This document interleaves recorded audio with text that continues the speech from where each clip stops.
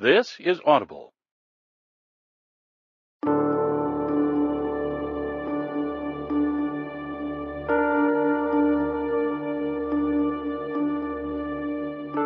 Brilliance Audio presents When You See Me by Lisa Gardner, performed by Kirsten Potter.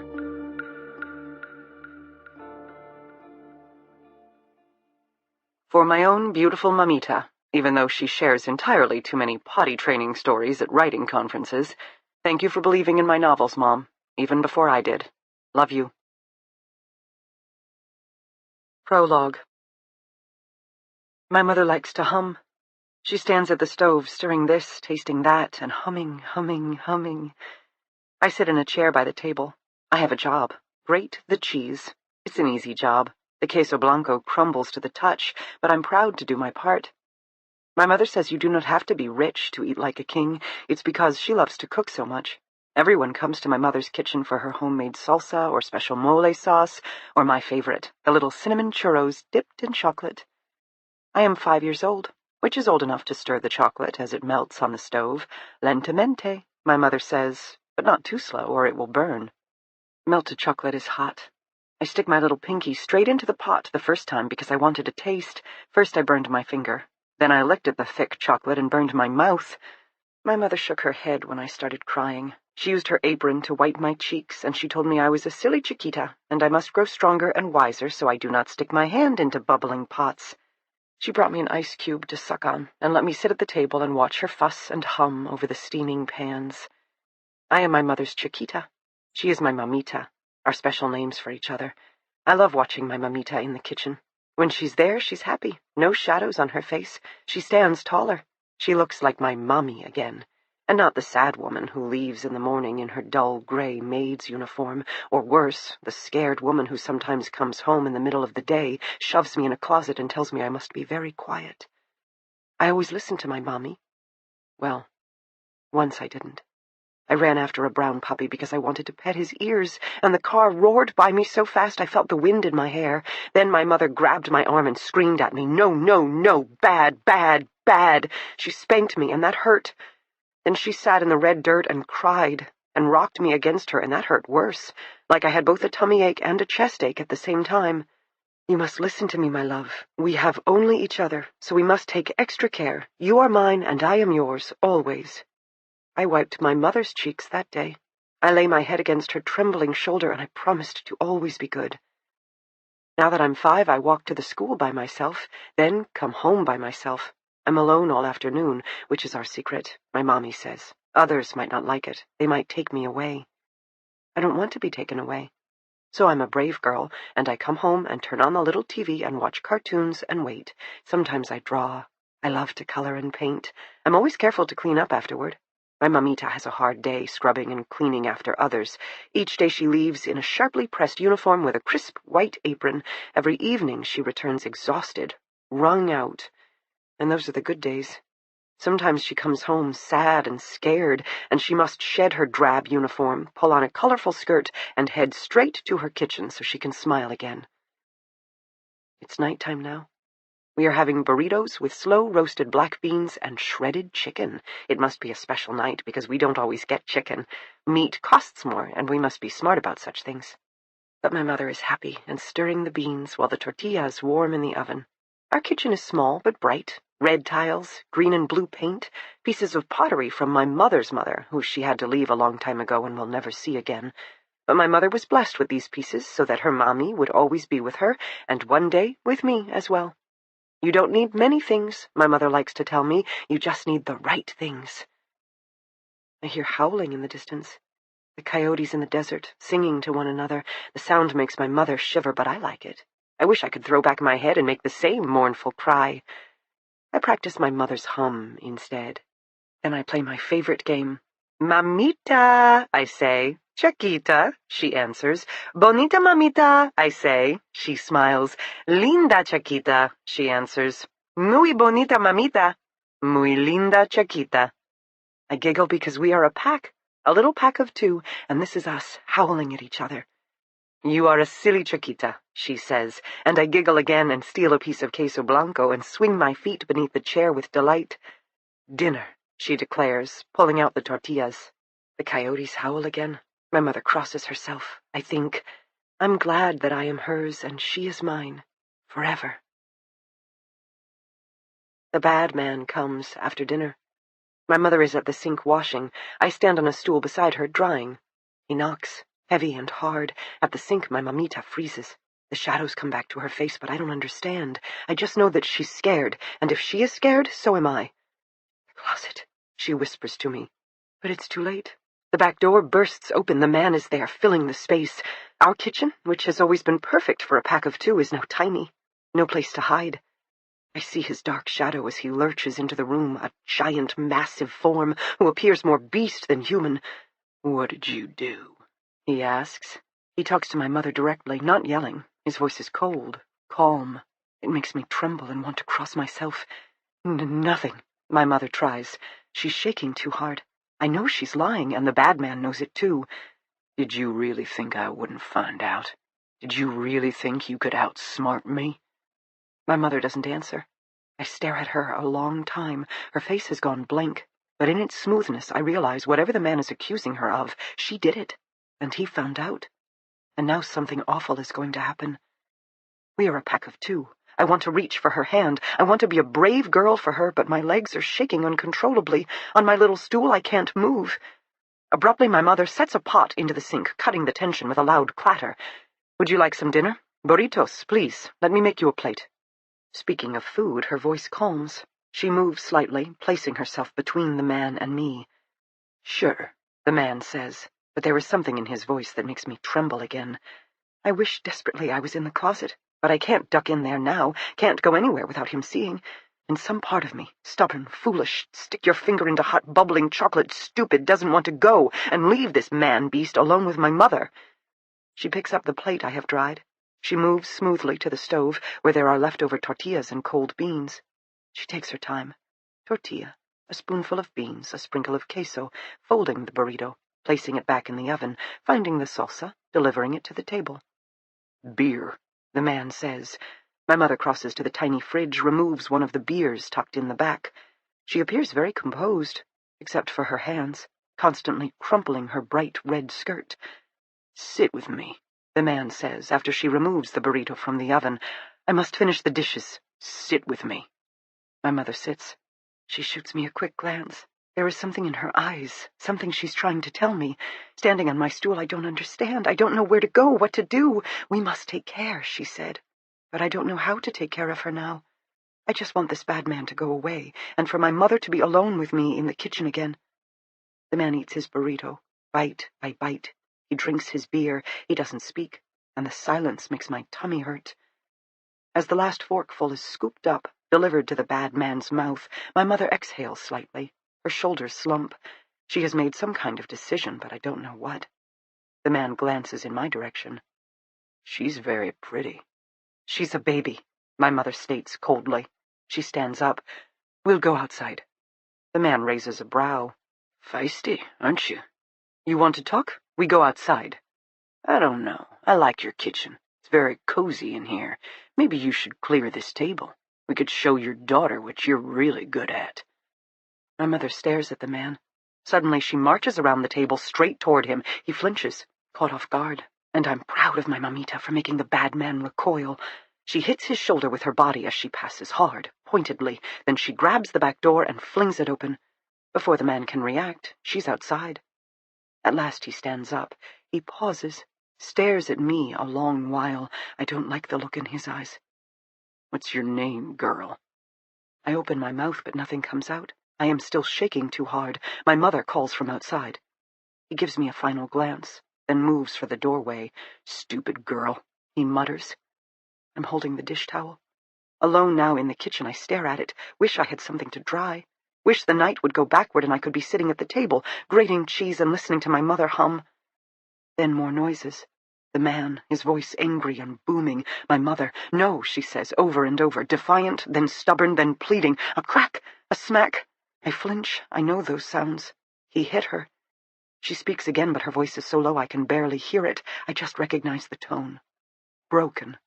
The bad man has hurt her, and my mamita is broken. The angry voices stop. Everything stops. The silence scares me worse. We are a pack. We have only each other. We must take care. I carefully step down from the stool. I walk to the open doorway. I head outside. My mother is on her knees. The man stands before her. He is holding something. A gun. He's pointing a gun at my mother's head. I don't think I bolt. I race to my mother, a blur of little arms and little legs. I fly like the wind. I want to believe. I hurtle myself into her arms. As my mother screams, "No, get away! Run, Chiquita, run!" She throws me from her, even as I try to clutch her arms. She tosses me behind her. "Run!" she yells again. "Run!" I see the tears pouring down her cheeks. I see the terror in her eyes. I don't run. I can't.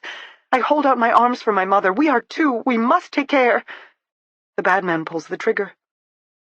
Later I will dream of this, night after night.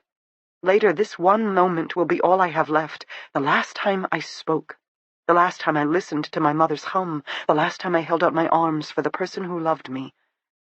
Now the bullet tears through my mother's throat, a spray of red, her hand belatedly coming up, then the bullet continues on, slamming into my temple. I fly back. I land on red dirt, dazed, hurt, confused. The bad man walks over to me. He reaches down, feels my neck. "Huh," he says.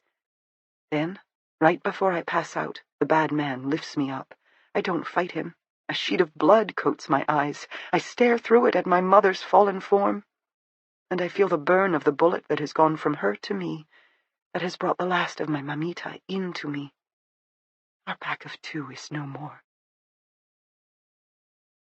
Chapter 1. Water? Check. Granola bars? Check. Apples, PB&J sandwiches? Check, check.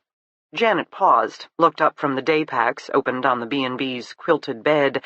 "How much water?" "I'm going to say 2 bottles apiece," Chuck replied. He was lacing up his hiking boots, banging his heel against the hardwood floor to ensure a tight fit. "It's really hot out," Janet hedged. They'd fled Hotlanta for the weekend, heading north into the mountains only to discover the humidity was marginally better here than in the city they'd left behind. Just what they needed, a heat wave in Appalachia. Chuck considered the matter. "Better throw in 3 bottles apiece. We definitely want to stay hydrated."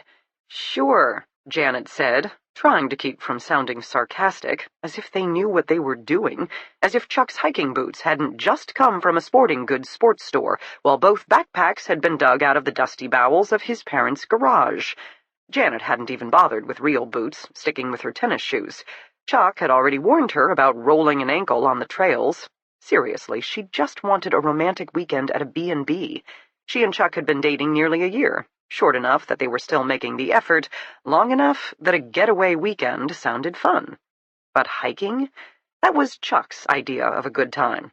Personally, she would have gone with room service and sex, but given the way her boyfriend was now clomping around their quaint room with blatant hiking boot satisfaction, that wasn't happening. Maybe at the end of the day, assuming either of them could still move. "You have the map?" she asked him now, as she was a city girl and knew it. "Yep. Trail is marked, 4 miles, round trip, 1,000-foot elevation gain. We can do this." He stopped long enough to waggle an eyebrow at her, offering a reassuring kiss. She acquiesced while leaning all the way into him. He could be charming, with his mop of brown hair, thick lashes, and dark puppy-dog eyes.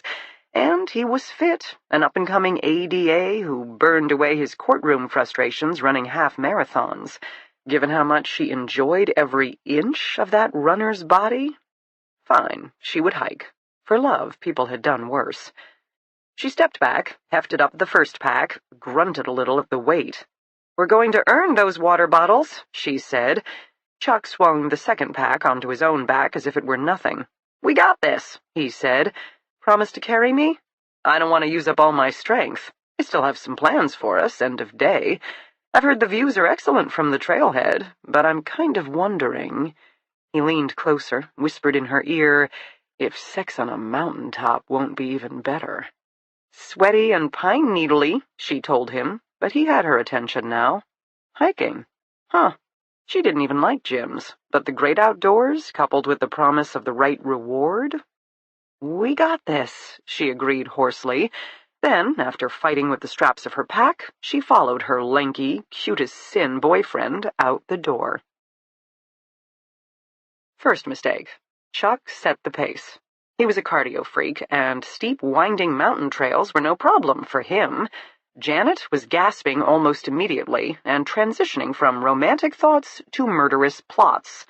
One woman on the jury, she figured. That's all she'd need to be acquitted of Chuck's impending demise, if he didn't slow down for his obviously suffering girlfriend. Second mistake. Chuck wore new boots. 1 mile up, he developed a hitch in his stride. Shortly after that, he was wincing. Janet worked as a vet tech, which made her the medical expert, even when it came to humans, meaning she was the one who had to forcefully halt Chuck's determined death march, sit his ass on a boulder, and demand that he remove the boot. The heel of his left sock was already spotted with blood. "Gee," she couldn't resist saying, "so much for my crappy tennis shoes." He glared at her, and she could tell he was also making the transition from sex to bodily harm. Some things sounded like more fun than they really were. Hiking, Janet had already decided, was one of them. She had Chuck gingerly pull off his extra-thick hiking sock. Even sitting in the shade, they were both drenched in sweat and breathing hard. Janet was never leaving air conditioning again. She rummaged through her pack till she found the first aid kit, another purchase still bearing tags. She inspected the bare-bones offerings. Neosporin and Band-Aids it was. Chuck flinched when she touched his heel, then made little whimpering noises in his throat. So much for the take-no-prisoners assistant district attorney. He considered himself to be the intense one, while she was his breath of fresh air. She hadn't the heart to tell him he had no idea how much courage it took to help wounded animals, and just how tough you had to be to realize when medical intervention wouldn't be enough, and that last final step was all you could offer the sweet, trusting eyes staring back up at you.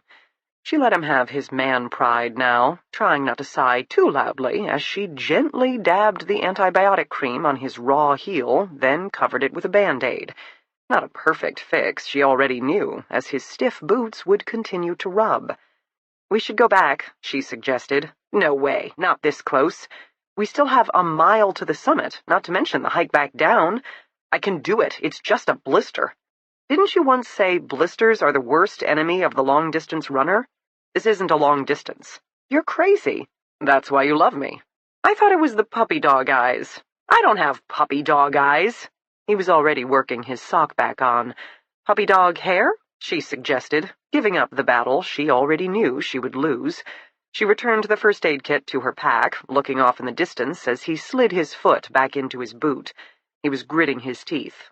Hard.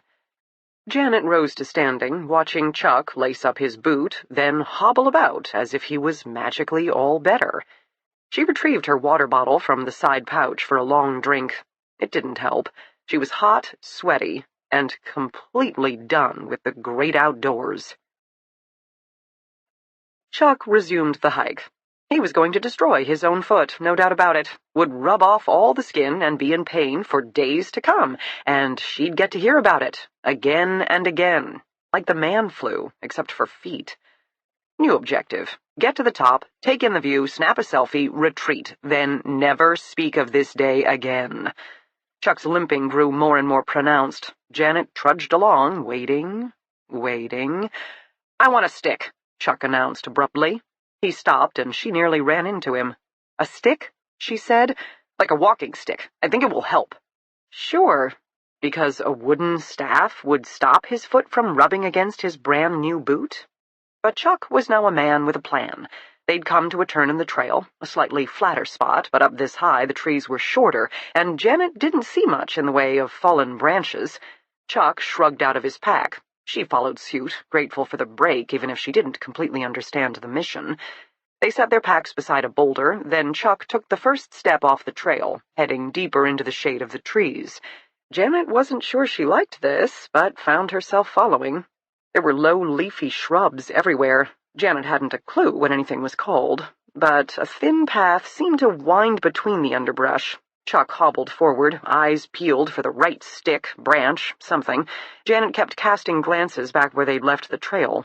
Isn't this how people died? Wandering off trail, never to be seen again?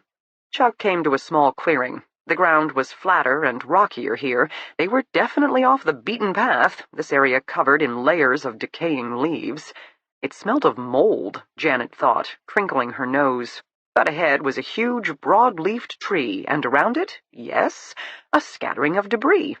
Chuck limped to the base of the tree, started looping around. Janet stayed put, one eye still on the exit route behind them. "Hey, look at this!"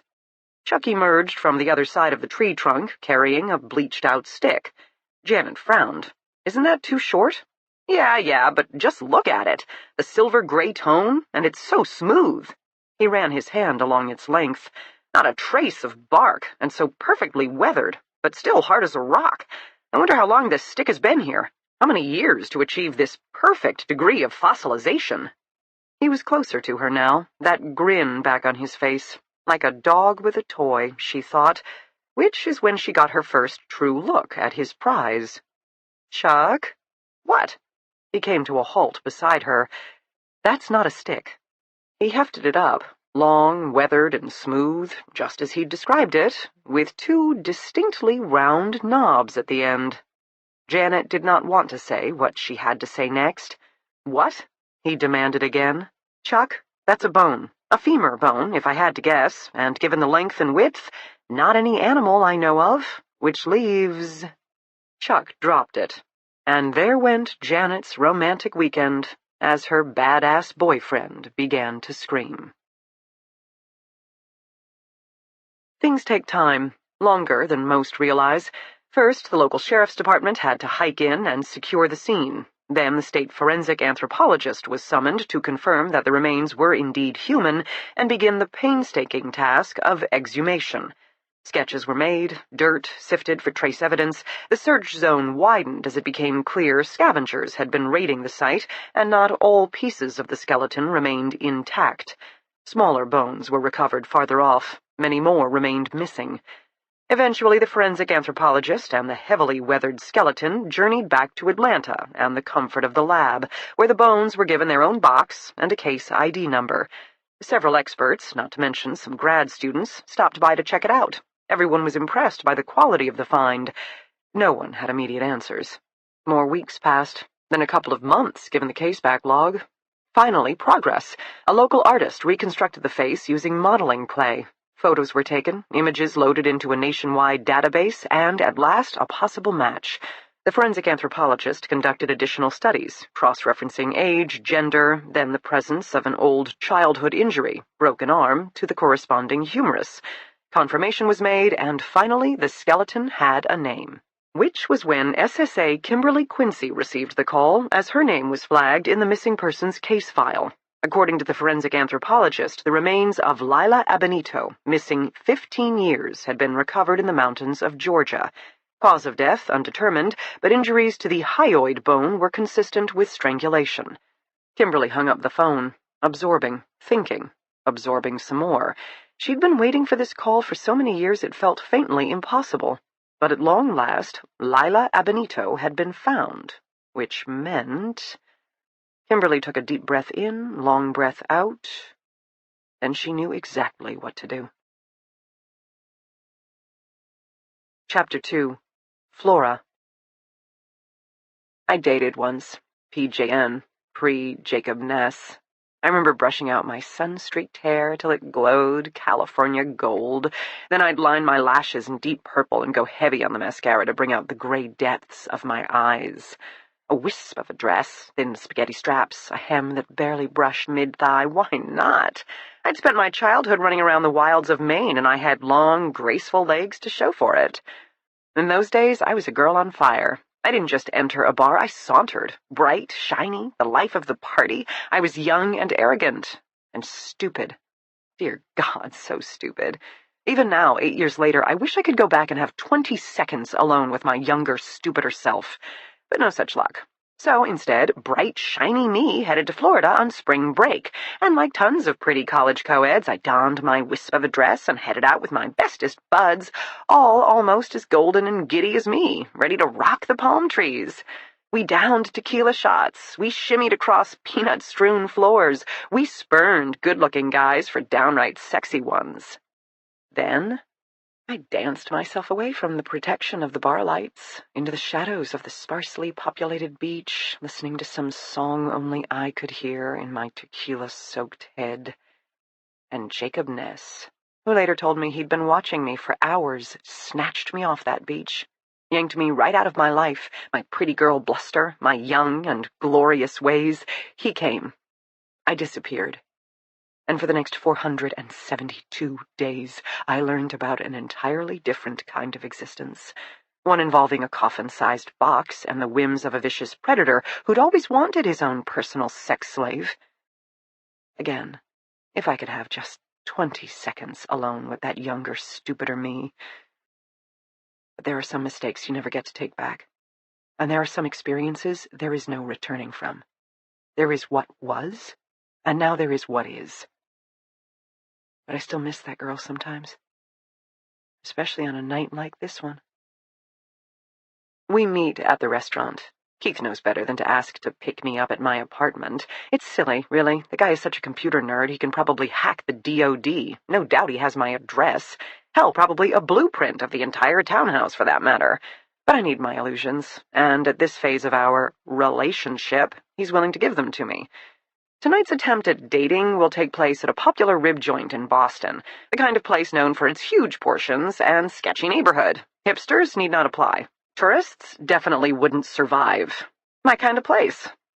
Last time we agreed to dinner, Keith took me to some establishment that was clearly 5-star pretentious with starched white table linens and 29 pieces of silverware. Even wearing my nice hoodie, I didn't exactly blend in. Keith did the requisite, "You're beautiful anywhere you go, in anything you wear." I debated how much damage I could inflict with the 4 available knives, particularly the fish knife, which was a new and interesting implement. Not terribly sharp, but then again, you didn't need a razor's edge when targeting eyeballs. For that matter, the butter knife had a hefty silver handle, perfect for bludgeoning. Then there were the crystal glasses that could be smashed into jagged edges, or fine china plates which could be hurled as deadly frisbees. We left shortly after that. I adhere to a certain style. I call it urban disenfranchised. Basically, steel-toed boots and dark-colored cargo pants topped by a number of hoodies. Some of my sweatshirts have words on them, a logo or print. All have been washed so many times they can no longer be read. I don't spend money on clothes, not party dresses, or even new hoodies. I did recently invest in a new butterfly blade. The steel handles, when folded together like a closed fan or wings of a butterfly, are etched with the most amazing dragon design. Flick of the wrist, the handles flick open and back, the blade appears, murder and mayhem ensue. I love my new blade. Spend hours at night flicking, unflicking, tracing the amazing craftsmanship, then flicking, unflicking, all over again. Tonight, the butterfly knife is wedged in the top of my boot. It's one of the main reasons I came out. I wanted to see how walking around with the concealed weapon would feel. Because dating, a girl like me with a guy like him, Keith Edgar is a self-employed computer analyst. He's also a true crime enthusiast who considers himself to be one of the foremost experts on Jacob Ness. I met him in December, only because I needed some information on the life Jacob led before he found me. At the time, I'd assumed Keith would be some basement-dwelling dweeb who drooled over crime scene photos the way others drool over porn. He'd be bat-blind, moon-faced, and with a fetish for Doritos and energy drinks. Instead, he's tall, with a lean, athletic build, thick, dark hair, and impossibly blue eyes. He favors Tom Ford suits, and, in the middle of the night, when I'm thinking about things I don't want to think about, I'm guessing Calvin Klein briefs. He's incredibly smart, and can analyze a police report or a predator profile almost as quickly as I can. My current theory is that he's either the first good thing to happen in my life in a very long time, or he's a serial killer, which is one of the many problems with nights like tonight. I honestly can't decide, and I don't know if that already tells me something about him, or yet more things I don't want to know about me. Now, sitting at the table at the edge of the crowded rib joint, I count the exits. Front, back, kitchen door, which probably also has a rear egress. 3. I would prefer 5. Across from me, Keith watches me tap my fingers against the sticky wood tabletop and shakes his head. 4. He corrects, having already deduced my line of thinking. The men's room, at least, has a window large enough for escape. You'll have to check out the ladies' room on your own."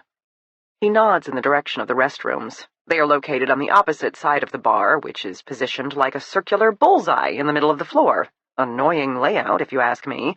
6 steps to dart left, half a dozen to escape right, given the obstacle smack dab in the middle. Still, more exits are more exits. "I'm thinking of the short ribs in the chipotle maple glaze," Keith says brightly, picking up the menu. "You're a brave man to wear cashmere to a rib joint." I earn a brilliant white smile. Serial killer, I think again. "Flora, most would consider me a brave man just for sharing a table with you." Endearing, too. Damn it. "I brought my new knife," I say. "For my side dish, I've picked sweet potato fries. And you?"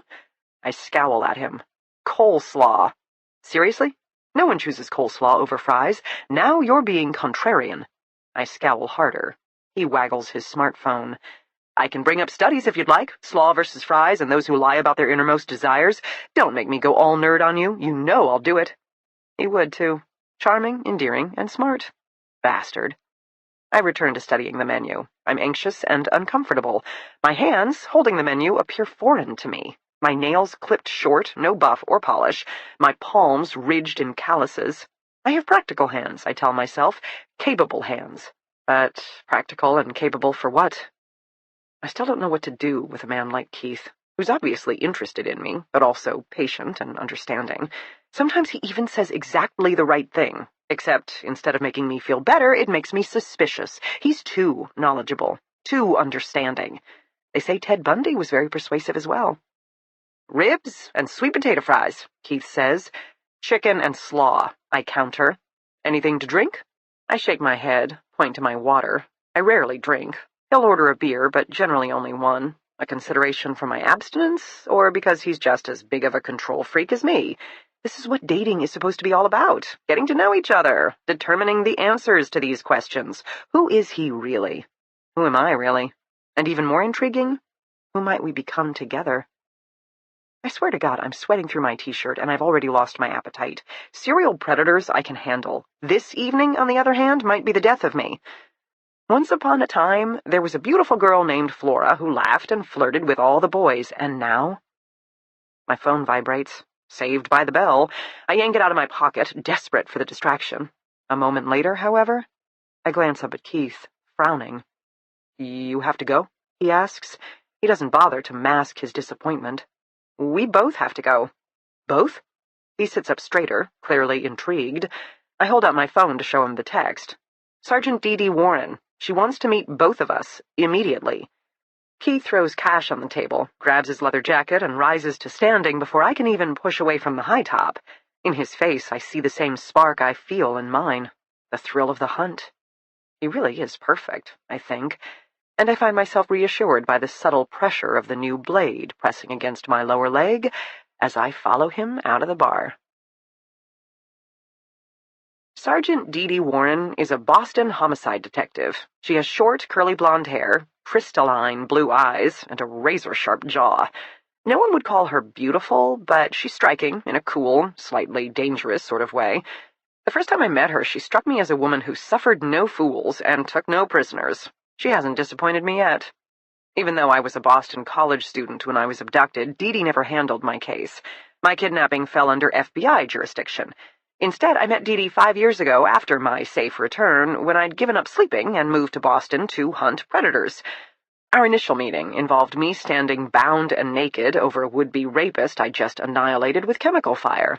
Dee Dee wanted to discuss my questionable approach to crime fighting. I wanted the record to show that he'd started it. I wouldn't describe our relationship as an easy one, but a year ago she asked me to serve as her confidential informant.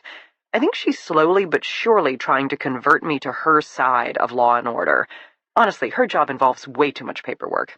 I argue it's only a matter of time before she joins me in the world of vigilantism. We may both have a point. I don't have many friends. Like a lot of survivors battling PTSD, I don't do trust, sharing, or confidence in others.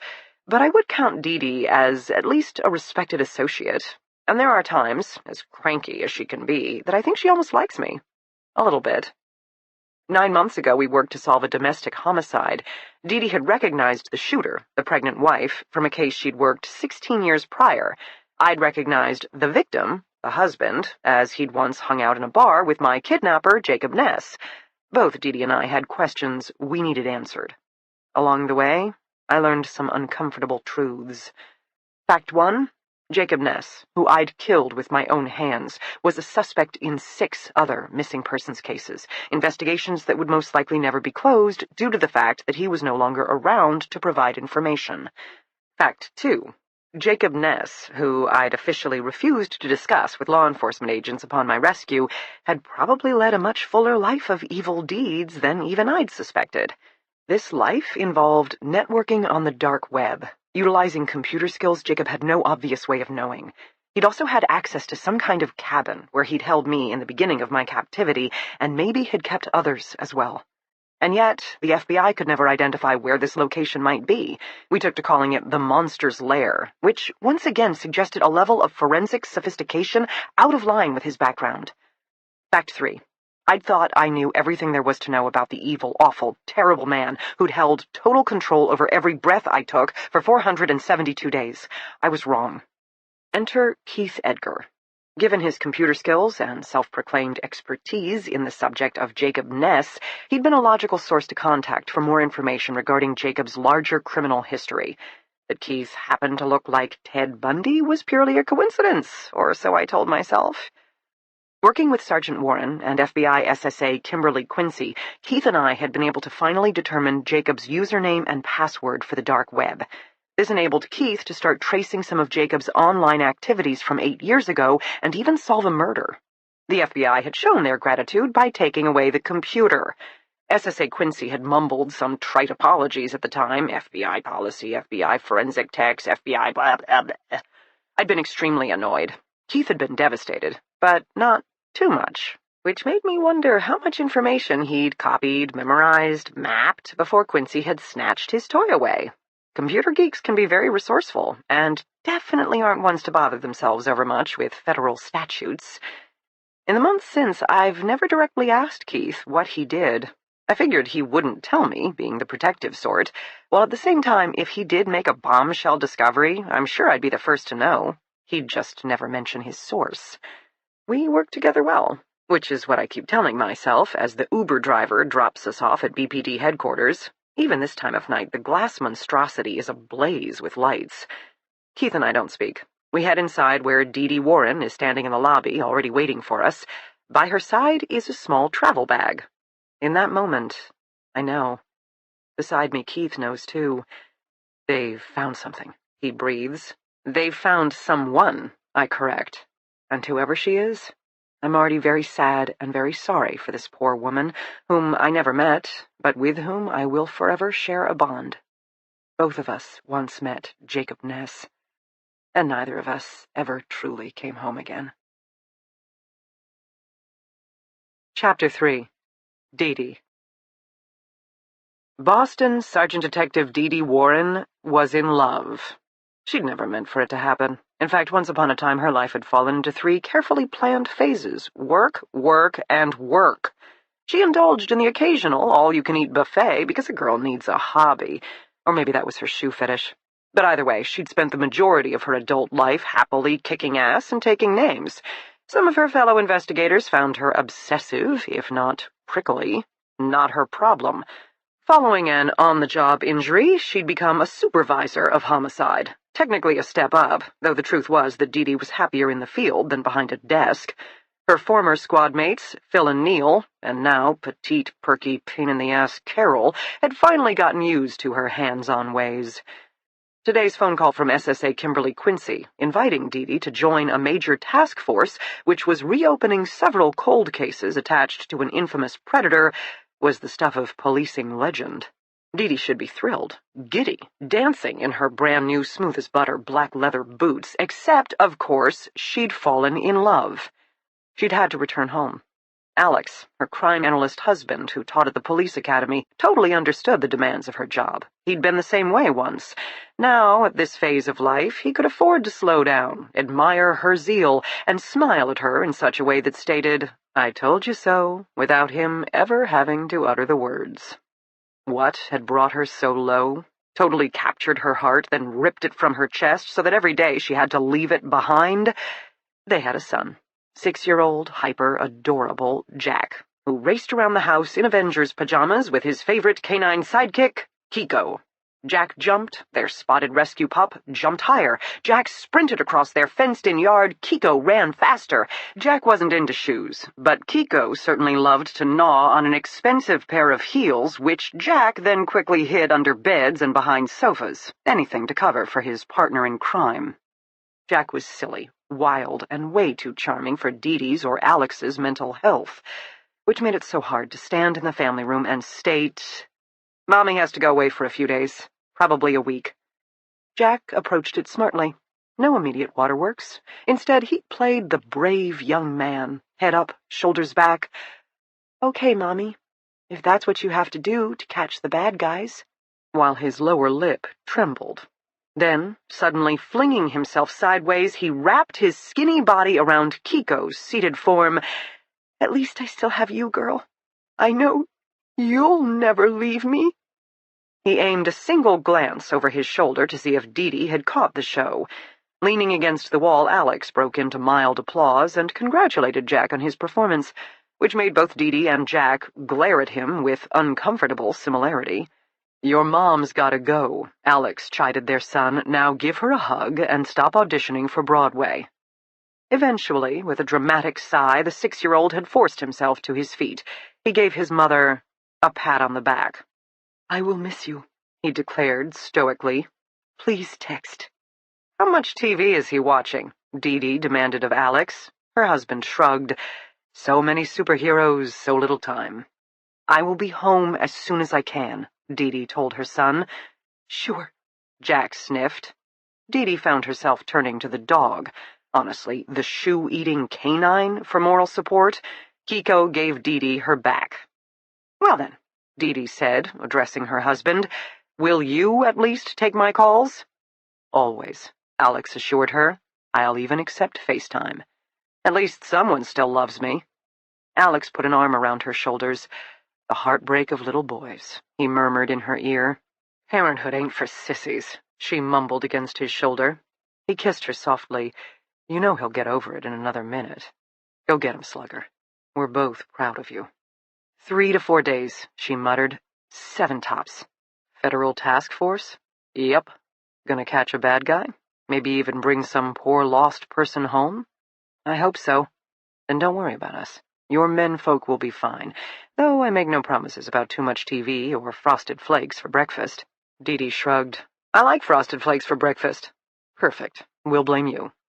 Which is how Dee Dee found herself back in the car, travel bag beside her, returning to BPD headquarters with one more awkward conversation to go. Love. Such a complicated and powerful emotion, able to topple the strongest among us, to waylay the unsuspecting, and to wriggle deep inside a woman heretofore laser-focused on her career. It all made sense, till Flora Dane sauntered into BPD headquarters with Keith Edgar at her side. One look at the tightness in her shoulders, the bounce in his step, the way they both glanced at each other while trying not to glance at each other, and Dee Dee was forced to remember the other half of love, the part that didn't bloom and grow, the colder, starker truth that love could cost you everything, and often did. Dee Dee led Flora and Keith to the Homicide Division's suite upstairs. Both had been there before, and while Dee Dee would like to say the bump up to sergeant meant she could now host meetings in her massive office, she could barely stand with a fellow detective in the closet-sized space. Instead, Dee Dee led Flora and Keith to the glass-doored conference room, which, like the rest of the building, resembled an insurance company more than an urban police force. For that matter, the homicide unit had blue carpet and cubicles that screamed staid corporate job. Some of the detectives had strewn crime scene tape and blood spatter photos all over their padded gray walls just to keep their sanity. Humor was an investigative necessity. "Here's what we know," Dee Dee started without preamble. "Skeletal remains were discovered 2.5 months ago in the mountains of Georgia." "Georgia?" Keith interrupted, giving Flora a meaningful glance. Both Flora and Dee Dee glanced at him. Outside the town of Niche, Dee continued, which is some quaint little community that exists to house and feed hikers doing the Appalachian Trail. Too small a town for that to be Jacob's home base. She eyed Flora pointedly. He'd stand out, Flora filled in. A long-haul trucker with a raging drug habit and a lack of personal hygiene. Not ideal small-town material. Exactly. The body, however, was identified as Lila Abenito. Keith abruptly pulled his laptop from his bag, fired it to life. Notes, of course. Now Dee remembered. Keith spent all their encounters pecking away at his computer like some rabid chicken. The man practically lived hardwired. She often wondered what Flora, who had a strictly hands-on approach to problem-solving, thought of having a techie boyfriend. Keith got his laptop booted up. Dee continued. Lila Abenito was declared missing 15 years ago. She is one of the first victims connected with Jacob Ness. Given the find, FBI Agent Kimberly Quincy is forming a federal task force to investigate Lila Abenito's murder and look for further evidence of Jacob Ness's past activities. What do you know so far? Flora asked. She hadn't taken a seat, but was standing in the conference room, gripping the back of a chair. Not much. But now that this case has been declared a priority, given its connection to Jacob Ness, everything will be revisited, including the forensic anthropologist's initial findings. While us task force members, she looked at Flora and Keith, will be heading to Moseley County. Our job is to re-examine the gravesite and all trails, communities, and activities around it. I'm guessing this tiny town isn't off a major freeway? Flora said. No. Up in the mountains and off the beaten path. Certainly not the kind of roads a long-haul trucker such as Jacob Ness would be traveling for work. An old grave makes it harder to find evidence, Keith was musing out loud. On the other hand, 15 years ago, Ness's crime spree was still in its infancy. Means he probably wasn't as refined about covering his tracks. He hadn't perfected his technique. This is a unique opportunity, Dee agreed. SSA Kimberly Quincy has invited us all to join the task force, which I don't have to tell you is quite an honor for two civilians. She needs me, Flora said flatly. No one knows Jacob like I do. No one else survived to tell the tale. I didn't do so shabby tearing about his computer in December, Keith echoed. Certainly I learned more in 48 hours than the FBI did in 6 years. They were both right, and Dee knew it. We'll head to Atlanta tonight, she informed them. First task force meeting will be bright and early in the morning, and our work starts immediately after that. Keith didn't speak. He simply shut his laptop and rose to standing, clearly having made his decision. As for Flora, Dee knew there was never any doubt. Wherever Jacob Ness went, now, as before, Flora Dane followed. It was both an impressive show of strength and a sad testimony of survivorship. You have the tickets? Flora asked. Our Delta flight leaves out of Logan 9:02 p.m. We'll see you at the airport. Chapter 4. Do you have a name? I can almost remember mine. It hovers on the edge of my memory. I lost it the night the bad man came, and the gun exploded. Then my mother was gone, and my words went with her. I see a picture. Hazy, shimmering around the edges. Sometimes I get a fragrance, like a flower. Other times the image dims, becomes silvery like the moon. Then I can hear my mother's voice, soft and low, humming, walking around the house, washing our clothes, stirring the pots on the stove. She was always humming. Sometimes I try to hum again. I place my hand against my throat, feeling for the vibration. I have a memory of sound, of words, of lips that worked and a mouth that spoke, but no matter how much I focus on my mother's hum, will her happiness into my throat, I can't make anything come out. The bad man came. My mother told me to run, but I didn't, and our pack of 2 is no more. Girl. That is what they call me now. Girl, do this. Girl, wash that. Girl, come here. Girl, go away. I picture the bad people as black shadows with narrow eyes. The men, the women, they all appear the same to me. A mass of darkness I walk among every day, fetching this, tending that. I keep my head down, my feet silent as I hobble through the halls, dragging my weak leg behind me. I have a scar.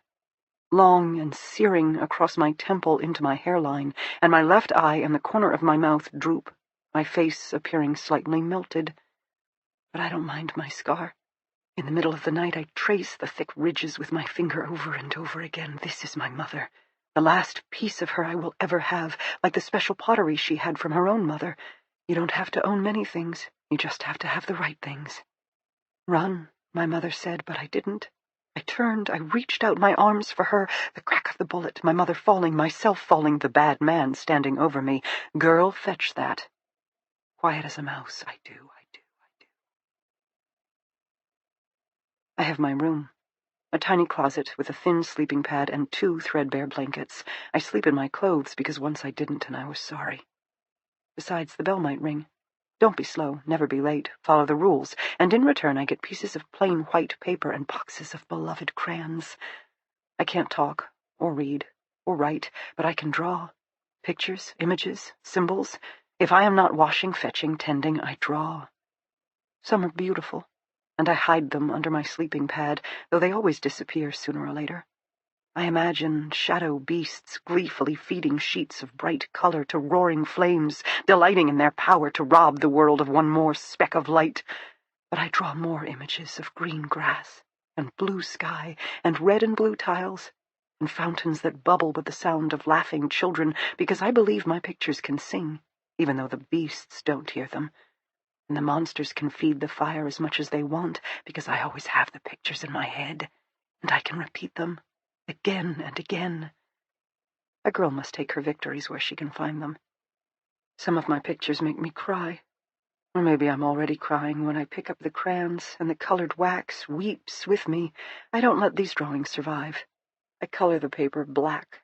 I scribble so hard the paper tears, the crayon breaks, still I rub, till the very floor trembles with the force of my agony. Then I tear up the page into the teeniest, tiniest pieces, bite-sized, and I take all that sadness back inside me, cleaning the floor, sweeping up the shredded bits of wax because I don't want to leave any trace of my pain behind. I don't want the bad people to know that much about me.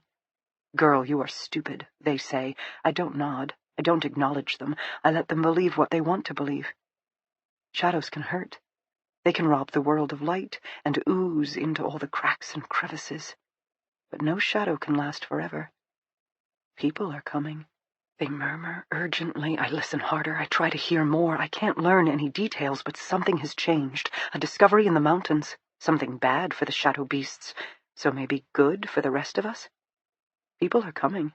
That much is clear, and the bad man is concerned.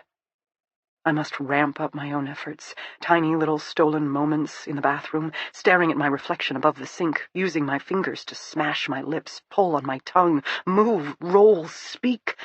I squish my lips into a perfect rosebud and try to exhale. I hold my palm in front of my lips, wanting to feel the expulsion of air, but I get nothing. People are coming, and all these years later I'm the same dumb girl I've always been.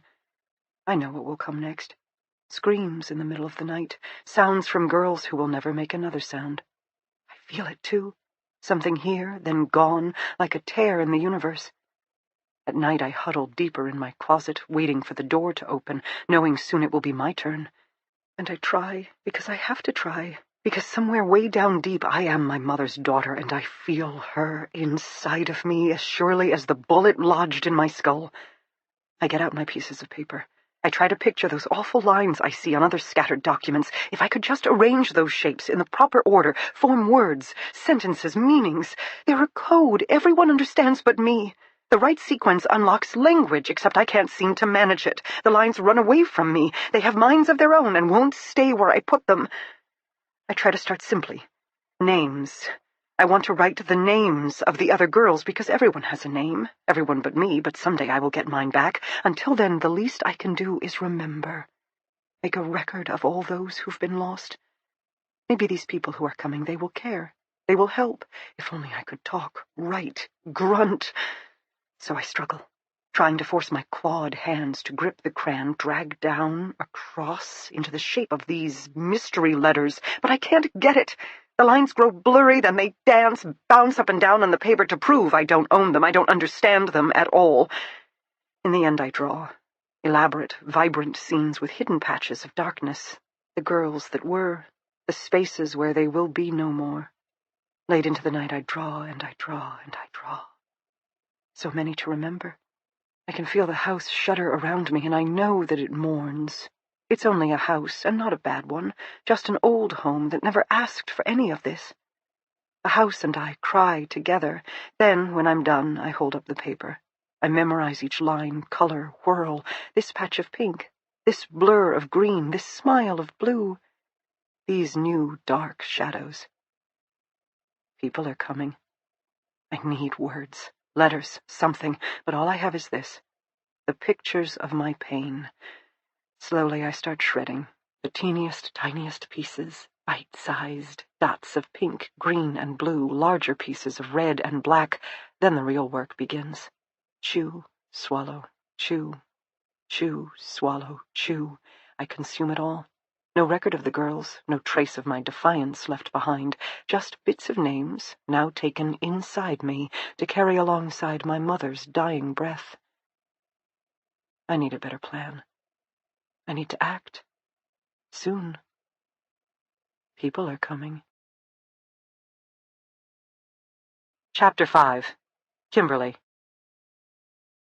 SSA Kimberly Quincy had tracked killers, taken down art forgers, and tackled government corruption.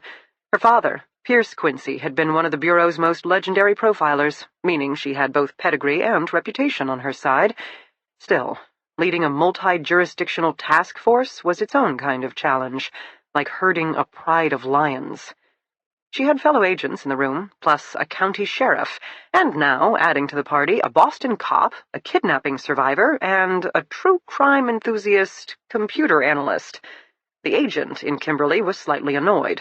The investigator in her was genuinely impressed. Kimberly had been the agent who'd finally identified Jacob Ness as a serial predator and led the raid on the motel room where he was holed up with Flora Dane. In a career full of memorable moments, Kimberly would never forget that day. The way Jacob Ness, eyes and nose streaming from the tear gas, had tended to Flora first, wrapping her face in a wet towel, tenderly, right before he handed her his gun, and Flora used that gun to blow out his brains. Flora had then turned and stared at the incoming SWAT team with the blankest face Kimberly had ever seen.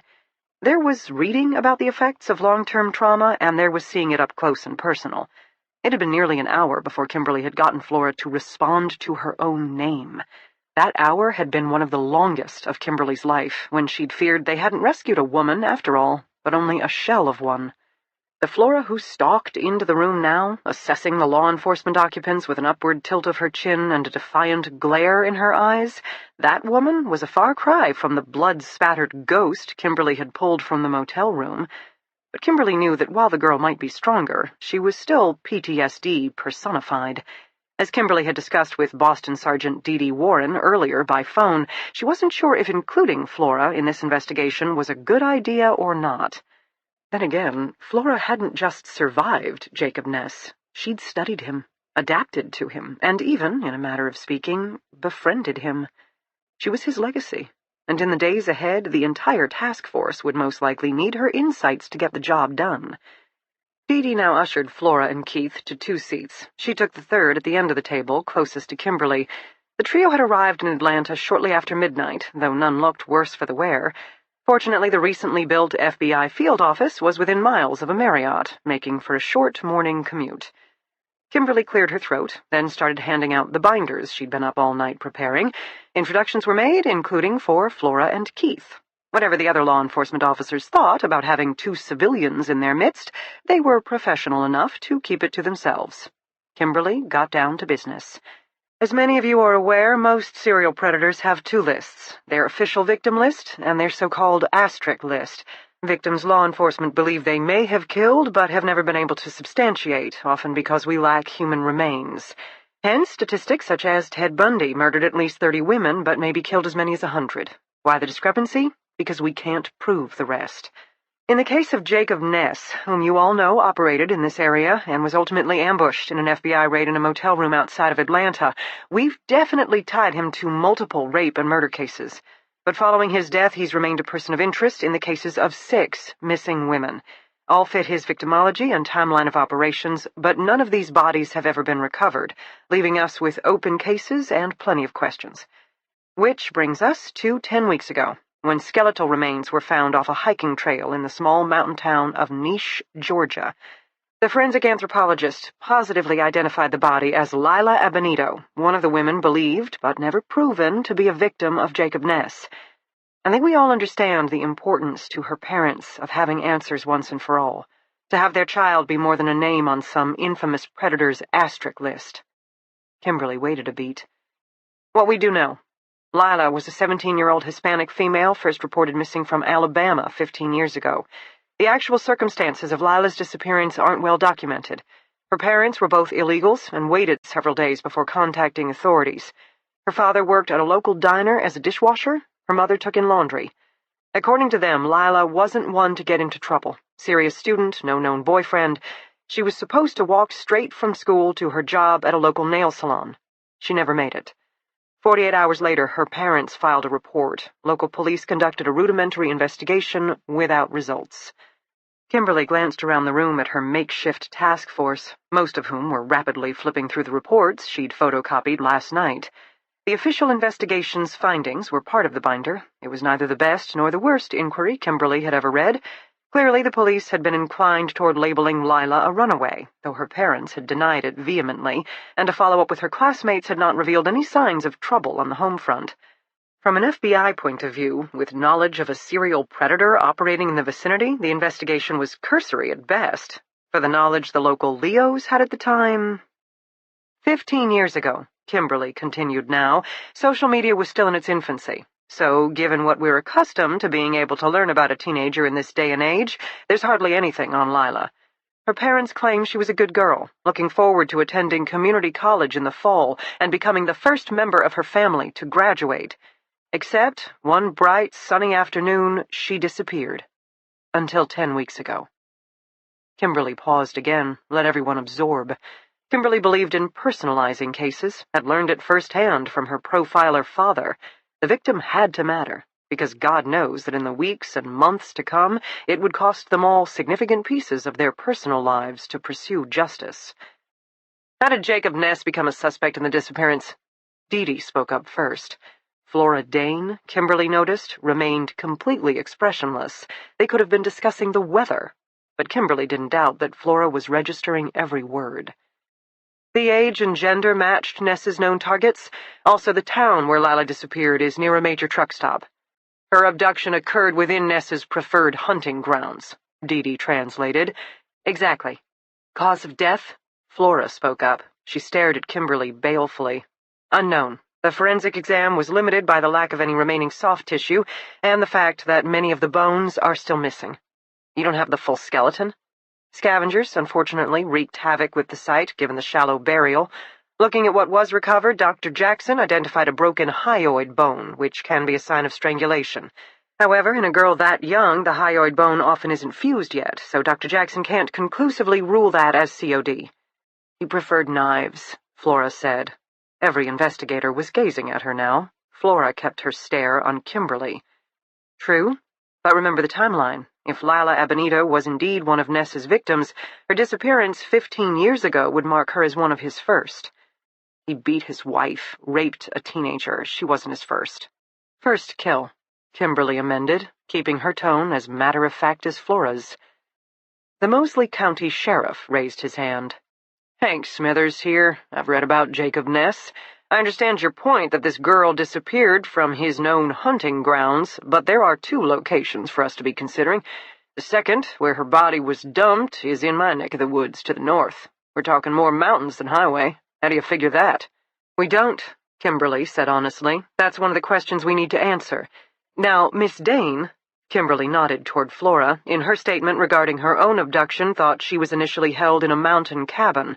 It's possible Ness has a connection to northern Georgia, Moseley County, whatever. We've never been able to identify that cabin, and, as you can imagine, we'd like to. The remains were found off a hiking trail, Keith interjected, frowning. Kimberly had watched him flip through the binder. From what she could tell, he'd scanned the entire contents in a matter of minutes. How far up the path? More than a mile?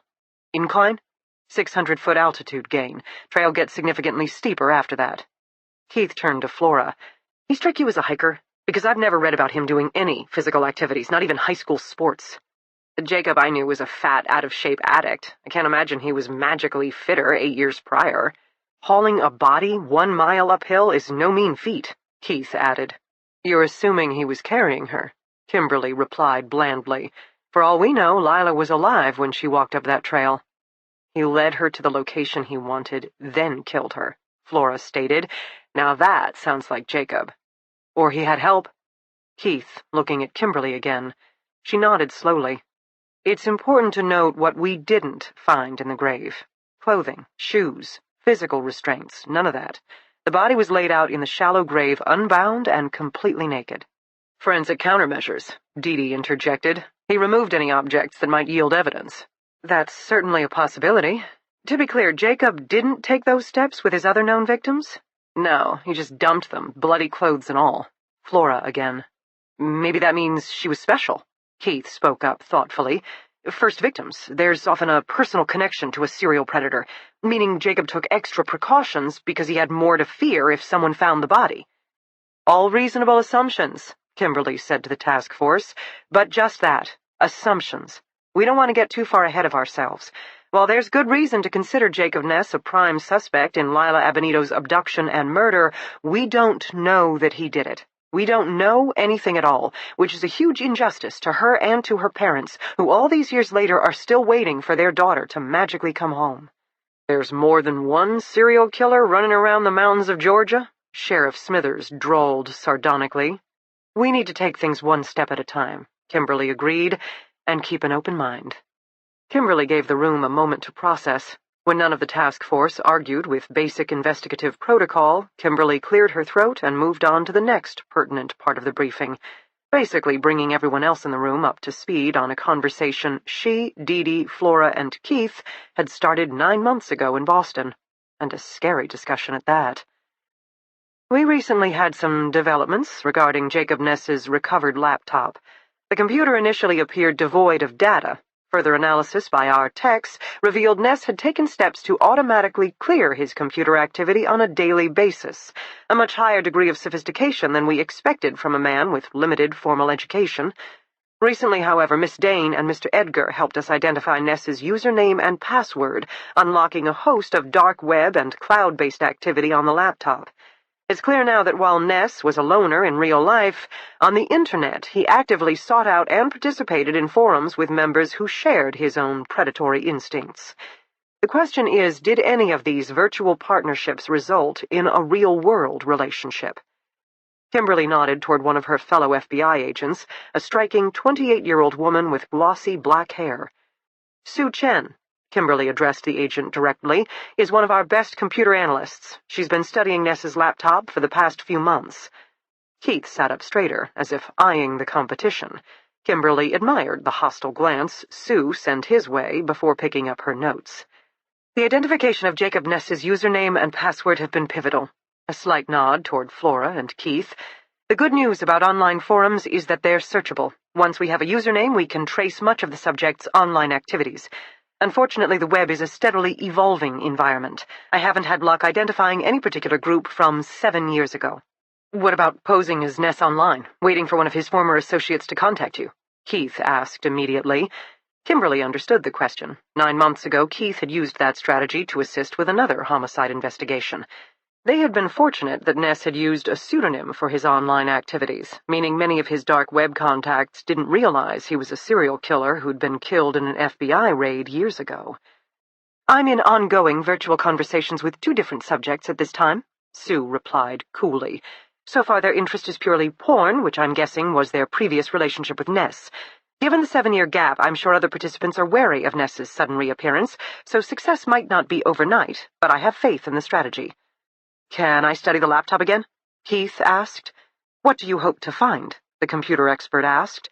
What could a second pair of eyes hurt? Keith countered. Agent Chen studied her civilian counterpart for a moment or two. I will see what I can do, she said abruptly. Battle of the nerds, Kimberly thought. Other questions? What next? The sheriff, Hank Smithers, asked. We go to niche, Kimberly replied. Expand the search grid around the first set of remains. You think there might be others? The sheriff said. Jacob is a suspect in the disappearances of 5 other women. Lila Abinito isn't the only victim, just the one who was found first. Shit, Rimp, the sheriff muttered, editing his curse nicely. There may indeed be more graves, Kimberly continued. Also, the forensic anthropologist is working on narrowing the time of death to give us a tighter investigative window, meaning recovering additional pieces of the skeleton would help. Sheriff Smithers nodded. I can get us a dog team, as well as local searchers. There are people in the area who know those woods like the backs of their hands. Perfect. Then, computer aside, we're looking at old-fashioned groundwork, checking property records, circulating Ness's photo. 15 years is a long time. Not in my county, the sheriff interrupted. What it lacks in size, it makes up in memories. He glanced at Dee. I'd work on that accent if I were you, and for the love of God, don't mention you're from the north. Kimberly honestly couldn't tell if the man was joking or not, but she figured Dee didn't care one way or the other. If Jacob was in the mountains, how'd he get there? Kimberly continued now. Does he own a vehicle we've never discovered to go with this property we never found? Does he have an associate, maybe a personal connection in the area who helped him out? We need to be flashing Jacob's photo to motel owners, bartenders, retail clerks. If he was staying in a local cabin, he'd have to come to town for food, booze, drugs. Before, we were searching northern Georgia. Now we have a town. Let's hope that leads to the break we've been waiting for. Any questions? No one raised a hand. With a final nod, Kimberly closed up her binder, signaling the meeting was over. She'd just risen to standing when Flora spoke up. How sure is this Dr. Jackson that the remains belong to Lila Abenito? You said the skeleton isn't even complete. In addition to facial recognition, Dr. Jackson was able to match a childhood injury from Lila's medical file to a healed break on the skeleton. Okay, Flora said. Kimberly eyed her suspiciously. What do you mean by that? I'm going to meet Lila Abenito, Flora announced. Best place to start, right? With the victim? Then, without awaiting permission or approval, Flora got up and left. Chapter 6. Flora. Dee drives. The rental car is in her name, and I wasn't going anywhere without her, that much was clear. Keith sits in the back. I could tell he was torn about joining us, his concern for me warring with his desire to track down that agent and get his hands on Jacob's laptop. But in the end, he chose me. Should I be flattered? No one speaks. We stare out our windows, study the bright sky and the miles of concrete that seem to be Atlanta. I was here once before, in a local hospital after the raid on Jacob's motel room. Then I was debriefed at the FBI office, which wasn't even this field office, but a tall black glass monstrosity that looked like corporate R Us. At least the new brick campus appears governmental, but none of it feels familiar. None of it triggers anything. I'm still a mountain girl, which makes the next part of our day, heading north to search hiking trails for human remains, all the more difficult to take. The woods should be a place of respite. Now all I can think about is Jacob marching some poor girl up a trail to her own death. The forensic anthropologist is Dr. Regina Jackson. She is a brisk black woman, not surprised to see us, so apparently SSA Quincy phoned ahead. She wears dark blue Crocs, turquoise scrubs, and a white lab coat. She shakes our hands and studies us as hard as we study her. I don't know much about forensic anthropology, just what I've seen on TV. I'm surprised by her surgical scrubs, and wonder if we've interrupted a dissection. Then I can't help but stare at her thick black hair, pulled back in a tight bun for any bits of flesh, fragments of skin. Keith is equally wide-eyed, but then he treats all meetings with real-world crime experts with the wonder other people reserve for star athletes. Prior to meeting me, most of his experience with investigations came from searching the internet for articles on cold cases.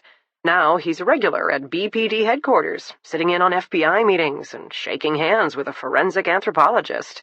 Should I be concerned he's attracted to me for the company I keep? We clear security, then Dr. Jackson leads us down the kind of long, sterile hall that I associate with hospitals, morgues, and government buildings. The floors are polished concrete, the walls painted cinder block, the hanging lights fluorescent. By the end of day, everyone must have massive headaches. She pushes through heavy double doors into a larger, colder space.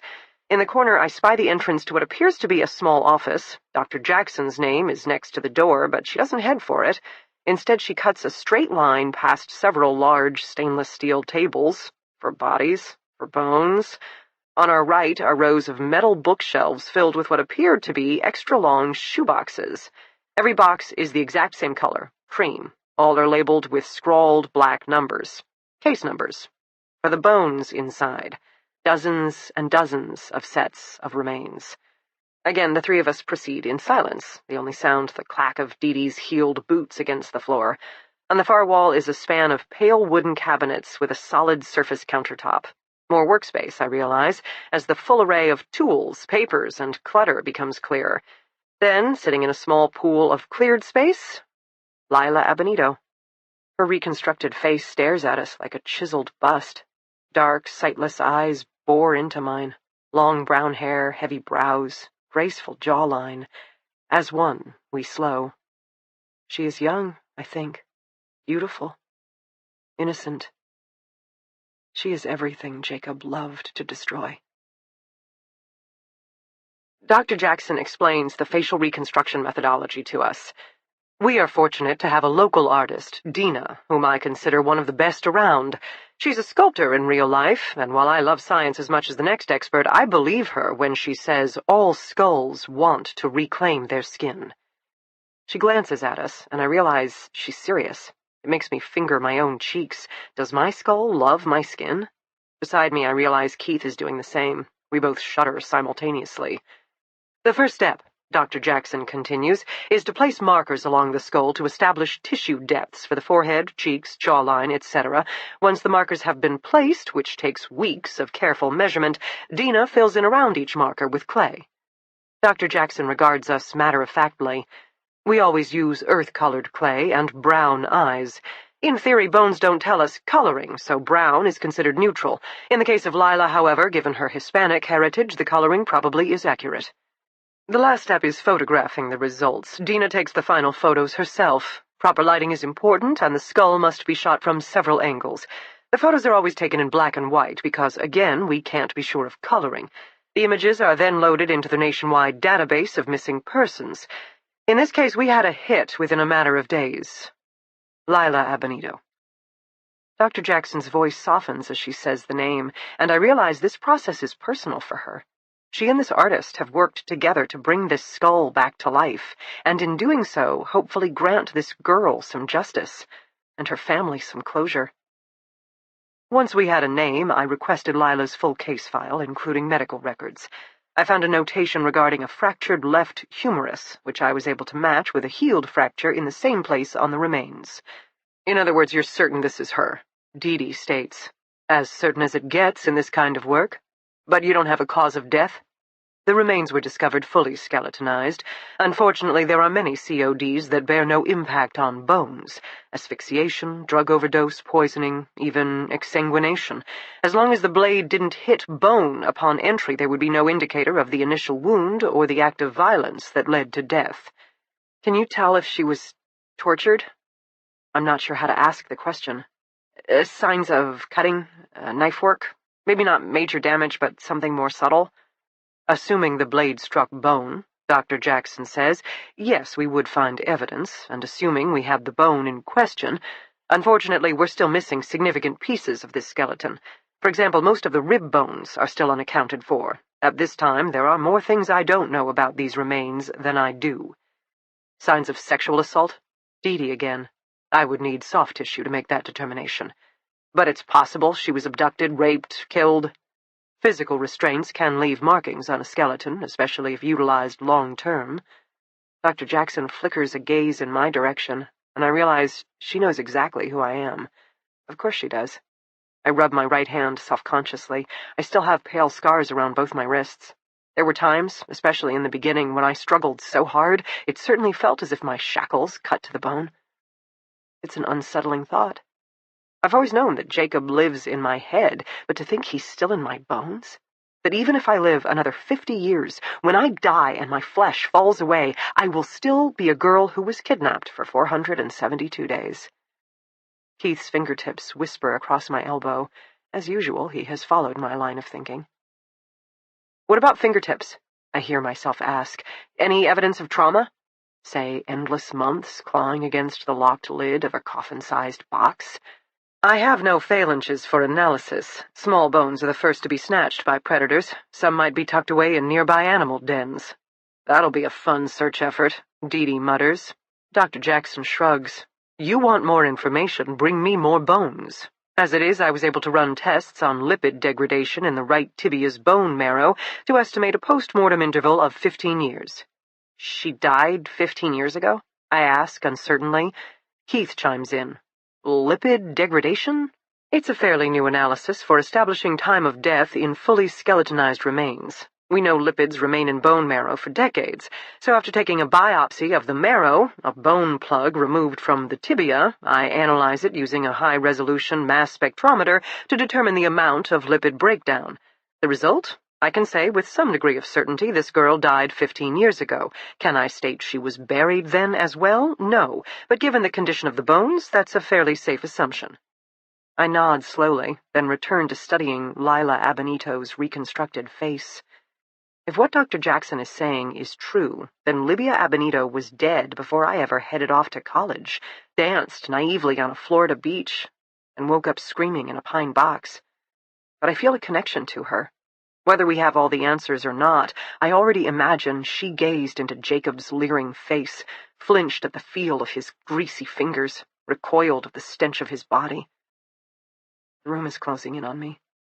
I curl my fingers into fists, force myself to focus. They're looking at me. Dr. Jackson, Dee Dee, Keith, waiting for me to cry, to break down, to scream wildly, something, but I don't want their pity. And I won't give Jacob the satisfaction. What can you tell us to help us find more of the remains? I ask Dr. Jackson. Dogs, she states immediately. I have a lab filled with millions of dollars worth of equipment, and I can tell you none of it works as well as a good dog's nose. I've witnessed canines hitting on 100-year-old remains. What they even smell, none of us can tell you.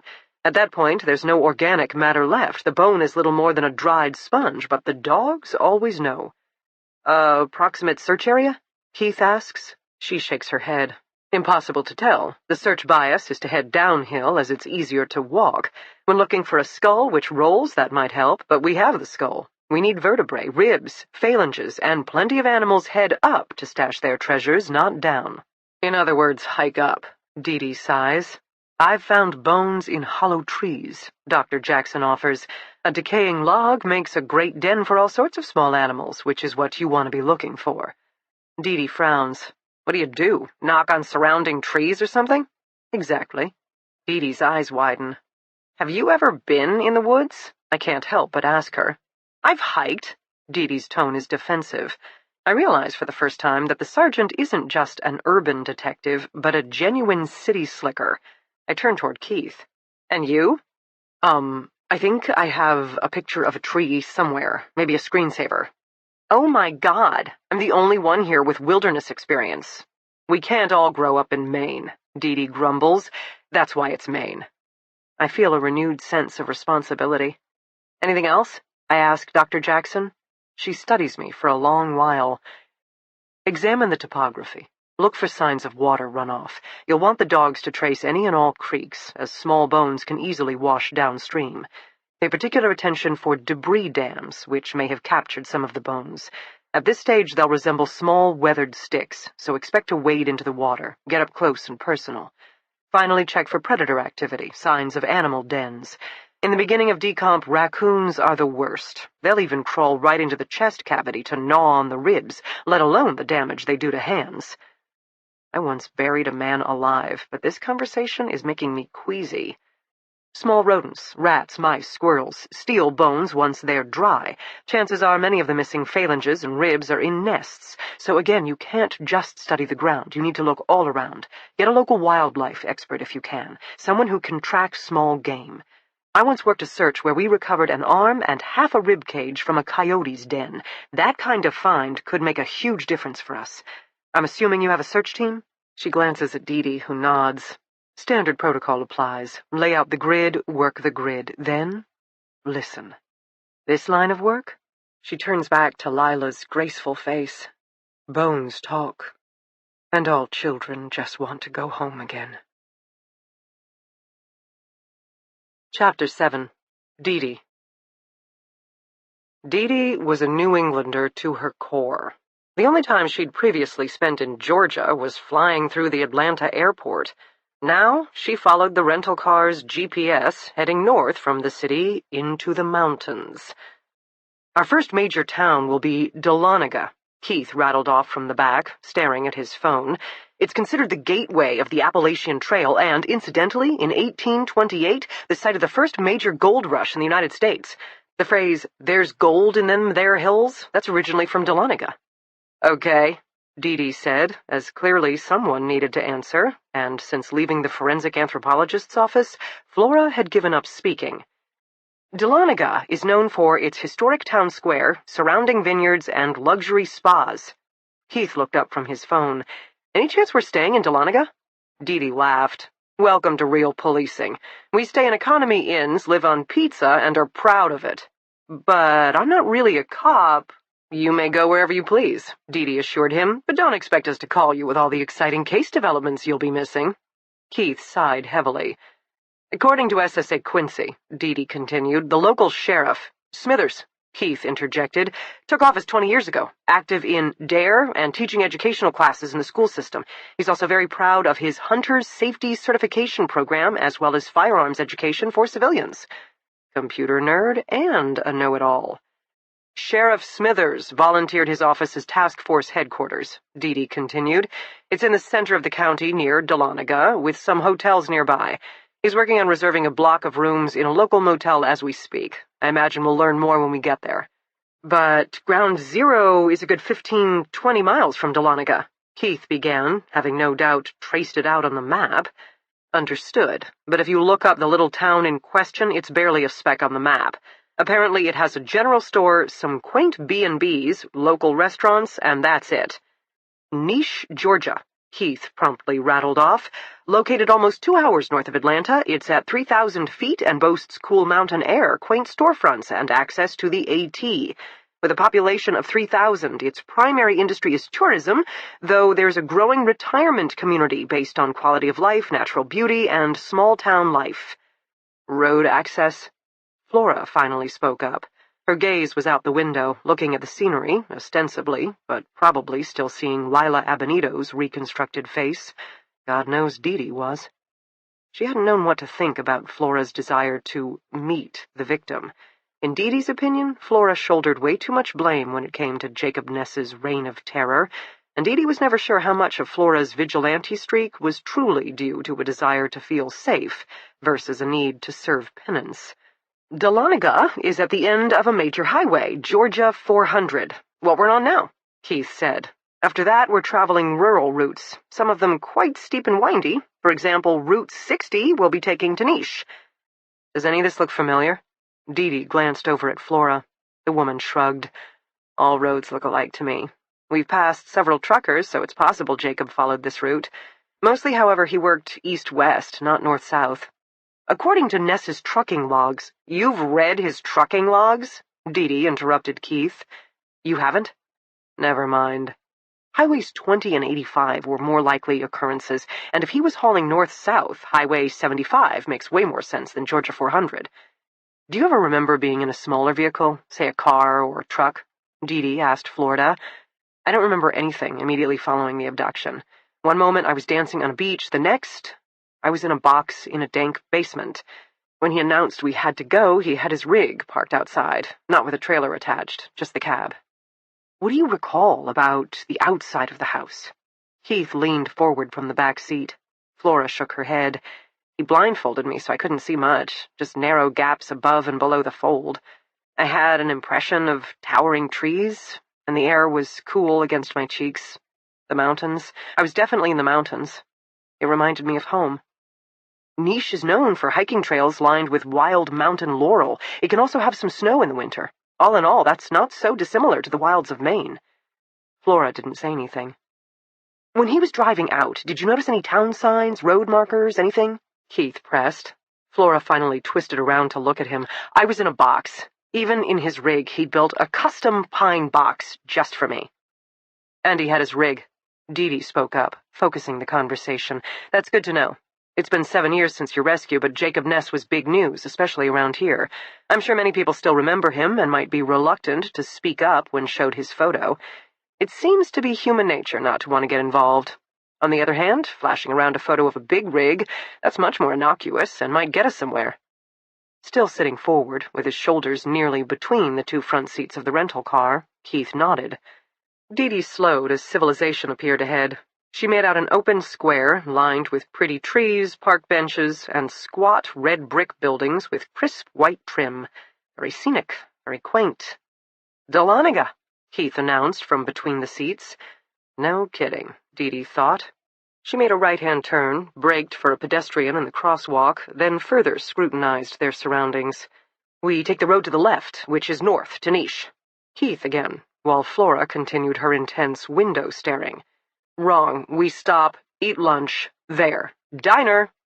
Dee pulled into a parking space with renewed enthusiasm, while Flora finally roused herself.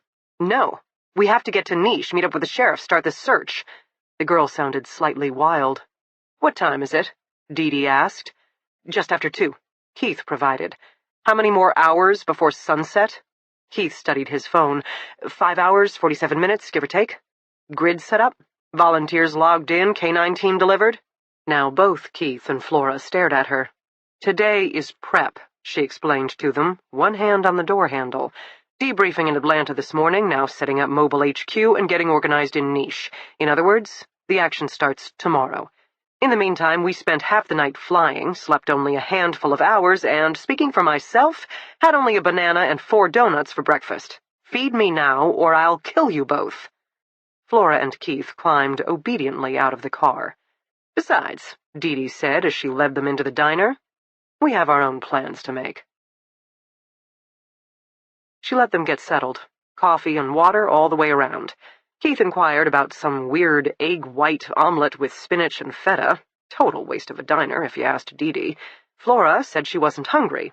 Dee planted the menu back in front of her. "You will order, you will eat. You are part of a task force now, and you owe it to the rest of us to pull your shit together and keep functional. Got it?" Another wide-eyed stare. "I'll take oatmeal," Flora told the waitress, standing at attention. "Honey, it's Georgia. How about some grits?" "Sure." "She'll have fresh fruit and yogurt with that," Dee spoke up. "As for me, I'll have the Hungry Man special, 2 eggs over easy, sliced ham, buttered biscuits, and anything else you can squeeze on the plate." The waitress beamed in approval. Dee knew how to do diners right. "What do you mean we need a plan?" Keith asked the second their waitress left. "I mean, a task force is a beast. Many opinionated individuals, many kinds of expertise, and many moving parts." Dee planted her elbows on the table, dead serious now. Flora seemed to be coming out of her funk. "Tomorrow, the search for additional remains. Do we help?" "Of course," Flora said immediately. "For the sake of argument, how much experience do you have searching for bones?" "At least I know the woods," Flora grumbled. "True. And if you want to be there, I won't stop you, but I can tell you now, the most valuable members of the search team will be the dogs. You heard Dr. Jackson, so what do you bring to the table?" "Eyes, feet, an understanding of where to look after talking to Dr. Jackson. Information we should definitely share with the team," Dee agreed. "I don't get it," Keith spoke up. "What do you want us to be doing?" Dee studied him. "What did you want to do most this morning?" "Analyze Ness's laptop," he said immediately. "Exactly. Because you have skills. Because you made more progress tracing Jacob's internet footsteps in 2 days than the FBI did in 7 years. You should be on the computer. But tomorrow you'll head into the woods?" Keith flickered a glance at Flora. Wearing his leather jacket and dark green cashmere sweater, he stood out in the diner. Too upmarket metro for this neck of the woods. What he had to wear into the forest, Dee was guessing, would be even more fish out of water. Yet, she gave the man credit. Based on the look he was giving Flora, where she went, he would follow. "You want to search, we can all search," Dee conceded, "but we don't want to be just more bodies on the task force. We need to add value, as in, what can we do? What might we know that no one else does?" Now she stared at Flora hard. "You want me to walk around the town of Niche," Flora said slowly, "see if I recognize anything. Except I never saw the town." Her voice picked up. "I just went from that stupid basement to that stupid rig." The waitress had returned with the bowl of grits. She glanced at Flora nervously. Flora sat back, let the bowl of corn mush be set before her. Next came the fruit, then the yogurt. Flora glanced at the food, didn't appear optimistic. "You will eat," Dee reminded her again as the waitress walked away, "or I will stick you on a plane back to Boston." That earned her a glare, which was good. Angry Flora was more workable than sad Flora. Dee Dee let her get down the first bite of grits. Flora made a face. "Add maple syrup," Keith said, "or honey." "How do you know?" she asked him.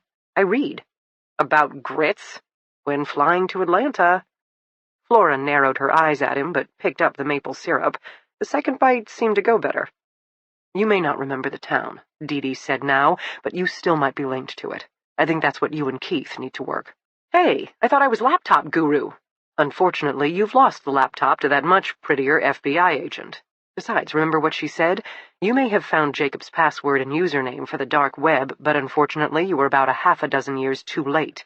We need something more, or at least something current." "Stupid, pretty FBI agent," Keith grumbled, which earned him a second glance from Flora. The waitress appeared with his egg-white omelet and Dee Dee's hungry man. Dee Dee took in her overflowing plate and hummed in approval. She hadn't been this happy in days. "So," she continued, picking up her fork, diving in, "you're still computer dude. Just don't worry about Jacob's laptop. At least not yet. And remember, there are two things we're looking for. Bones," Flora spoke up, moving on to yogurt, "and Jacob's cabin where you were first held. Now, are any of us particularly qualified to locate skeletal remains?" They both shook their heads. "I think you and Keith should go around with the picture of Jacob's rib and quiz the locals.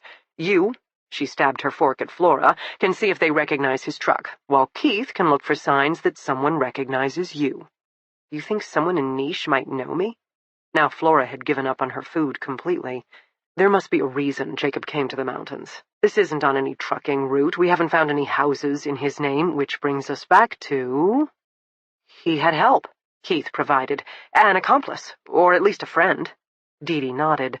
"That's a theory worth pursuing, especially now that the police have discovered another body linked to Jacob's M.O. "He's not from here," Flora said slowly. "All his family ties are in Florida. Yet he brought me to the mountains, and probably Lila Abenito, too. So why northern Georgia? Why this town, this place? And who can answer these questions for us?" Keith concluded. "Strategy," Dee Dee announced, around a mouthful of biscuit. "The trick to surviving a task force is to pick your path, play to your strengths, and no matter how much the committee gets in your way, accomplish real work. We didn't come here to play well with the feds. We came here to learn anything and everything about Jacob Ness. Are we clear?" Flora and Keith nodded at her. "I still want to go to the woods tomorrow," Flora said quietly. "Why?" I need to see. I need to know." "Torturing yourself doesn't accomplish our mission, Flora." "I know, but I keep thinking about what Dr. Jackson said. All children just want to go home. If I could find anything, even a single rib, bring that piece of her home." Flora stared at the table. "I need this." "Okay. Tomorrow we play with the task force. Then we go rogue!" Keith burst out. Dee Dee stared at him. "You are entirely too excited about that." He smiled. "It's the company I keep." Then he flickered another glance at Flora that made Dee Dee shake her head. Chapter 8. The motion catches my eye. Furtive movements. Someone trying to do something unseen. I can't help but glance over. Immediately the girl glares at me. She has a small paring knife tucked against the skirt of her uniform. At her scowl, I quickly look away. At the opposite end of the kitchen, Cook bustles away, pulling trays of food out of the fridge to prep dinner.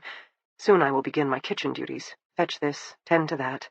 Right now I finish pulling scalding hot plates from the still-moving conveyor belt of the commercial-grade dishwasher. You must unload quickly, before the plates reach the end and crash to the floor. In the beginning, the steaming dishes would burn my fingers, and I would slow from the pain.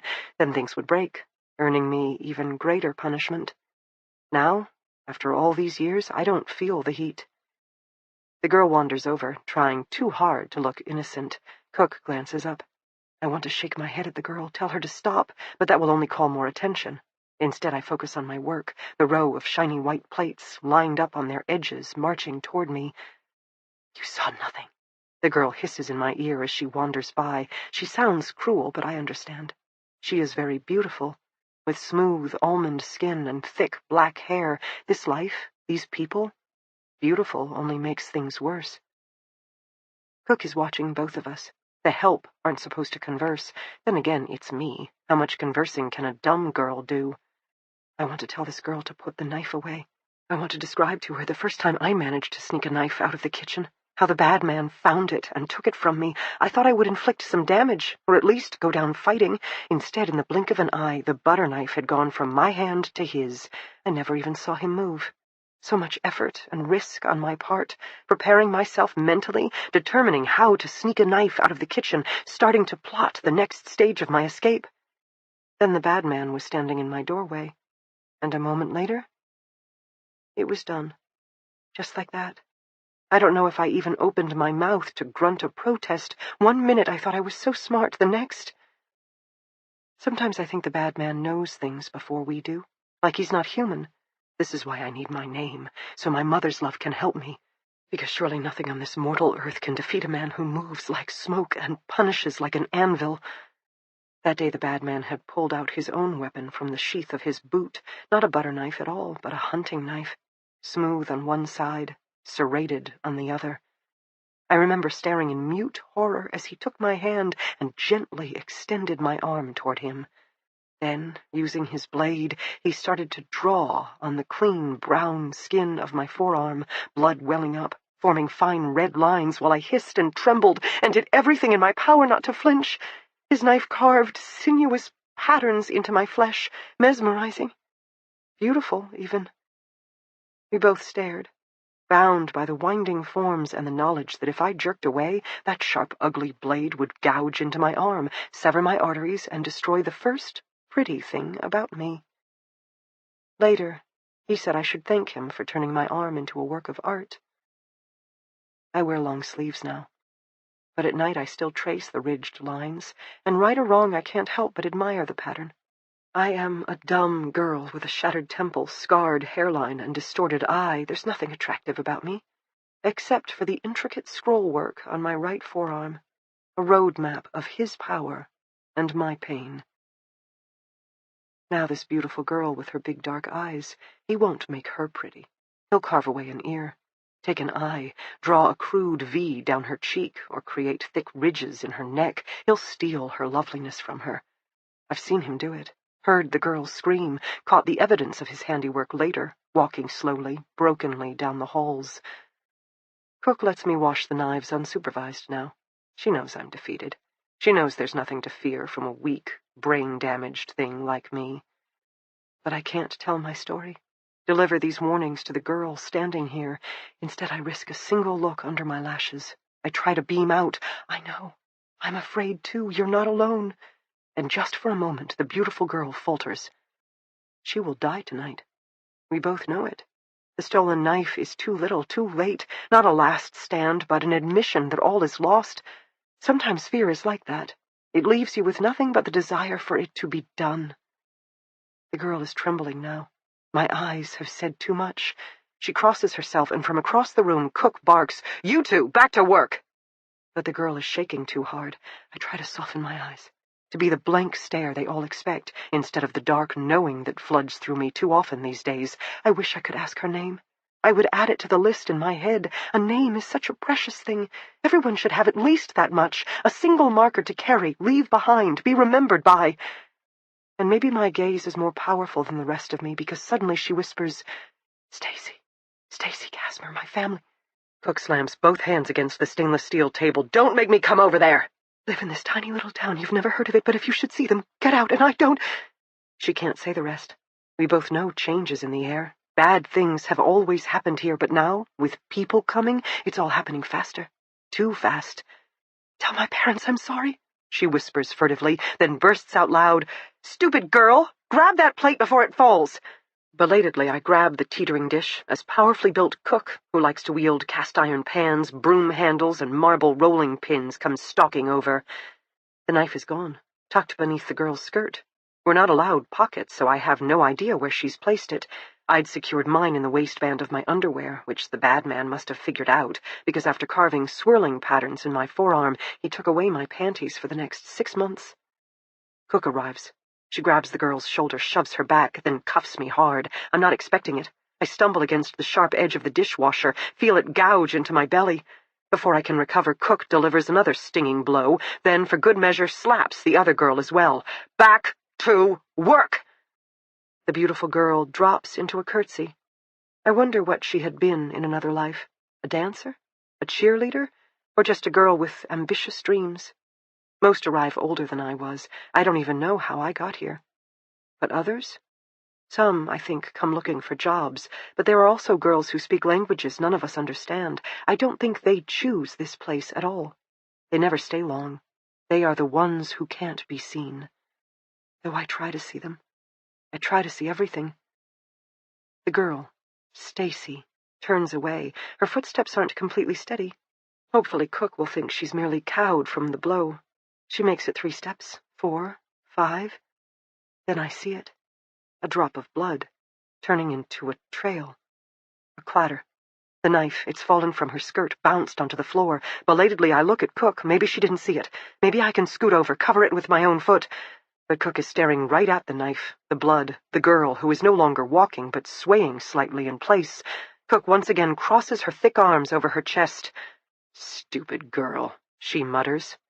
I get it then, as with a little sigh, Stacy's arms go up, her body goes down. She collapses to the floor, lying there, dark eyes open in the growing pool of her own blood. She didn't bother to wait till later, or till they found the knife, snatched it from her, did something worse, because they know everything, anticipate our every thought, then shred us down to the bone. But this?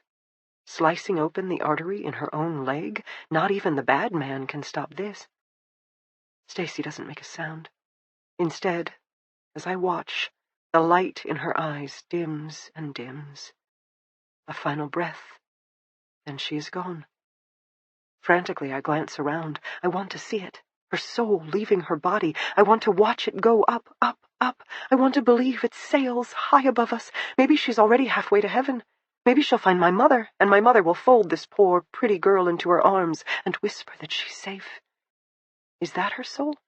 That smudge of purple in the corner of the room? Is a soul purple? Or maybe the color depends on the person, because when I see my mother, she is always silver to me. I honestly don't know. I just want to believe. I need something, anything to cling to as the pool of blood nears my feet.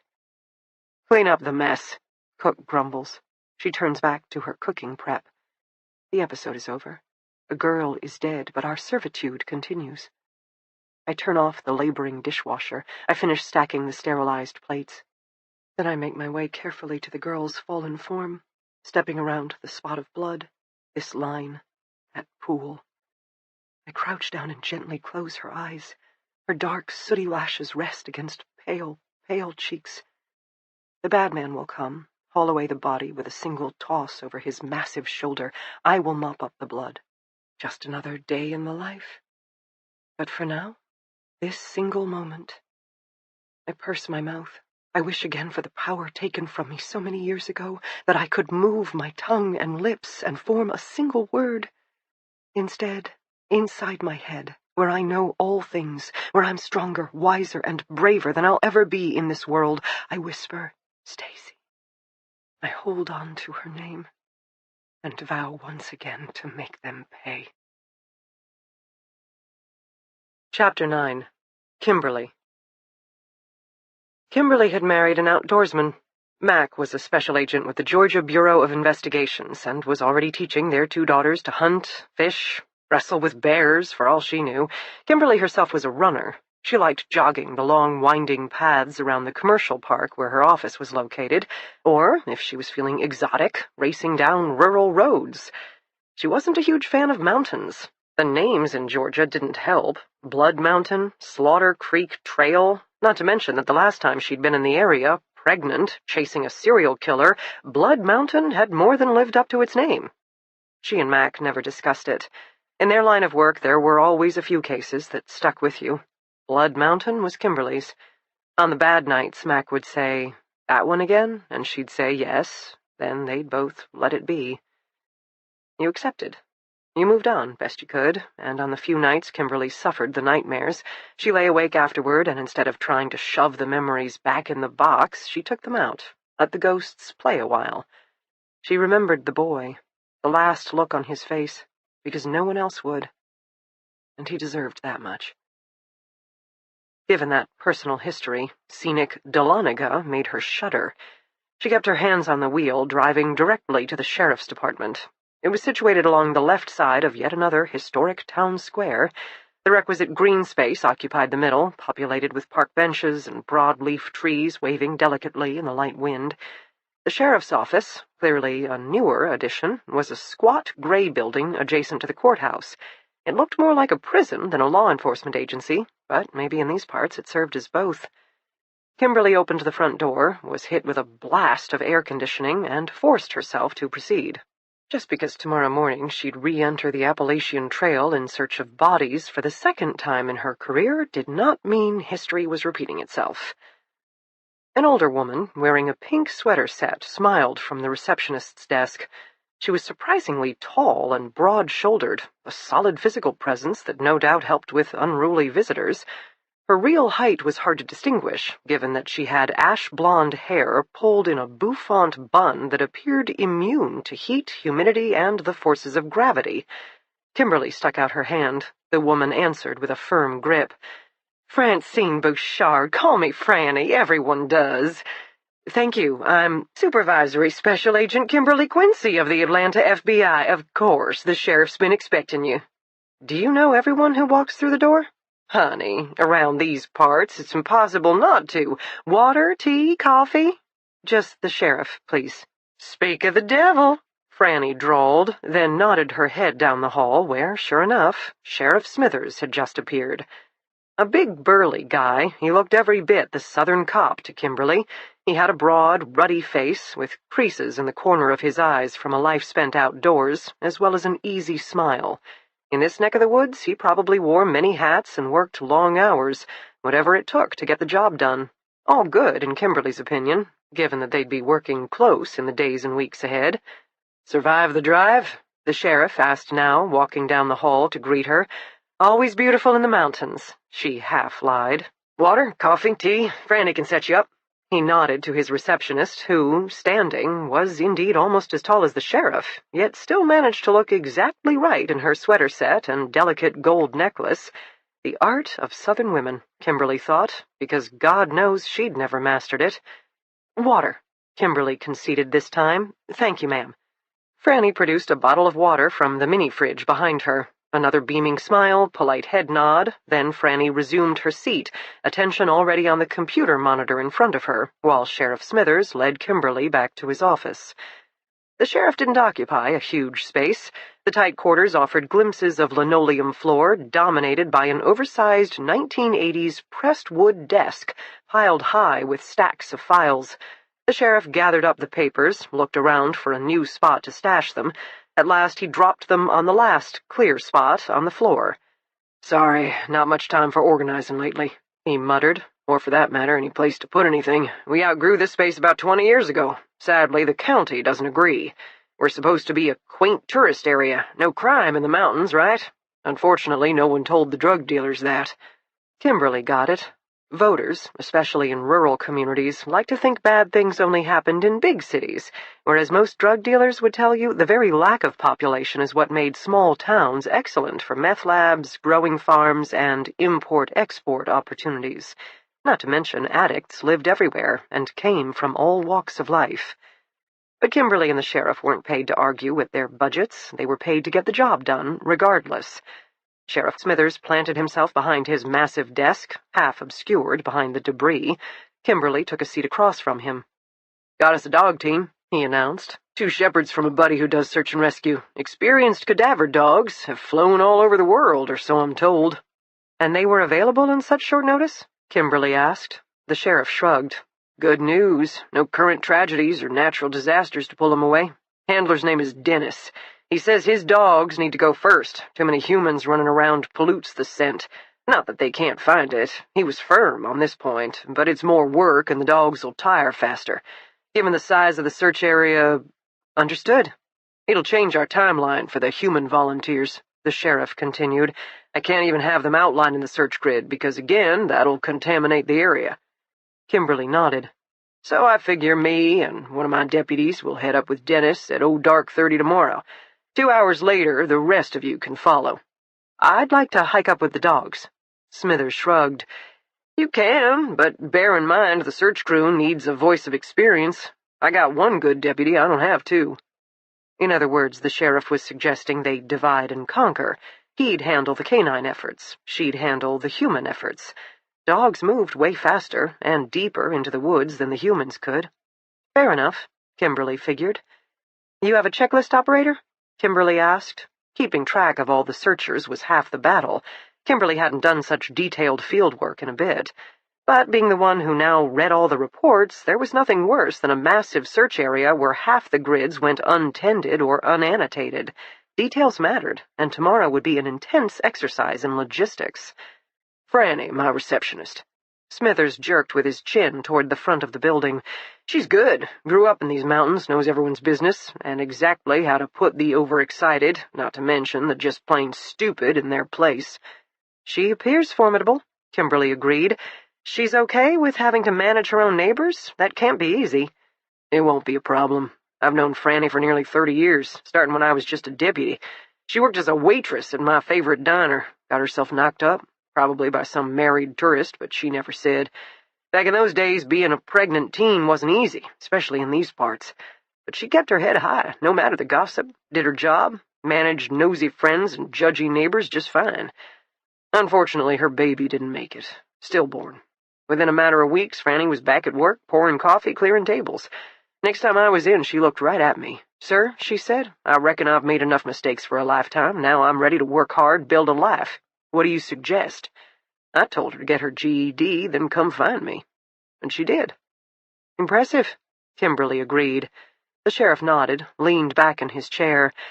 I was thinking we should start the searchers at the bottom of the trail tomorrow. Sure, the body was found a mile up, but nothing says there aren't bones to be found further down. Don't want us to get tunnel-visioned.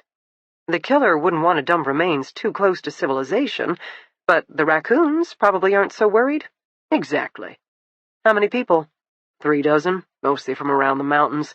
Some are experienced search and rescue. We get lost hikers often enough. Of course, you'll have a few coming for the show.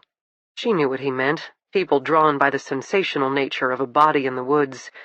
But we got some solid hiking guides, local hunters. They know this area, where humans and animals are prone to wandering. Sounded good to Kimberly. She rose to standing. I'll meet you at the trailhead, 5:30. Smithers nodded.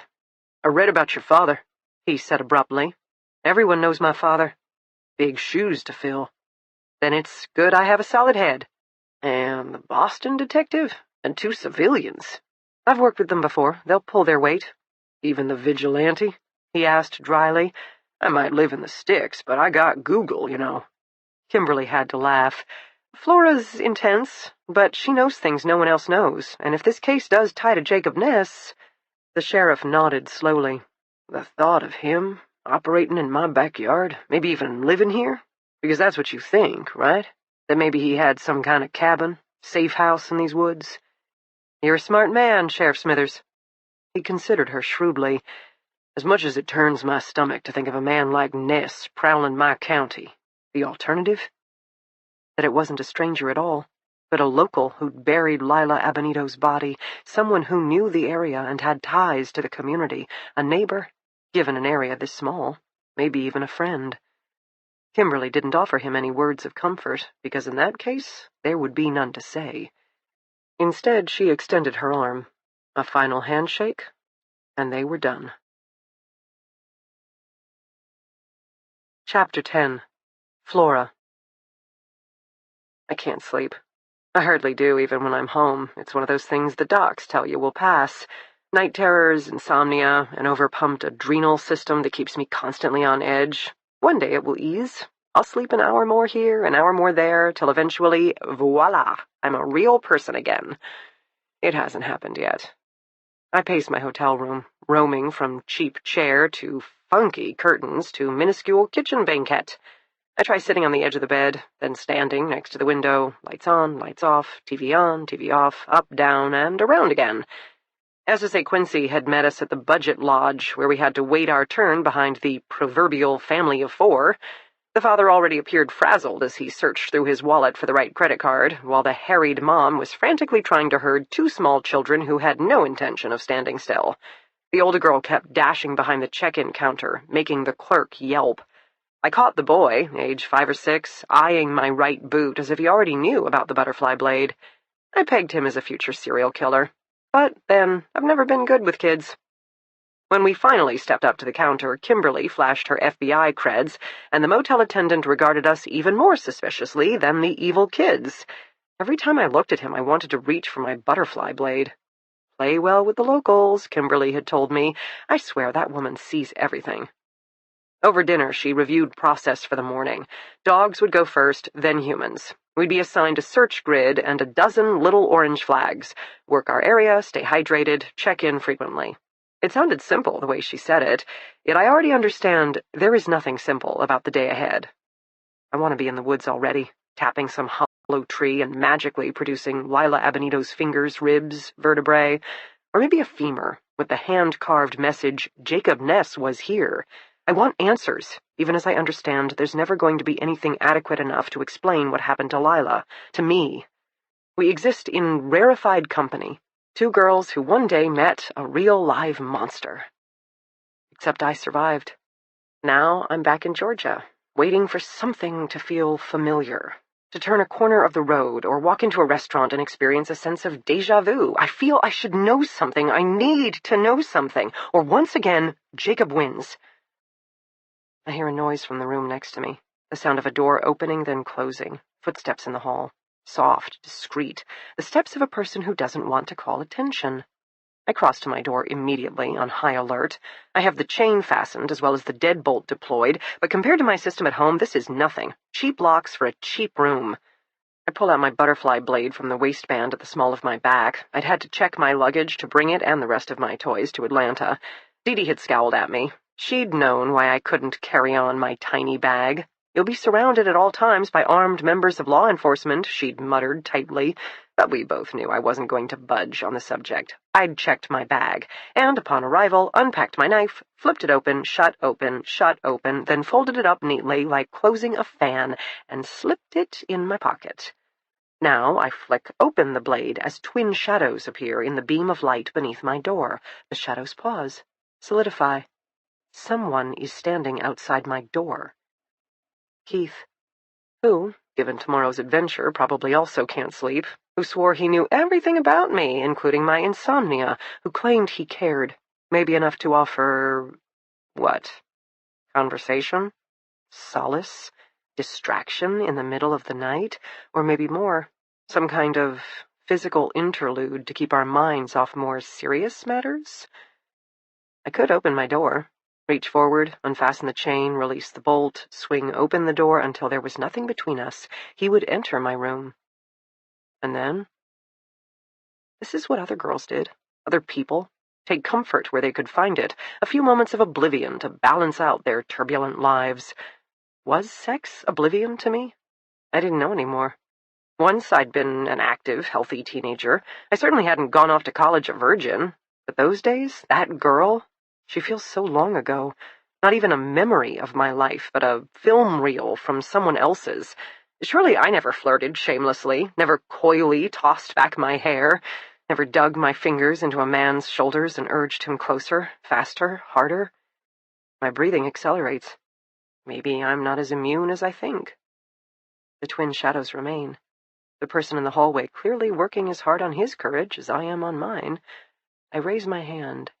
I place it against the hard pane of the cheap wooden door, moving slowly, careful not to make a sound. I close my eyes, and for a moment I let myself imagine. Keith's hand, splayed on the other side, Keith's palm connecting with mine, our fingers touching. Deep breath in, deep breath out.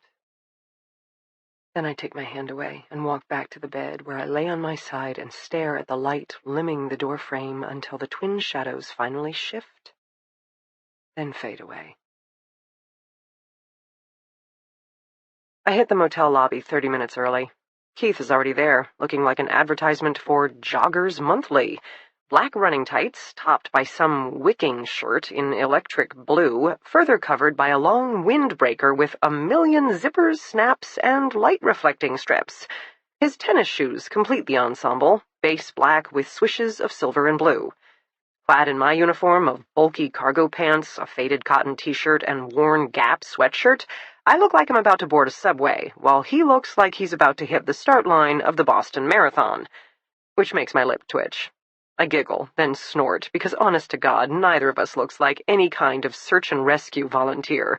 Keith must have gotten it too, because a moment later he starts chuckling as well. "Welcome to the Dream Team," he says, crossing over. "Coffee? I'll take a gallon." He leads me over to the meager breakfast offerings, basically fresh coffee, a small basket of fruit, then anything that comes from a cellophane wrapper. I snag blueberry Pop-Tarts. I just made my way through the first mug of coffee and one of the pastries when Dee careened into the small lobby, looking bleary-eyed and cranky. For a city slicker, she's still dressed better than us. Gray outdoor pants topped with a dark blue fleece embroidered BPD on the upper left corner. She even has a backpack, with both sides sporting bottles of water. "Coffee, black," she grunts. Keith doesn't question, just starts pouring. "Why do you have outdoor clothes?" I ask her. "You said you didn't do mountains." "Training exercises." She takes the mug from Keith, downs the first half in a single gulp, even though it's steaming hot. "Department keeps us outfitted." "Should I have a backpack?" I eye her supply of water and start feeling nervous all over again. "They'll give you a light pack at check-in. Gotta carry marking flags, map, water, maybe a compass." I stare at her. I don't know how to read a compass. Keith raises a hand. "I have an app on my phone." "Of course you do." Dee downs the second half of her mug, holds it out for more. I wonder if we should just give her the pot. "Food?" I ask. This cheers her up. She paws through the slim pickings, selects 2 packages of Pop-Tarts, an apple, and a banana. 1 package of Pop-Tarts and the apple go into her day pack. The rest she tears into. My lack of a backpack is bothering me more and more. I stick the remaining pair of Pop-Tarts into the front pouch of my hoodie, then add an apple. I look like a kangaroo, but I tell myself fashion has never been my crutch. Keith disappears, reappearing with a lightweight runner's pack, with strings spooling over his shoulders. He adds fruit, 2 bottles of water. Then that's it. We have a runner, a thug, and a detective. The dream team indeed. Dee heads for the car, and Keith and I follow. The drive to the trailhead is short enough. The volunteers are already pouring in, and Dee has to work for parking. We follow the flow of humans, a mix of male and female, young and old, all more appropriately dressed than we are, to the check-in table, where SSA Quincy, in an FBI windbreaker, is clearly in charge, along with some older woman who is wearing a sheriff's department fleece with the same aplomb other women wear cashmere. Dee checks us in. She doesn't make small talk with Quincy. Given the long line and level of activity, now is not the time. On the table, Quincy has spread a huge map that is broken into brightly marked squares, the search grid. To the side, I see the key. Neon pink belongs to Nate Marles, bright green to Mary Rose Zeelan. Team leaders, I figure. Quincy hands us a small map with notations. Our first assignment. I check it out on the larger map. We're about a quarter mile up from where the body was first found. This disappoints me, till I remember what the forensic anthropologist said. Many predators like to retreat with their treasures to higher ground. So maybe this will be a good place to find a raccoon's den or an abandoned squirrel's nest. I need us to find something. Make some kind of difference. "Dogs get off okay?" Dee asks. At the next table there are cases of water and piles of banana, then boxes of mesh gear bags filled with tiny surveyor's flags. "1 bag per search team," Quincy is saying now, voice brisk as the line builds behind us. "Should you see anything you think might be relevant, you stop and take out a flag. Write your grid coordinates in Sharpie beneath the flag number. Then mark the flag on your map and call it into your team leader. Got it?" "Got it." Dee sounds almost chipper. "Run out of flags, send one of your teammates down for more." Quincy glances up, takes in Keith's outfit, pauses slightly. "Send him. He looks fast." Keith doesn't bat an eye. "Like the wind," he assures her. Now Dee is smiling too. "Pace yourself," Kimberly warns, eyes open, step steady. "Good luck." Quincy looks behind us to the next guy. We move down the line of tables and finish picking up gear. The older woman from the sheriff's department takes our names a second time, checks us off a list, and that's that. Up into the woods we go. I don't mind the hiking. I jog almost daily, though not in fancy clothes like Keith's. But a woman who lives in my constant state of hypervigilance has to run endlessly just to burn off steam, plus lift weights and scamper along buildings and swing my way around abandoned structures. I can't reason my anxiety away by admonishing myself that the worst will never happen, because the worst thing did happen to me, making all fears real, all terrors genuine. So I role-play my way through it. I find an old warehouse. I get myself untrapped. Samuel, my FBI victim advocate, first told me about the technique, easing anxiety by building strength, but I don't think he expected me to take it this far. Now, looking at the towering trees all around us, with a thick undergrowth of leafy green bushes, I think someone mentioned mountain laurel. It occurs to me all the new escape models I could be prepping for. I keep moving. Dee and Keith have no problem with the pace. Apparently, we're all crazy. No one speaks. We hit the 1-mile mark.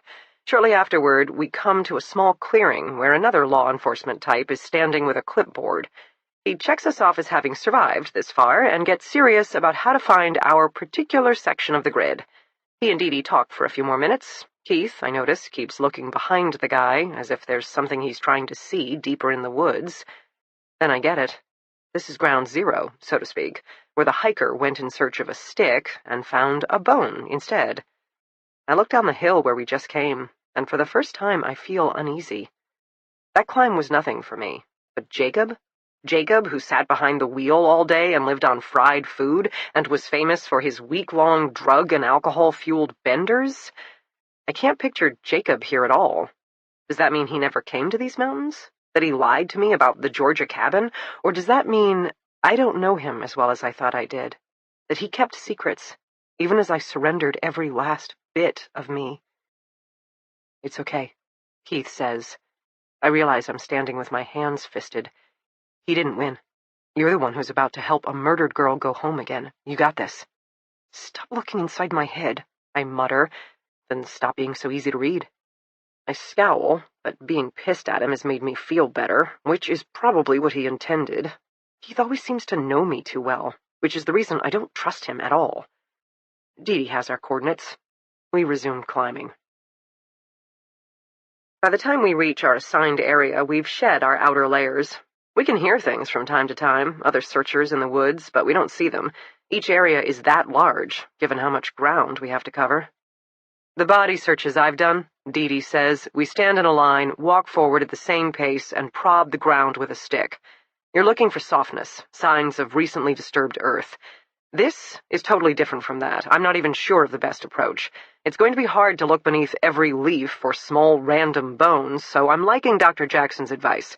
Let's look for animal activity, knock against some hollow trees, investigate fallen logs. Maybe we'll get lucky. She pauses. This is where we leave the trail. It's important that we stay together. Keith, time for your magic compass app. We don't want to become the next thing the search party has to find. Keith pulls out his phone. We're all sweating. It's cooler in the shade of the woods, but I now eye those same shadows skeptically. The trail had been easy to follow, wide, nicely carpeted with fall leaves. Now we face clumps of giant mountain laurel clogging up the sides. There are gaps here and there. Dee picks one. Keith and I muscle our way through behind her. On the other side, the woods are more open than I'd imagined. The trees spread out, the ground cover a mix of leaves, fallen debris, rocks, and scraggly bushes that don't get much sunlight. The earth smells loamy. It tugs at me. Memories of my mother's farm, of a childhood spent running around forests not so dissimilar to this one. I always felt most at home in the wild. It's been a long time now, though, since I left for the streets of Boston. We should probably pick a line and walk it, Keith suggests. I say we head due west, straight across our grid. When we reach the coordinates on the other side, we'll shift north, then head back due east, like vacuuming a carpet. Works for me, Dee says. Remember, Team Roomba, stay together. We all start walking. I find myself trying to look up, down, and all around at once, which leads me to seeing nothing at all. I try to refocus myself. First, eye level, looking for signs of nests, animal activities, then looking high. It gives me some sense of discipline, but doesn't lead to instant results. Keith finds 2 nests. Dee works a hollow log. Still nothing. You know, there's a good chance we won't find anything, Dee Dee says an hour later, after informing us it was time for a water break. The day is getting warmer. That we're moving slowly through the woods, we're all sweating, my cotton t-shirt now plastered to my skin. We're talking a few dozen small bones spread over half a mountain. Most searchers won't find anything. We just have to hope that some do. I nod. I know what she says is true. Still, if we do all this and come up empty, I can't take the idea of failure. I can tell by the look on Keith's face he's thinking the same thing too. He didn't don his ridiculous running outfit to return home empty-handed. We sip a little more, then cap our bottles, get back to hunting. There's a big tree up ahead. I can already see part of it has been bored away, maybe from a woodpecker or some other animal. I feel my pulse quicken, even as I rise on my tiptoes and, turning on the flashlight function of my cell phone, shine it in. No tiny eyes peer back at me. I reach in, pat around lightly. Downy feathers, leaves, and something slightly more substantial. A pile of twigs. Bones. We're not supposed to touch anything, but then again I can't flag what I can't inspect. I find another small stick on the ground and use it to poke around the hole until I find what I'd felt earlier. Slowly but surely, I use the twig to drag the item toward me. Closer and closer. I pull a little too hard and it plunges from the opening onto the ground. I gasp, jump back, then immediately crouch down. It looks like bones. So many tiny, tiny bones. I've done it. I've found a mouse skeleton, Keith says. I glare up at him, then poke the pile a bit more. Damn it, the bones are too small, and, now that he's mentioned it, they do form more or less the shape of a mouse. Probably an owl's den, he says. Looks like the guy had a good dinner. I scowl. Don't owls swallow the entire thing? Produce owl pellets or something like that? Keith blinks at me. Oh, you might be right. Score 1 for rural education, I tell him. I even touched one of those pellets at the local nature park, so whoever left behind these remains wasn't an owl. But you're right, they appear to be mice bones. Just then we hear something, barking in the distance. Dee Dee jogs closer. Sounds like the dogs made a discovery. The barking goes on and on. Kind of a big discovery. Dee Dee reaches for her phone just as it starts buzzing. She glances at the screen. Quincy, she informs us, then places it to her ear. Yeah, got that. Dogs made a hit. What? You sure? Okay, we're headed over. She punches off the call, turns to us with renewed intensity. The dogs found missing bones? Keith says instantly. No. The dogs found another body. For a second, none of us speak. None of us can speak. There are more? I ask softly.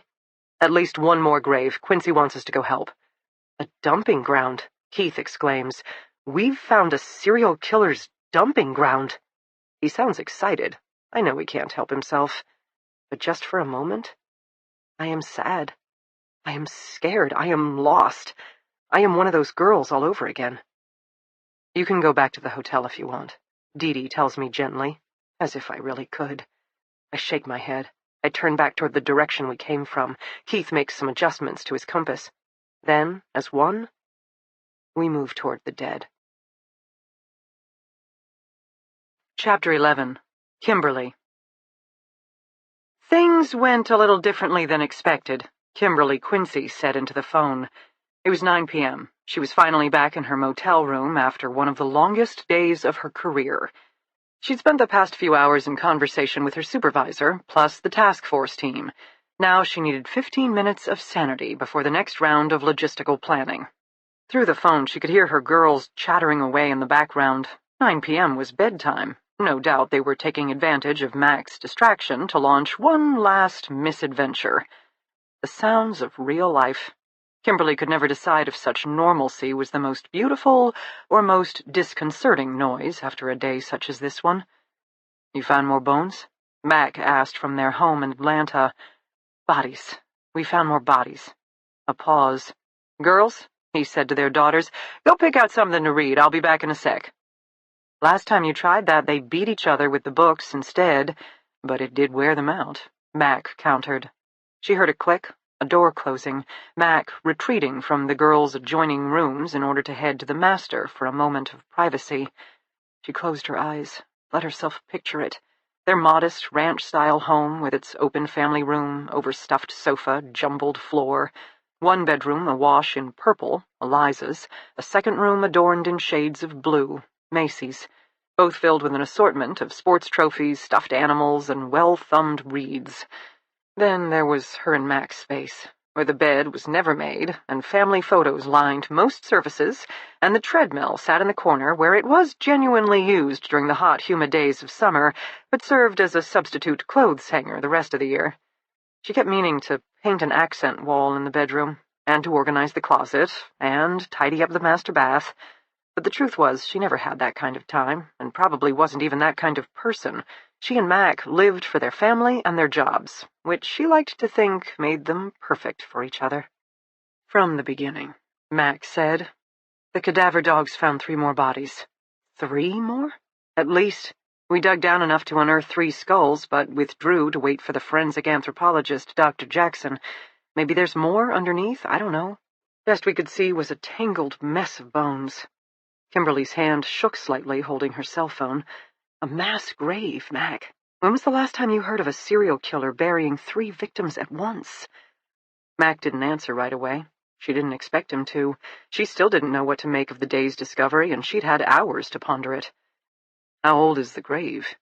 The remains appear fully skeletal. We'll need to wait for Dr. Jackson and her team for additional details. I'm wondering about the shallow burial. Most things people want to keep secret they bury deep, but all 4 of these bodies were barely interred. Meaning our perpetrator is someone who knows the area well and was confident the graves wouldn't be discovered? Or didn't have the time or strength to dig a full grave? Flora says Jacob Ness wasn't the fittest guy around. I don't know. Are the new bodies also female? We have to wait for Dr. Jackson for proper exhumation. She was adamant her team, and only her team, handle the gravesite. At this stage, soil, bug, exoskeletons, flora, and fauna, all of it will matter. We're not the right people for the job. But you're betting female, Mac guessed. The skulls appear small, which would be consistent with female. Also, I have to believe this grave is related to Lila Abanido's, and she was a teenage girl. I don't know. Are we seeing what we want to see? Have I approached this case all wrong from the start?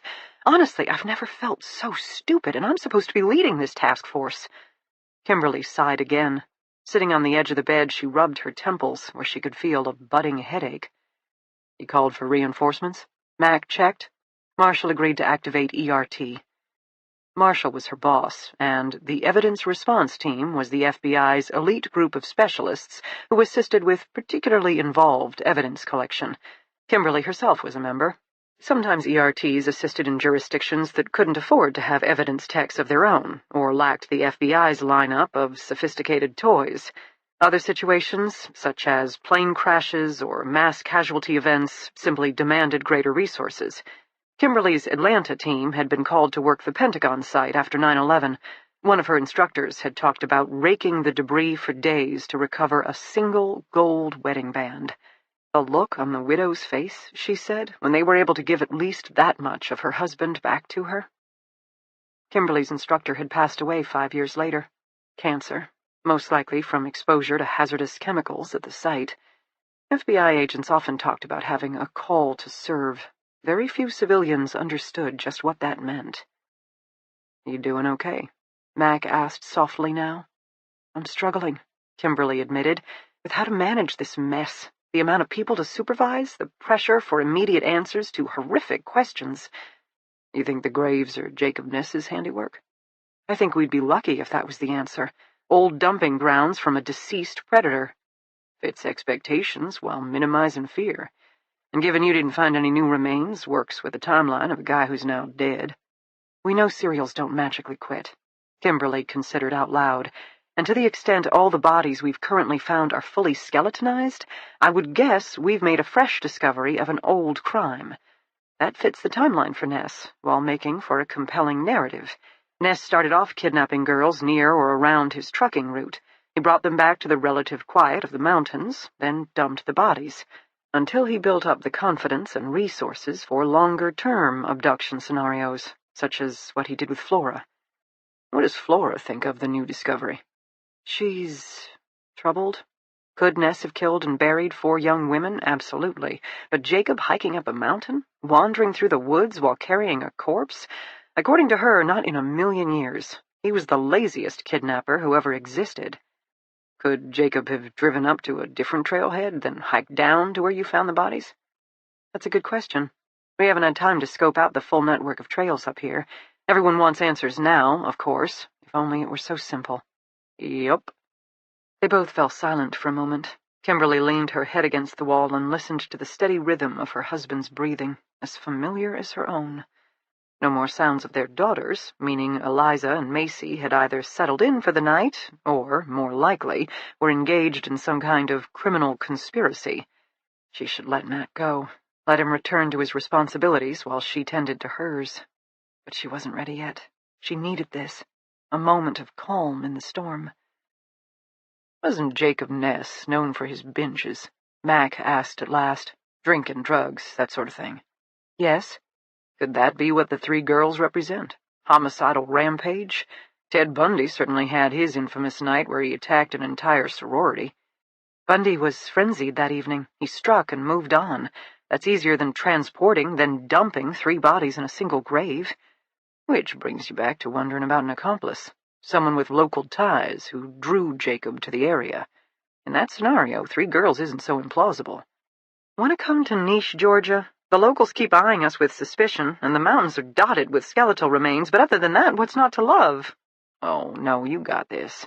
Besides, all cases get worse before they get better. It's the nature of the beast. True. She shook out her shoulders, sat up straighter. Time to get to it. Call if you need to talk, even in the middle of the night, I don't mind. The joy of our jobs. The key to our marriage, Mac corrected gently. Kimberly smiled. Love you. Love you too. Mac, the girls have left you alone for a very long time. Pray for me, he agreed. Kimberly smiled again. She touched her lips with 2 fingers, as if she could send her husband a kiss across cellular towers, as if she could feel the brush of his lips in return. Then she went back to work. Chapter 12. Dee Dee. Dee Dee dragged Flora and Keith to the county sheriff's first thing in the morning. The building's conference room would be serving as command central for the original task force. Given yesterday's discovery of additional remains, a mobile command post had been set up at the base of the hiking trail to coordinate the bone experts and other forensic specialists who would be scouring the mountainside. Kimberly and Dee Dee had spoken late last night. Given the explosion in size and scope of the investigation, Kimberly had requested that Dee Dee partner with Sheriff Smithers on local interviews, as Kimberly would need to supervise the exhumation of the newest grave.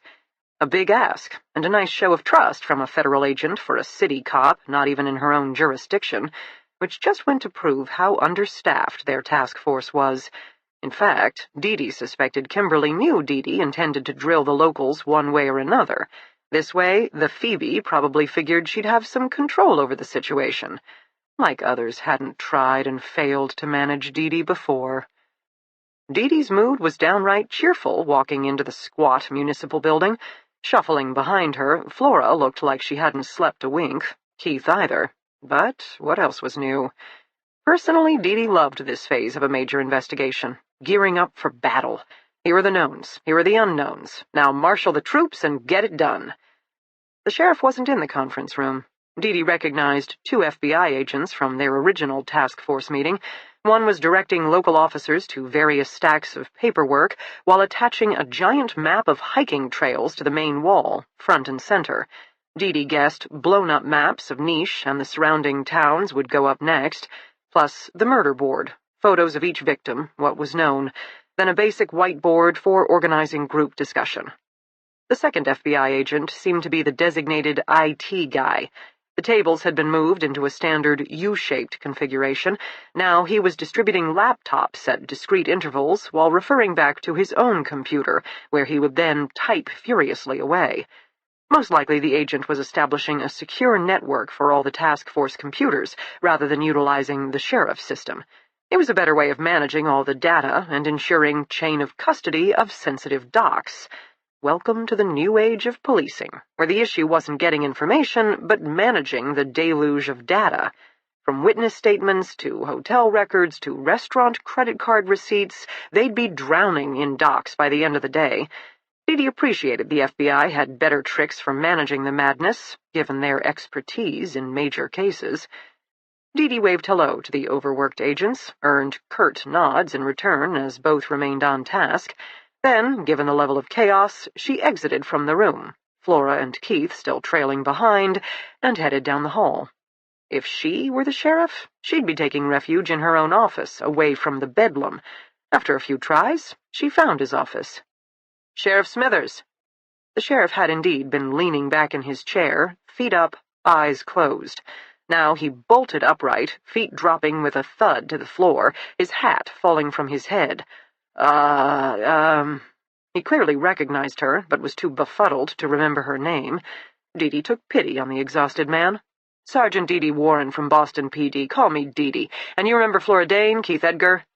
The three of them could barely fit in the office, given the small size and piles of paperwork. The sheriff looked around belatedly, as if he should offer them a seat, but couldn't figure out how. He gave up with a deep sigh. Hell. It's okay. There are more important things going on right now than house cleaning." "Got that right." "SSA Quincy asked me to meet with you this morning, coordinate the interview efforts." "Yes, ma'am. I spoke to her last night." He looked past Dee to Flora and Keith. Neither had said a word. Sleep deprivation? Shell shock from a sad case that had already taken a sadder turn? Dee didn't know, but she turned and eyed them expectantly. Keith managed to extend his hand, mutter a greeting. Flora just stared at the sheriff. The flatness of her expression didn't bode well. The woman had retreated deep inside herself. Maybe a protective measure? Maybe honing her homicidal impulses? "With all due respect, ma'am." The sheriff eyed Dee. "Those two are civilians." "Guilty as charged," Dee agreed. "Can't have civilians conducting official interviews." "Agreed. Not to mention talking really isn't Flora's strength." She arched a brow at the silent woman, got nothing back. Definitely not good. "Did Quincy review with you her initial goals?" Dee turned back to the sheriff. "Yes, ma'am. Identify town leaders, influencers, busybodies," Dee offered helpfully. "Business owners," the sheriff continued dryly, "get the lay of the land. Are there neighbors who give them the willies, known town crazies?" "I already pulled the names of everyone with a criminal record, ma'am. Got officers assigned to pay them a visit. Of course, not the easiest line of questioning. What were you doing 15 years ago? Now, we can flash around photos of Jacob Ness, but who's going to admit to knowing a monster like that?" "They probably won't, but you can ask their neighbors if they ever saw anyone matching Jacob's description visiting the area. I'd also ask about his rig. Identifying a vehicle feels safer than getting involved with a known rapist." The sheriff nodded. "Is there a town leader, minister, mayor, who might be a good guide to the local population?" "There's Mayor Howard. Howard Council. He and his wife Martha own the historic B&B on Main Street, one of the grand old summer homes, as close to fancy as we get around here. Wraparound porch, rockers everywhere." The sheriff nodded.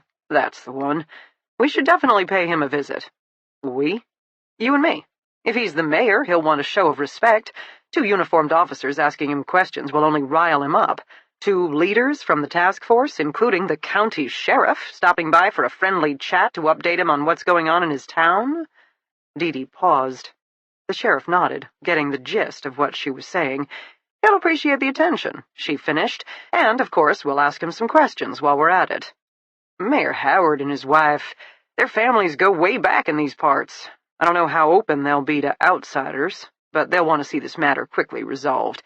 A sensational murder case, well, it's unseemly, not to mention bad for business. They aren't going to want our task force lingering." "Perfect. Are they early risers?" The sheriff shrugged. "Doesn't matter," Dee decided. "After the excitement of yesterday, I doubt anyone is sleeping anyway. Let's go." The sheriff blinked. "Right now?" "No time like the present." The sheriff reached down for his hat, still looking a bit frazzled. "I'd like to change my shirt," he said. Dee realized for the first time that the sheriff did appear quite wrinkled, as if he'd slept in his uniform. Poor man. "We'll step outside. I'll give Flora and Keith their assignment. Then all of us can get cracking." "We have an assignment?" Keith asked. "Absolutely." She ushered them out the door into the hallway. "What?"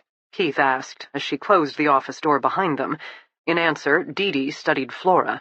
The woman remained distant, but maybe a task would rouse her out of her fugue state. Right now we're spinning in circles. Is this Jacob's work or not Jacob's work? Yes, he could murder 4 girls, but no, he probably couldn't handle disposal of the bodies. Flora nodded, still appearing a million miles away. Dee sharpened her tone. We need to know once and for all if Jacob was in this town. A final, definitive, yes, he was part of this. I told you, I was in a box. I never saw— You never saw, you never heard, Dee interjected curtly. But what did you do? Come on, Flora, earn your keep. You're not here for decoration. Flora's nostrils flared. She eyed Dee mutinously, but at least there was some fire in her eyes. I don't get it, Keith said. Dee kept her attention on Flora. What did you do when you were held captive? What did you experience? Think, Flora. 9 months ago, when you did the memory exercise, what did you use as triggers? The woman suddenly blinked. She straightened, engaged for the first time all morning. I ate, she said softly. Jacob, when he returned, always brought food. Lots of takeout, ribs, wings, burgers, pizza. The greasier the better. Dee nodded approvingly. I'll be the first to say this assignment pains me, if only because I wish I could do it myself. But we all have our crosses to bear. So I'll be a good doobie and tackle the mayor while you and Keith identify all the local restaurants that have been in business for the past 10 years, and then eat. Order every item on the menu if you have to. You want to keep dining around until you find something that, I don't know, tastes like a match. Flora stared at her. It's not enough to search for establishments that have been open for 10 years. Keith spoke up briskly. We need ones where the head cook has remained the same as well, as chefs influence the style of food prepared. Sure. I can Google a list of restaurants for niche plus surrounding towns, then prepare a spreadsheet listing length of operation, hiring date of head chef, opening date for owner-operator. Great. I'm not sure my palate is that refined, Flora interjected, or my memory that good. You're not trying to identify the secret ingredient in the special sauce, Flora. You're just searching for a sense of déjà vu. Flora nodded slowly. Her flat effect was gone. Now she appeared younger. Nervous, scared that she would discover a dish that reminded her of Jacob, or more terrified she wouldn't, and the man, what he did to her, what he might have done to others, would forever remain a mystery to her? Coming to Georgia had been a brave move on Flora's part. Dee respected it. She even felt for the woman. But she kept her expression firm and her expectations clear. Coddling had never worked when it came to Flora. An impossible challenge, on the other hand? All right, Flora said abruptly. We'll do it. Dine our way through town. How hard can it be? Keith squeezed her shoulder, which was answer enough. Behind them, the door opened, the sheriff appearing in his fresh shirt. Touch base end of day, Dee instructed. She made a shooing gesture with her hands. Flora and Keith belatedly turned and headed down the hall. Where are they off to? The sheriff asked. 2 crazy kids in love? Who knows? Chapter 13. Kimberly. Kimberly met up with her ERT team shortly after 5 a.m.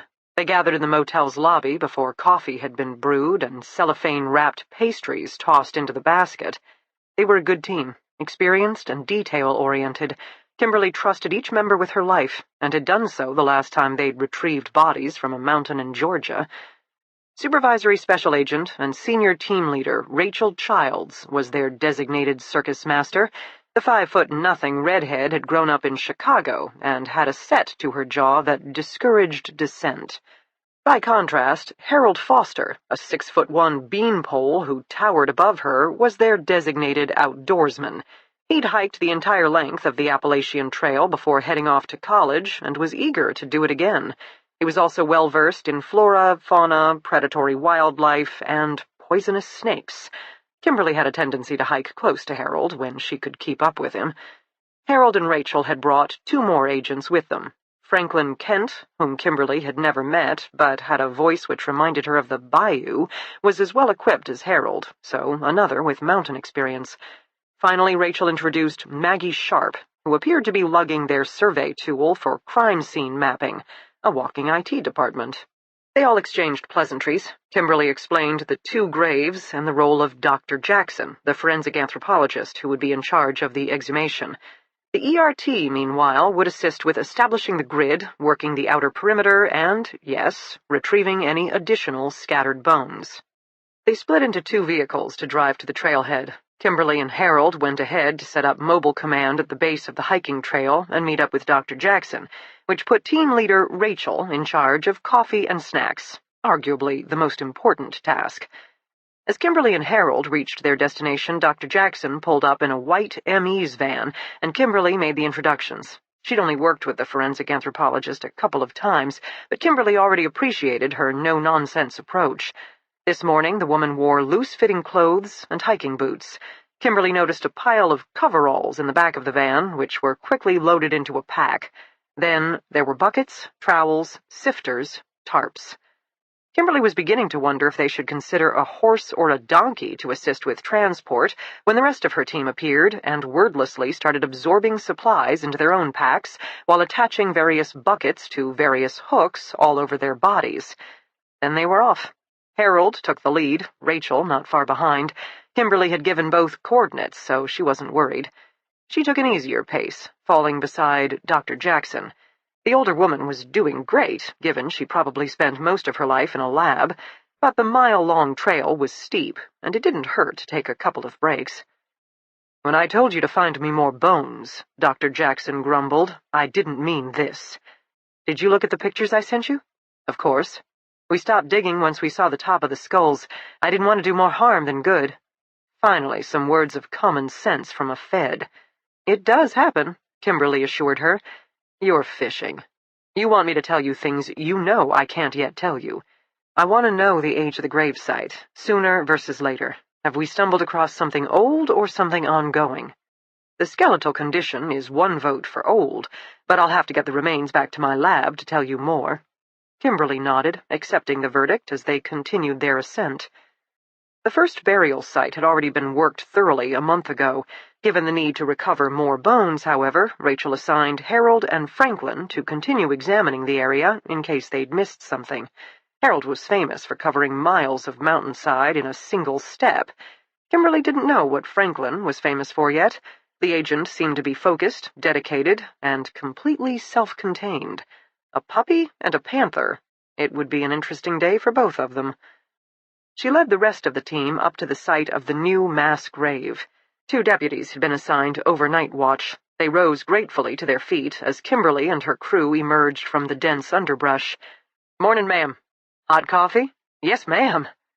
Kimberly had learned early in her career it was the little things that got the job done. Now they all took a moment to unload their gear, unpack bags. They made sure to stay well clear of the grave to prevent cross-contamination, though Kimberly could tell everyone was anxious to get a look. The deputies were dismissed back down the mountain to get some sleep. Eventually, 2 new ones would arrive. It never hurt to have an oversight crew, keeping their attention on any approaching threats, whether coyotes or gawkers, as the forensic team's efforts would be focused on the dirt. Rachel directed her team to get set up. Maggie unpacked the total station, an instrument first used by survey crews to create 3D models of major roads and traffic patterns, then adapted to render 3D images of complex crime scenes. As Kimberly had already related to Mac, the remains were not laid out in a neat and orderly fashion. Instead, best she could tell, the bodies had been tossed in together. Then, over time, as flesh and sinew gave way, the remains had collapsed in on one another. Back in the lab, Dr. Jackson would carefully rebuild each skeleton, while digital images from the total station would be used to preserve information from the original scene. Once they had their supplies sorted out and organized, Rachel consulted with Dr. Jackson on the plan of attack. In spite of what people sometimes assumed, the FBI's evidence response team's main goal was to collect evidence, not to analyze it.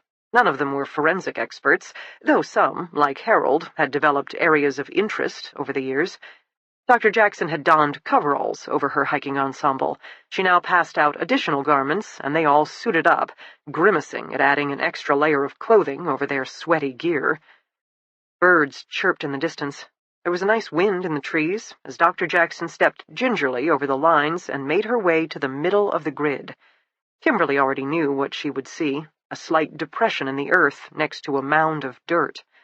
Lay people assumed the mound was the grave. Not true. The depression was the grave. The mound of dirt was the earth the killer had dug out of the ground, then left to the side after dumping in the bodies.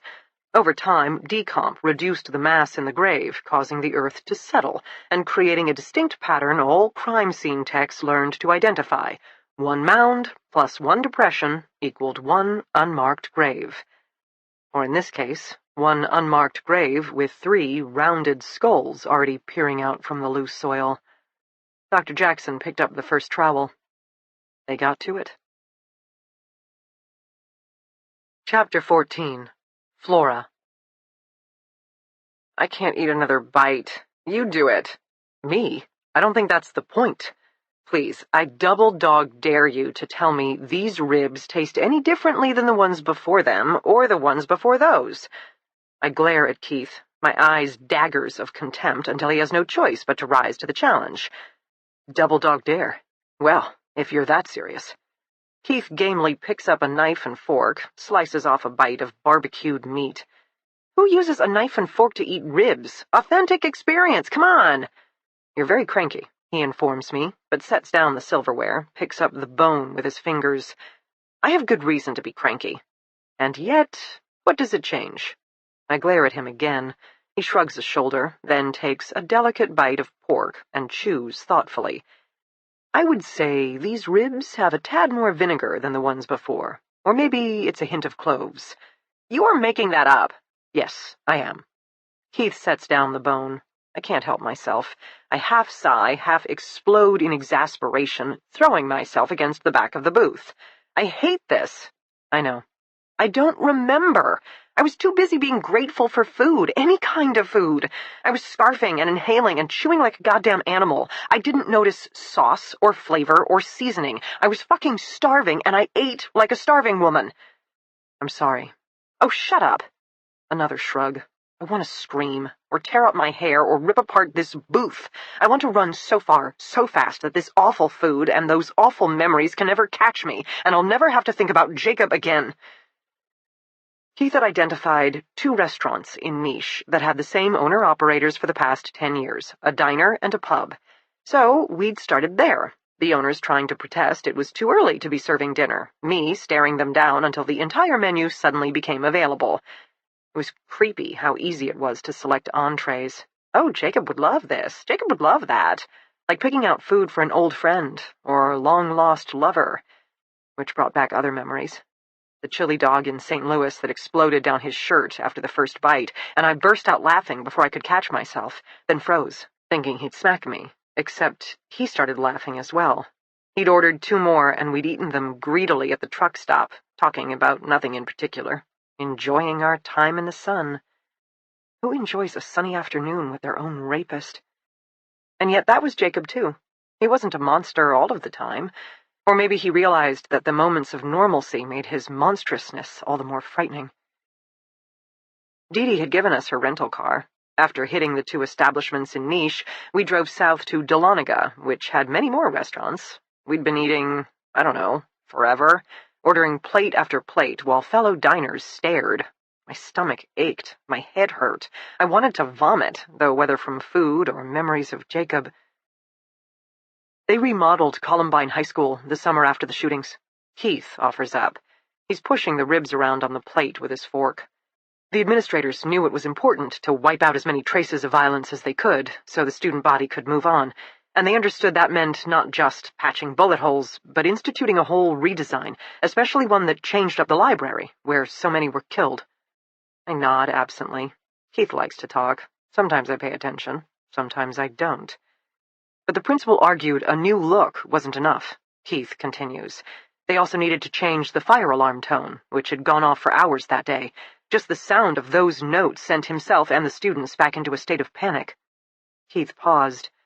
They also removed Chinese food from the cafeteria menu. He looks at me. That's what the cafeteria had been preparing for lunch that day. Chinese food. No one could take the smell anymore. Again, it led to immediate panic attacks. Poor Chinese food. It probably was a lunch many used to enjoy.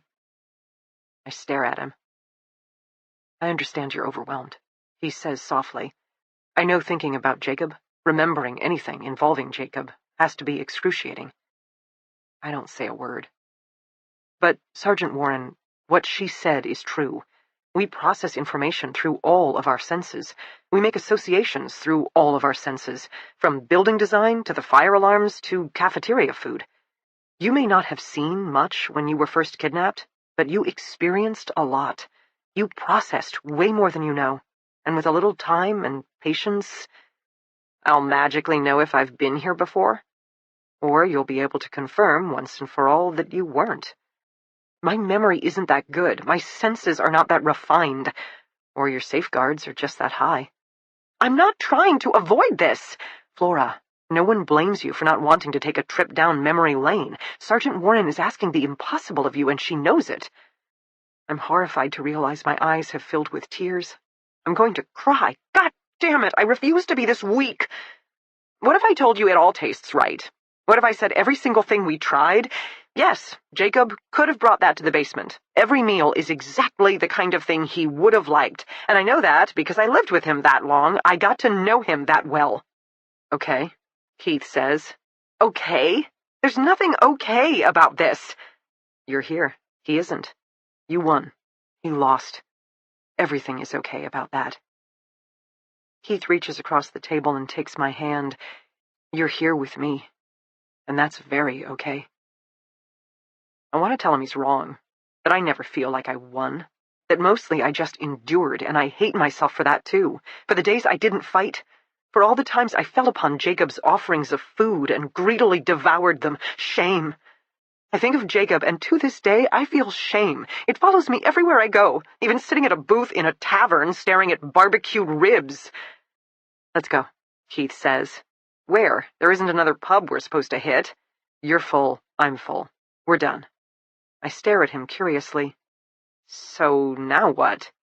We take a page out of Sergeant Warren's book. We launch our own investigation. What are we investigating? ATVs. What? Forget Jacob for a moment. There's no one in the world who can physically lug 4 bodies up a mountainside. I barely made it up that trail yesterday, and I can run for miles. I nod slowly, meaning there has to be another way. Maybe even a whole different path we haven't identified yet. Personally, I'm favoring a 4-wheeler accessible trail. Think about it. It's not just getting a body or bodies to the site, but also shovel, pickaxe, other supplies. The area is too heavily wooded for a truck, which leaves us with an ATV. I nod again. While I've been lost in my dark thoughts, Keith has clearly been using his head, and his logic makes sense. Where to start? I ask. I Googled a nearby ATV rental company. They must have trail maps, right? Not to mention local knowledge, because it might be that the trail doesn't exist anymore, which is why we didn't see immediate signs of it. But maybe there was something people used 15 years ago, that sort of thing. I don't speak right away. Instead, I study this serious man sitting across from me with his Ted Bundy good looks and relentlessly curious mind. I realize I'm no longer angry. I'm no longer ashamed. I'm intrigued. Keith is right.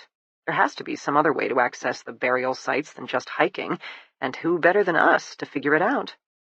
Slowly, I nod my agreement. Hand in hand, we slide out of the booth and head for the door. Chapter 15. Dee Dee. Howard and Martha Council owned and operated the Mountain Laurel B&B. The pale lavender Victorian sat on the corner of Main Street, with a broad wraparound porch decorated with lush hanging baskets and half a dozen rocking chairs. On this beautiful September morning, the veranda looked perfect for sitting out front with a mug of coffee in one hand and a book in the other, which made it interesting that the porch was completely empty. Though it was only shortly after 8, crime had a tendency to get people like Dee Dee out of bed early. She forgot sometimes how the rest of the world lived. Sheriff Smithers mounted the front steps, grabbed the bronzed door handle, then gestured for Dee Dee to enter first.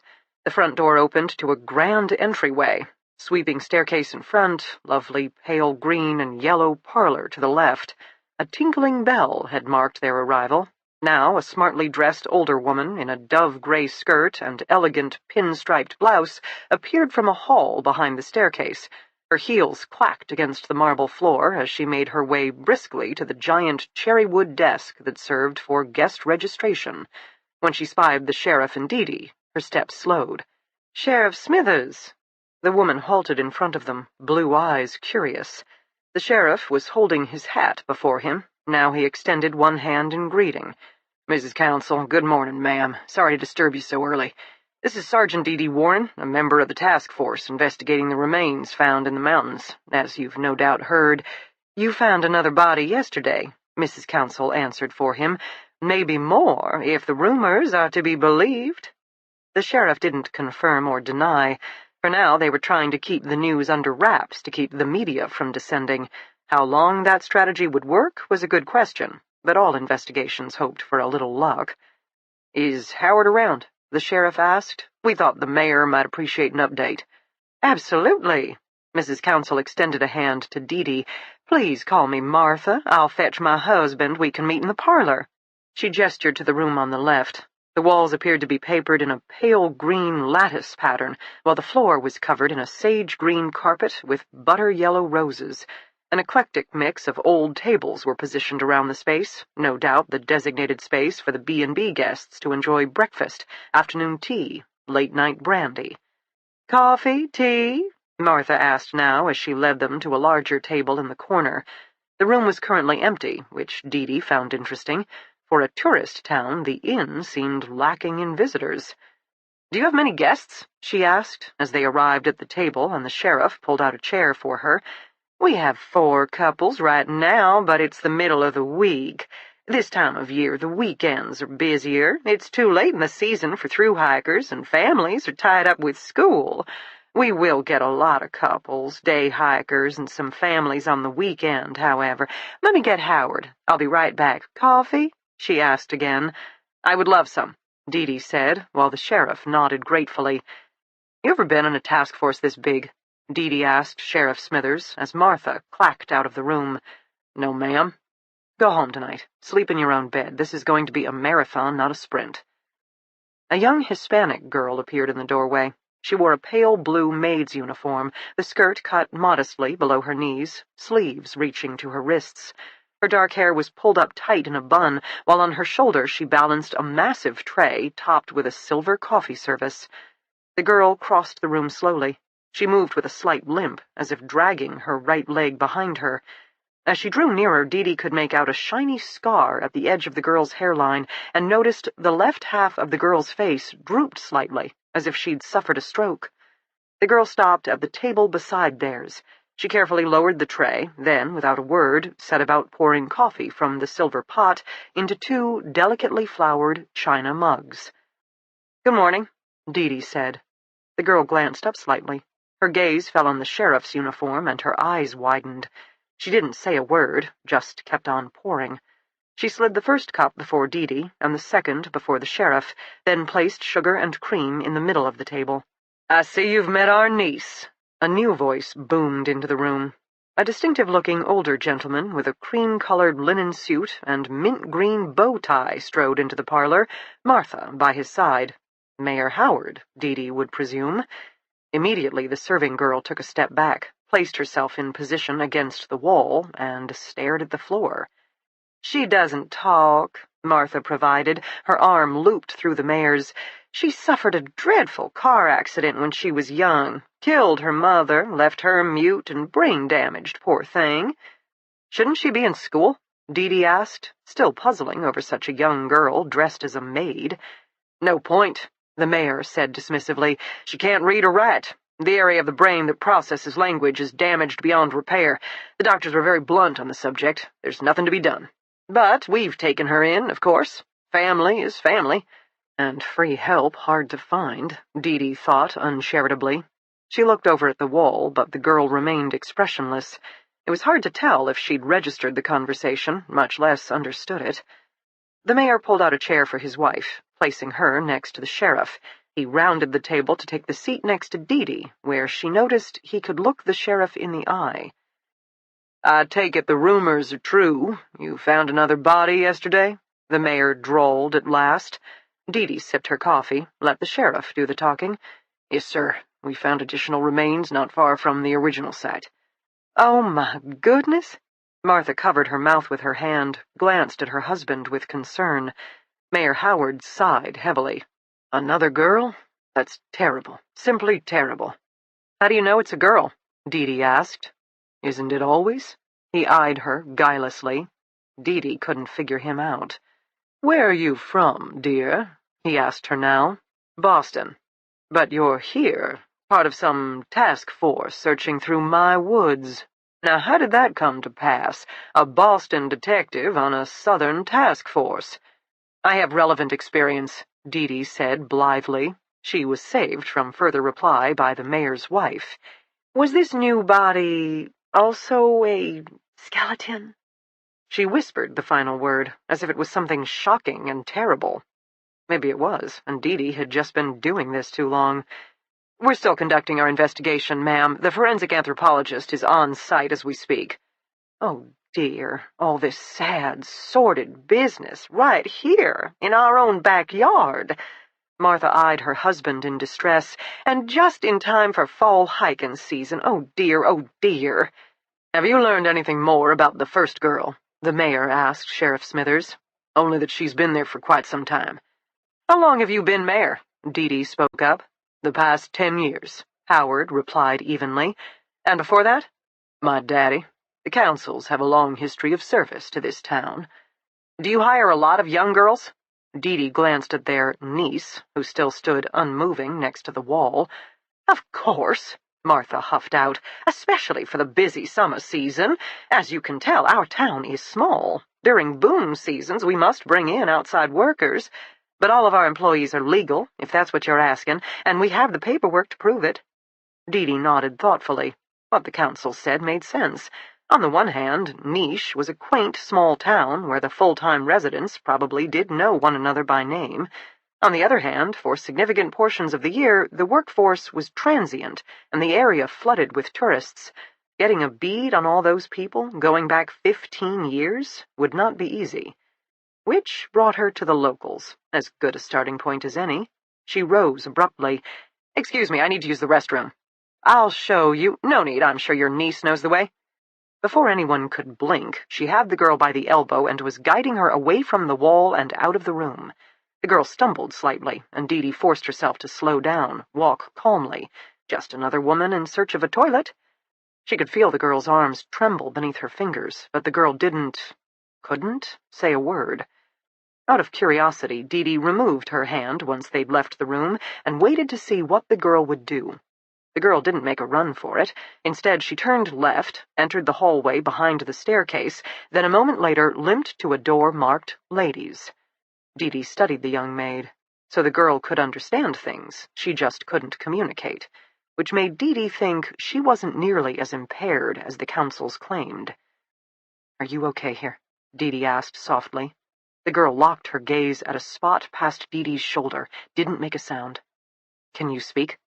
The girl's lips pursed. For a moment it appeared as if she were trying to whistle, make a noise, but nothing came out. She resumed, staring at the wall. Can you type? On impulse, Dee dug out her cell, then pulled up a text message screen. She indicated to the tiny letters, Pick one. Type what you want to say. The girl looked at the phone, then took it gingerly from Dee's hands, turning it over. She seemed genuinely curious, eyeing the letters, the blinking cursor. Her fingers fluttered across the screen, almost in longing. Then she shook her head, appearing genuinely frustrated, and handed the phone back. A full minute had passed, much longer, and Martha would appear to see what was keeping them. I think you know things, Dee tried again, much more than you let on. The girl inhaled slightly, which Dee took to be a yes. When I go back, we have to ask the council some questions. I'd like your answers, too. Brown eyes widened in alarm. No, there's nothing to be afraid of. This is what we're going to do. Stand where you usually do, arms by your sides. When I ask questions, show 1 finger for yes. Dee held up 1 finger, 2 for no. What is yes? Shakily, the girl raised a single finger. No. 2 fingers. Dee knew it. The girl was plenty smart. Her family was taking terrible advantage of her.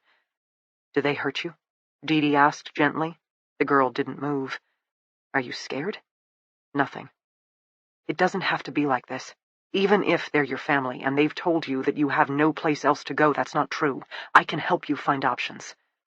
To be honest, though, Dee wasn't sure just what those options were.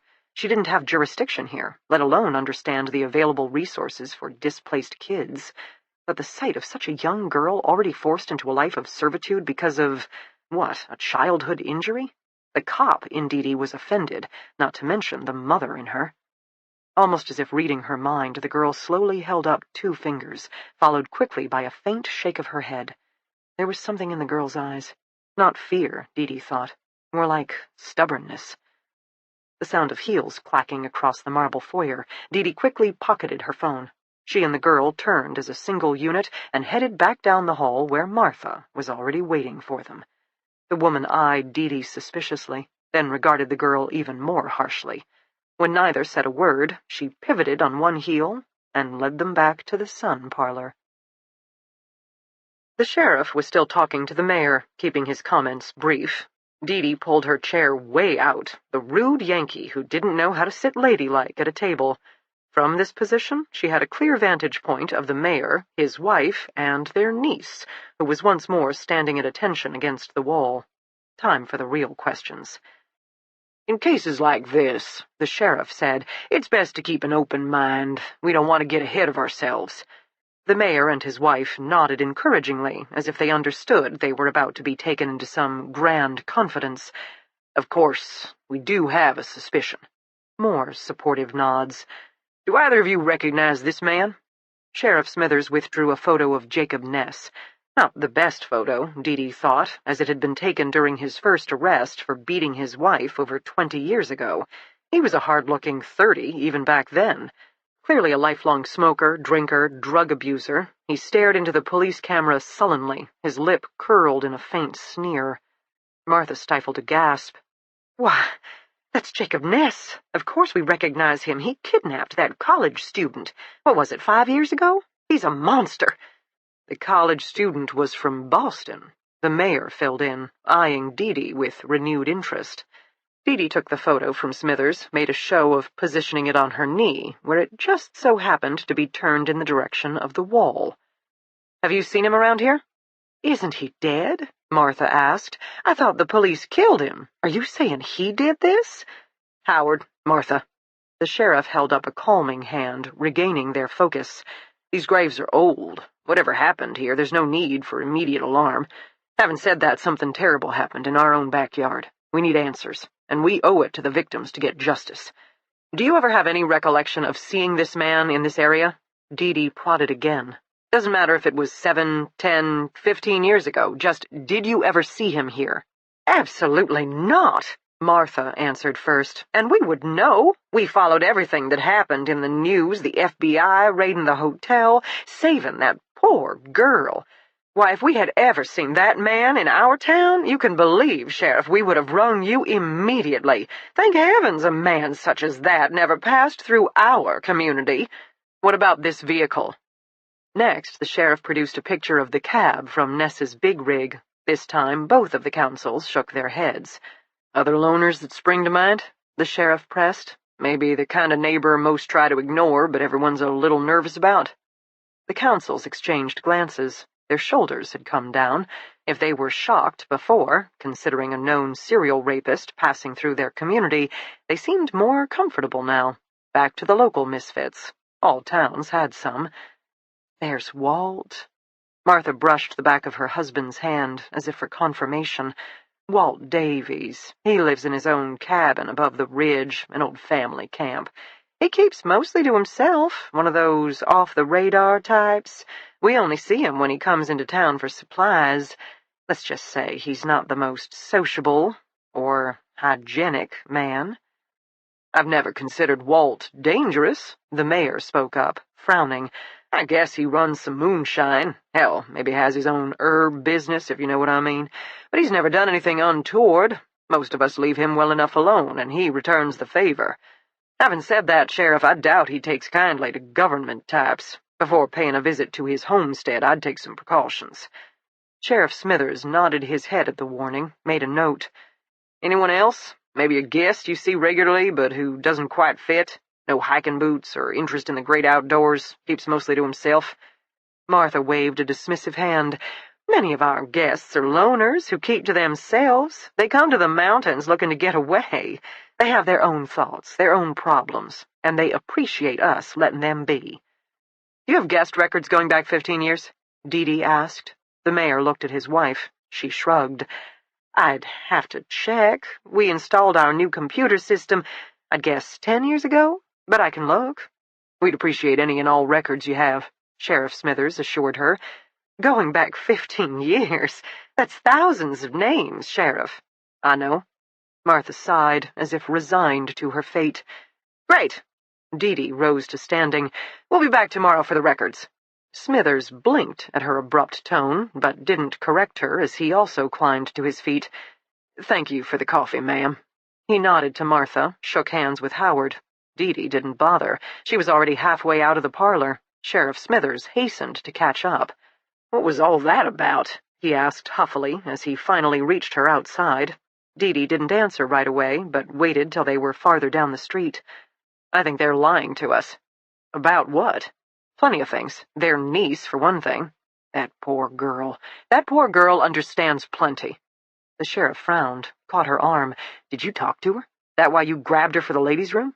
"She can't speak. That part seems true, but that doesn't mean she can't communicate. And she hears just fine. When you were running the conceals through the round of questioning, I asked her to participate as well. 1 finger for yes, 2 fingers for no." The sheriff stared at her. "She could do that?" "Yep. And get this, when you showed the picture of Jacob Ness— hang on, Ness died 7 years ago. Even if he'd been around right before then, that girl would have been only a little kid herself. Little girls have eyes and ears, especially ones who get to spend their lives standing at the edge of a room waiting to serve more tea." The sheriff still appeared uncertain. "She answered? When I showed the picture of Jacob, she answered?" "She held up 3 fingers." 3 fingers? I thought you said it was 1 or 2. "I know, which proves just how smart she is. Her answer wasn't yes or no. I think she made up a new code on the spot. 3 fingers for maybe." "That doesn't tell us anything." "It tells us she knows more than the councils believe she knows. And it tells me I'm going to find a way to speak to her again. Alone. That girl needs us, Sheriff. I don't know exactly what's going on around here, but the discovery of these remains, it's a beginning, not an end. And we'd better catch up fast, because you know what happens when old skeletons suddenly come to light. People get scared. Then new bodies have a tendency to drop. Something happened here. Something very bad. Real question is it over yet?" Chapter 16. Flora. I expected a kid at the ATV rental company. Instead, it's an old guy in a green flannel shirt, worn jeans, and sturdy hiking boots. He glances up when Keith and I walk through the door, takes in Keith's obviously upscale urban wardrobe, and appears to do some quick math, probably doubling the rental price for the cute tourist couple. I thought Keith would start with the subject of maps. Instead, he smiles, lays on the charm, and plays the part of naive out-of-towner with more money than common sense. First question from owner-operator Bill Benson. Have we ever driven a 4-wheeler before? We both shake our heads. Okay, 1 ATV or 2? Bill eyes me dubiously. He appears old school, as in women should be seen, not heard, and definitely have no place operating any kind of motorized vehicle. Keith wants to know about the ATVs first. Sizes, models, how comfortable for 2. Hey, if we wanted to bring blankets, a picnic basket, does Bill have anything with storage? That sort of thing. Bill takes us out back to peruse his inventory. A standard ATV can definitely hold 2 of us just fine. Or, given the scenarios both Keith and I are running through our minds, 1 driver plus 1 body strapped behind the driver. 3 bodies seems a stretch to me, and I have no idea where you'd put a shovel. But then I see a compact trailer parked to the side, obviously meant to be attached to the rear of one of the ATVs. Probably intended for hauling leaves, lawn clippings, that sort of thing, but also perfect for dark deeds done at midnight. I can tell by the look on Keith's face that he's thinking the same. Keith inspects each 4-wheeler. He settles on one that looks exactly like all the others to me, and finally we get to the matter of where to ride. Bill walks us back inside, where he unfolds a map of the surrounding area. There aren't just ATV trails. There are hiking trails. Dozens, if not hundreds, looping all over the place. The myriad of dashed and solid lines reminds me of the subway map in Boston, except much more complicated. "Now then," Bill is saying. "These dashed lines are hiking only. Stay clear, not just because you don't want to be running anyone over, but because most are too narrow. You could hit a tree, really ruin your day." "The ATVs look pretty hardy to me," Keith says. "What if we wanted to do a little off-trail exploration?" "Oh, the machines are tough, all right. This time of year, you don't have to worry about mud. But you get off the trails and you start destroying plant life. People don't take kindly to that. Besides, underbrush is dense in these parts. Bushes, mountain laurel, smaller trees. You can get stuck or lost plenty easy." "We're actually staying over by Niche, but I didn't notice any rental companies over there." "No, sir. We're the only providers in the area." "So, if we wanted to rent the ATV for the day, explore closer to our hotel—" Bill eyes Keith suspiciously. I stay quiet, studying the map and wishing it made more sense. I may have grown up in the woods, but I never used any kind of guide to roam my own backyard. I simply headed out, following deer paths, animal trails.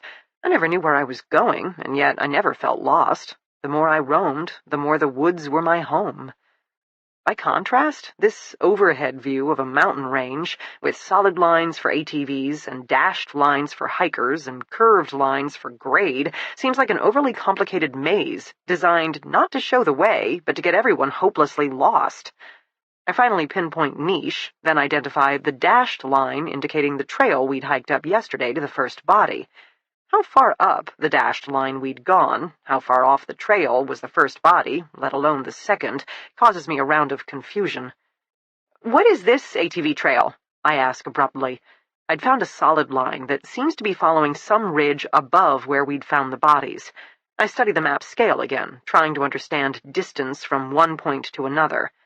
"That's Laurel Lane. Some pretty views in the spring," Bill offers. He looks at me, then Keith, then me again. There's no way he hasn't heard about the discovery of bodies in the woods yesterday, and given the location of the Laurel Lane trail in relation to the search efforts— "We're part of the task force," I give up. "We came in with the FBI yesterday to assist with the search." Beside me, Keith nods. "You don't look like FBI." "I'm a computer analyst," Keith volunteers. "I have experience calculating search areas."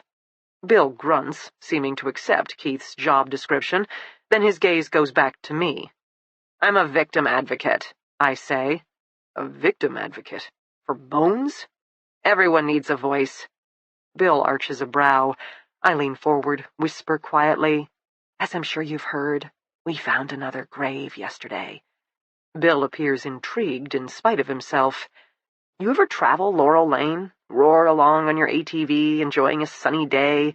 Ever imagine what was in those woods? How close you might have passed to those poor dead bodies each and every time?" Bill swallows thickly. "Hiking with a corpse is tough," Keith speaks matter-of-factly. "The task force has been discussing it, and most likely the killer used some mode of transportation to haul the bodies to the burial sites." How many girls?" Bill asks roughly. He drops his voice. "I heard a dozen." "Do you know this area?" I ask. "Yes, ma'am. Like you said, I've been on that trail many a time." "Could you get a truck on that path?" Keith asks. "Too narrow. And like I said, the underbrush is thick along there. Not to mention, some times of the year all rutted up. Be a risky trip." "How busy is this trail?" Keith points to Laurel Lane. Bill shrugs. "This time of year, weekends are our bread and butter, but weekdays are quieter. You never know, though. Daytime," he ventures, "would be tricky for, well, what you're talking about." "The ATVs have headlights for nighttime rides," Keith says. "Not the best, though. After dark, most riders wear headlamps, or you can clip on additional lighting. If you were going off-trail, you'd definitely want some assistance." Keith takes the map. His gaze is thoughtful, as if all the squiggly lines speak to him. Clearly he doesn't want to give away too much information regarding the location of the graves, and yet there's plenty the map alone can't tell us. "It looks like Laurel Lane is part of a whole network. You can access it from a number of different trails. How do locals do it? Trailer in the ATVs to one of these parking areas, then take off?" Keith asks. "You can," Bill agrees, "but plenty of folks just head out their front door. There are dirt roads not on this map which connect with the ATV circuit. Some locals even have their own personal paths they've bushwhacked leading to the network. Four-wheelers are popular around here. Lots of people own them, and they want to just take off, not be messing around with trailers. You could trailer us in, though, Keith asks. That's generally what we do with groups. You pick the area, I take the ATVs, get you started. I can guide you, too, if you'd like. Bill's gravelly voice picks up. Talk of murder might make him uncomfortable, but clearly the chance to be part of the action... Basically, you're saying this map doesn't show everything? Keith presses. There are dirt roads, personal paths, lots of other things going on which only the locals know about? We don't like to give away all our secrets. Bill deadpans. Keith doesn't seem to know how to ask what he wants to know next. I don't either. We'd walked the woods around the first burial site for hours yesterday, looking for animal dens and scattered bones. We'd never seen anything close to a trail. If there was a path, say, over a decade ago, Keith muses finally, but maybe it hadn't been used for a while, how would we find it? You don't. We don't? The mountain takes back its own. The woods don't want to be cleared or groomed. Hell, it takes 4 different ATV clubs to keep these marked trails accessible. Work is constant and ongoing. Ask any landowner. You want to keep your land, you gotta keep your land. So an old trail would just return to the wild? Yes, sir. In other words, Keith's theory about an old, locals-only trail may be right. Or maybe even more personal than that. A trail once made by one person and known only by that person. Except this section of the Appalachian Trail was part of the Chattahoochee National Forest, not private property, so anyone who'd blazed a private path off the known byways would have to be someone with access, maybe a park ranger or local guide. It feels to me like the more we learn, the more truth spins away. What do you think? Keith asks me. I understand the issue. We can't keep asking questions without giving away too much. Were the graves accessible from the Laurel Lane Trail on an ATV? There's only one way to find out. I get to drive, I say. Deal. Keith pulls out his wallet. We'd like to rent 1 ATV with transport to Niche. We'll also need a map and helmets. Oh, and any kind of insurance you got. Maybe make that double. Chapter 17. Kimberly. As Kimberly quickly learned, excavating a mass grave was like emptying a bathtub 1 scoop of water at a time, keeping the water level even as you slowly brought it down. Dr. Jackson liked to talk while she worked. Now, if this were an archaeological site, we'd start at the edge and dig ourselves in. But when you work a burial, you need to protect the grave itself, including the walls of the original pit, which may yield tool marks we'll want for evidence later. So what we're going to do is start right in the middle. We'll scoop off shallow amounts of dirt into buckets. Buckets will then be poured through a coarse sieve, then a fine sieve. Hopefully that will yield some interesting tidbits, buttons, jewelry, bits of fabric. A shell casing would be nice. But we also want flora, fauna, seed pods. We don't know what we don't know, so at this stage anything left in the sieve is considered evidence. Kimberly nodded obediently, organizing their small crew into the human chain. Dr. Jackson took the lead, patiently removing shallow slices of dirt. Kimberly came next, holding up the bucket to receive each scoopful. Full buckets were passed down for sifting. Empty buckets passed back for refill. Maggie roamed around them, setting up the total station in select spots, shooting data before bringing the toy to the next site, different angle. The work was tedious and hot. Before long, Kimberly could feel the sweat beating along her brow. She had to take a break and tie a handkerchief around her hairline. Dripping bodily fluids into a crime scene would definitely be in poor form. She noticed the others having to stop to do the same. This grave, like the first, was not especially deep. Nor did it turn out to be particularly wide. Within a matter of hours, Dr. Jackson had fully exposed a tangled riddle of bones. Without the skulls for reference, Kimberly wasn't sure she would have known she was looking at 3 bodies. It might have been 6, maybe a dozen. It was heart-rending. 3 people reduced to a single cluster of bones. Dr. Jackson called for a water break. The woman had a kerchief around her head and her neck, both heavily stained with sweat. When the forensic anthropologist straightened, Kimberly could hear the woman's back crack, could see her wince. Definitely not in the lab anymore, the doc said grimly, extracting herself carefully from the grave. Have you worked a mass grave before? Kimberly asked as they headed to the edge of the woods, where the rest of their team had already gathered in the shade and were greedily sucking down liquid. Too many times. Rwanda, Central America. Many forensic anthropologists donate time working international cases. The countries where some of the worst genocides have taken place don't have the resources to process their own sites. They rely on the international community to lend a hand.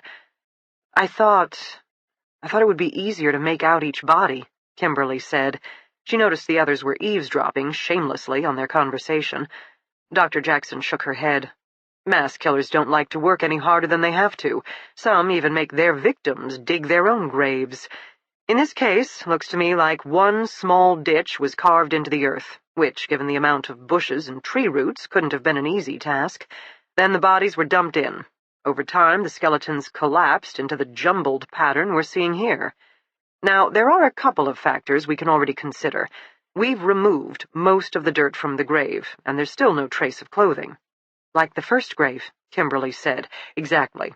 I've also noted the first pelvis. Definitely female. Based on a quick glance, I would guess they all are. The forensic anthropologist sighed heavily. Kimberly nodded, taking another swig of water and feeling those words like a weight in her chest. 4 murdered girls, all dumped on one mountainside, and dead so long not even a memory of flesh remained. Good God, what had been going on around here? Can't tell you time since death. That'll take some quality time with my mass spec back in the lab. Clearly we're looking at older remains, but are these 2 sites 5 years apart, a few years apart, a few months apart? That's going to take some analysis. 3 bodies in one burial site is unusual for a serial predator. Can't say I've run across that before myself. We already got an interesting find in the first sieve as well. Kimberly hadn't worked the sifting process, so she looked at the doctor. Appears to be a slender piece of plastic tubing, Dr. Jackson explained. The size and diameter reminds me of medical equipment, say a cannula used for an IV. Seriously? Again, this is premature, but we also found a dirt-covered strip of adhesive, like the kind used to tape an IV to the back of a patient's hand. There are possible medical supplies in this grave? No clothes or signs of restraints, but medical supplies? Like I said, gotta get back to the lab. Kimberly stared at the doctor. She honestly didn't know what to make of such findings. A mass grave had been strange enough, but a mass grave where one of the victims may have received medical treatment? Kimberly heard a sound in the distance, a low splutter, turning into a throaty growl as it grew closer.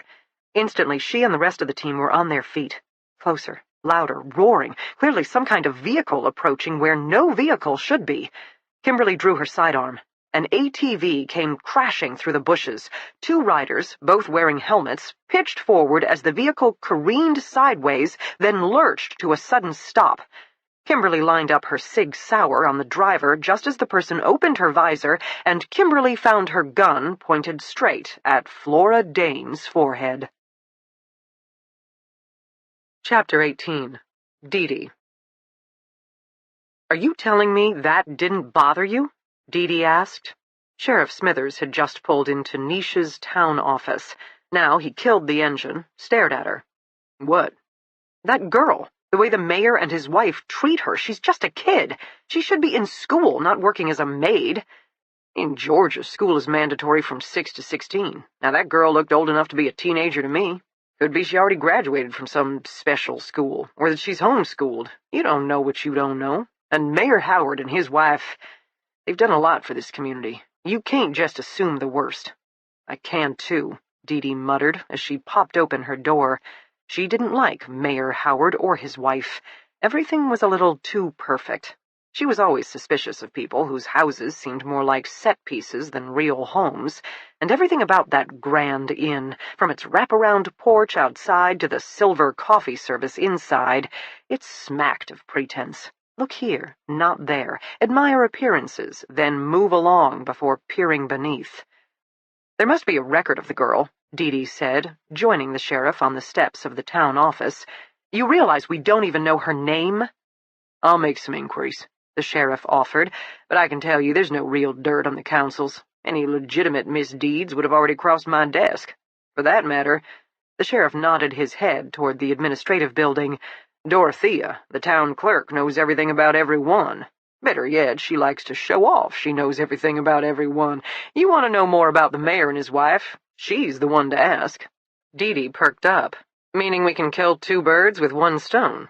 We were due for a break sooner or later." The niche town office was small, looking more like a white double-wide to Dee than a traditional government building, but then the town was so tiny, maybe this was all it needed. They walked into the middle of the squat space. To the right was a large open area with chairs lined up against the wall. For town meetings, Dee would guess. To her left was a raised counter marking the clerk's office. An older woman with silver-framed glasses on a long, glittering lanyard stood up from her computer to greet them. She wore a pink turtleneck, though Dee would have thought it too warm for such things. "Dorothea." The sheriff reached out a hand. The older woman batted her heavily mascaraed eyes. She had a mass of platinum blonde hair arranged in a French twist, and the too thin build of a woman who'd spent her entire life denying herself dessert for the sake of her girlish figure. Dee held out a hand. She didn't get the same lingering look as the sheriff, but Dorothea was polite enough. "Sure you heard about the excitement yesterday," the sheriff began. He'd taken off his hat as soon as they walked through the door. Now he turned it in his hands. Dee was starting to recognize his routine. The sheriff liked to approach his constituents with folksy charm, hat in hand, literally just one of the neighbors, asking a few questions. As Dorothea nodded, Dee decided the sheriff might be onto something. You attract more flies with honey than vinegar, as the saying went. She'd never been particularly good at that approach, given her own blunt, take-no-prisoners style. She smiled now, forced herself to slow down, make eye contact. Dorothea appeared momentarily uneasy, so maybe Dee's expression wasn't quite as neutral as she hoped. Probably even things like smiling took practice. "We're interested in some property records," the sheriff said. "Well, now, Sheriff, of course I want to help, you know I do, but I have a responsibility to this town and the privacy of its citizens." "Tax rolls are public domain, Dorothea, nothing to worry about. We just need to dot some I's, cross some T's. This is going to be a very big investigation, and we want to put our best foot forward. Show these Yankees." He grinned, elbowed Dee. "We know what we're doing." So that's how it was going to be. Dorothea beamed at the sheriff. Dee stopped with the smiling, returned to her more traditional role as bad cop, or, as the case might be, stern northern cop. "Which property records, Sheriff?" "Well, that's the thing. We don't exactly know. I'm guessing we're gonna need you to do some fancy database searching. Not that I imagine that's any problem for you." Indeed, Dorothea had already returned to her computer, hands hovering over the keyboard. "We want to go back, I'm going to say 15 years. The sheriff nodded, as if that number sounded good enough. "Let's say homesteads that include at least an acre." Dorothea gave him a look. Dee was guessing, given the rural location, at least an acre was pretty common for property around here. "Now, this is the trick. We're curious about property that's changed hands. Maybe the owner died, something like that." Nodding, fingers flying across the keyboard now. "How many is that?" the sheriff asked after a minute. "I have 24. Any property showing a cabin deep in the woods, or removed from its neighbor?" Dorothea frowned at the sheriff, then consulted her list. 10 or so. "I'll tell you what, just download them all, that'll be good." The sheriff glanced at Dee. She added, "What about any properties that have been foreclosed on, regardless of lot size, location?" "That gives us 4 or 5 more. We'll take those addresses as well." Dorothea nodded, hit a button. The printer fired to life. "I heard you found bodies," Dorothea whispered at last, looking at the sheriff and placing extra emphasis on the S at the end of the word. "Skeletal remains," the sheriff confirmed soberly. "Nothing for immediate worry, but violent crime is violent crime. We'll be getting to the bottom of this." "Young girls? Many of them?" "We're still conducting our investigation."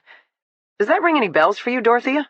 Dee asked, because she saw a gleam in the woman's eyes. The town gossip. Of course she wanted to be in the know. "Are there many girls that pass through here?" Dorothea hesitated, glancing at the sheriff. He nodded slightly, as if granting permission to speak to the outsider. Dorothea turned to Dee. "During the summer season, this place is crawling with new faces, including plenty of girls suited for waitressing, hospitality, and the like. But come winter, business drops way off. Most businesses cut down. The kids head back to school. Winter, we're a sleepy town in a lot of ways, without the hikers." She shrugged. "True," the sheriff agreed. He took the stack of property records from Dorothea and thumbed through them, as if already bored. "It's a beautiful main street," Dee commented. "I especially love the Mountain Laurel B&B, run by the mayor and his wife. What a gorgeous Victorian." "One of the true prized jewels of the town." Dorothea warmed immediately. "That property was originally built in 1830 as a summer home for a rich Atlanta family. They had 4 daughters. One, Martha Conceals' great-great-grandmother, married locally and stayed on. That house has been in the family for generations." Dee nodded. So the hotel belonged to the Missus, not the Mr. Interesting. "I just met the mayor and his wife. Such a shame about their niece." "Oh, they take good care of her. Poor thing. To have been in a terrible accident. Girl was left simple, you know." "What's her name again?" Dee asked. Dorothea blinked. "Why, I don't recall. She's very quiet, and it's not like you see her out and about." "She's not allowed out?" "I didn't say that." Dorothea frowned at Dee, clearly not liking her attitude. "Girl can't talk. That's not exactly who you send to run errands." "Of course," Dee conceded. "She reminds me of someone I once knew, that's all. And you're right, such a tragedy. When was the accident, anyway?" 10 years ago, maybe?" "The girl's been living with the Conceals that long?" "Well, when I first met her, she was an itty-bitty thing, and Lord, the scar back then seemed to be half the poor girl's head." Dorothea eyed Dee reproachfully. "They've done right by her." "Family protects family," Dee agreed. "The Conceals take care of this whole town, always have. You're here for the fall. That's a good season for us. Lots of hikers, tourists, people eager to spend money. But December, January, February, those are lean months. Not all families have the resources to make it through. The Conceals keep eyes and ears out. They don't boast, but if they hear about anyone who needs a little extra help, let's just say grocery bills have been known to be magically paid, property taxes caught up, even medical bills cleared. Around here, neighbors look out for neighbors, and Howard and Martha are good neighbors."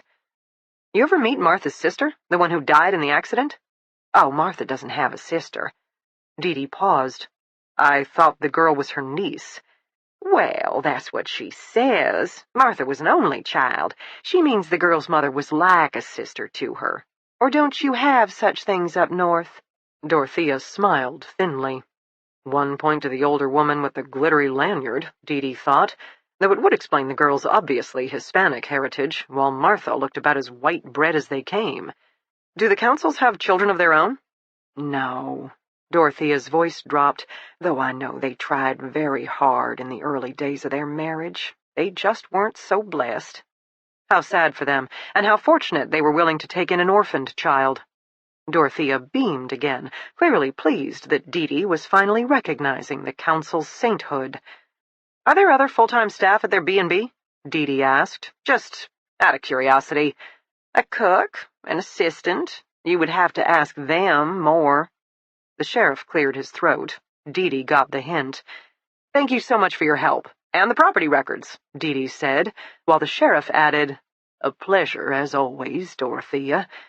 You're going to figure this out, right, Sheriff? It breaks my heart to think of some poor soul buried in our own backyard." "We're on this, Dorothea," the sheriff assured her. "We'll find the answers, get these girls some justice." "If you need any other help—" "Of course." Dorothea turned to Dee more sternly. "We're a good community," she said, as if daring Dee to deny it. Dee merely smiled, and, starting to understand the rules of engagement, went for a point of her own. "Of course. But bad things can happen everywhere, and the woods around here clearly aren't as safe as they look. Chapter 19. Kimberly. Task forces must be fed, which made Kimberly incredibly grateful to Franny, Sheriff Smithers's receptionist, checklist operator, and all-around extremely tall den mother. By the time Kimberly and her crew had trudged back down the mountain, it was already nearly 8 p.m. Kimberly took a much-needed shower, then headed straight to the Mosley County Sheriff's Department for the evening debriefing, where she discovered her fellow investigators already camped out in the conference room, enjoying what appeared to be an entire buffet of homemade casseroles. "From the ladies of the 1st Congressional Church," Franny said, appearing at Kimberly's elbow. "They know how hard you people are working and wanted to show their appreciation. You must try the chocolate trifle. Patty makes it every year for the fall cook-off. It's the best." Sure enough, across the room, Dee was standing over a giant glass bowl containing what appeared to be layers of chocolate pudding and whipped cream. The detective was licking a spoon and wearing an expression that probably shouldn't be viewed outside of a bedroom. "Is there lasagna?" Kimberly asked. "I smell lasagna." She'd been on her feet for 14 hours and hiked up and down a mountain half a dozen times. If there was pasta in this room, she'd earned it. "3rd tray from the right. And don't worry, we have more where that came from." Franny bustled off to shift more platters, distribute more plates. Kimberly decided this was already the best task force meeting she'd ever attended, which was good, because they had a lot of ground to cover. She ate, shamelessly, then went straight for the trifle, even though Dee glared at her and made a sound suspiciously like a growl. "Call dibs on the bowl," the Boston detective said. "Rock, paper, scissors?" A fresh glare from Dee. "Not gonna help you," Kimberly informed her. "I have 2 daughters who practice that look on a daily basis. Besides, I spent the day exhuming skeletons. You?" "Fine. I get the brownie platter." "Deal." "Why isn't Flora eating?" Kimberly asked presently, leaning against the wall beside Dee, savoring the trifle. There were little chocolate chips. And toffee. Heath Bar Crunch, maybe? Or is that a symptom of PTSD? "She ate all day." "She ate all day?" "We'll get to it. Your day?" "We'll get to it." After one more scoop of trifle, Kimberly decided. "Where are your ERT people?" Dee asked. "They stayed at the hotel. They're beat and have to be back at the site at dark 30 tomorrow morning. But I have the report on what we found." "Dr. Jackson?" "Same deal. She's jonesing for her lab, not a meeting where all she can say is, 'Wait for my report.' We have at least one more day of field work, then the team and Dr. Jackson will return to Atlanta. In the meantime, we have discoveries to discuss." "I have a new lead," Dee said. "She's underaged, can't speak, read, or write, and apparently suffers brain damage from a childhood injury. But I have a feeling about her." Kimberly arched a brow. "After the meeting," Dee murmured. The detective had her gaze on Sheriff Smithers, sitting across the room and apparently devouring taco salad. "This town, the locals? I have some concerns." "You mean you're not fallen for Main Street's quaint charms? Not after learning what's buried in the mountains." Kimberly couldn't argue with that.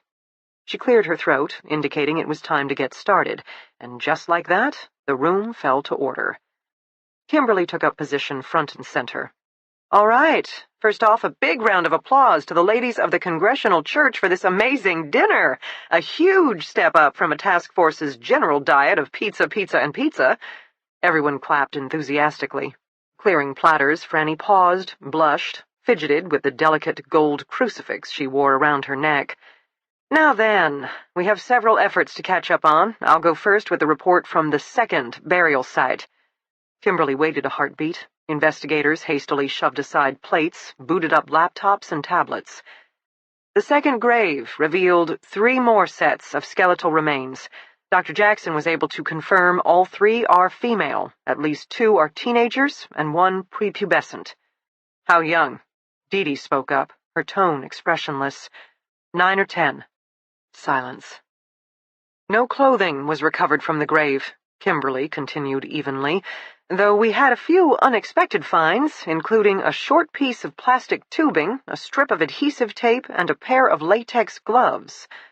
Keith's hand fired into the air, and Kimberly nodded for him to speak. "You're going to test the gloves for prints, and the inside as well as touch DNA?" Look who'd once more spent some quality time with Google, Kimberly thought. All evidence will be subject to a complete forensic exam. For immediate consideration, Dr. Jackson is theorizing that one of the bodies may have had IV tubing taped to the back of her hand at the time of burial. But that would mean the person had received medical attention. Flora said slowly, "It's possible. Jacob wasn't averse to needles, but medical assistance? I was lucky if he tossed a couple of aspirin my way." "The presence of an IV seems outside of Jacob Ness's purview," Kimberly agreed. "Still, evidence is evidence. The tape may yield DNA, something to help identify victim or perpetrator. In the meantime, Dr. Jackson will conduct a full analysis on each set of remains. She knows we need answers soon." "Does the doc think the second burial site is from the same time frame as the first?" Sheriff Smithers asked. "In her own words, that's not an unreasonable conclusion, but will require additional testing." "The first skeleton," Sheriff Smithers continued now. "Lila Abinito." Kimberly nodded. "She wasn't from around here. She went missing from Alabama. Meaning these other girls, they might be from elsewhere, too. Makes sense, if you think about it. 4 local girls going missing all at the same time would call attention. But if they're from different places... We're going to need to pull missing persons records for teenage girls nationwide going back 15 years, maybe even 20. That's going to be a lot of names. We have some work ahead of us, no doubt." "COD?" Dee Dee spoke up. "Nothing obvious. Again, Dr. Jackson hopes to learn more back at the lab." "Asphyxiation," Keith murmured. "Highly possible. We did get one break. This newest grave yielded several seed pods that were most likely interred with the bodies. Based on a preliminary analysis, thank you, Harold, thought Kimberly, we assume the bodies were buried early spring, so that at least gives us a start on a more exact timeline. Except we don't know which year." Keith spoke up. "We're starting 15 years ago, working around that. Now, tell us about your efforts today." Kimberly addressed Keith and Flora. "I ate," Flora said. "So I heard." The entire task force regarded Flora curiously. The woman cleared her throat, sat up straighter. She appeared defensive, but maybe that's the best a survivor could do, surrounded by a room of professional law enforcement types. "Jacob liked food. Lots of food." Flora looked around the room, at all the empty aluminum casserole pans. It was hard for Kimberly not to feel guilty. "Sergeant Warren recommended I try out some of the local establishments, see if any of the food tasted familiar. But, I just don't know. It was too long ago, I don't remember enough." The woman sat back abruptly. Kimberly had a feeling there was more to it than that. She waited, but Flora didn't speak up again. "You and Keith did make one major discovery for the day." Kimberly nodded at Keith to do the honors. "We worked on the logistical issue of getting 4 bodies up a mountainside, while also having to consider carrying an assortment of tools for digging a grave." Keith rattled off. "It seemed to us, having already hiked up and down to the gravesite a couple of times," around the room, people nodded, "that wasn't the most feasible way of accessing the area, and certainly not something one of our suspects, Jacob Ness, would even attempt." More nodding. "Upon further investigation, an ATV seemed the most likely mode of transportation, so we approached a local dealer, established there is at least one trail running just above the grave sites that would yield easier access, and then, well, we rented a 4-wheeler. Sure enough, we arrived at the second burial site pretty quickly." "You nearly ran over the second burial site," Kimberly corrected. Neither Keith nor Flora said a word. "Which did prove your theory," she grudgingly allowed. "And I appreciate your thinking. Hiking up bodies, tools, and now, if we consider one of the victims may have been sick and or incapacitated enough to require an IV, an ATV does make more sense as a mode of transportation. We also learned many of the locals own ATVs and even groom their own private trails," Keith said. He looked at Sheriff Smithers. "So it may be our perpetrator didn't even come from the main road, but accessed the byway from a path on their own property." "4-wheeling is popular around these parts," the sheriff considered. "I can have one of my deputies check it." "Which brings us to your day," Kimberly transitioned, turning focus to the sheriff and Dee Dee. "We interviewed local leaders and the town clerk," the sheriff reported, "reached out to local hotels on generating whatever reports they could on guests going back 15 years. Timeline is an issue. The biggest property in Niche, the Mountain Laurel B&B, which is run by the mayor and his wife, They got a new computer system 10 years ago, so they can't even tell you who was around before then." "Shrimp," Kimberly murmured, remembering the sheriff's discreet oath from their first meeting. "Exactly. The sheriff cleared his throat. "We got one named Chase, Walt Davies, apparently an antisocial type, lives alone in the woods and prefers it that way, possibly brews his own moonshine and/or grows his own dope, which will add to the tensions if a bunch of uniforms suddenly show up on his property." "Moonshine and weed?" Flora spoke up. The sheriff nodded. Flora sat back, eyes narrowed in thought. The sheriff cleared his throat, continued on. "I'll assign a couple of my boys to pay him a visit tomorrow. Local deputies, which hopefully will appear less threatening than, say, the feds. Either way sounds like we should approach with caution." "You want to call in reinforcements? SWAT?" Kimberly asked evenly. "Nah, I'm afraid showing up with the cavalry will start a war. I think we should try out some local charm first, proceed from there. We got a list of other properties from the town clerk that fit our parameters as possible cabins Ness could have holed up in 8 years ago. We should assign a couple pairs of investigators to check each location in person. Don't know if you want to be part of that." The sheriff looked at Flora. "I wasn't outside, so looking at exteriors I won't be any help. But the basement? I might be able to recognize the basement, especially the brown carpet. I spent a lot of time studying that carpet." "How many properties?" Kimberly asked. 18. She nodded. "Okay, send out pairs first. If there are some that are particularly promising, say set back enough from neighbors and have a basement with brown carpet, Flora can review the finalists." "I think we have to look harder at the locals." Dee spoke up. Kimberly gestured for the detective to continue. "When we spoke to the town clerk, Dorothea, she mentioned business around here is seasonal. Spring and summer is super busy with hikers, meaning, sure, someone like Jacob or another predator could appear or disappear without anyone taking note. Now, you're saying you believe at least one of the graves is from the spring. Combining that with the ATV info," Dee nodded toward Keith and Flora, "I think that smacks of local knowledge. Who would know where to bury the bodies when the trails are crawling with thru-hikers, how to access that area with maximum privacy, and have access to an ATV that doesn't draw any notice?" "You don't think it's Jacob?" Flora spoke up quietly. Dee shrugged. "I haven't ruled him out, but 4 bodies, 3 in one site? This is different. This isn't lone predator activity, at least not any kind of lone predator I've ever heard about." Keith nodded vigorously. "I think we're back to our first theory," Dee continued. "Murder as a team sport." "Why the IV?" Kimberly pushed. "I have no idea." "Where's the closest hospital?" Kimberly asked the sheriff. There's a couple," Sheriff Smithers offered. "Nothing too close, though." "I wouldn't go straight to hospitals," Dee volunteered. "I'd start with people with medical backgrounds, nurses, EMTs, a retired doctor, even a vet. An IV isn't that difficult, right?" She turned to the sheriff. "Isn't that something Dorothea could help us with, being the town busybody and all?" Sheriff Smithers nodded. "I could ask her." "Where do you get an IV?" Keith asked. "Medical supply company," said Kimberly. "Online retailer.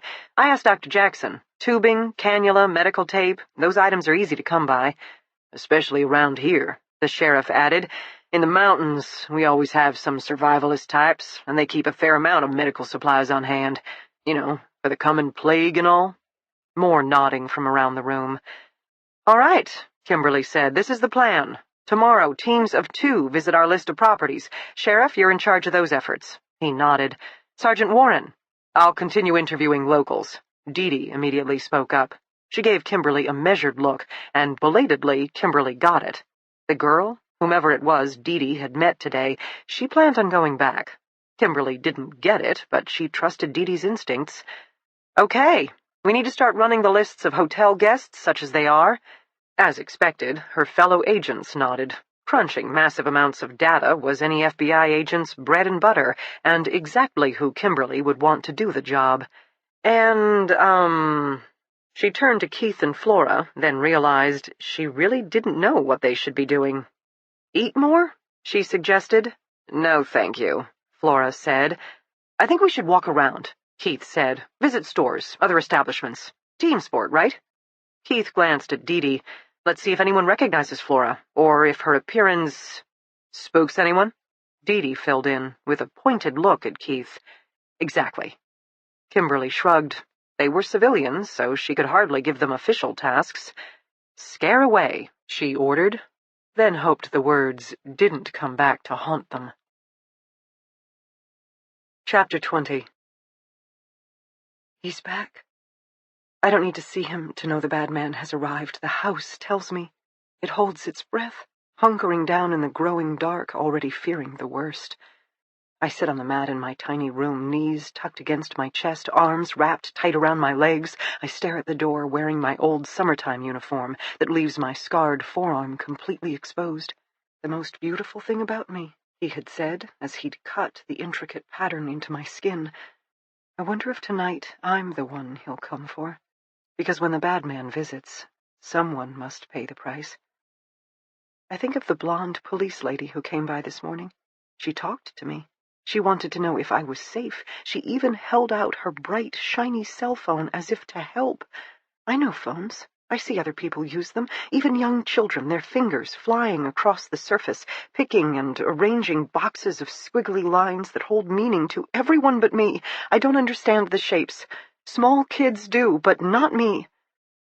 Footsteps. Heavy thuds from down the cold, stone-tiled hall, moving fast with purpose. I pull my legs in tighter. The blonde lady said I didn't have to stay, but she doesn't understand, and I don't have enough fingers to tell her everything. She and the kind-eyed sheriff are looking for some man who apparently has already come and gone. I vaguely recognize his mean look, or maybe I've just seen too many men like him, with expressions that promise pain. The man in the photo they showed is a bad man, but he is not the bad man.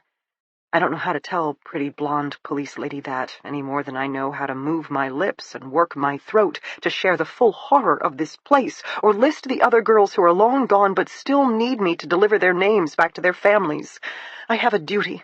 Like my mother, run, she tried to warn me. I ignored her, but still she tried. She was strong and brave. She stood up to the bad man, performed some small act of rebellion that brought him to our home that final night.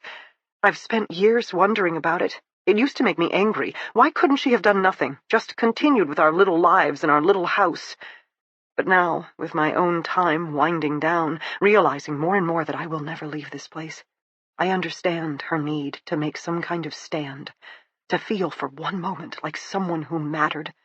Because the bad man loves to make us less, to dance his blade across our skin until we scream. Then he smiles and admires his handiwork and leaves even me whimpering as I clutch at my ravaged arm.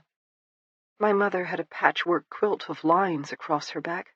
As a child, I would trace them with my finger. She never said a word. Now, of course, I wonder. Thump, thump, thump, the footsteps much closer now. The house holds its breath. He's here, standing on the other side of my door, his hand closing on the knob. One twist, the door will open. One step, he will loom before me, blade by his side, smile on his face. Just like that, it will be my turn.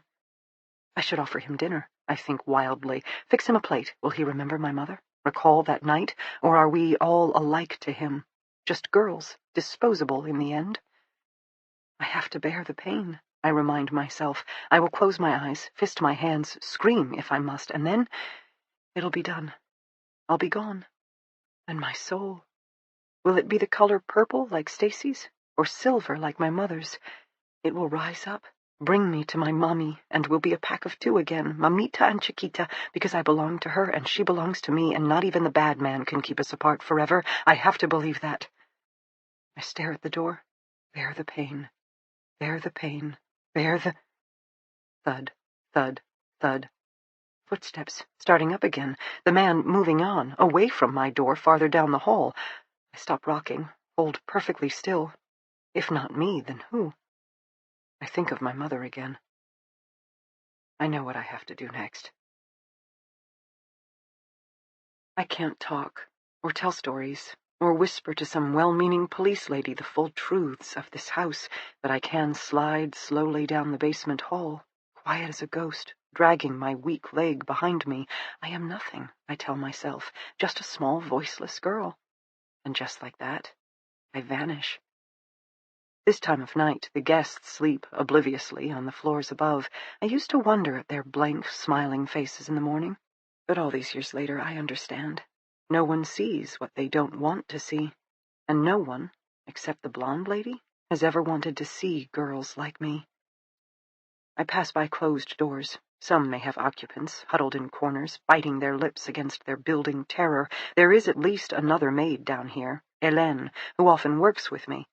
There are other girls, however, that come and go. I don't know anything about them. Don't even know if any of them are here now. The bad man disappears around the corner. I move faster, the stone floor cold against my bare feet. My worn uniform is too thin for these tunnels, which are dimly lit and carved deep into the earth. This is the part of the house guests never visit. It is the realm of bad things and bad people. Monsters are real, and they live in the bowels of the earth, where the darkness feeds their appetites and breeds their rages. But I don't know how many fingers to hold up to tell the blonde policewoman that, so I do this instead. A pair of heavy wooden doors looms ahead, old and solid, like this house, these mountains. I have been in this room before. I know it smells of candle wax and blood. I know it's the house's very core, and the house itself wishes it didn't exist. The day the bad man carved up my forearm, then left me curled in a pool of my own urine, I dreamt of pulling burning logs from the monstrous stone fireplace inside this room, then flinging them around this space. The house would applaud, I think. It would smile as its walls caught flame. It would whisper thank you as it collapsed on itself and became no more. But this room is fashioned from more stone than wood. The house might go. This awful centerpiece will never burn. The bad man disappears through the partially opened doors. I place my hand against the wall beside me. I will my body to disappear into the shadows. And because the house is my friend, I can feel it wrap itself around me, offer what protection it can. I hold very still, then hear the bad man's voice. "What the hell do you mean by this?" The answering voice trembles, then finds itself. Mayor Howard, the master of the house. Of course, the bad man knows differently. "The sheriff came by today, some Boston detective, too. They're asking questions. Let them." "It's not safe." A woman's voice now, mistress of the house, except once again the bad man knows differently. "Did they ask to search this place?" "Of course not. They have no reason." "Exactly. But they're showing pictures." The master again. "Jacob Ness, his rig. Rumors are his last victim is here, too, Flora Dane. Ness is dead. People may still remember. Then they can rat out a dead man. Who cares?" "The police are everywhere." The mistress, her voice shrill. "Federal agents, local officers, they've been talking to others." "Excuse me?" The mistress falters. "I'm just suggesting. The police have discovered at least 2 of the graves. They're pulling records, conducting interviews, even learning the trails. We need to stop. Think." "Shut up. You do not think. You do not consult others. Need I remind you exactly how this works?" "Please." The master's voice, lower, placating. "Just consider. This has been a good arrangement. For you, for us, for everyone. It's all been extremely fortuitous, profitable. Surely it doesn't hurt to take a small break, just till the risk lessens." Silence. The bad man thinking? The bad man considering? "When will the police attention lessen?" he asks at last. There's a tone to his voice, a silky smoothness that suddenly makes the hair stand up at the nape of my neck. I have heard that note before, in another room, far, far away from here. "As you say, the town is crawling with investigators. They've found bodies. They're not just going to go away." "We could give them what's left of the cabin." The mistress, less shrill, more tentative. "No." "But you said, rat out the dead man." "It won't work." "Why not?" "Because she's here, and if she sees, she might remember. Then it won't be about one dead man." "I mentioned Walt Davies." The master again. "You know how he is. Shoots first, questions later. With any luck, they'll fill him with lead, then we can lay all of this at his feet." "You idiot. Then there will be even more police in the area." "If we could just take a break." The mistress pleading, "even for a couple of weeks, until the immediate attention dies down." "It doesn't work like that. You know it doesn't."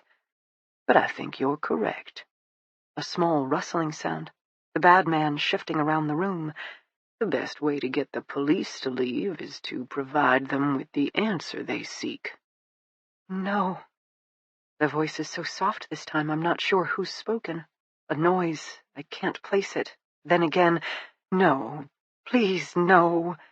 "They're looking for a monster," the bad man murmurs. "Yes, absolutely.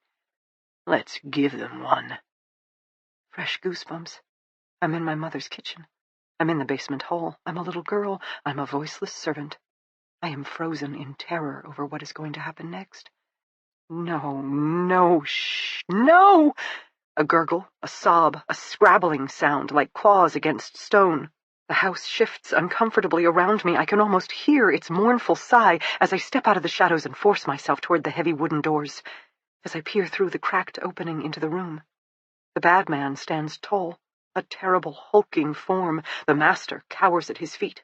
The mistress, on the other hand, the bad man has moved behind her.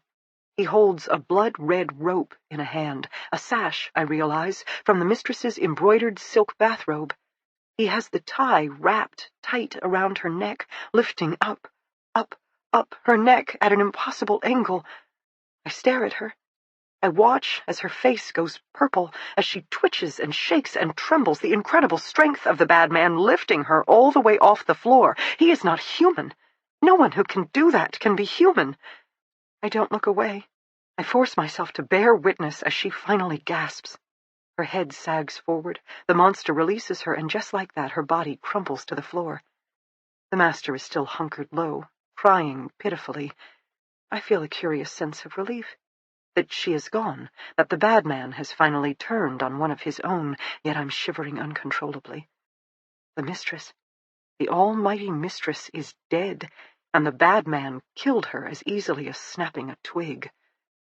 "Get up," the bad man orders the master. Will he kill the master next? Good God, what will become of the rest of us if there's only the bad man left? I back away then, turn and flee awkwardly toward my room, gulping for breath. But it's not air I need, it's words and letters and sounds, something, anything to communicate, because the police lady will be coming again, and this time I need to think. I need to plan. The end is coming, but not like I thought it would. "Run," I hear my mother's voice. I want to be a little girl again. I want to hold out my arms and have my mother scoop me up and hold me close. I want to hear her voice murmur my name. I want to be our pack of two, Mamita and Chiquita. I want things I can never have, because the bad man took them from me. I duck inside my room just in time to hear the heavy wooden doors groan open, then footsteps once more hit the hall. The bad man, not even a break in his stride as he passes my room, heads upstairs. The house shudders into silence. I remain leaning against the wall of my tiny room, breathing hard, 1 finger for yes, 2 for no, 3 for maybe. And 4 fingers? 5? There must be a way to communicate. There has to be a way to confess all to the blonde detective who offered help. I must find it, because the end is coming. And name or no name, voice or no voice, I'm going to make the bad man pay. Or die trying. Chapter 21. Dee Dee. Dee Dee retired to her hotel room to spend the rest of the evening researching brain injuries and speech impairment. She felt she'd barely fallen asleep when her phone rang. "Wake up," Kimberly announced. "Huh?" "Sheriff just called me. We got another body." "What?" "The mayor's wife. You interviewed her yesterday morning, right?" "What time is it?" "Just after 4. "In the morning?" "Meet you in the lobby in 15. There's no way Martha Council's death isn't related to our investigation. Grab coffee, get hopping. We have a long day ahead." The sheriff was already waiting out front when Kimberly and Dee Dee pulled up to the Mountain Laurel B&B. His uniform was wrinkled, and Dee Dee would bet he'd once again spent the night in his office. He nodded somberly in greeting, then led them up the front steps.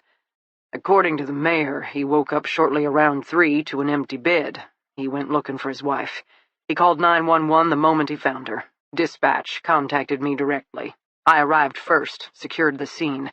No one has touched anything." The lobby was ablaze with lights as they entered. They were at least a good hour from sunrise, Dee thought, and the inn still held the hush of the middle of the night. She looked around automatically for the mayor's niece, but didn't see any sign of the girl anywhere. Mayor Howard was sitting in the green and yellow sunroom, staring at the table blankly. He wore a white, monogrammed bathrobe and appeared to have aged 100 years. Red-rimmed eyes, haggard expression. If he was acting, Dee thought, then he was one of the best she'd ever seen. As she watched, he went to take a sip of coffee. The delicate porcelain cup shook so badly he spilled half the contents before setting it down again. "Down the hall, third room on the right," the sheriff instructed Kimberly and Dee. "I'll stay with him." Dee and Kimberly swapped glances, then followed his instructions. Dee still didn't understand what they were going to discover, but it clearly wasn't good. Third door on the right turned out to be the end of the hall. In the mental map Dee was creating in her head, this room occupied the back right corner of the historic home. Perhaps the former master bedroom, she thought, as they walked into the sweeping space. A massive canopy bed occupied the middle of the room, and there, dangling from the top of the wooden frame, hung Martha Council, clad in a long white nightgown and open red silk bathrobe, her body swaying slightly from some unfelt breeze. Neither Kimberly nor Dee spoke a word. They entered the room, walked around the bed. The method of hanging appeared to be a red silk sash, probably the tie from the woman's bathrobe. Judging by appearance, Martha had fashioned the noose around her neck, attached the other end to the wooden canopy frame, then climbed onto the king-sized bed and— what? Stepped off? Had she clutched at the silk as it pulled taut, struggled to regain a toehold on the bed to ease the strain? Dee moved close enough to study the woman's hands without touching. She didn't see a mark on them. Same with the elaborately made-up bed. The green embroidered comforter appeared perfectly smooth, as if Martha hadn't suffered any doubts or second thoughts. She'd simply gotten up in the middle of the night, left her husband's side, and come here to do what she felt must be done. But why? "There's a note," Kimberly murmured. She nodded toward the bedside table. Dee crossed to where she stood.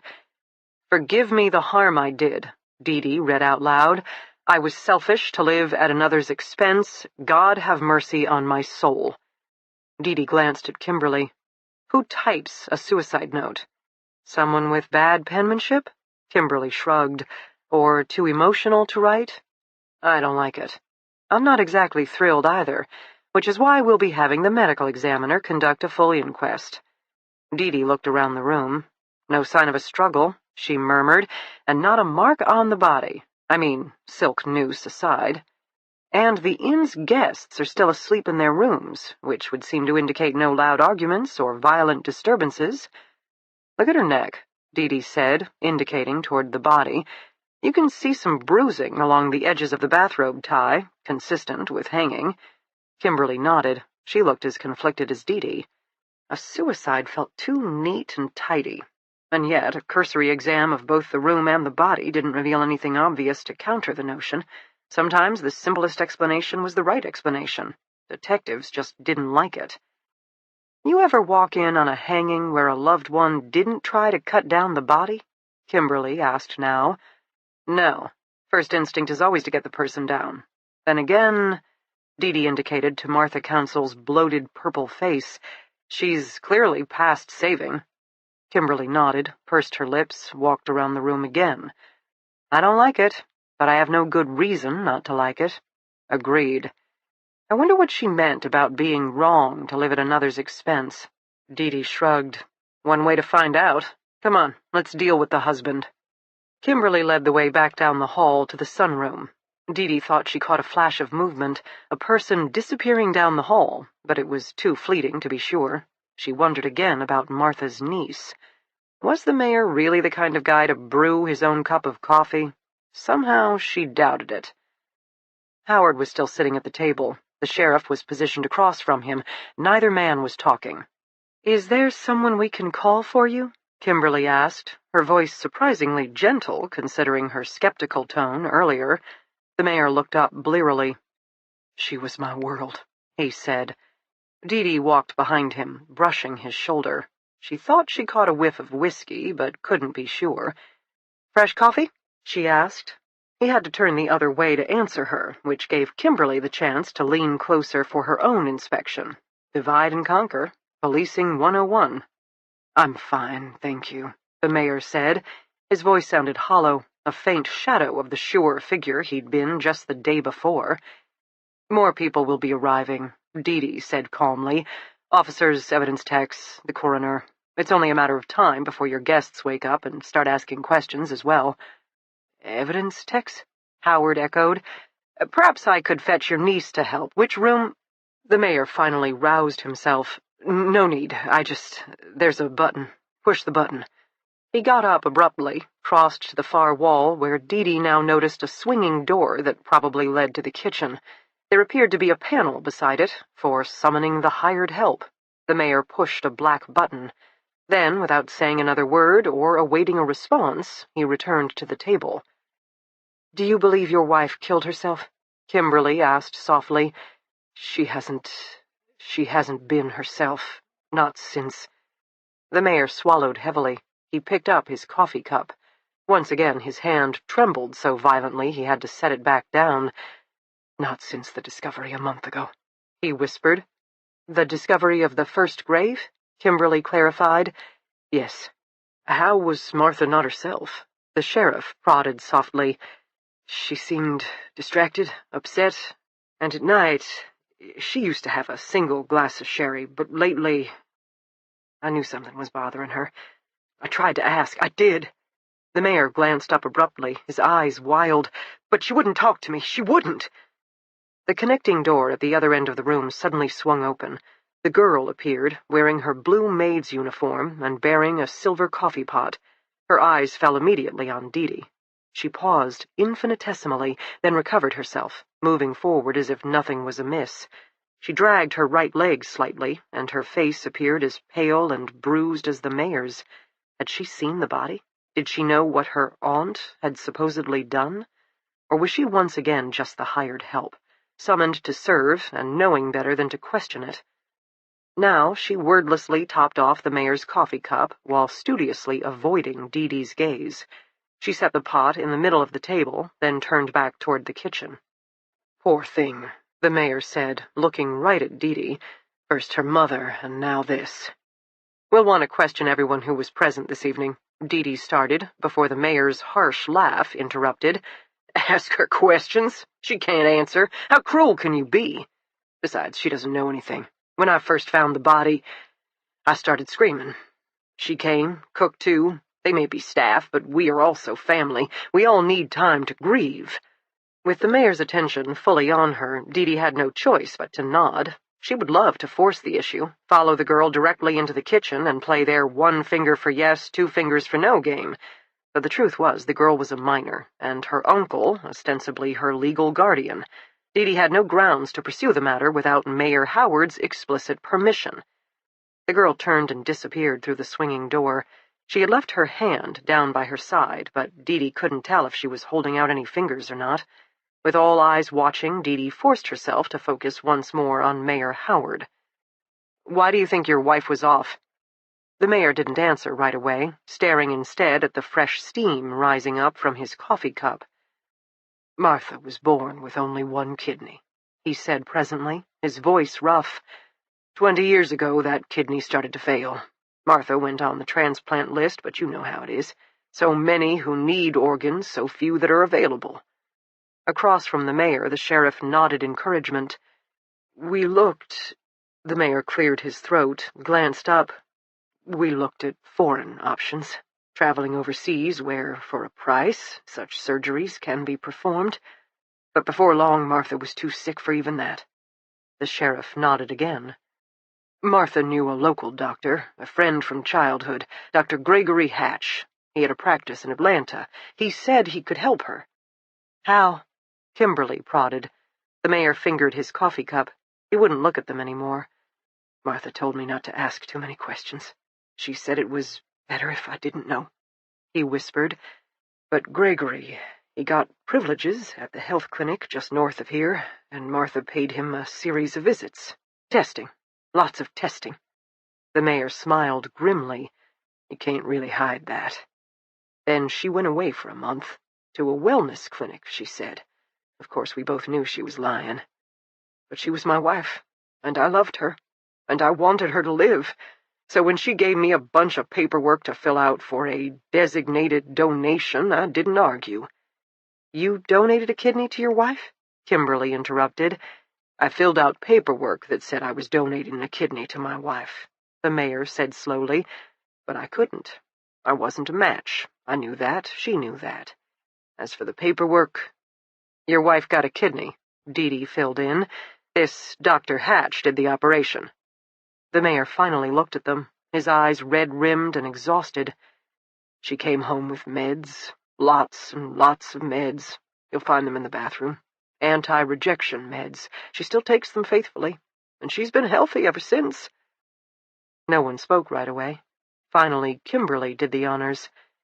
Mayor Howard, where did your wife get the kidney? I don't know. But it wasn't from you. It wasn't from me. But she got a transplant performed by this Dr. Hatch. He saved her life. I remember a Gregory Hatch, the sheriff spoke up. Didn't he pass away? He died 8 years ago, the mayor supplied. When did he perform the operation? Kimberly pressed. Around 15 years ago. Dee glanced at Kimberly. According to Dr. Jackson, Lila Abenito had been killed 15 years ago. Then there was their mass grave, which included at least one skeleton with signs of medical care. Yesterday, Dee and the sheriff had told the mayor and his wife that the threat to the community was old. They'd even mentioned that the remains were skeletal, but they'd never been so specific as to say the first grave was from 15 years ago. That was the kind of detail investigative task forces kept to themselves. Meaning, if Martha had connected the dots between her transplant operations and the graves in the woods, she had to have some idea where her kidney had come from, or at the very least what had happened to her donor in the end. I was selfish to live at another's expense. Was that what they had stumbled upon then? An illegal organ transplant scheme? Such things happened. As the mayor had said, the demand for organs was high, the supply low. Black market economies had developed from less. My wife was a good woman, the mayor stated now. She cared about the community. Whatever happened, whatever she did, fear can make a person desperate. She did her best to make up for her sin. You can ask anyone. She performed so many good works, helped out with so many families during the lean times, gave and gave and gave. The mayor's voice broke. On the table, his hands trembled violently. The sheriff reached across, patted the man's shoulder awkwardly. Dee didn't know what else to say. She moved away to the table, her gaze once more on the swinging door that connected to the kitchen. For the first time she noticed what appeared to be a small slip of paper, dropped by the girl when she'd brought the coffee. Dee drifted closer to the doorway. She was aware of the mayor's attention shifting, the man studying her. He definitely didn't want her too close to his niece, that much was certain. And suspicious? Dee leaned against the wall, made a show of getting more comfortable. Just an overworked detective, already on her feet too long, and it wasn't even 6 a.m. The sheriff spoke up. The moment the mayor focused on him... Dee bent down, snatched up the folded paper, then covered the motion by elaborately retying her shoe. When she stood back up, the mayor was frowning at her, but appeared to be none the wiser. Noise from the front of the inn now. The ME's van finally arriving. Dee shoved away from the wall to do the honors. She waited till she was back in the lobby, out of sight of the mayor, before inspecting her find. The scrap of paper was tiny, ripped from a larger piece and folded several times. Smoothing it open against her palm, Dee could make out what appeared to be a simple picture. A single image, black, distorted, ominous, with red fire for the eyes and hulking shoulders. A monster. The girl had drawn a picture of a demon, then dropped it on the floor for Dee to find. Meaning what?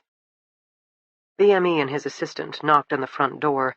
Still puzzled, Dee led them to the rear bedroom, and to the body of a woman who'd made her last confession. Chapter 22. Flora. Not being much of a sleeper, I spend most of the night pacing. Shortly after 4, I hear a commotion in the hall and come out of my room in time to catch Dee Dee exiting hers. She provides me a brief update of the situation at the mayor's place. Then she and Kimberly disappear out the motel doors to do their policing business, leaving me behind. It still takes me another hour to find my courage. I wish I could explain it, even to myself, but I can't. Take on a known rapist? Check. Walk down a dark alley where a suspected predator snatches his prey? Check. Race into a burning building to confront a killer? Save a pregnant woman? Track an arsonist? Check, check, check. Knock on the door of the handsome man staying in the room next to mine? I pace the deserted lobby.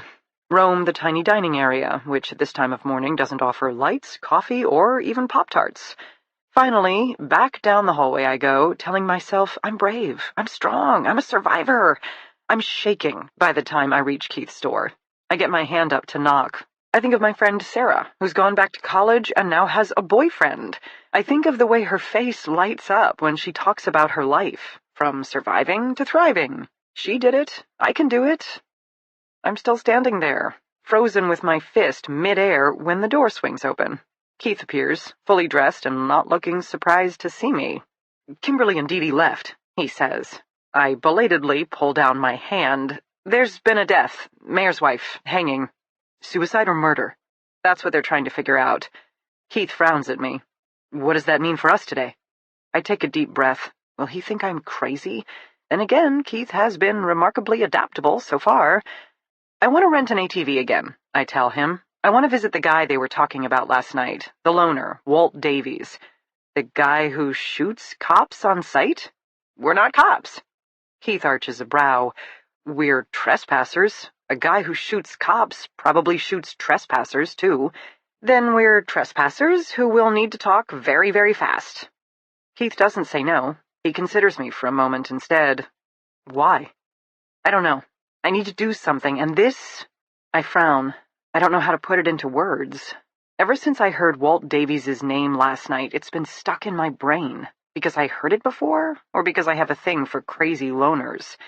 I say at last, "Yesterday Dee Dee had us trying out local food looking for matches, but Jacob had other appetites. Drugs and alcohol," Keith fills in. "Exactly. If this Walt Davies guy is the local supplier of moonshine and dope, there's a good chance Jacob would have sought him out, especially given Walt's reputation as the town outsider. All the better in Jacob's world." Makes sense, but the sheriff said he was going to send 2 deputies to talk to the guy. So, again, why us? I give him a look. That was before this morning's suspicious death. I bet any officer who slept more than 2 hours is now assigned to that scene, so why not us? We can't help out at the inn, but as civilians, we might be the right choice for talking to the local paranoid schizophrenic.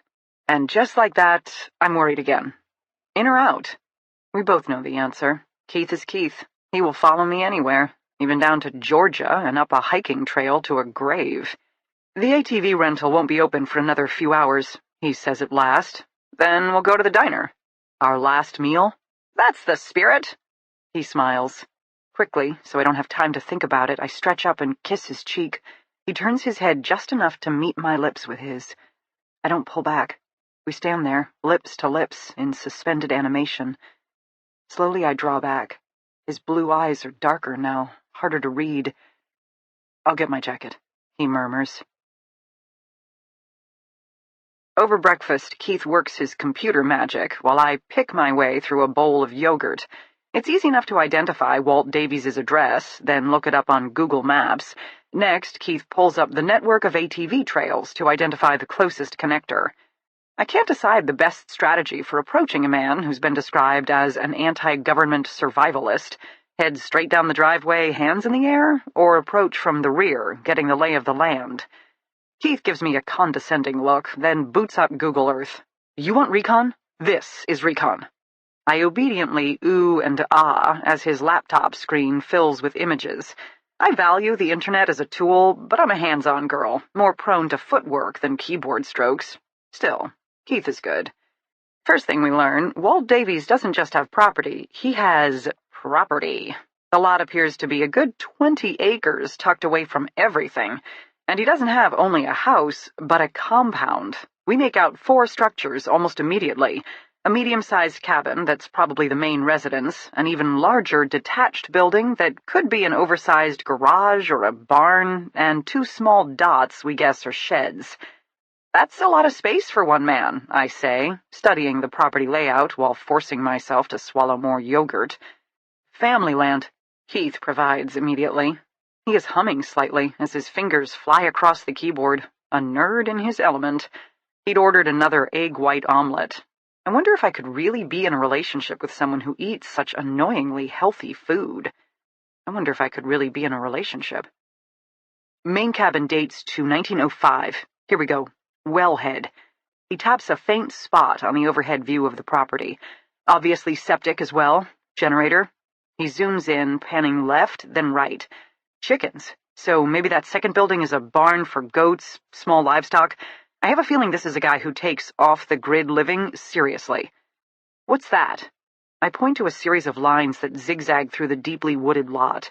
While Google Earth is handy for a broad overview, the image gets distorted when Keith zooms in for close-ups. At least, to me it does. Again, Keith appears in his element. I wonder if he has Google Earthed my address, or done Street View, or whatever else there is that allows one person to spy on another without ever leaving his sofa. I think they're trails, Keith says, considering. Maybe ATV, but some of them appear pretty wide. Maybe for tractors or heavy equipment. They go every place. Logging, I guess?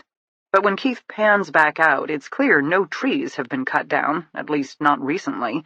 Why so many access points to one set of buildings, and all leading to different trails, byways? I look at Keith. He is frowning, playing around with different perspectives of the property, frowning harder. I don't know, he says at last. I don't either, and it makes me suspicious. I finish my last bite of yogurt, remembering Dee Dee's words that I have to take care of myself. I don't want to ride up to the front door, I tell Keith. He waits. This guy, he's the local recluse, right? If we approach directly, even assuming he doesn't shoot us, he's not going to magically let 2 complete strangers wander his property. I want to see what's in those buildings. I want to understand what's going on with all these roads and entrances and exits. Then I want to talk to Walt Davies. Stealth it is. All right, let's determine our point of entry. Bill Benson, the ATV guy, doesn't question our second-day rental. He accepts Keith's credit card, asks if we need any help identifying more trails, then appears genuinely disappointed when we decline. In a small town like this, it's probably street cred to have an inside track on a murder investigation, or maybe just having first-hand knowledge as to what the outsiders are up to. I can't help but think that the minute we leave, he'll be at the local watering hole, disclosing all. While Bill roams the shelves behind him to select the right helmets for us, I wander the tiny rental space. The requisite framed first dollar is hung above the rack of local attraction brochures, while next to it are haphazard groupings of more personal photos. A group shot of a dozen people posing in front of their four-wheelers, maybe one of the ATV clubs. I can just make out a younger version of Bill, second to the left, but no one else looks familiar to me. Then there's Bill posed in full hunter's garb, rifle still in hand, as he beams beside the massive buck lying prone on the ground. A young kid kneels at the buck's head, also cradling a rifle. "My son," Bill announces proudly, coming up to hand me my helmet. "First kill." "Okay," I say, because, being a hunter myself, who am I to judge? Keith joins us, eyeing the photo more squeamishly. "Is this your family?" he asks, pointing toward the posed shot of a family of 3. Younger Bill stands to the left, son in the middle, but now a lanky teen, a full head taller than his father, which leaves the dark-haired woman sitting in the wing-back chair in front of them as the wife and mom. "She's beautiful," I say to Bill.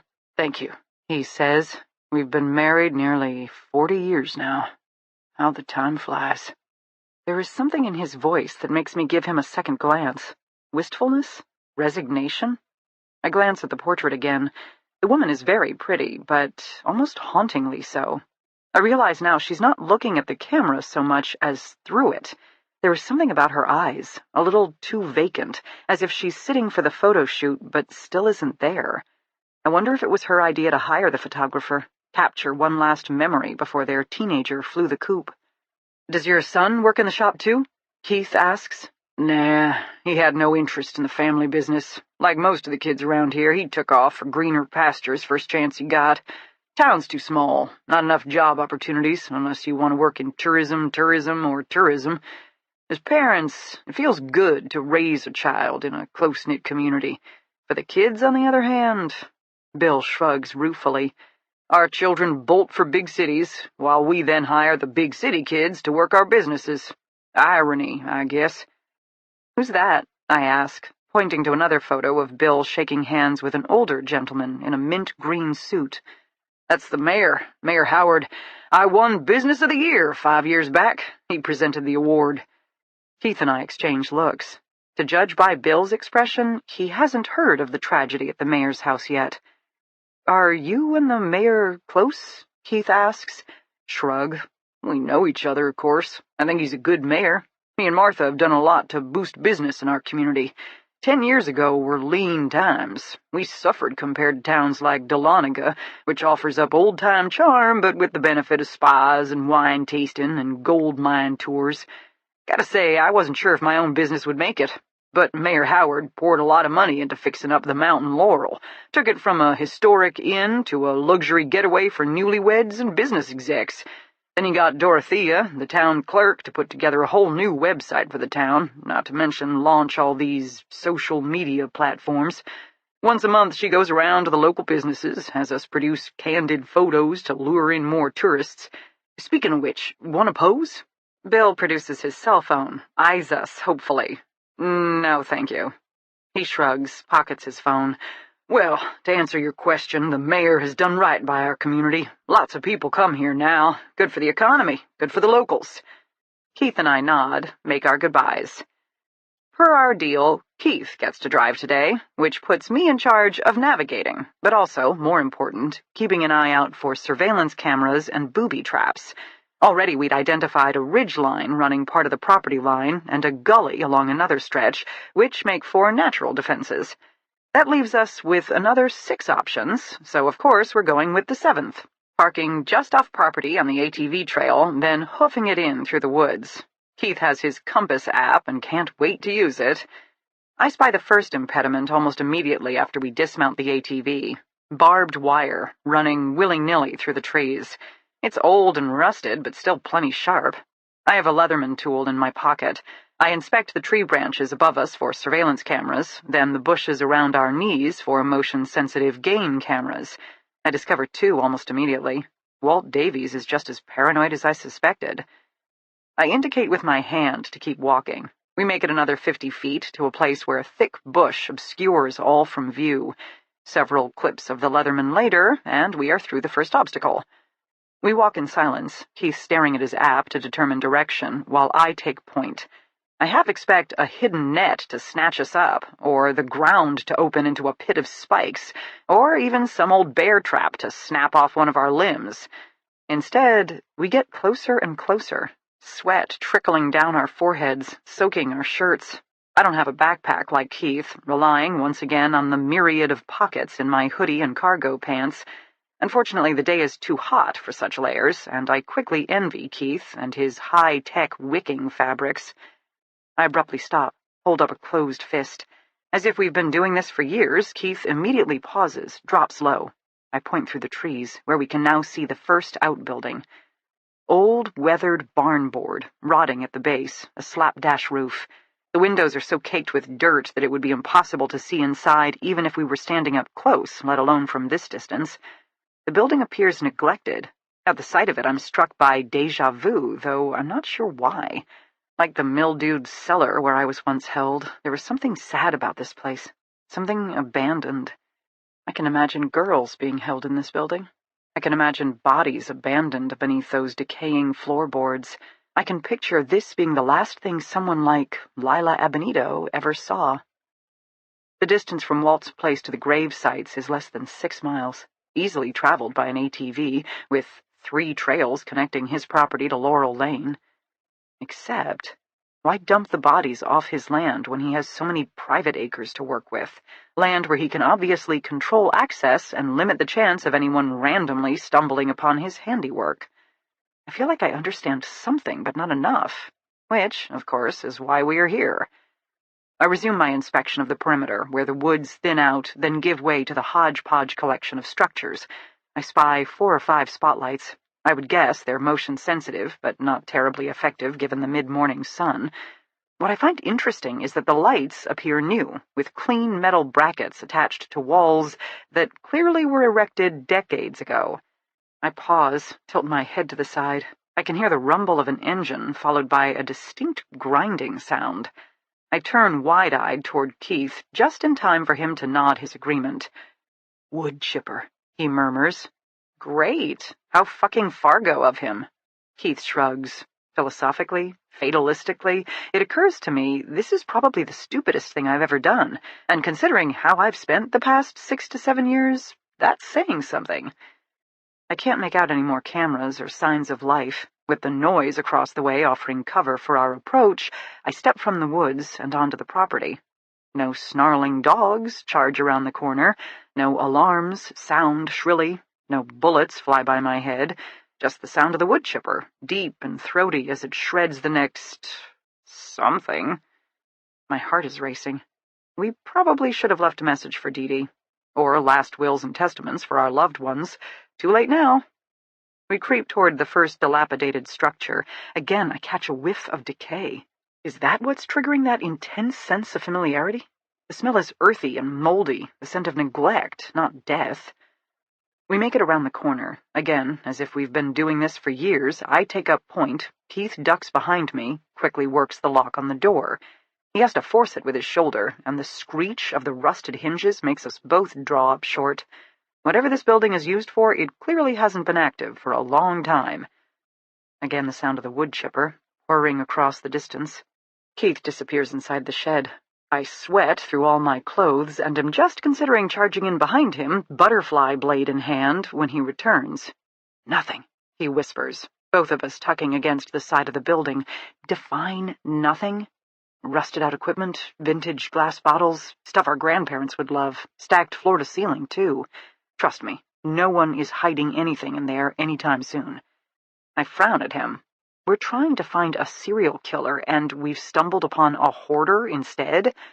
Kind of. The next building we approach is self-explanatory, a chicken coop, as Keith had suspected, which leaves us with the 2 larger buildings. The one to our right appears to be an old 2-story barn, the kind with a sliding wood door up high for loading bales of hay into the loft, whereas straight ahead looms a low-slung log cabin that appears to tilt slightly to the right and has a front porch topped with an ancient-looking washer and an equally decrepit dryer. Next to the barn is a tractor, John Deere green, and clearly one of the newer items on the property. Otherwise, it's open ground between us and the barn. Once again, I note the relatively new spotlights. I feel like there's something obvious that I'm missing. Cameras? Booby traps?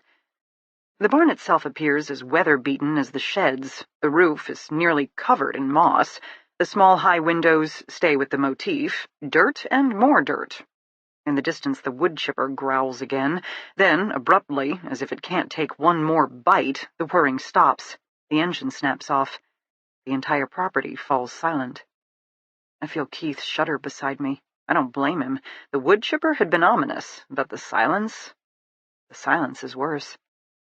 What did I miss? Because I'm reckless and aggressive, but I'm also experienced, and every instinct that has ever kept me alive is screaming. Abort mission. Retreat. Run while we still can. I can tell Keith feels it too, but where to go? We're tucked in the only available cover, the shady side of a dilapidated shed. Between us and the woods, there is nothing but exposed acreage. The barn, I think.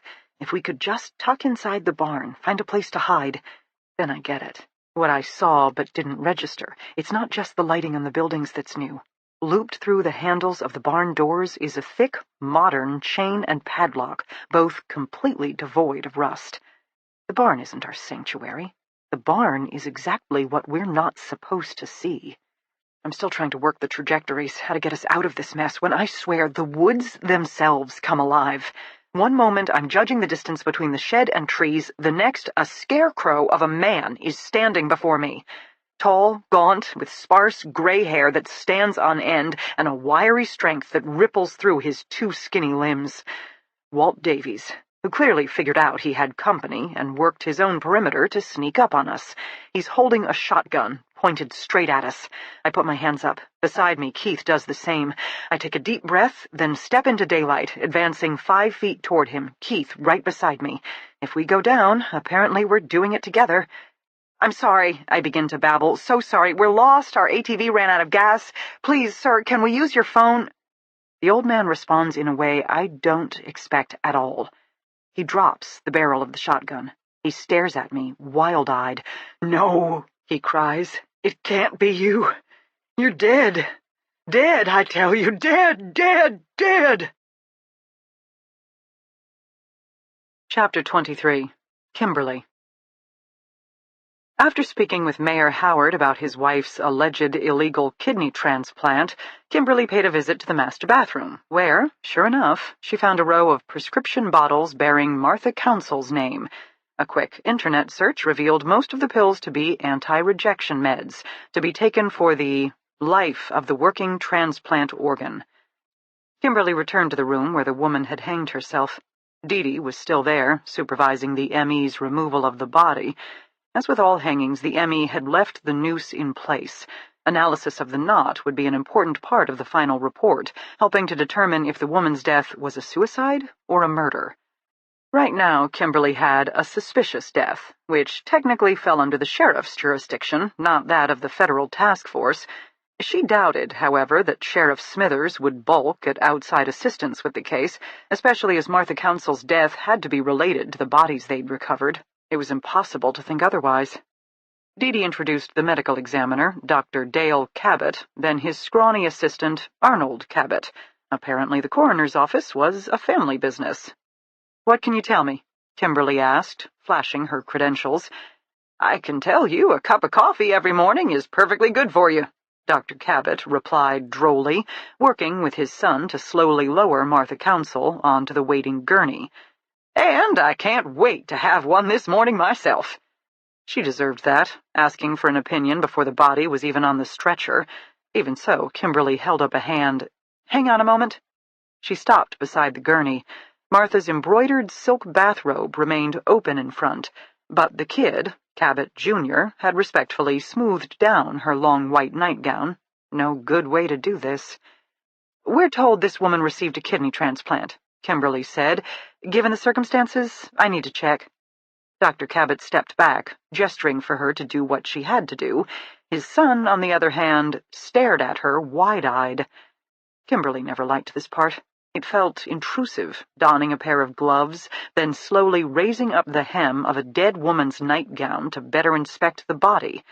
Mentally, she made her apologies as she drew Martha's nightgown above her thighs, exposing plain white underwear with discreet lace trim, then finally Martha's bare torso. There, on the left-hand side, a significant surgical scar, still puckered and dark pink after all these years. "Is that scar consistent with a kidney transplant?" Kimberly asked. "Appears so. I can tell you more once I open her up." Kimberly nodded, held out her cell phone with the photo she had shot of the prescription bottles. "And these drugs?" The ME took her phone, played with the photo till he could make out all the labels. "These are all standard anti-rejection meds, consistent with someone who received an organ transplant." He handed back the phone. "Did you know a Dr. Gregory Hatch?" Dee asked, coming to stand beside them. "Dr. Hatch? He passed away years ago." "Would he have been qualified to perform a kidney transplant?" "As a general surgeon, yes, but UNOS, the United Network for Organ Sharing, could tell you more. They should have a record of everyone." "Assuming the organ came through UNOS," Dee said levelly. Dr. Cabot stared at them. Then he looked back at the body, the red bathrobe sash knotted around Martha's neck. "I don't know why someone would go to such lengths to live once," he said slowly, "only to give up now." "Guilt?" Kimberly offered. "The Dr. Hatch I knew? I wouldn't rush to conclusions, especially with the man not even alive to defend himself." "Who might still have access to his medical records?" Kimberly asked. "Dr. Hatch was a private practice physician. Upon his death, patients would have been notified and given the opportunity to transfer their records to the new doctor of their choice." Kimberly exchanged a glance with Dee. Would a doctor even keep records of an illegal surgery? And yet, Martha had still required ongoing care, including the meds. Who would be in charge of transferring the files? Dee Dee spoke up. Dr. Hatch's assistant. Sorry, I can picture her, but I can't seem to remember her name. Amy Frankel, his son, offered immediately. Kimberly and Dee Dee looked at him. Blonde. Beautiful, said the boy. What's not to remember? Fair enough, Kimberly thought. Dee Dee was already jotting down the name. Kimberly went back to her photo of Martha Conceals' meds. There, on the lower left-hand label, she could see the name of the prescribing doctor. Dr. Dean Hathaway, she read off. Do you know him? No, but given the critical nature of maintaining the transplanted kidney's health, it's highly possible Mrs. Council was seeing a nephrologist out of Atlanta. Kimberly nodded and moved on to the red silk sash still tied around Martha's neck. She could just make out bruising above the fabric, from where it had ridden up on the neck from the force of the hanging. Kimberly had seen cases where someone had manually strangled a victim, then tried to cover it up by staging a hanging. In those cases, however, the distinct bruise pattern of fingers squeezing the victim's throat always gave the murderer away. At the moment, she didn't see anything like that here. Of course, more would be visible once the sash was removed. If this death looked and sounded like a suicide, why was she so uncomfortable? She moved away from the gurney, thanked the M.E. for his time, and indicated that he and his son could go. I don't like it, Dee Dee said the moment they disappeared down the hall. We're trained to be paranoid, said Kimberly. Doesn't mean they're really out to get us. Ah, but my new friend dropped this. Dee Dee held out a scrap of paper. Kimberly looked at the hastily crayoned drawing of a hulking black figure with glowing red eyes. Is that... what? Some kind of boogeyman? I think it's a monster. The girl, the mayor's mute niece, gave you a picture of a monster? She dropped it on the floor when he wasn't looking. She can't talk, but she's trying to tell us something. The boogeyman did it? Or his friend, the devil? Kimberly considered the matter. She didn't understand the drawing, and given the girl's young age and reported brain injury, wasn't even sure if she qualified as a credible witness. On the other hand, it's not like they had any better leads. All right, let's talk to her. Kimberly turned toward the door. Dee Dee grabbed her arm. Wait. She's underaged. We have to have the mayor's permission for an interview. Well, ask for it. Denying us access will look suspicious. You know how it is, put on the spot. Plenty of guilty parties consent to things they shouldn't. I don't want to call attention to her. I don't think we know everything that's going on here. No kidding. The picture projects fear. We may not understand it, but we have to respect it. God, Kimberly was tired. She rubbed her temples, wished she was once more on the phone, talking to her husband, catching up with her girls. Deep breath. This was her job, and she loved it. Most of the time. All right, so our best approach. We'll question her without singling her out. Game plan? We'll inform Mayor Howard that we need to interview everyone who was in the building last night. Guests, staff, everyone. I'll ask Sheriff Smithers to handle the guests while you and I take the staff. Dee Dee nodded. I don't know that Mayor Howard will consent to us talking to his niece separately. My guess is he'll say she can't speak, so he needs to be present to communicate on her behalf. We'll gather the staff and talk to them as a group. That will appear less threatening, and make it harder for Mayor Howard to refuse without calling undue attention. His niece isn't alone, and the rest of the staff must be able to communicate with her in some fashion. Otherwise, how else could they have worked together all these years? I'll ask questions. You watch your fingers for your special coding system, and we'll see what we get. I like it. Of course, I'm brilliant, which is why we get along so well. And how we're going to nail the son of a bitch who's leaving a trail of dead women all over this town, Dee Dee agreed. Mayor Howard wasn't thrilled with their assertion they needed to interview everyone present in the inn last night. He tried to argue his guests' right for privacy, his and his staff's need to mourn. The sheriff, however, stood firmly with them, and, denied local support, the mayor had no choice. Sheriff Smithers sent an officer to rouse the 4 couples who'd stayed the night. Kimberly announced she and Dee Dee would handle questioning the staff, who were apparently huddled in the kitchen awaiting news. In the meantime, she needed the mayor to identify which computer or personal tablet his wife might have used to write her suicide note. The request sent another long shudder rippling through the mayor's bent frame. He bowed his head, appeared once again to fight for breath. The man seemed genuinely distraught, as if this were the worst night of his life, as if he still couldn't believe his wife was dead. "She's gone," he said abruptly. "Martha, my wife, my partner, my best friend. 30 years. There's no hope for me now." His tone was so hollow it sent a shiver down Kimberly's spine. She kneeled beside him at the table. "I'm sorry for your loss. I loved her. I understand. I did what she wanted. I know. I just wanted her to be healthy. Then she was. And God help me, I didn't ask any questions. I never considered the cost. If not from me, then how did she get the kidney in the end?" "Mayor Howard, I need you to go with Sheriff Smithers now. He's going to help you find your wife's computer. It's important. Helping him will enable us to wrap up our investigation. I know this is hard. Just another hour or two and we'll be on our way. Who is in charge of your staff?" "My wife?" The mayor caught himself. "Cook. She's in the kitchen now, prepping breakfast, I'm sure." Kimberly rose to standing. "Sheriff," she prodded, indicating it was time for him to lead the mayor away. Smithers got it.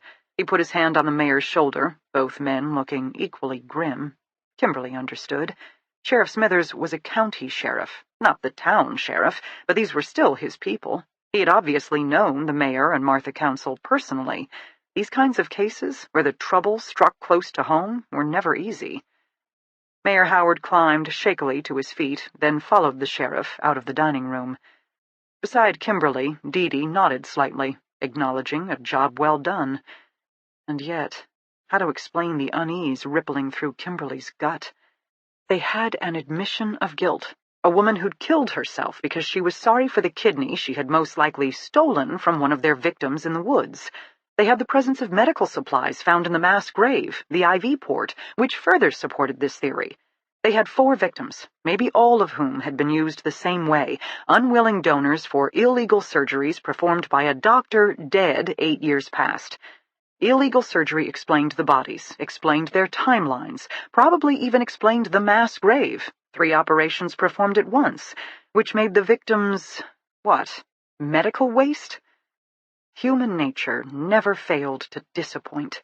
If there was a worst-case scenario out there, some person, someplace had done it. But the coroner's words haunted her. Why would a woman who desired to live enough to resort to an illegal surgery decide to end it all, suddenly, just like that? "Ready?" Dee Dee asked. "Ready enough." Dee Dee indicated the swinging door connecting the kitchen. "No time like the present." She shoved her way through, Kimberly at her heels. "Hey, Cook, we have some questions for you." Chapter 24. Flora. Dead. The word that Walt Davies shouted hangs in the air. I glance at Keith, who looks as confused as I feel. "How'd you get here?" Davies asks now. He no longer has the pump-action shotgun pointed at our chests, but is swinging it around in a manner that's hardly any safer. "Our ATV clipped your way through the barbed wire, then. Been meaning to add more cameras. Damn land. Got too fucking much of it. But my great-granddaddy would come back from the grave if I sold an inch." Walt jerks his head to the side. I think he might actually be talking to his great-granddaddy. Whatever risks Keith and I thought we were taking, the reality seems far worse. "Who sent ya?" Walt demands now. Again, I peer at Keith. I'm not sure how to answer. We came on our own? Does that comfort a loner, or seal our doom? Maybe we should say the police are right behind us. I feel a rising bubble of something. Hysteria? I don't get hysterical. I'm Flora Dane, with universal handcuff keys tucked in the knot of my hair, and a butterfly blade in the top of my boot, and homemade pepper spray in my pants pocket. Time to end this. "Sir," Keith says, "do you recognize her?" Walt's roomy blue eyes fly to my face. "You're dead," he whispers. "No, sir." Keith speaks up before I have a chance. "But she needs your help. Immediately, we're in danger. They're coming. Please, help us."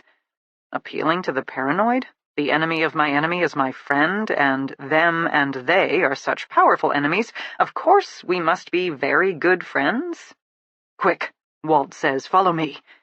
He strides toward the log cabin, and just like that, we've gone from being his latest victims to his newest charges. How did you know? I murmur to Keith as we jog behind a shotgun-wielding lunatic. Took my best guess. If he has lampshades made of human skin inside there, I'm going for him. I'll be right behind you. Are we on a date? I ask Keith as Walt clatters up to the front door, grabs the barely attached screen door, and throws it open. I hope so, Keith tells me, because let's face it, this is one hell of a story to tell our future children. We cross the threshold into Walt Davies's home, which may just be our final resting place. No lights are on. Given the sunny day, it shouldn't be an issue, but, no surprise, thick, dusty curtains have been pulled tight. I whack my shin, then my knee, as I realize stuff is everywhere. Walt is already sidling up to the nearest window. He pulls back the edge of the curtain, which appears to have been fashioned from layers of army surplus blankets, and peers out. He mumbles something, then crosses quickly to the other side of the cluttered room, more squinting and muttering. Then he disappears down the hall, leaving Keith and me to stand alone in the cabin. Now that my eyes are adjusting to the gloom, I can make out details. We are in the main room, with a massive stone fireplace before us and a significantly smaller dining space to our right. The kitchen features a pump sink and old-fashioned cast-iron stove. It appears to have been installed 100 years ago and never updated since. The entire space is low-ceilinged, which I understand once upon a time made it easier to heat. Now it makes me feel claustrophobic, especially given that every square inch is filled with broken furniture, jumbled piles of bound newspapers, and, of course, a massive moth-eaten deer head mounted over the mantel. Again, one sign of human skin, I murmur to Keith. He squeezes my hand. Walt returns. Don't see him. So far, so good. Why are you here? What did you see? Where did you go? He's still carrying the shotgun, now down at his side. I should make a move to disarm him, but I've dealt with his kind of scary strength before. It won't be easy. And for the moment, at least, when we are part of us, hiding out from them, maybe it's better to play along. They were chasing us, I say vaguely. Our ATV ran out of gas. We ran here for help. Walt nods somberly, as if this makes perfect sense. Mountains are no place for a girl, he says seriously, not even one with a boyfriend. These are dangerous times. Daytime's hard enough, don't get caught out after dark. What happens after dark? Keith asks. The hills come alive, Walt whispers. It ain't safe. Tain't safe at all. He stares at me so hard I have to resist the urge to fidget. Slowly, he reaches out an age-spotted hand as if to brush my cheek, or assure himself that I'm real and not some ghost from his past. I recoil automatically, hitting the box behind me and sending half the room's contents tumbling to the floor like a chain of dominoes. Keith belatedly tries to right whatever he can reach. I'm still staring at Walt Davies, who I swear has tears in his eyes. It don't matter, he says, as Keith tries to pick up. I'll get to it later. Leaves me something to do at night. How long have you lived here? I ask. My whole life. You have any family? Had a sister, gone now. Had a woman, son, gone too. These woods aren't safe. Is that why you have all the new spotlights? Can't be too careful. When was the last time you saw them? I venture now. They approached your property? Walt narrows his eyes at me. There's a peculiar kind of cunning there. Once more, a dreadful feeling of déjà vu. Why should I tell you? I'm dead? Now there's no denying it. Walt Davies's rheumy eyes fill with tears. Two track down his bristly cheeks. I came back for you, he says hoarsely. I swear it. Before I can even think it through, I say, I know. I don't understand what he's telling me, but his agitation pains me. I should have waited for you. I made a promise. I meant to keep it. Mr. Davies, Keith speaks up. What's in the barn? I couldn't help noticing. That's quite some lock. Why? What did you hear? That fast, the cunning is gone, replaced by rampant paranoia. I'm wondering if that might be a safer place to, hide from them. You know, don't you? Someone talked, someone told. You want what I have. Before either of us can blink, the shotgun is pointed at Keith's chest. "You can't have it!" "Please, Walt, please." I place my hand on his arm without thinking, making my voice as high and feminine as possible. It works, his attention pinging back to me. I am someone to him. I'm not sure who, sister, wife, girlfriend, but I am someone important, maybe even someone he loved, now back from the dead. The most basic tenet of survival: use what you've got. "I'm scared," I whisper. I feel like the scantily clad heroine in a slasher film. Walt focuses entirely on me, while Keith draws a ragged breath. "It's so dark in here," I continue. "I don't like the dark." Walt hesitates, shotgun still pointed at Keith, but his attention on my face. I can't read any of the thoughts running through his sad eyes, across his hollow cheeks. I wonder how long ago his woman and child left, how long he's been alone on this giant property, stringing barbed wire, hanging floodlights, and waiting for the mountains to attack. I don't feel afraid of him anymore. We are kindred spirits, two people lost in the shadows, preparing for the worst and never feeling safe again. "They all want it," he says seriously. "If I show you, you can't tell. Can't share what you see. Everyone wants my secrets. What makes it grow so fast, so green." Grow? I finally get it. What had brought us here in the first place? Walt is the local dope farmer. Chances are that's what is in the barn, his growing operation, which would also explain all the roads exiting the property for middle-of-the-night shipments. Walt leads us out the front door. Glance here, glance there, then he hustles us across the open yard to the massive barn. We press against the side of the building, staying out of sight of them, drones, the ghosts of the mountains. He undoes the padlock with a key he wears on a long chain around his neck. He has to set down his shotgun to push back the heavy sliding door. Neither Keith nor I make a move. We are holding our breaths, preparing to encounter a jungle of dope plants that will only add to the surrealness of our day, which makes it all the crazier when Walt steps inside the warm, humid space, flips on a bank of overhead lights, and proudly declares, "Yes, sir. I grow the purest crop in all of Georgia. Behold, Davies's microgreens." "The trick is cocoa mats," Walt explains proudly. "No soil, no pesticides, just plenty of love and water. I got 4 different crops, from micro mustard plants to pea shoots. I harvest every 10 to 15 days. Just me. Load it up, head to Atlanta. Got a real following among the swanky chefs at high-end restaurants. Microgreens are very healthy, you know, high in vitamins. Some even fight cancer." I honestly have no idea what to say. Standing beside me, I can tell Keith is equally stunned. We are staring at row after row of metal shelving units. Each holds 8 shallow trays of densely packed, tiny green shoots, like a parade of chia pets escaped from the 1980s. I walk closer, inspecting the setup. There are tubes running from each tray. "Hydroponics," Walt explains. "Makes for faster growth." I get it, the watering system. While hanging from the ceiling above are huge banks of lights, emitting a whitish glow. "LED lighting," Walt volunteers again, clearly proud. "Provides the best balance of light and heat. I got 'em digitally programmed. Different growth stages have different needs. You don't gotta be too fancy about it, but I take care of my own. Best damn microgreens in Georgia," he boasts again. "How long have you been doing this?" Keith asks. Like me, he has started wandering the aisles. 3 years. "How did you learn all this?" I ask, waving my hand around. Because digital lights, the automated watering system, with his unkempt hair, tattered jeans, and stained flannel, Walt doesn't exactly look like an advertisement for sophistication, and yet this is clearly a high-tech operation. He shrugs. "Here and there. I've always been good with my hands. Running a farm, fixing buildings, maintaining equipment. Takes more know-how than people think." "Clearly.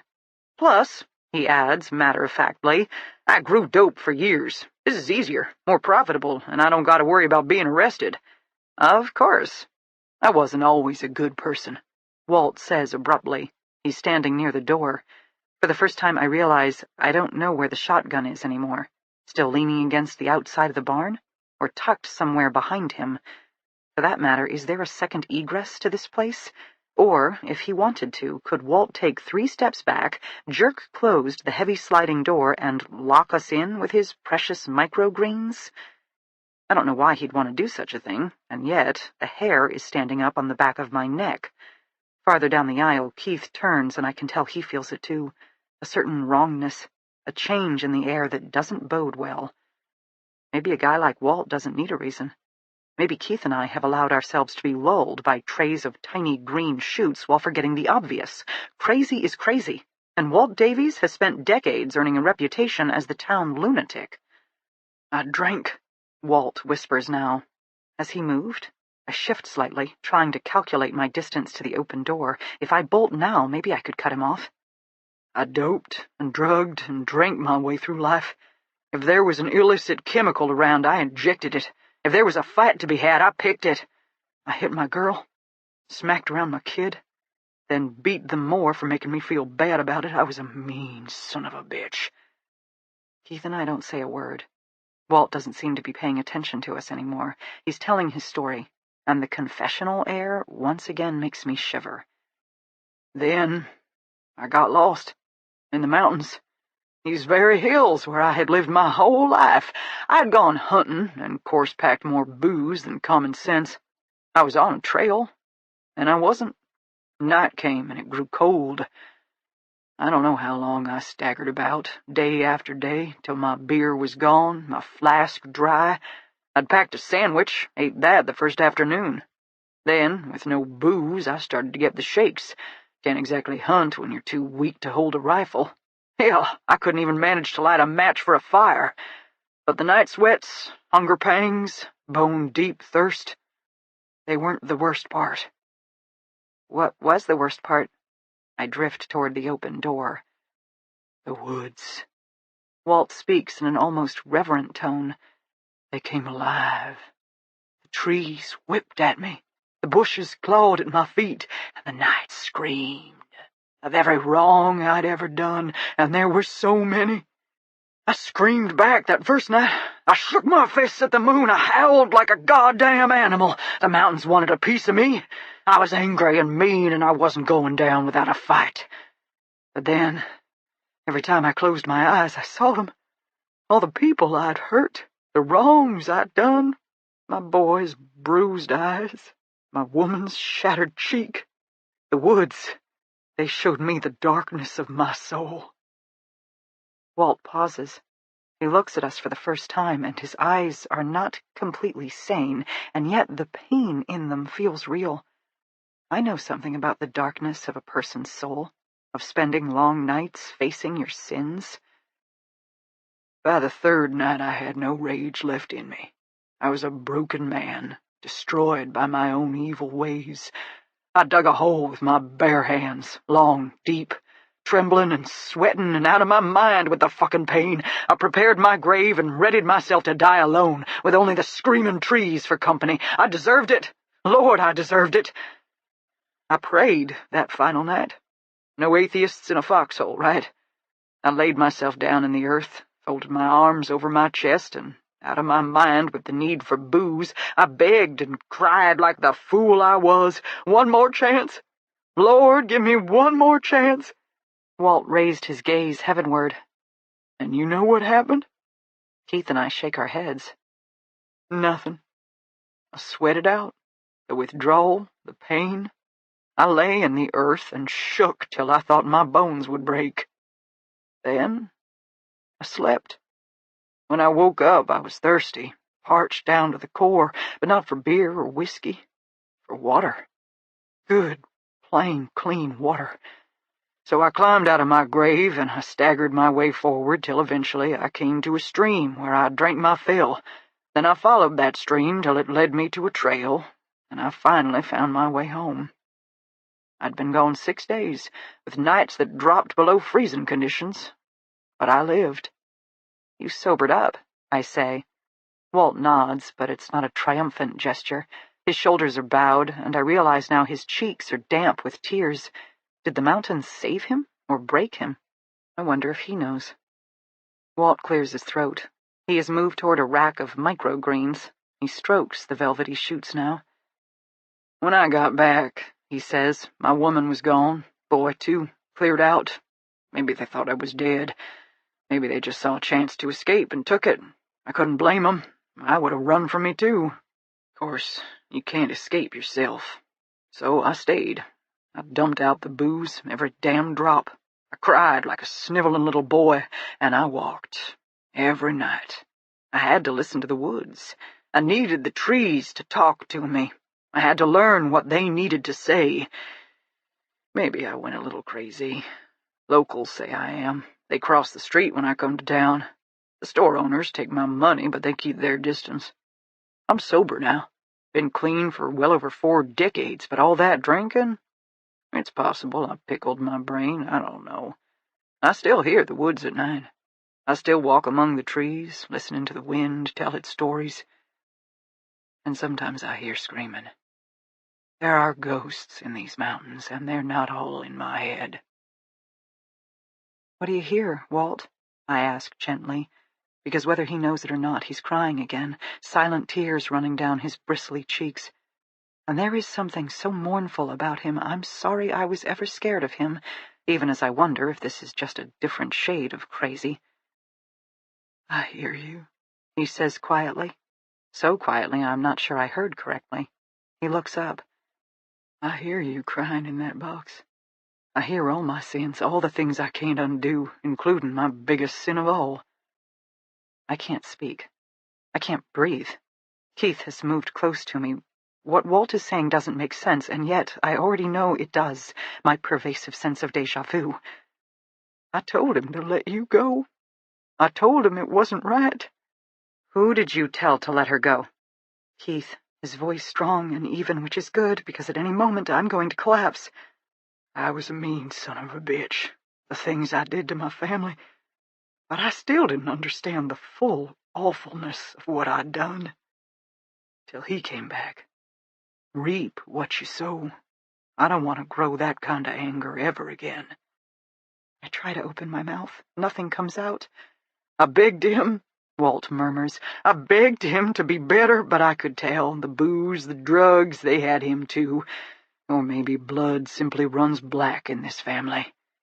My boy, showing up as a grown man, strutting around these woods. If the trees screamed at him, he liked it. If the wind fought, he yelled back. I thought I was something terrible, unnatural, evil. Then I met my own son. I have to put out a hand. I have to find a metal rack, grab on for dear life. Then Keith is there, taking my arm, shoring me up. He took me to the cellar. Walt whispers. He showed me what he'd done. He was so proud, so damn proud. I heard you, whimpering like a kitten, a poor broken girl who just wanted out. I'm sorry. I'm so sorry. I'm shaking my head. At least I think I am. His words are too much, bringing back the unforgiving feel of the hard wood against my head, the stench of urine as I lay in my own waste, and the gleeful sound of Jacob's voice. I came back for you, Walt is saying. I knew he'd never let you go. I couldn't bear it. I knew it wasn't enough for me to do no evil. I had to save you, too, or the woods would never let me sleep at night. So I waited till I knew he was away, headed out on a delivery with his rig. I was going to rescue you. Break apart that damn box with my own 2 hands if I had to. Walt took in a deep, ragged breath. But I was already too late. The cellar was empty. You, the box, my boy were gone. I never saw him again, till one day I heard he died in some motel raid by the feds. I didn't cry. Not then, not now. I raised evil, my biggest sin, my deepest regret. My own son Jacob, who I'd turned into the meanest son of a bitch of 'em all. Chapter 25. Dee Dee. Cook turned out to be a burly woman wearing a grease-splattered apron and hairnet. She had rounded up the other 2 workers, Mayor Howard's niece, wearing her light blue maid's uniform, and another young woman with exotic features and gorgeous brown hair. The second woman also wore a maid's uniform and kept her gaze fixed on a spot slightly above Dee Dee's shoulder. "This here is LN," the cook said, pointing at the dark-skinned beauty. Dee Dee would peg the maid's age somewhere between 18 and 23. Not as young as the niece, but still. "This is Girl." The cook pointed to the mayor's niece. "Girl?" Dee Dee interrupted. "You call her Girl?" "She don't mind." The cook stared Dee Dee right in the eye. She had her thick arms crossed across her chest, a show of aggression. She also remained standing while having the younger helpers sit, a show of power. She was in charge, and she wanted everyone in the room to know it. Beside Dee Dee, Kimberly cleared her throat, a subtle hint for Dee Dee to move on. Why start with open warfare when you could build up to it? Dee Dee pulled out her small notepad. "I'm going to need your full legal names and photo IDs." "Why?" Cook asked. "Because I said so. I got breakfast to prep. Don't worry, once the guests hear the news, they won't be hungry." The cook glared at Dee Dee. The two younger girls sat in silence on the wooden bench. Dee Dee didn't like it. In her experience, employees talked, especially the younger generation who barely recognized authority figures and had plenty to say about anyone who thought they were above them. This was creepy. Kimberly moved away from Dee Dee's side. She drifted along the edge of the massive stainless steel prep table, which was covered in flour and a pale mound of dough. The FBI agent conducted a brief inspection of the heavy door for the walk-in fridge, followed by a cursory exam of the commercial-grade dishwasher, complete with a stainless steel hood and plastic conveyor belt for marching lines of dirty plates quickly and efficiently through boiling hot spray. She was drawing attention away, making it difficult for the cook and her younger charges to know where to focus. "Legal name," Dee Dee spoke up sternly. She bore her gaze into the cook. As the boss woman did, so the others would follow. "I like Cook. Been Cook for 30 years and 4 marriages, God rest their miserable souls." 4 marriages, Dee Dee thought. 4 men had endured this delightful attitude? "Well, Cook, I hear they're always looking for help in county lockup, though I don't think you get to start out running the kitchen. You'll have to work up to that position. You may find the auditioning process different than what you're used to." The cook glared at her. "I have all day. Do you?" "Mary," she said at last. "My legal name is Mary Teresa Josephina Smith." "Seriously?" "Shut up." The older maid, Hélène, shifted slightly, the first sign of life from the woman, repressing a smile at her boss's expense or flinching from fear of future reprisal. Too hard to tell. "Photo ID?" Dee Dee demanded. "In my room. I'll fetch it later." Dee Dee turned to Mayor Howard's niece. "Your name?" "She can't talk," Cook said. "Does she have a photo ID?" Dee Dee hated addressing her questions back to the cook. It felt disrespectful, especially as she was convinced the girl understood everything just fine. The cook shrugged. "No driver's license and she can't drive, but there's probably a birth certificate. Mrs. Council—" For the first time, the cook wavered. If Dee Dee hadn't believed the woman was carved of granite, she would have thought the cook was upset. "Mrs. Council kept track of those sort of things. She took care of everyone." Dee Dee wasn't sure what to make of that. Genuine care or control? Because employees who didn't have access to their own ID raised red flags in the law enforcement world. "She has my papers." Hélène spoke up suddenly. Her voice was hoarse, as if she didn't use it much. Dee Dee realized Mayor Howard's niece had turned slightly, the side of her hand lightly touching Hélène's. Lending strength? A show of unity? Dee Dee quickly returned her attention to Hélène's face before she gave them away. "Do you know where she keeps them?" Dee Dee asked. "No. My full name is Hélène Tellier," the woman delivered with an exotic lilt that spoke of faraway lands and hot, sandy beaches. "Why did Mrs. Council have your papers?" Kimberly spoke up. She had moved all the way behind them, forcing the 3 interview subjects to twist awkwardly. The cook glowered, clearly not liking such tricks in her own kitchen. "Our rooms—" Hélène didn't seem to know what to say. She glanced timidly at the cook. "Our rooms are simple. We don't have any place to store valuables." "Your rooms aren't safe?" Dee Dee pressed. Hélène shook her head quickly, then gave up and stared at her feet. Another small movement, the niece covering the trembling maid's hand with her own. "All right." Dee Dee squatted down until she was eye level with the silent niece. "I'm not calling you girl. Do you have a name? Maybe we can find it in Mrs. Council's papers." The girl shrugged, as if Dee Dee's guess was as good as anyone's. "Do you remember your family?" Dee Dee asked softly. "Your mother, your father?" Another small shrug.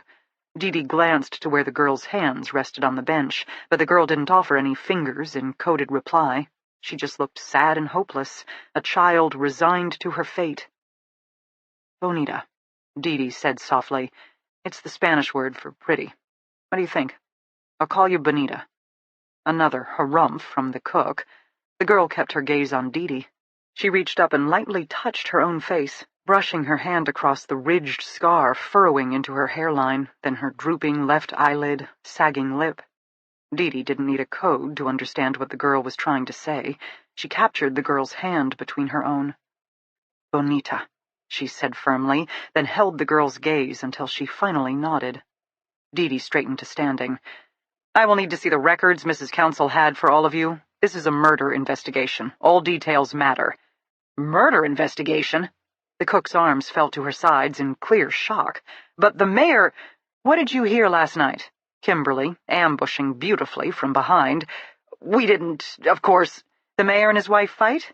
"No, never. Two most loving—" "Did you know about the kidney transplant? Tell us about Mrs. Council's kidney transplant." Kimberly, her voice stern. "What? I mean, of course. The operation was a long time ago.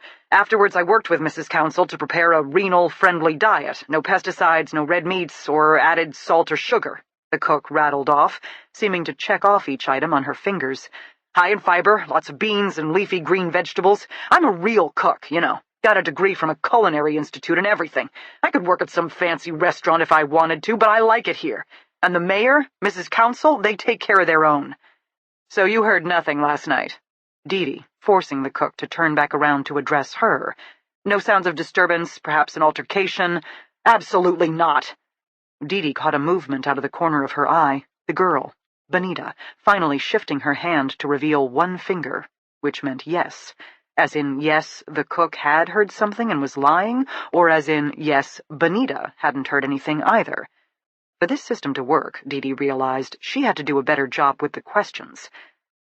"Did you notice a change in Mrs. Council's behavior over the last few weeks?" She addressed the cook. "No," the woman said. "Yes," Bonita signed. "Were you awake last night?" "Nope," the cook declared. "Yes," Bonita signed. "What time did you go to bed?" Dee Dee zeroed in on the woman. 9 p.m. I have early mornings prepping breakfast for the guests." Bonita hesitated. Maybe she didn't know what time the cook went to bed. "What time did you get up?" Dee Dee continued smoothly. "When I heard the sirens. 4 a.m., something like that." "And when did you hear the disturbance before that?" 2 a.m. The cook caught herself. Too late, she saw Dee Dee's trap. "I'm a light sleeper," the woman corrected quickly. "Maybe something woke me around 2, but I didn't hear nothing more. I peed, went back to bed." "You sound like you were close to Mrs. Council, that you cared about her." "She and her husband are good people, ask anyone." Nothing from Bonita. "Did you suspect she was a suicide risk?" Dee Dee asked. "Never." "When did you last speak to her?" "Round 8. She came to the kitchen to discuss the morning menu." "Did she seem off?" "No." "Preoccupied?" "No." "What's for breakfast?" Kimberly spoke up from behind. The cook growled, clearly tiring of this game. "Biscuits with sausage gravy, the mayor's favorite." "Who made that decision?" "Mrs. Council." "Who wasn't preoccupied or distracted?" "I said she wasn't, though she killed herself just hours later. She wouldn't do such a thing." Again, the cook seemed to realize the trap. "I mean, I never saw any signs." "What do you think happened?" Dee Dee asked, curiously. Her change in tone seemed to catch the cook off guard. "What do you mean? I heard she was found hanging. There was a note. Suicide is suicide. What else could have happened?" "What else, indeed?" Kimberly commented from behind.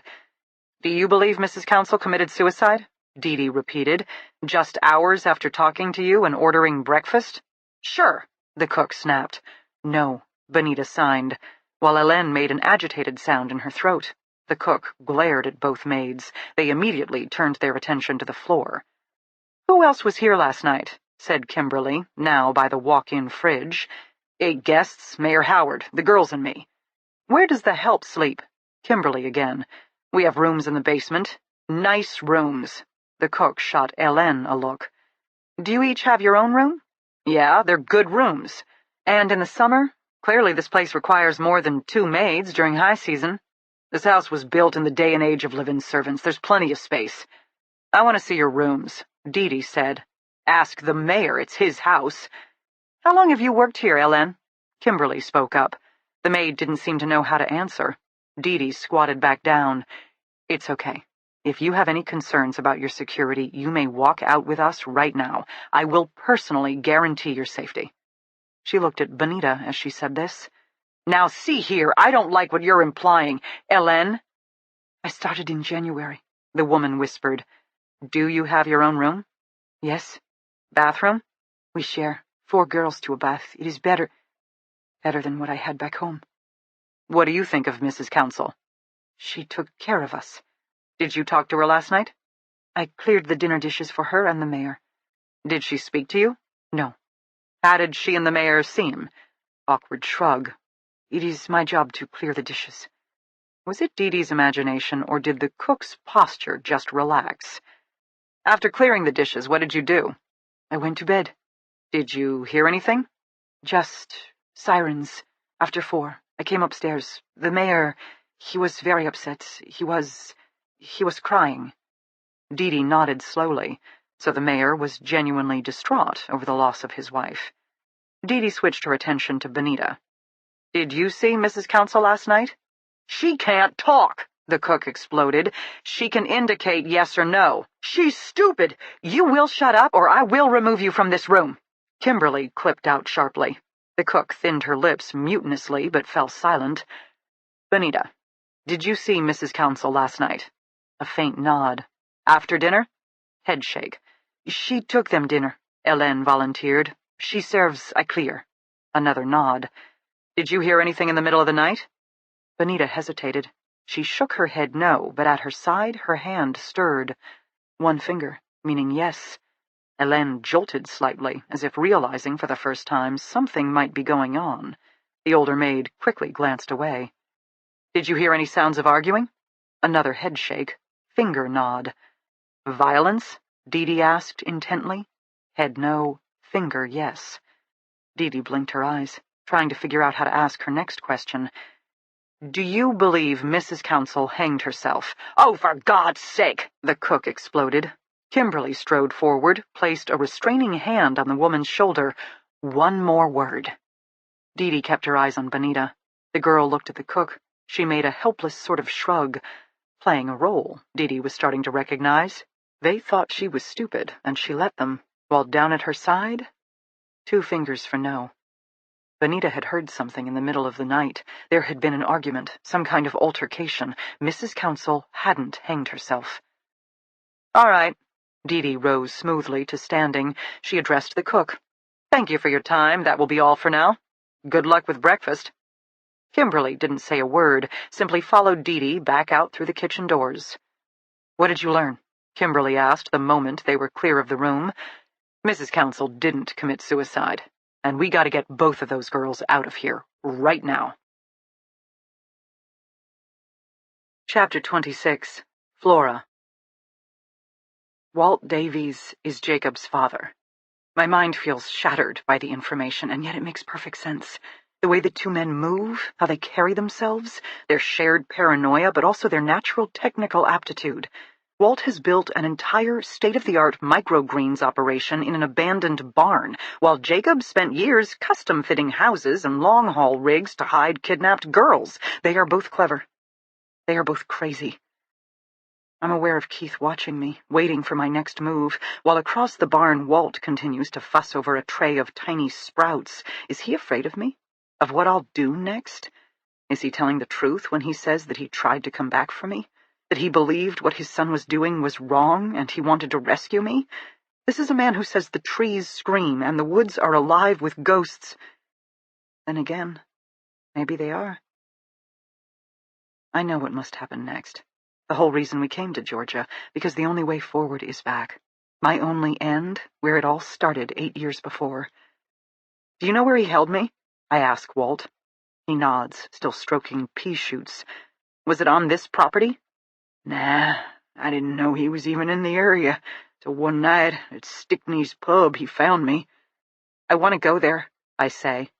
He knows I don't mean the tavern. You won't like it, he says softly. Take me anyway. We don't climb into Walt's truck. As Keith and I had theorized yesterday, the preferred mode of travel for the locals was the ATV trails. Walt has his four-wheeler, and we fetch our own to follow him, the subterfuge of having run out of gas no longer being necessary. Keith doesn't say anything as we approach our ride, still tucked in the bushes. Right before he pulls on his helmet, I stop him with a hand on his shoulder. I lean forward. This time, I find his lips all by myself. We kiss long and slow, gentle. It reminds me of the woods of Maine, of being a girl again, with the sun on my cheeks and a winding deer path unspooling before me. It is promise and hope and a whisper of a future I once thought impossible. When I finally pull back, his hand is covering my own. We'll do this together, he says, and I know exactly what he means. Keith drives us onto Walt's property. Most likely I should call Dee Dee and tell her what we have discovered and where we are going, but I feel fragile. The moment too dreamlike to survive being put into words. I'm not alone. I have Keith. And besides, whatever we learn about Walt, about Jacob, it may still not hold any relevance for the task force. Maybe it's simply another chapter in my story, which is for me to hear first. Walt has his shotgun. It's strapped onto the back of his ATV. It doesn't strike me as ominous anymore, simply a tool a paranoid microgreens grower never leaves home without.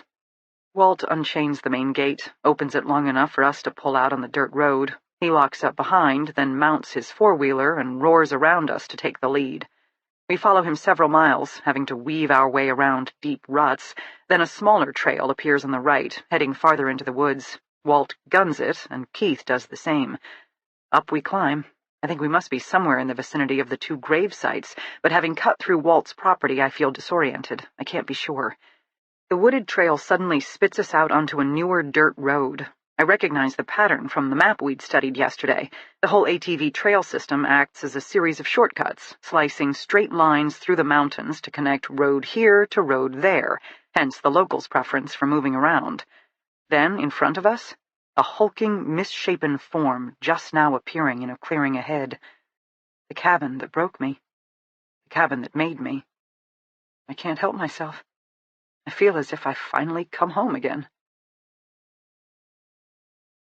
Why didn't Jacob have your last name? I ask Walt as we climb off our four-wheelers. We are parked on the edge of the woods. The dilapidated structure is several hundred yards ahead in a clearing. I already know Walt will recon the area before we advance. His paranoia, I can tell, is a lifestyle. The old man shrugs. He was called Davies when he was a kid, but his mom and I, we never married. Just two people who shacked up for a bit. I never thought to ask what might be on the birth certificate, or maybe he changed it later. I didn't ask. How old was he when he and his mother split? Keith asks, removing his helmet, shaking out his hair. 4 or 5, little guy. Could shoot, though, I taught him that. After they left, you never saw them again until he came back? I ask. Nope. Never went looking? Nope. He just showed up? What, 40 years later? I'm not sure I believe this. Walt looks at me. The Lord works in mysterious ways. How did you know he was really your son? Keith asks. A man always knows his own blood. He's your son, I state without hesitation, having seen you both. Then, because Walt is now unhooking the shotgun from his ATV, do you know how he died? FBI killed him. He was on the TV. The FBI didn't kill him. Walt stops. He studies me for a long while. Did you love him? He asks, which isn't what I was expecting at all. Seems to me that's what drives most women to kill. I didn't love him. I thought he was a monster. I thought he needed to be wiped off this earth, but toward the end, he might have loved me a little, if monsters are capable of such a thing. Keith blinks his eyes at this revelation. Monsters can love, Walt declares, but that don't change what we are. Keith and I fall in step behind Jacob Ness's gun-toting father and follow him toward the cabin. My first impressions are mixed. The structure isn't a house, as I'd always assumed, but more like a collapsing shack. There's a tiny wooden porch with a sagging roof and rotted floorboards. The first step isn't even attached anymore, but lies a few feet away, nearly lost in the tall grass. "Who owns this?" Keith asks, eyeing the building dubiously. Walt shrugs. "Jacob said he had to leave because the owner wanted it back." I speak up. "Nah, this place has been abandoned for decades. Mountains are dotted with shacks just like it. Old family homes long since deserted. Custom is to let 'em be. Such things can come in handy for lost hikers, hunters, whatnot." "But I remember lights in the basement, running water." "There's a well," Walt says, and points 100 yards off. "Jacob fixed the pump. Not that hard to do." "And the electricity?" "Tapped into a line, or was using battery-operated devices. I didn't pay much attention myself, but again, not hard," says the guy with an entire growing operation in his ramshackle barn. "Why didn't anyone notice?" Keith again. "I mean, if this is an abandoned property, shouldn't someone have realized lights were suddenly going on at night?" "Where are the neighbors to realize?" Keith and I look around. We see trees, and more trees, then a wide, heavily rutted dirt road leading away from the house. "Sides," Walt says. "At least when Jacob brought me here, he didn't turn on lights upstairs, only in the cellar." I nod slowly. I hadn't thought about it, but for our entire stay in the house, we were in the basement, even Jacob. It hadn't occurred to me that might be because he didn't want to give away that he was squatting in a deserted house. I also understand now why the FBI was never able to find traces of this place's location. It hadn't turned over ownership or gone into foreclosure or even had a real estate identity. It was just an abandoned shack in the woods. Again, clever and crazy. Now Walt steps cautiously onto the front porch, skirting the massive hole in the middle. He leads with his right foot, testing each board before adding his whole weight. I follow behind him, well aware that this is the height of stupidity, that I got out of this goddamn prison once and now will probably plunge through some rotted piece of wood to my doom. But I can't stop myself. Already this is everything and nothing like I imagined. The smell hits me. Mold and mildew. And just like that, I'm in the basement again. I reel slightly, put out a hand. Keith catches me while ahead Walt pauses. "You sure?" he asks. He's carrying the shotgun loosely at his side, whether to protect against any nesting varmints or extract revenge for his son's death, I have no idea. I feel punch-drunk, a woman on a tightrope, peering at the certain death looming below and admiring the view. I should call Dee Dee, I think again, and not out of investigative duty, but because she'd kick my ass for doing this, and right now her brand of tough love is probably exactly what I need. Instead, I follow Walt over the threshold. The main living area is smaller than small, with a crude attempt at a galley kitchen to the left and a giant hole in the wall straight ahead where a wood stove once lived. Standing beside me, Keith sneezes, then sneezes again. Dust whirs up in disturbed clouds. If Jacob had been a squatter, apparently no one has reclaimed the space since. "When did Jacob bring you here?" I ask Walt now. He shrugs. "Years ago." "What month?" I interrupt. He has to think about it. "August." "You're sure? That's the first time you came to this place?" "Pretty sure." He scratches his beard. "I mean, I don't pay much mind to the calendar." "I would have been here 5-6 months by then. You didn't know before?" "I had no idea my son had returned to the area, let alone was living in this here cabin with some girl locked in the cellar. Like I said, he found me, walked right up and introduced himself in the bar." "Why?" Keith asks. "Said he wanted to finally meet his old man." "What was his mood like?" Keith again. "Don't know. He shook my hand, offered to buy me dinner. I didn't say no to dinner." "And just like that," I speak up, "he reappears, buys you a meal, then introduces you to his sex slave?" Walt frowns at me. "I saw him around a few more times, even brought him to the old homestead. I was growing dope back then. Jacob appreciated it. I could tell the apple hadn't fallen far from the tree. Guy that hard-looking, he was his old man all over again. Nothing he wouldn't drink or snort. I tried to warn him, but he just laughed, told me not to worry." Walt shrugs again. "Not my place to judge another man." "Did he tell you what he did?" Keith asks. "Long-haul trucker." "And his mom?" My turn. "Did he mention her?" "Nah, and I didn't ask." He had a daughter. Did he mention her? Walt looks more uncomfortable. He showed up, bought me dinner. We did a little talking, a little visiting. I wasn't sure why he'd returned, what he wanted. I was still figuring it out when he brought me here one night. Told me he wanted to show me something. Told me I'd be proud of him. Walt stares at me. You don't remember? I'm honestly not sure. Multiple voices in the basement? It rings a bell, but I can't bring it into focus. I suffer an impression of incredible thirst and hunger, of hearing footsteps and thinking desperately, finally I'll be let out. There'd be burgers or wings or whatever Jacob's most recent craving was, and water. I desperately wanted water. Except then there'd been talking.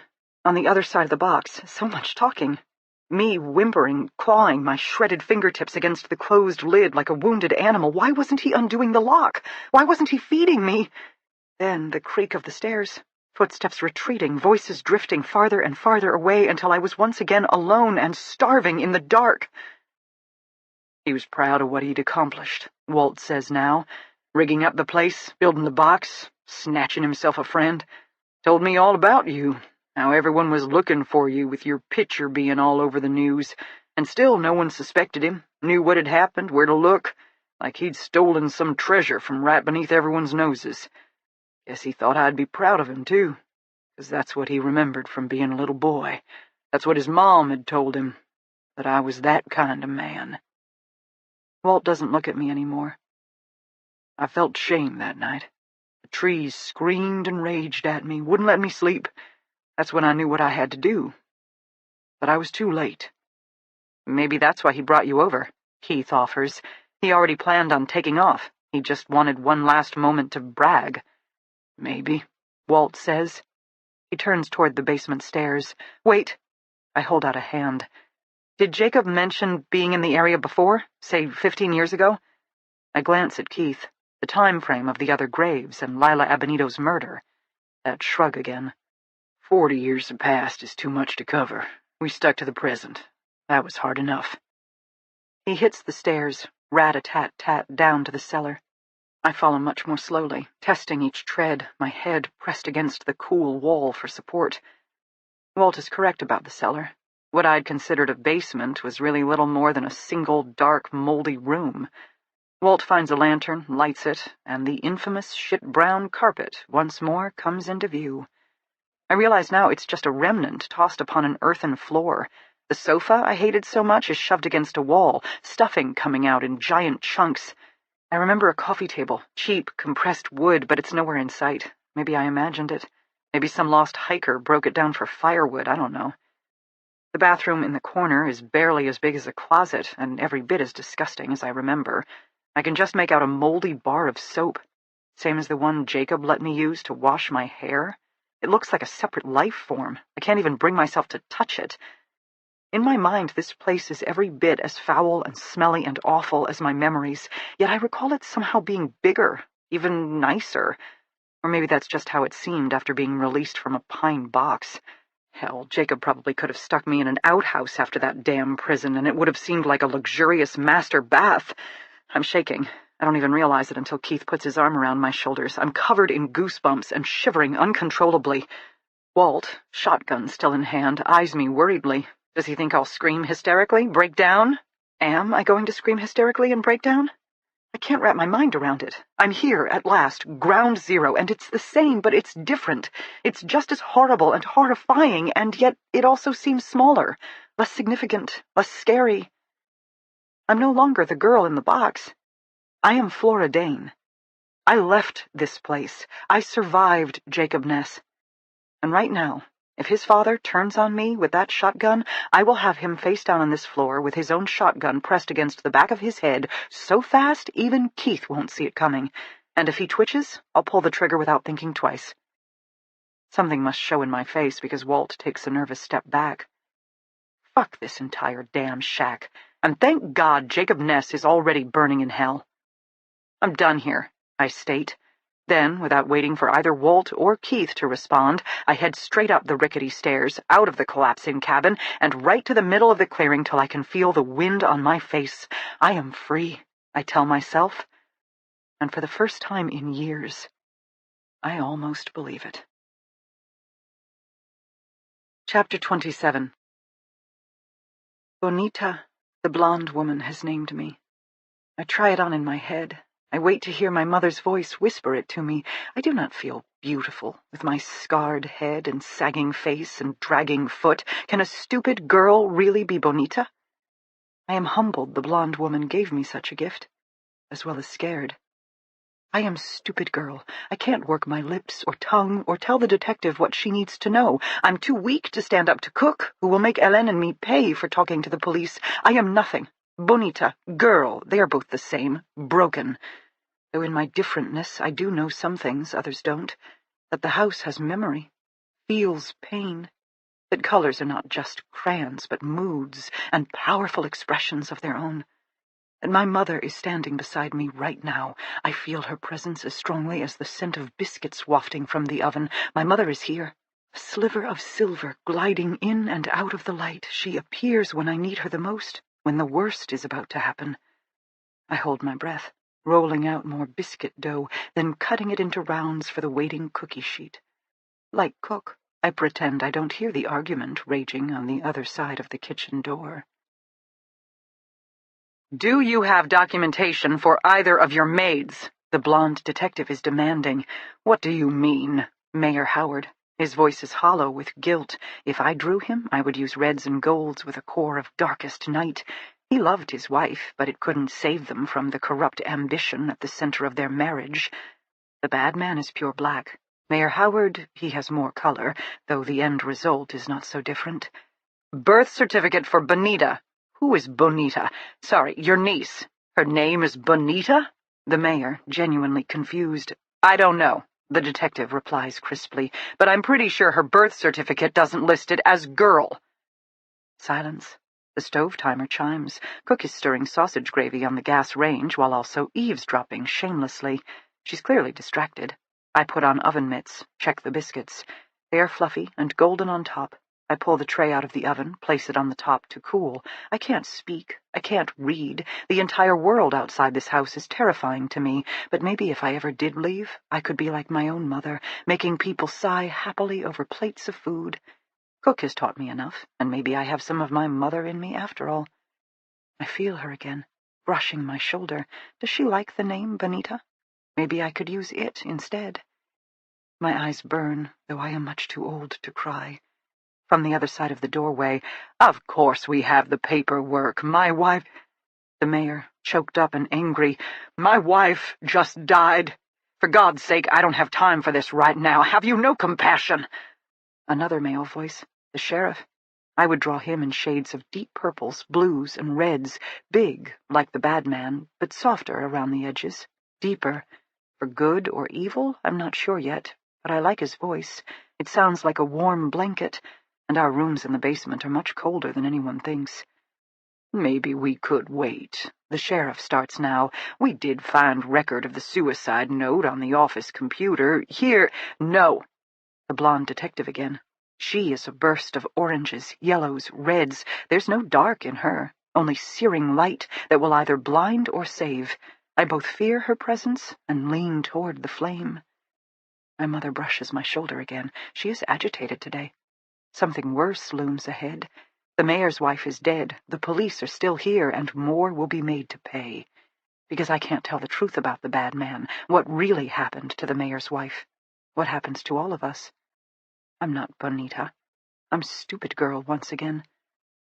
The other female voice speaks up. I don't understand the two female police. The blonde I met first has a hard, northern clip. This one has a softer voice, rounder vowels, of here, but not from here. I would color her in the shades of the forest, with sparks of fireflies. She is of the earth, quieter, but sparkly in her own way. "Mayor Howard," the other police lady says now, "we understand this is a difficult time, but when you start talking about an illegal organ transplant, I don't care how many years back, the safety of your staff becomes our primary concern." Total silence. I hastily cut out more biscuits. At the range, Cook is listening so hard she's forgotten to stir the gravy. I smell it burning before she does. Or maybe she doesn't care. Hélène is gone. She must tend beds, start the daily cleaning regimen, or she's made the mistake of returning to her room, in which case the bad man probably has her, and is playing with his knife, wringing her neck. When painting, black is not the absence of color, it is the presence of many colors, which makes pure evil hard to predict. Does your wife have a personal office in addition to the inn's? The blonde again, sounding as if she's offering the mayor a break. No, just the one office for the business. All right, I'll go through it myself. We find the proper paperwork for your staff, then all is well. You need to leave. The night has been long and hard enough. The guests are headed downstairs. I need to pull things together. With all due respect, sir, says the other police lady, that's not an option. My wife committed suicide. Your wife died a suspicious death. What? The mayor, sounding bewildered. That's the current classification. The Southern cop again. Suicide is an official ruling. The ME hasn't made it, meaning currently your wife died a suspicious death, and your entire lodging establishment is a crime scene. Be happy Sergeant Warren only wants paperwork. Another pause, then a sound I don't completely understand. Suppressed sobbing. Mayor Howard is crying. In all my years, through all that's happened, the death of his wife has caused him suffering. Does that make me happy? Ease my own pain? The sausage gravy is smoking now. I don't care that the mayor is crying. I have heard so many girls cry, and what did it ever get them? I'm happy he hurts. So happy I slam my round cookie cutter through the biscuit dough and shake the prep table. Cook eyes me sharply at the unexpected display of emotion, then seems to realize she's failed in her own cooking duties. Belatedly, she snatches the cast-iron skillet off the burner, then curses a blue streak. I smile maliciously at her back. My mother, my beautiful mamita, brushes my shoulder again. Chiquita. I can almost hear her whisper, as if to soothe. If I drew me, what colors would I use? Fire, like the blonde detective? Earth, like the second? Or have I become what made me, bright and shiny on the outside with a dark, soulless core? I don't have the answer. I worry again about Hélène. Where is she? Why hasn't she appeared again? She should be as eager as Cook and me to learn what's happening next. Pulling some sheets doesn't take that long, and she's not allowed to start the vacuum cleaner till all the guests are up, meaning she should be back in the kitchen by now, inventing busy work while eavesdropping on the cops grilling the mayor. Unless she did go downstairs. Unless the bad man did take the opportunity to silence one more weak link. Something terrible. That's what my mommy's presence always means. Danger ahead. I can't take it anymore. I set down the biscuit cutter, and with my hands and apron still dusted with flour, I limp determinedly for the swinging door. Behind me, Cook makes a strangled sound. I feel the air move. Maybe she tries to grab me. Maybe the silvery spirit of my mother blocks her. I don't look back. No time for looking back. I burst into the breakfast room. I don't pay any attention to the mayor, or the burly sheriff, or the Atlanta cop. I grab the hand of the blonde detective. I play with fire as I drag her wordlessly from the room toward the servants' quarters below. Chaos behind us. The mayor hastily pushing back his chair, scrambling to follow. Wait, stop! The Southern cop. This is a crime scene. The purple sheriff. Mayor Howard, you will sit down right now. I don't pause. I'm slow, my right leg dragging, but I'm also sparking with energy. The blonde cop questions nothing. She grips my hand as tightly as I hold hers. I lead her to a small door off the back hallway. The few rooms in this section are administrative, Mrs. Counsel's office, the filing room, housekeeping supplies, but this door, this unmarked door, I wrench it open, and as always the first thing that hits me is the whiff of decay, while the house sighs in agitation. Buildings have feelings too, and what has happened in the levels below has hurt it. I understand these things, though from what I can tell, others don't. I risk a glance at the detective. Her face is impassive. If she catches the odor, feels the house shift nervously, she doesn't show it. Maybe she's like the others, deaf to such things. Maybe there's no one like me. The stairway light is on. I don't wait. I can feel a relentless pressure building in my chest. Hélène, something is wrong. Toward the bottom of the stairs, I trip and nearly go down. The detective catches me. Easy, she murmurs. I'm so strung out, I think I might vomit. This is it, I realize now. I've taken my last stand. Without the killing rage and heroic drama I'd always envisioned, I was going to feel my real name flood through me. I was going to gather my mother's spirit close. Then I was going to unleash myself like an atom bomb through the black rot of this house, searing away the mayor, his wife, the bad man, reducing them to ash. Now I'm down to a frantic race, to find Hélène. To find something, anything that might communicate all the words I can't say. If I can make the detective wonder, arouse her suspicions about this place. She's fire, not easily doused. She might leave today, but she'll question, she'll gather more information. She'll know enough not to be put off by the mayor's fancy ways. She'll leave after this. Then I'll wait, because given this stunt, my fate is sealed. Tonight, the bad man will return. He'll step inside my room, lift his knife, and prove what a stupid girl I've always been. Maybe my death will finally give the blonde detective what she needs to make the bad man pay. She is fire. And this whole place needs to burn. I start throwing open doors. I don't even know what's behind some of them. The bad man? Rooms of whips and chains and instruments of torture? Given the sounds I've heard over the years, I've always wondered. The detective is still holding my hand, but I notice now she's unsnapped her holster. I nod approvingly. She squeezes my fingers. The first few rooms are empty, bare cots, blank walls. These spaces are bigger than mine and hold 2 to 4 beds. Hélène's is farther down the hall, small like mine. Once she was in a big room with roommates, but when they left, she was sequestered. She doesn't talk about it. None of the girls ever talk about it. For the past few weeks, it's just been her, me, and Stacy. But then Stacy found the knife, and I cleaned up the mess, and now it's just Hélène and me. Which is also not good. The basement never stays empty for long. I come to my little room on the left. I throw open the door, stumble in before the detective can stop me. Is he here? Is he waiting?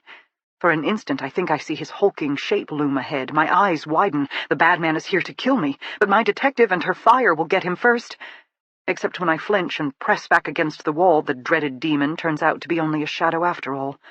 The detective is at my shoulder, breathing heavily. My fear has spread itself to her. I try to pull it together. Communicate. How can I explain? Pictures beneath my mattress. I grab the thin mattress, toss it up. I should have a drawing or two. But the floor is bare. The picture's gone. The bad man got here first.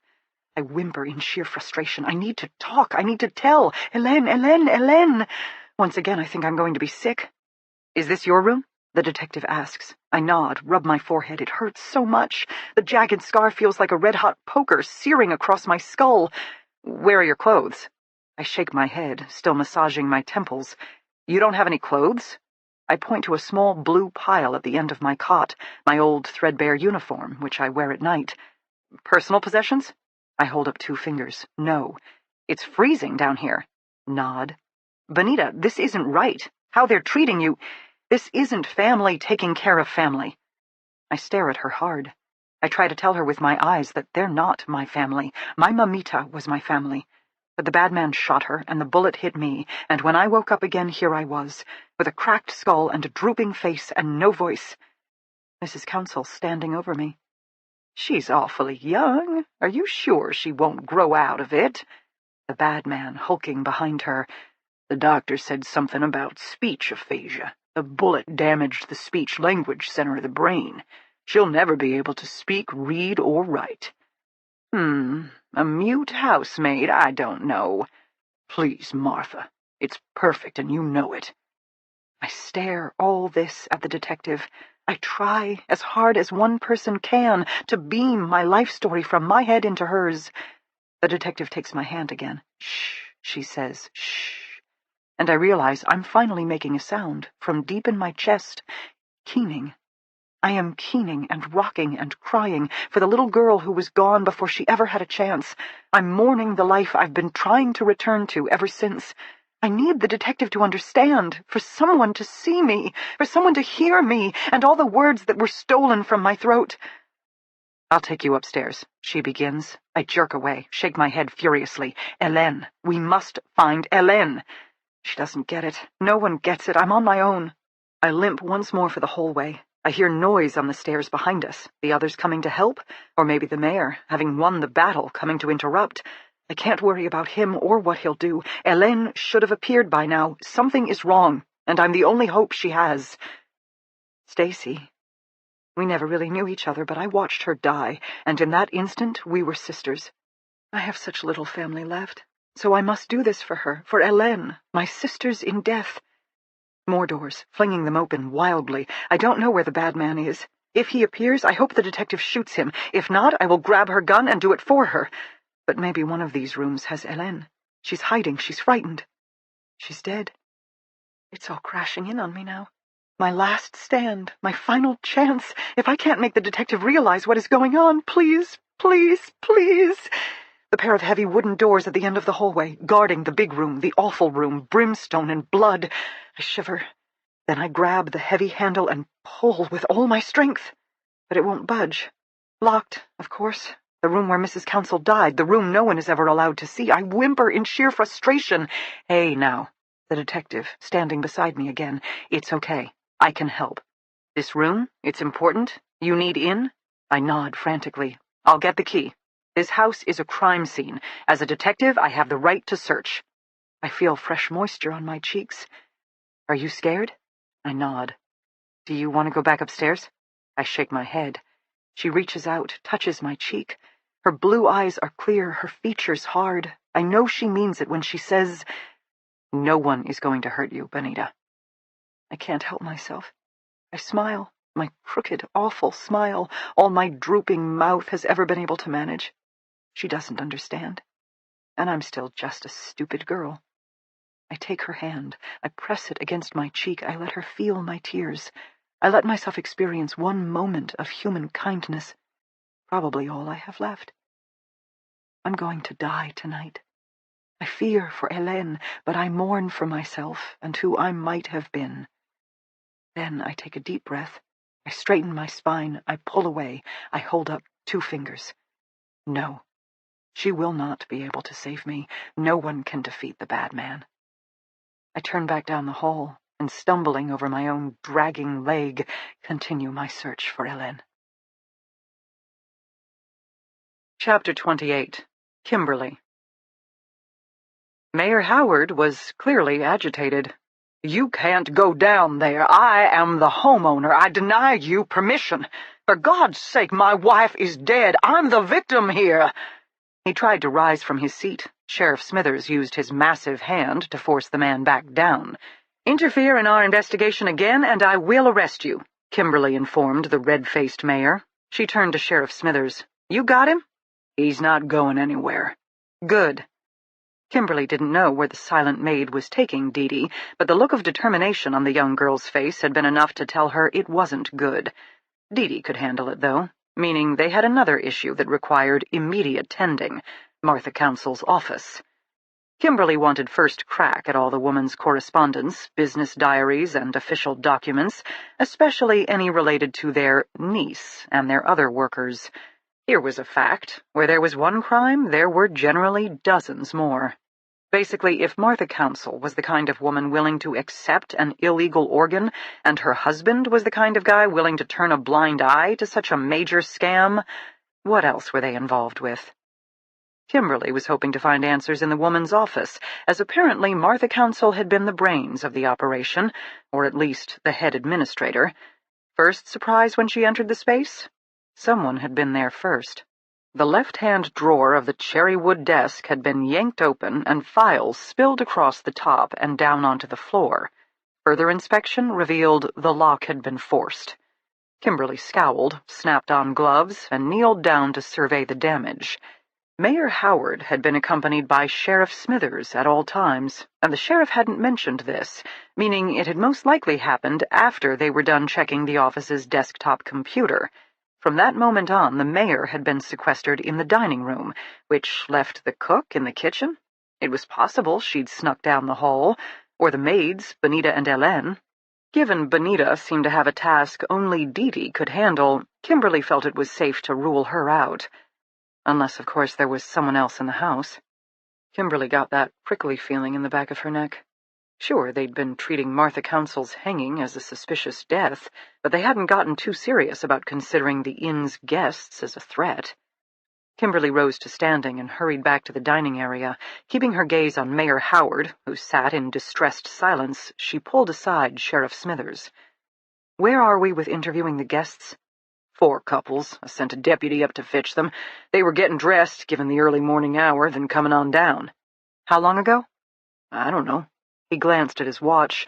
Been 30 minutes or so. No one needs 30 minutes to get dressed. Have your deputy escort them down right now. Verify everyone's photo ID, take all vitals. The office has been burglarized. Something more is going on here, or someone else is in this hotel. Sheriff Smithers thinned his lips, nodded curtly. He activated the radio clipped to his shoulder, murmured some instructions low enough for the mayor to remain oblivious, then resumed his oversight of the dining room.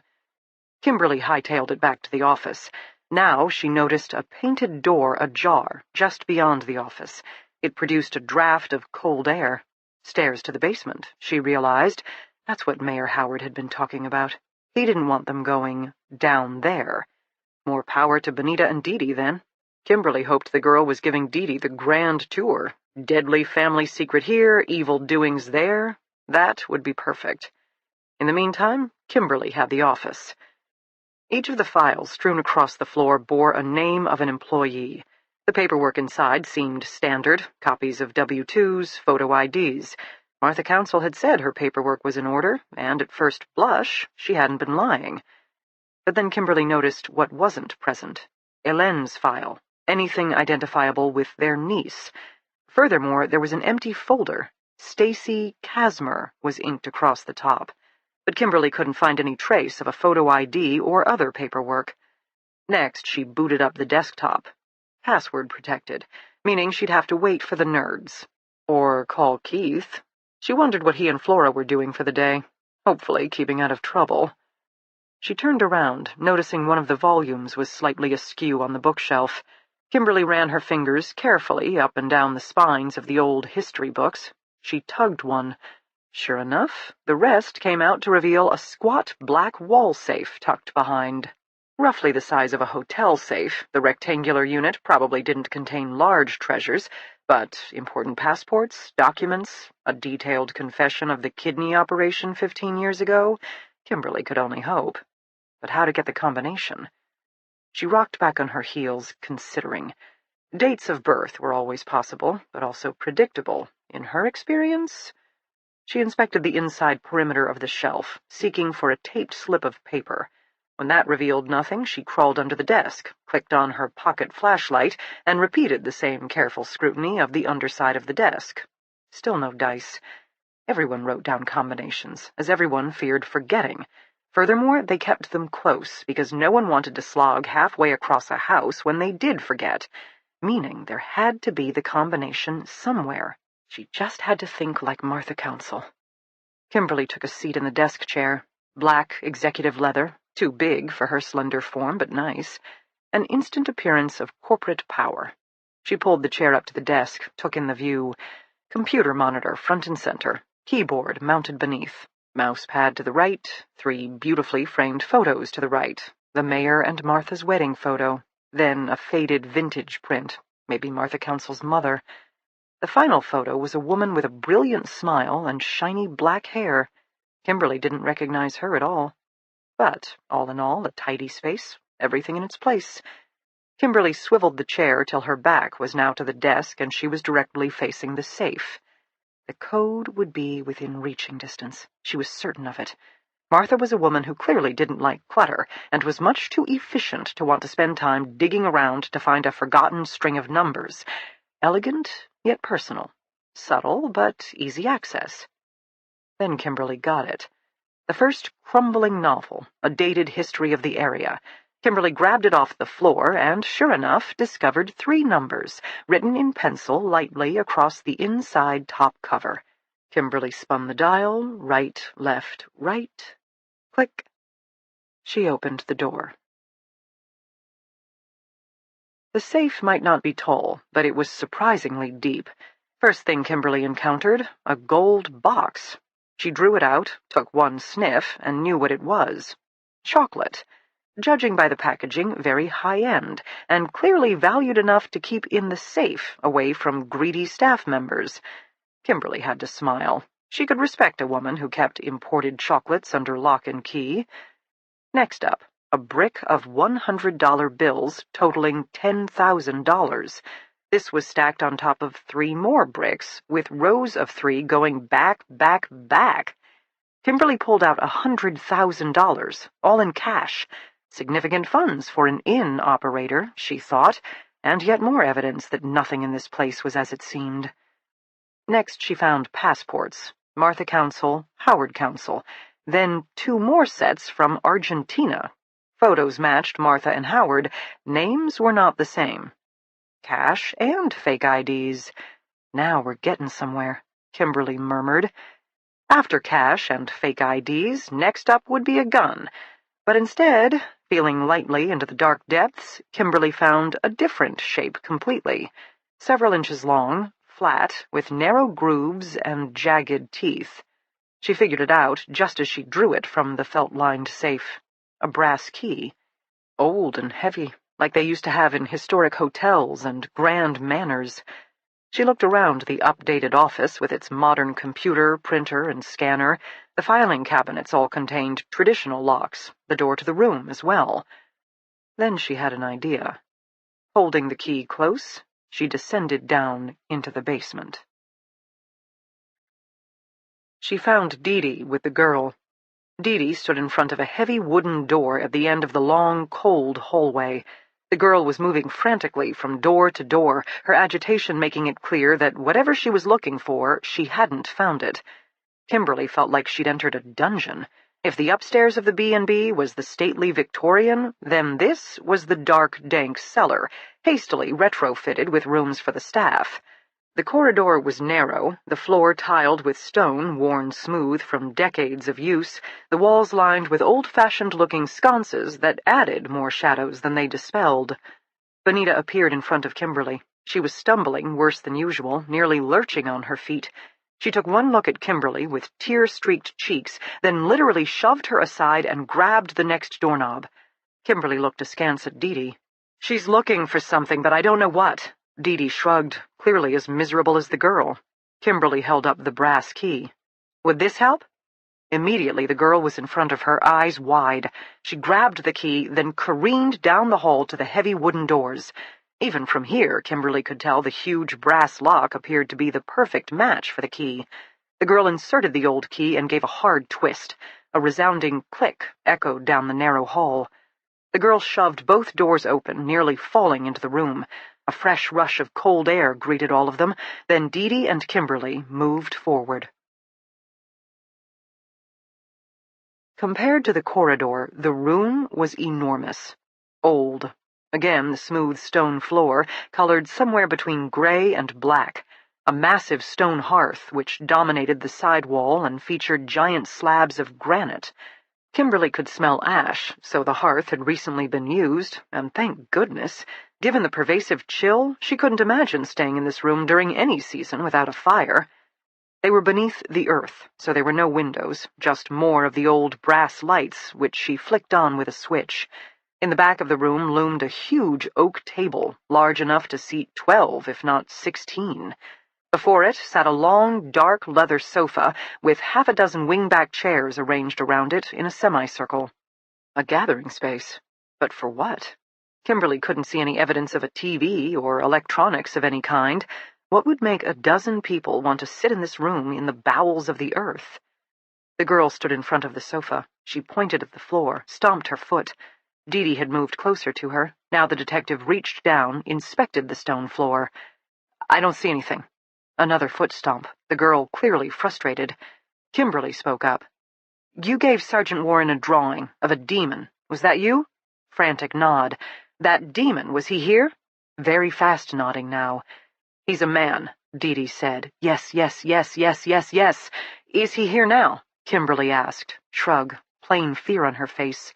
"What about last night?" "Yes." "With Martha and Mayor Howard?" "Yes, yes, yes, yes, yes." "Bonita," Dee Dee said slowly, "is he the one who hurt Mrs. Council?" "Yes." Kimberly drifted closer. She peered at the floor, then around the room. She couldn't make out any obvious signs of blood or violence. Then again, the only way to fake a hanging was to actually strangle the victim, a relatively clean death. She would have to bring in an evidence team. There were chemicals that could be sprayed that would reveal traces of blood. Of course, the older the residence, the harder it was to prove that blood was a recent event. It seemed most buildings had stories of violence to tell. She walked the space, sniffed the hearth, held out her hands for warmth. It had definitely been used recently, though again, that didn't prove anything, and their interrogation of Benita wouldn't be enough. By definition, they had to ask her yes or no questions. Technically, that was leading a witness, and given she was also a minor, it wouldn't hold up in court. They would have to call in some kind of forensic interview specialist, because this was clearly outside of Kimberly and Dee Dee's wheelhouse. They were simply doing what good investigators did, making it up as they went along. Kimberly glanced at the doors. The very large, very heavy, very solid oak doors, kept locked at all times, with a key hidden in a safe. What was it about this room that demanded such security? Mostly, she thought it was cold and drafty, and even with the furnishings, too dungeony for most tourists' tastes. Dinner theater? But then why lock up the set? Benita was tugging on Dee Dee's arm, clearly agitated again. "Are you looking for the demon man?" Dee Dee asked. Quick no, eyes wide with fear. "But you're looking for someone?" "Yes." "A guest?" "No." Pause. Dee Dee clearly trying to figure out how to most efficiently ask the next question. "Is it someone I've met?" "Yes." "Mayor Howard is still upstairs with Sheriff Smithers," Kimberly provided. "The cook is in the kitchen. Smithers's deputies are rounding up the guests. Someone broke into Martha Council's office. I'm wondering if there isn't a fox in our midst. Or maybe," she considered, looking at the girl, "a demon." The girl sighed, tugged Dee Dee's arm again. "Ellen!" Dee Dee declared suddenly. "The other maid!" "Yes, yes, yes, yes, yes, yes!" "Are you worried about her?" "Yes!" "Do you think something bad might have happened?" Furious head nod. "The demon." More nodding. Kimberly and Dee Dee exchanged a glance.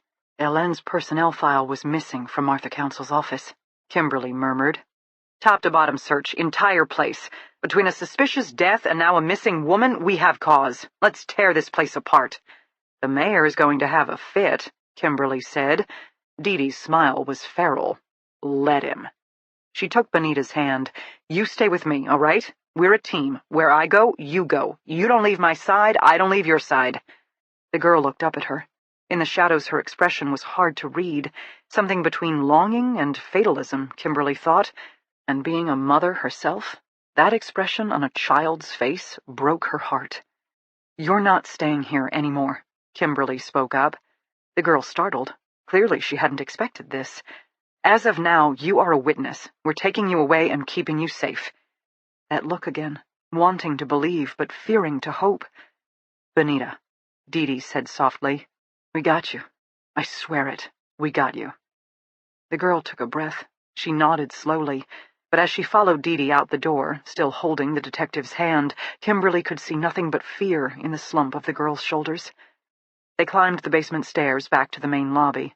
Dee Dee took Benita to a separate room in the inn so the girl wouldn't be exposed to the mayor or the cook for one moment longer, while Kimberly instructed Sheriff Smithers to have his officers tear apart the inn, which left Kimberly to interview the gathered guests, 4 ordinary-looking couples who clearly had no idea what was going on and were rapidly losing whatever initial excitement they'd felt over the situation.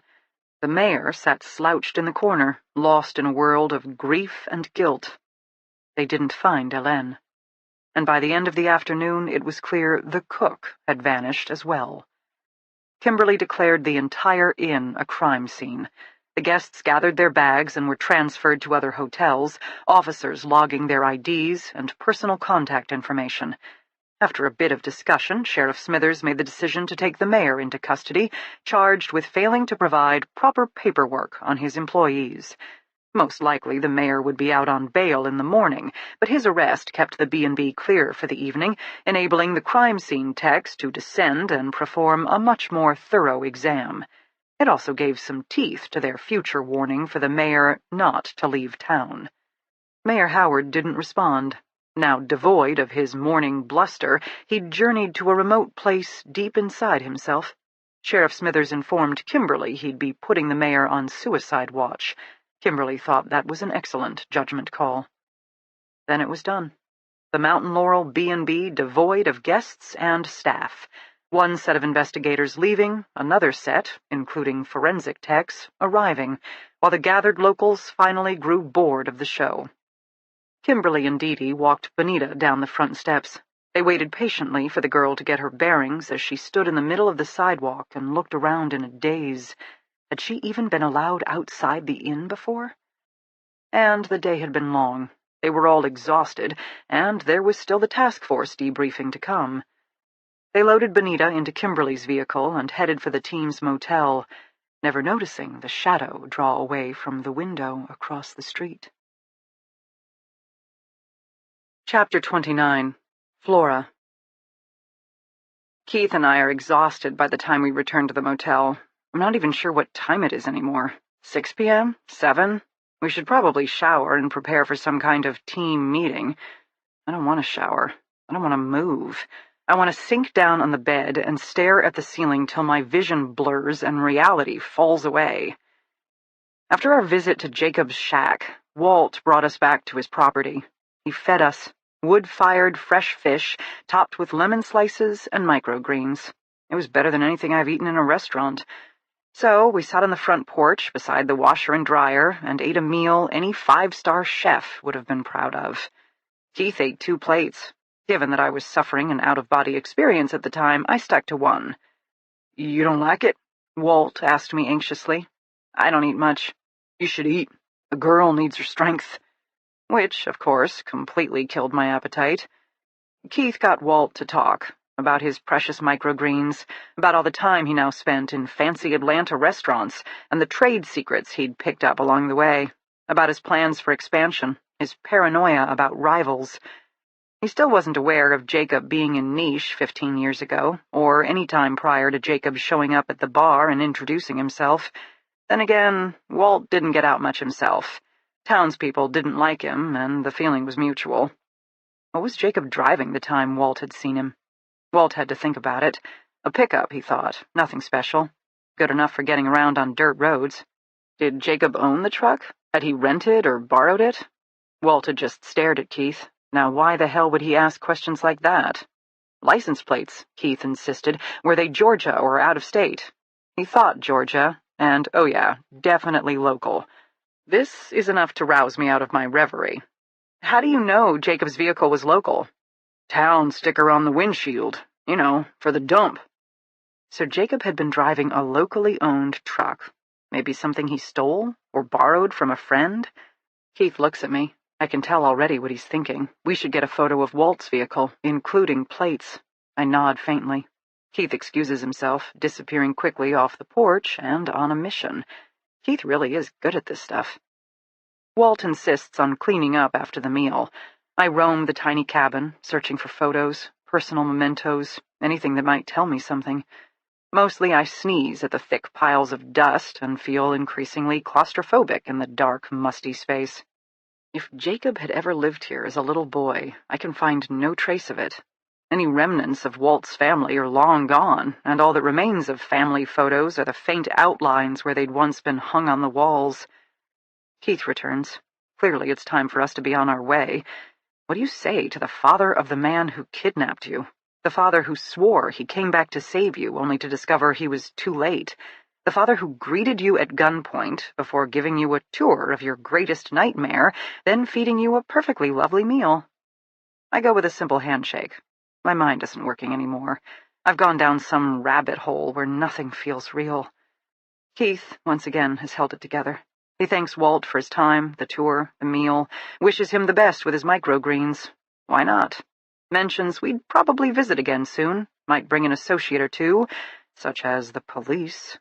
Walt nods nervously, wiping his hands again and again on the legs of his jeans. He agrees to all. We regard each other for a long moment. I can tell he has no more apologies in him, and I know I have no more forgiveness in me, so I guess that makes us even. Thank you for the fish, I manage. Then I follow Keith out the door and let him drive us back to the hotel.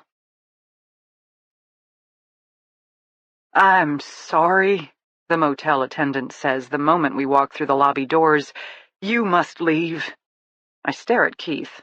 I haven't been of sound mind for hours now, so maybe I'm mishearing this. Keith, Excuse me? We cannot have you as guests anymore. You must go. The attendant is the same man from yesterday, small of stature, slight build, thick dark hair, and very nervous hands. He's clasping and unclasping them now, as if he's not quite sure what to do with himself. I thought these rooms were reserved for a week. Keith, taking charge. Yes, but there has been a change. Please get your things. I can give you a list of other properties. Is there a problem with our rooms? Keith asks. Yes, that's it. The tiny man brightens. I stare at him intently. He is the worst liar I've ever encountered. Then we'll take another set of rooms. You can't. We can't? The problem... The man purses his lips, clearly thinking hard. The problem is with all the rooms. Fresh smile. He believes he has saved himself. I'm wondering if there are any straws in the small breakfast nook. I've used them to kill before. I'm sure I can do it again. Keith takes hold of my hand, clearly sensing my mood. So, you're kicking everyone out? All of your guests? Yes. The entire assembled law enforcement team, FBI agents, county police. You do not want these fine and upstanding officers in your establishment? Dark, rounded eyes, fresh hesitation. There's a problem with all the rooms? The attendant repeats again. His voice sounds squeaky. Keith, perfectly composed. I demand to speak to the manager. Finally, a normal reaction. The attendant pulls himself together, puffs out his chest. I am the manager. Then I demand to speak to the owner. I am the owner. This is my establishment. Now you must leave. Go. Behind us, the lobby doors open. Kimberly comes striding in with Dee Dee. Some young girl dressed as a maid follows in their footsteps. The girl has a slight limp and drooping face, and she's staring about in complete bewilderment. I met Jacob Ness's father, I hear myself say. The motel is kicking us out, Keith adds at the same time. Kimberly and Dee Dee stop. The girl gazes at me wide-eyed. Give me 30 seconds with this guy, I announce, and we'll have our rooms back. Dee Dee, Kimberly instructs dryly, get your dog back on her leash.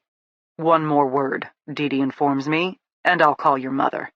I growl low in my throat, the sound of frustration, but she has me and she knows it, because then my mom will call Dr. Samuel Keynes, and once my FBI victim advocate is involved, things get complicated, as Dee Dee well knows. So, about our rooms? Kimberly turns to the manager. Her voice is softer when she wants it to be, with a trace of the South that's been her home for a decade now. Dee Dee and I will always be true North. Kimberly, on the other hand, can pull off local charm. What seems to be the problem? The tiny man is eager to talk to her. He pulls his gaze quickly from me. Mechanical. All rooms must be evacuated. Everyone. Everyone must go. Even though we paid for an entire block of rooms for the week? Arranged through the county sheriff's department? Sorry. So sorry, nothing can be done. Everyone must go. Do you have a list of places we could try instead? Yes, except... The manager, or owner, or whatever, flushes. My memory, Kimberly says calmly, is that this was one of the only places that could accommodate a group of our size. Furthermore, given that we're about to go into the weekend during the busy fall season, what are the chances of any of these new places having rooms available? Maybe you'll get lucky? I don't think we will. I think you're trying to kick us out of town, split up the task force group, or maybe force us all back to Atlanta. Now, why would you want to do that? The motel has a mechanical problem? The man squeaks again. You certainly are about to, I mutter. Dee Dee glares at me. What exactly is the problem? Kimberly again. No hot water. Can't have rooms without hot water. Perfect. I'll make a call. We'll get that fixed for you right away. Consider it a sign of our appreciation. The manager stands there stupefied. And my computers are down. I can't check anyone in. No computers, no service. I can fix that. Keith speaks up. The man looks like he wants to cry, or flee, or both. Please, he tries. No. Dee Dee, who has been quiet this whole time, finally speaks. Who asked you to send us away? The man's face twists. His hands return to their frantic clasping and unclasping. I don't know what you're talking about." "Then consider this our real gift to you." Kimberly touches the man's arm. "We won't press. For now. You can tell whoever demanded our departure that the police pulled rank. There was nothing you could do. And you could also tell your boss, if he has a problem with our presence, feel free to contact us directly. Now, I'm going to shower." She pulls out her room key. "Debrief in an hour." She stares at me. "I'm sorry. Did you say you met Jacob Ness's father?" "Yes." "Well, you'll have much to share at the meeting." "Wouldn't miss it for the world," I inform her. Kimberly heads down the hall. I wait for Dee Dee to follow, but she and her new charge just stare at me. "You two have adjoining rooms?" Dee Dee asks Keith and me. Of course she would know that. Keith nods. "I'm taking them, for Benita and me. She can't be alone. She's a material witness." "Benita?" Keith asks. Dee Dee gestures to the girl. "She used to work at the Mountain Laurel B&B. Now she's with us." "Where do Keith and I go?" I ask, still processing the room change. "You two can have my space." She smiles knowingly. Meddler. "I can get a cot," Keith offers. No, the owner protests immediately. "No cots. You shouldn't even have rooms." Fuck Kimberly and her dog on a leash comment. I reach down, pull out my butterfly blade, and make a show of flipping it open, closed, open, closed. "You may have a cot," the man squeaks. But then I glance at the young maid. Her face has gone bone white. Her eyes are round with fear, and she is staring at my knife in horror. I quickly put it away, but not before I see her touch her forearm, where the cuff of her sleeve has ridden up, and an intricate pattern of scars dances across her exposed skin. I don't feel strong anymore. I feel shame for being what a monster made me. I head down the hall before any of them see me cry. Chapter 30. Kimberly. No lasagna or chocolate trifle from the church ladies tonight. Instead, the sheriff's conference room featured trays of deli sandwiches, a couple of neglected salads, and a table full of assorted beverages, most heavy on the caffeine. Franny bustled about, clearing empty plates onto a giant serving platter she effortlessly hefted from table to table, while smiling so brightly she looked like a cross between June Cleaver and a mental patient. Around the U-shaped tables, investigators booted up computers while shoveling food into their mouths. Kimberly took a moment to gauge the overall mood. Tired but wired, she decided. She walked through the door, Flora and Keith in tow. She went with a turkey sub, a pile of green salad, and a Diet Coke. Then she took the open chair next to Sheriff Smithers. Of all of them, he looked worse for the wear. Kimberly and her crew had no ties to this area, whereas for the sheriff, this was all personal. He gave her a nod, chewed absently. "Howard Council settled?" Kimberly murmured. "Got him in a holding cell, deputy on watch."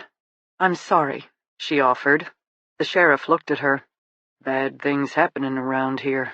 Bad things. Feels like I don't know this place anymore." "We'll figure it out." "Phone's starting to ring off the hook. People want reassurances that their community is safe and the problem's solved. Hell, I'm more confused than I was yesterday, though of course I can't tell them that." "Lying is part of policing," Kimberly assured him. "Except I want to know my county is safe as well. Only a matter of time before the press arrives. I can't believe we've been lucky this long." "With the ME returning to Atlanta with 3 more bodies, our time is probably running out," Kimberly agreed. The sheriff closed his eyes. "You really think Martha Council hanged herself?" "No. Someone else did it. Not her husband. I don't believe that for a moment. Meaning there's another threat out there, one we haven't identified yet." Kimberly eyed the man with genuine sympathy. She understood his stress and strain. Their current situation had just gone from 1 body to 5, from a cold case to a fresh murder. Nothing about this was good, especially for the local cop. On impulse, she reached over and squeezed the sheriff's meaty hand. "We're on this." He didn't appear convinced, but at least he squeezed back. Fresh activity in the doorway. Kimberly's fellow ERT agents arriving, dirt still smeared across their clothes. With Dr. Jackson en route to Atlanta with the recovered skeletons, the team would provide the update on the burial sites. Kimberly waved at Harold, his lanky frame looming above his teammates. As always, their leader, Rachel, headed the charge. She nodded at Kimberly in greeting, her sunburned face streaked with sweat and grime. Franklin and Maggie filed in after their compatriots, and they all made a beeline for food and water. Harold, after a moment of hesitation, helped himself to 3 different subs. The man might be built like a beanpole, but he could eat like a sumo wrestler. Flora and Keith had already taken seats, Flora with a bottle of water, Keith with pasta salad. Kimberly let the evidence response team take up positions. Then it was time to start. She rose, moving to the front of the room. "It's been a big day. Looks to me like many of you have findings to report. I'm going to start with our early morning call-out to a suspicious death at the Mountain Laurel B&B. Briefly, she recapped the discovery of Martha Conceals' body, the accompanying suicide note, and Mayor Howard's revelation that his wife had had an illegal kidney transplant approximately 15 years ago. She noticed Franny stopped fussing at the food table and stood silently, the sorrow tangible on her face. Like the sheriff, she'd probably personally known the Conceals. Nothing in this community would be the same again. Rachel raised her hand. "Hang on. We recovered medical supplies connected to one of the bodies in the mass grave. Are you saying that victim might have been the source of the illegal kidney?" "We don't know yet. The doctor who performed the operation passed away 8 years ago. We're working on tracking down his former receptionist now to gain access to his old files. But knowing a member of this community underwent an illegal medical procedure right about the same time 4 bodies were buried in the woods hardly seems like coincidence." "Meaning there could be other locals who visited this same doctor," Rachel said evenly. Kimberly nodded. "Absolutely." More hands shot up, but she held her own. "Hang on," she said. "We learned other news at the Mountain Laurel as well. It would appear at least some of the staff isn't legal, and given that most are young women, it's highly possible our 4 victims in the woods have a connection to the bed and breakfast. Unfortunately, because they weren't all documented, I'm not sure how we can go back 15 years and search for their identities. But at the very least, we know there's some kind of human trafficking going on at the Mountain Laurel, whether it's for low-cost help or, worse, organ donor candidates." The revelation rippled through the room. "Mayor Howard has been taken into custody for now and is on suicide watch. We also have a—" She hesitated. She didn't want to give away much about Dee Dee's new charge, Bonita. The girl was alone, voiceless, vulnerable. "We have a source," Kimberly said at last, "who has led us to believe there is another player in this operation, an unknown male. Can't tell you anything more than that at the moment. It's highly possible he's the one who killed Martha Conceal, so whoever he is, he clearly has a stake in things. We believe the cook may also be complicit, and she has disappeared. Sheriff Smithers has issued a bolo with her description, also missing another maid, Hélène Tellier. We have reason to believe her life is in jeopardy. Maybe even the cook, or the unsub, kidnapped her." Around the room, eyes widened. Hearing it all spoken out loud, even Kimberly was startled by just how much had happened in the past 12 hours. One of her fellow FBI agents raised his hand. "We have news that might be relevant." "Go on." "We've been running background on all the names of hotel guests we've been able to gather for the past 16 years, looking for registered sex offenders, individuals with criminal histories, etc." Kimberly nodded. "A good 10 to 15% of the names registered at local hotels, they don't exist. The names appear to be aliases, nor can we find corresponding credit card charges to go with these reservations, which suggests the individuals paid cash. Cross-referencing the names with restaurant credit card receipts, also nothing. We have dozens of room reservations at multiple lodging establishments that appear to belong to ghosts." Sheriff Smithers stirred. 10 to 15%, you say?" He spoke up. The agent nodded. "We're talking dozens of people a year, going back a decade." "There's always some people who prefer to pay cash, but that number seems mighty high. All lone individuals? Male, female?" the sheriff asked. "No discernible pattern. Some reservations are for couples, some for males, females. Some names imply ethnicity, though who knows." "Time of year?" Kimberly pushed. "Follows the seasonal trend. Most of the names are from the summer, when niche is busiest, then weekends in the fall, that sort of thing." "So our ghost tourists are arriving with everyone else, blending in." "Correct. Across multiple lodging establishments?" "Also correct." The agent hesitated. Though it's worth noting we didn't get any names from the Mountain Laurel Inn. They claimed their computer system didn't go back far enough. I'm wondering now, if you did have access to those records, just how many more ghosts that would add to the list. Kimberly finished for him. The agent nodded. What would draw dozens of people to one small town each year, all operating under fake names? Kimberly asked slowly. She looked at the sheriff, but it was Keith who spoke up. Human trafficking? Drug distribution, illegal organ transplants, or other medical procedures? He rattled off. Maybe even a pornography ring, though most of those perps prefer to stay at home with their computers. A sex ring, on the other hand, that would do it. Kimberly stared at the computer analyst. Thanks, she said finally. In all of those scenarios, Keith leaned forward, clearly warming to his topic, the constant is that niche is serving as the hub. The participants come here using fake names, then go home again. Given the amount of tourists passing through, they have the perfect cover, right? A stranger spending the weekend hardly stands out. While the location of niche, tucked up in northern Georgia, where you have drive time to 4 bordering states, as well as easy access to Atlanta and a major airport, makes it an ideal location. Finally, the small size and limited economy makes it easier for coercion. Pay off your neighbors, threaten them into silence, either works. Frankly, I'm surprised more quaint mountain towns aren't used for illegal enterprises. Keith sat back. Sheriff Smithers rubbed his face. The poor man looked like he was about to keel over, while in the back of the room, tall, built like a brick Franny appeared positively faint. She was clutching the delicate gold cross she wore around her neck and shaking her head slowly, as if to ward off words that couldn't possibly be true. Jacob Ness was here. Flora spoke up, her voice perfectly toneless. We met his father today, Walt Davies, and he took us to the abandoned shack where Jacob first held me 8 years ago.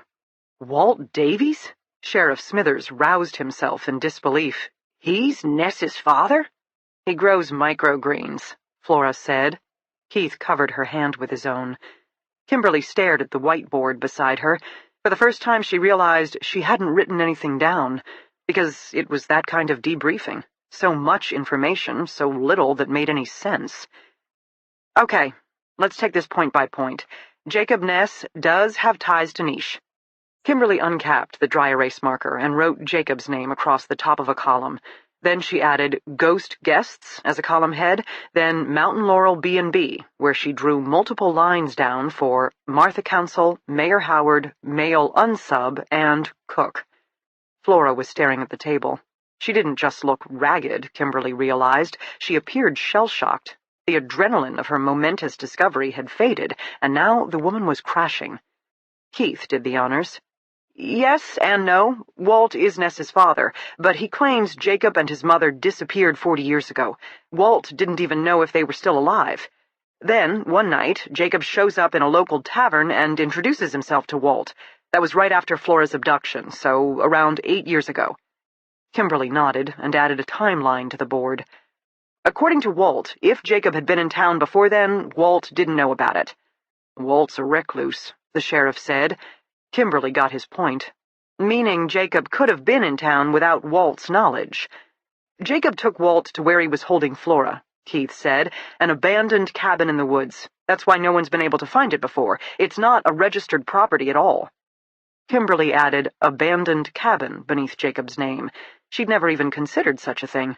But given Keith's point that niche was perfectly situated as a distribution point, well, abandoned cabins in the woods would also make excellent meeting sites for handoffs. Did Walt know what Ness was driving? An old truck. It had a dump sticker, so a local vehicle. Kimberly frowned, jotted away. Borrowed or owned?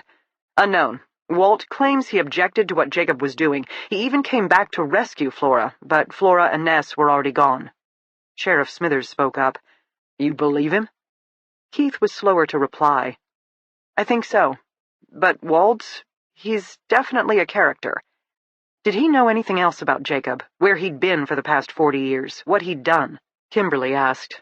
Walt claimed they didn't get into the details. He was too taken aback at seeing his son after all these years to ask many questions. But he was sure Jacob was his son? A man knows his own blood, Keith said solemnly. Kimberly glanced at Flora. The woman's face was completely expressionless, though at least Kimberly now understood why. "Walt took you to the cabin where Flora had been held." Keith nodded. Kimberly didn't really need to ask the next question to know the answer. Flora's face said it all. "And it really was the right place?" "Shit brown carpet and all," Flora murmured. She spun her water bottle in her hands. "Okay." Kimberly returned to the whiteboard, though once again she wasn't sure what exactly to document. They had a serial predator who'd been in Niche at least 8 years ago. Not the same timeline as the 4 remains they'd discovered, but who was to say Jacob hadn't been coming and going for years before deciding to personally pay a call to dear old Dad? He'd been born here. He knew Niche, Georgia. They had their first definitive link. Except, where did that leave them? "When we had Ness's computer last year," Keith spoke up, "it was clear he was chatting with others on the dark web. A loner in real life, but online socializer." Kimberly waited. "Maybe one of those contacts was here. Or, given Ness's interest in porn, there is some kind of clandestine sex ring in this area. Jacob would pay a visit for that. We're not choosing between a criminal enterprise theory versus a lone predator theory. We're saying maybe the lone predator was part of the criminal enterprise?" "Exactly," Keith beamed. Kimberly had to hand it to the computer analyst. It wasn't a bad theory, especially knowing that Jacob had been working with other predators. "But I didn't see anyone else," Flora whispered. She sighed, seemed to make the effort to pull herself together. "If Jacob had joined a sex ring, why didn't others come to the basement? Why was it always just him?" Keith shrugged. "Just because Ness was willing to play well with others for some kind of perceived personal gain doesn't mean he stopped being himself, or that he was willing to share his own toys." "I'm a toy?" Flora asked.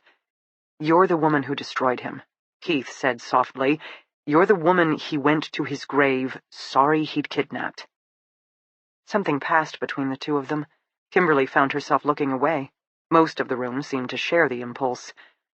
Kimberly found herself studying the sheriff, then Franny again at the back of the room. Both appeared stunned.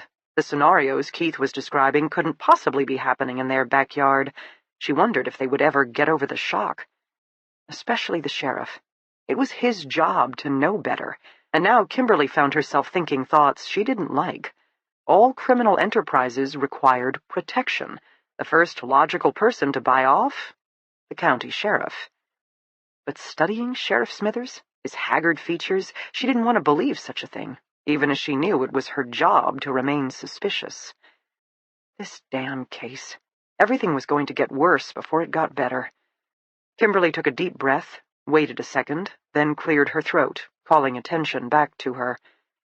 "Before we get too far along with unsubstantiated theories," she counseled, "let's talk burial sites. What does the ERT have to report?" Team leader Rachel did the honors. "We finished excavation of the mass grave today. No new discoveries in terms of medical debris, clothing, anything useful, but Dr. Jackson now has all of the skeletal remains for analysis. We were also able to study the walls of the crude grave. It would appear a tool similar to a pickaxe was used to hack into the ground, digging a shallow trench. Franklin and Howard also continued the search for missing bones from the first grave. They found dozens of small bones, some of which, according to Dr. Jackson, might actually belong to a rabbit." Rachel skewered both of her teammates with a glance. "I am not a forensic anthropologist," Harold said archly. He turned to Franklin. "Are you a forensic anthropologist?" "No, sir." "There you have it." Harold sat back, content with his argument. Rachel rolled her eyes.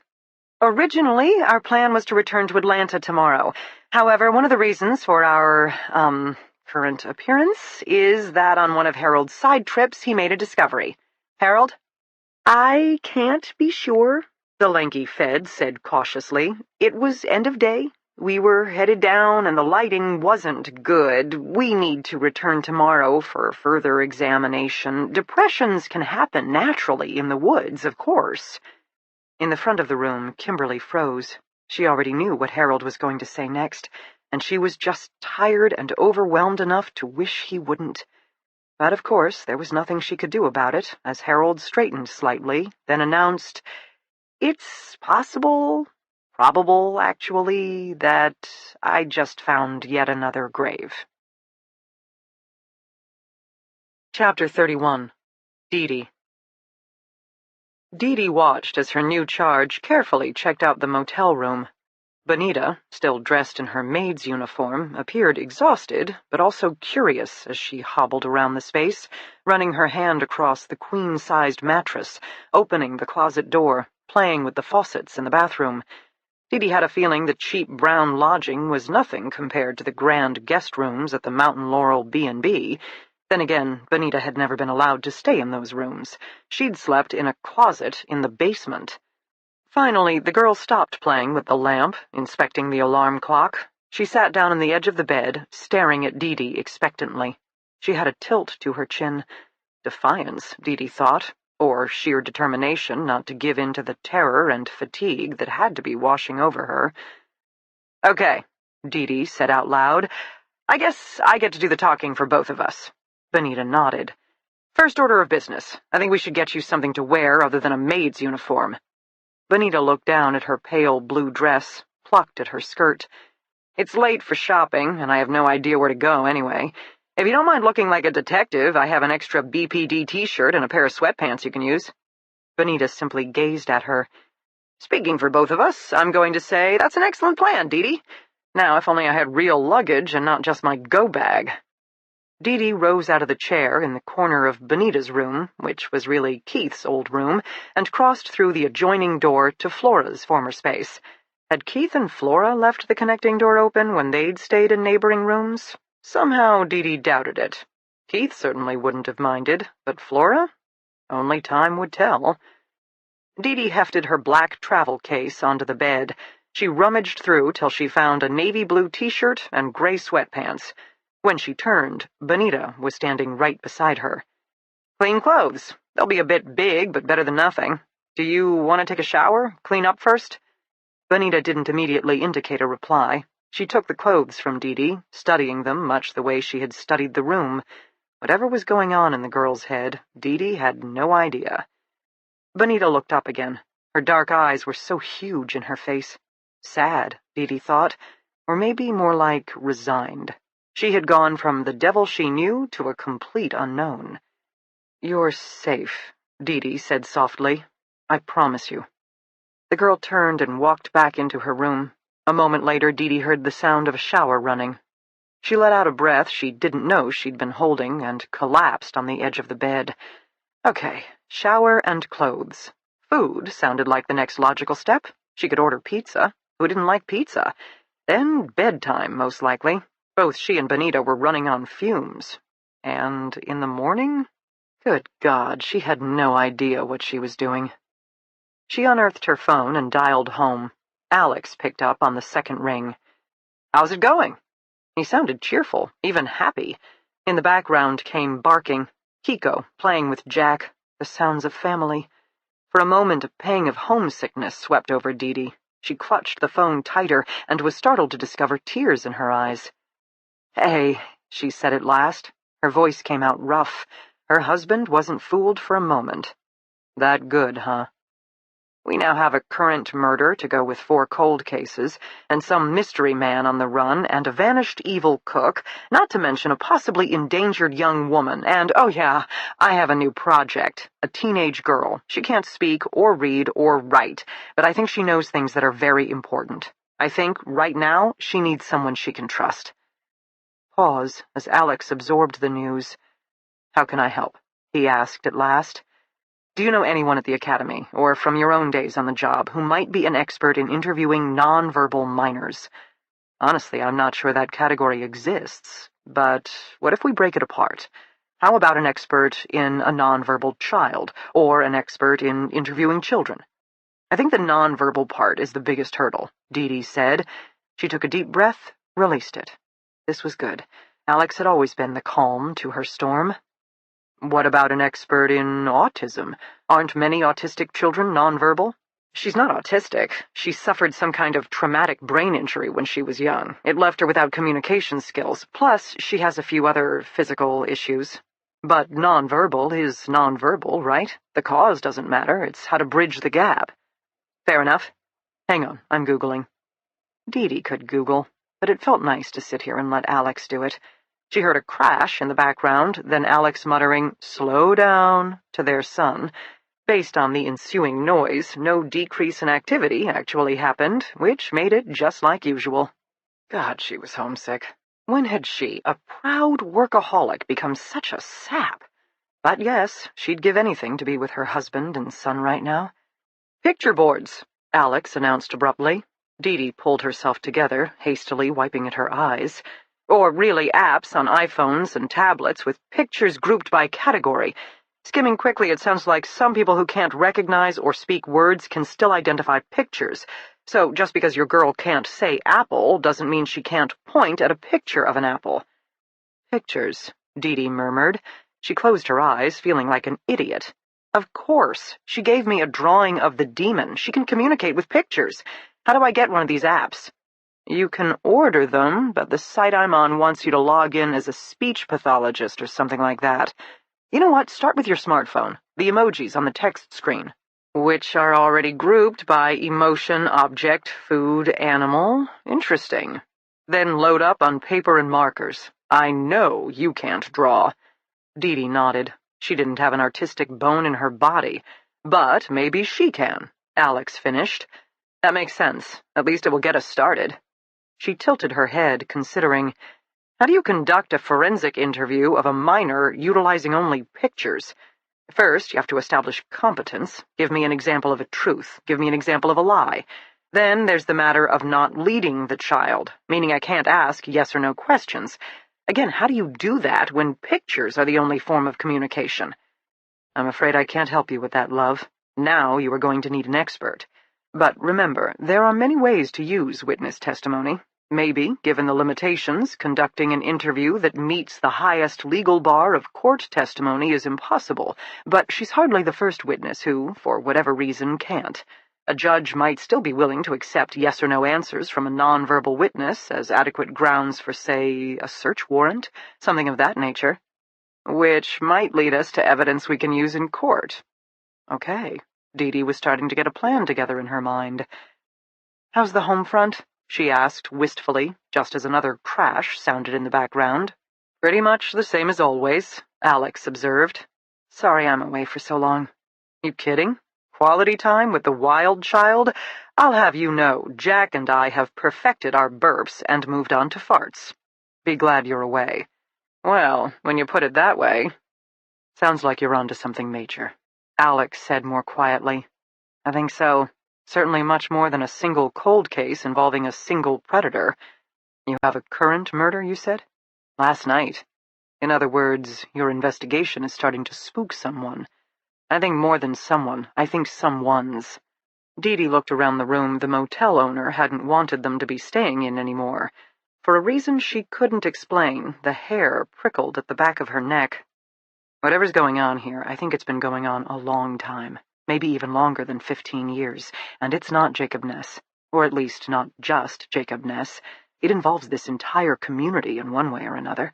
Town this small, even those who claim they don't know something. They just haven't wanted to see." Alex finished for her. "Except now there's a squad of outsiders poking the bee's nest." "Exactly." "Be careful," he warned. "Always." "Come home safe." "Always." "Love you." They said their goodbyes. Dee ended the call, but she still found herself studying the shadows in the corner of the room and shivering.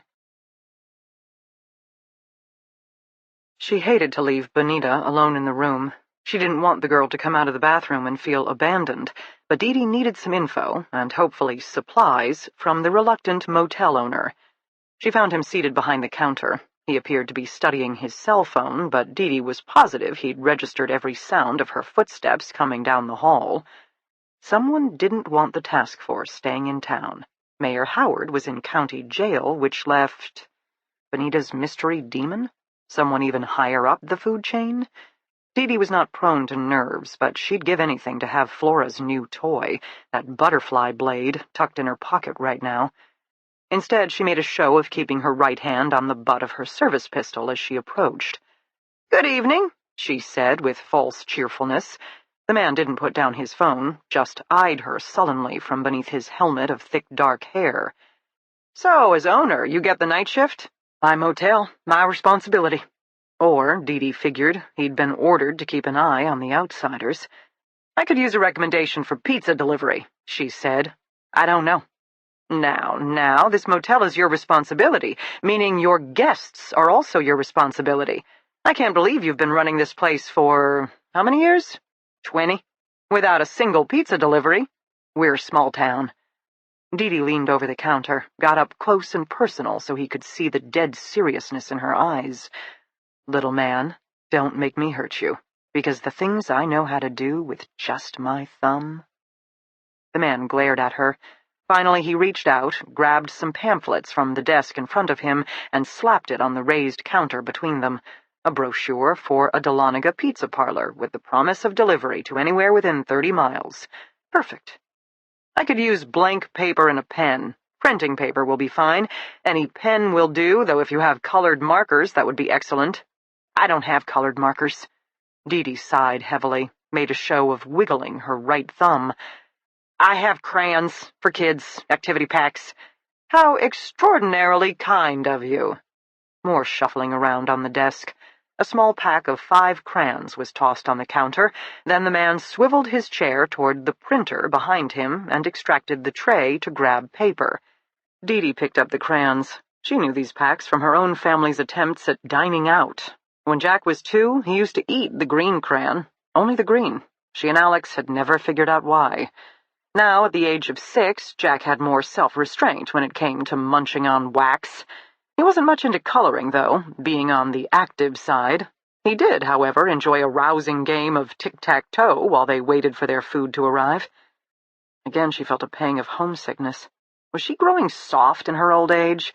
Or maybe it was just that she was standing in a deserted motel across from a man who'd already made it clear they weren't welcome here anymore, and she had no idea if any establishment would accept them, or who in this small town they could trust. They were outsiders. Cops always felt that way, but after a day at a mass grave, followed by an early morning at a woman's hanging, and now this? Benita had drawn a man. She'd drawn a demon. Dee didn't like it. The owner returned with a meager stack of paper, maybe 5 sheets. She gave him a look. Passive-aggressive much? Dee asked. Please, the man said, and the way he said it caught her attention. The owner licked his lips, glancing around the empty lobby. Please, whatever you are doing, just get it done, and leave. Just leave. It's better that way. Better? Dee pushed. Or safer? The man just stared at her. Please, he repeated softly. And if Dee hadn't been spooked before, she was now. Returning to the room, and making sure she worked the bolt lock behind her, she discovered Benita standing in the middle of the room, her long black hair dripping down Dee's t-shirt. Benita had rolled up the sweatpants at the waist and the ankles. They were still big on her, though Dee herself was hardly huge. The girl trembled slightly when Dee first appeared. She had her arms wrapped tightly around her torso, as if for comfort. Immediately, Dee felt terrible. She should have told Benita where she was going. She should have... Many thoughts ran through her head. She barely knew how to parent Jack, let alone take on a frightened, damaged teen. She was going to have to proceed with more care. I ordered us some pizza. It will be delivered here. Are you hungry? Benita shrugged. I also got us some supplies. Dee held up her hard-fought treasures. Paper and crayons. Benita's whole face brightened. She stepped forward, taking the crayons from Dee's hand with near reverence. For the first time, Dee could see the girl's exposed forearms. One held an intricate pattern of scars, as if she'd thrust her fist through plate glass and cut herself in a dozen places, except her hand was completely unblemished, just her forearm. It was a pattern, Dee realized at last, like lacework, a pattern that had been purposefully carved into the girl's skin. Benita caught her staring. She quickly covered the scars with her other hand, still clutching the crayons. Do you like to draw? Dee asked at last, to break the ice. Quick nod. I have paper, too. Not a lot, but I can get more. Dee crossed to the empty space on the TV console and set down the sheets of paper. There was no desk in the room. Dee usually sat with her laptop in the middle of the bed, but Benita didn't seem to mind. She kneeled down in front of the console, a bit awkwardly with her right leg, then opened up the crayon pack. She took out the crayons one by one, running her fingers up and down the entire length, exploring the paper wrapping, the sharpened tip.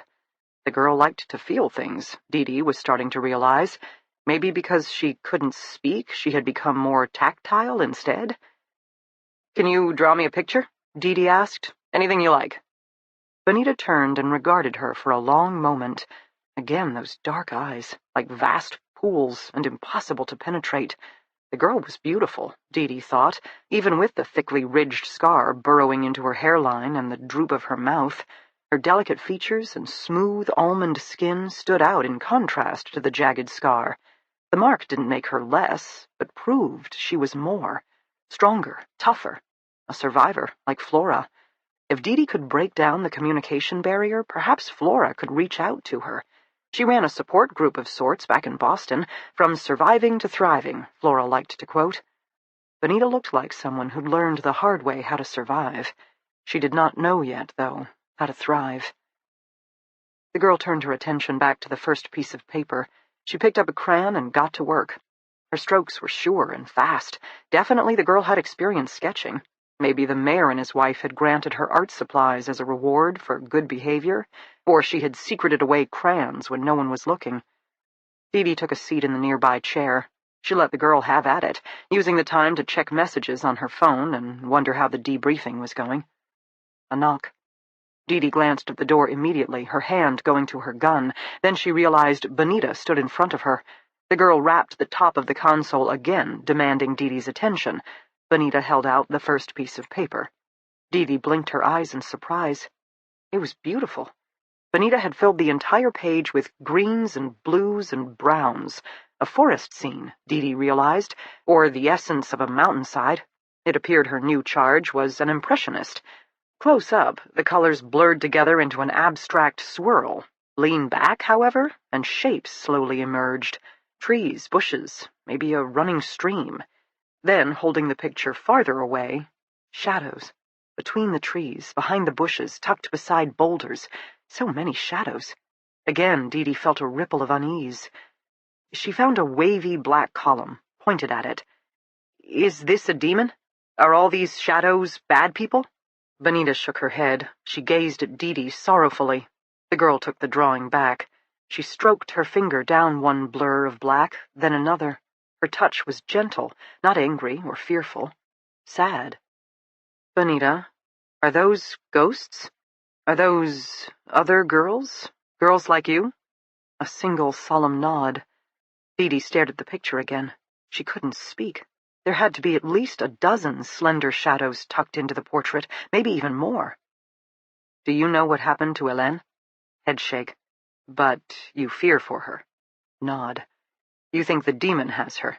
Is he the one who did all this?" Dee Dee pointed to the picture again, the dozens of dark lines interspersed within the beautiful shades of blue and green. Another solemn nod. "And your arm?" Dee Dee pointed, but did not touch the elaborate scarring.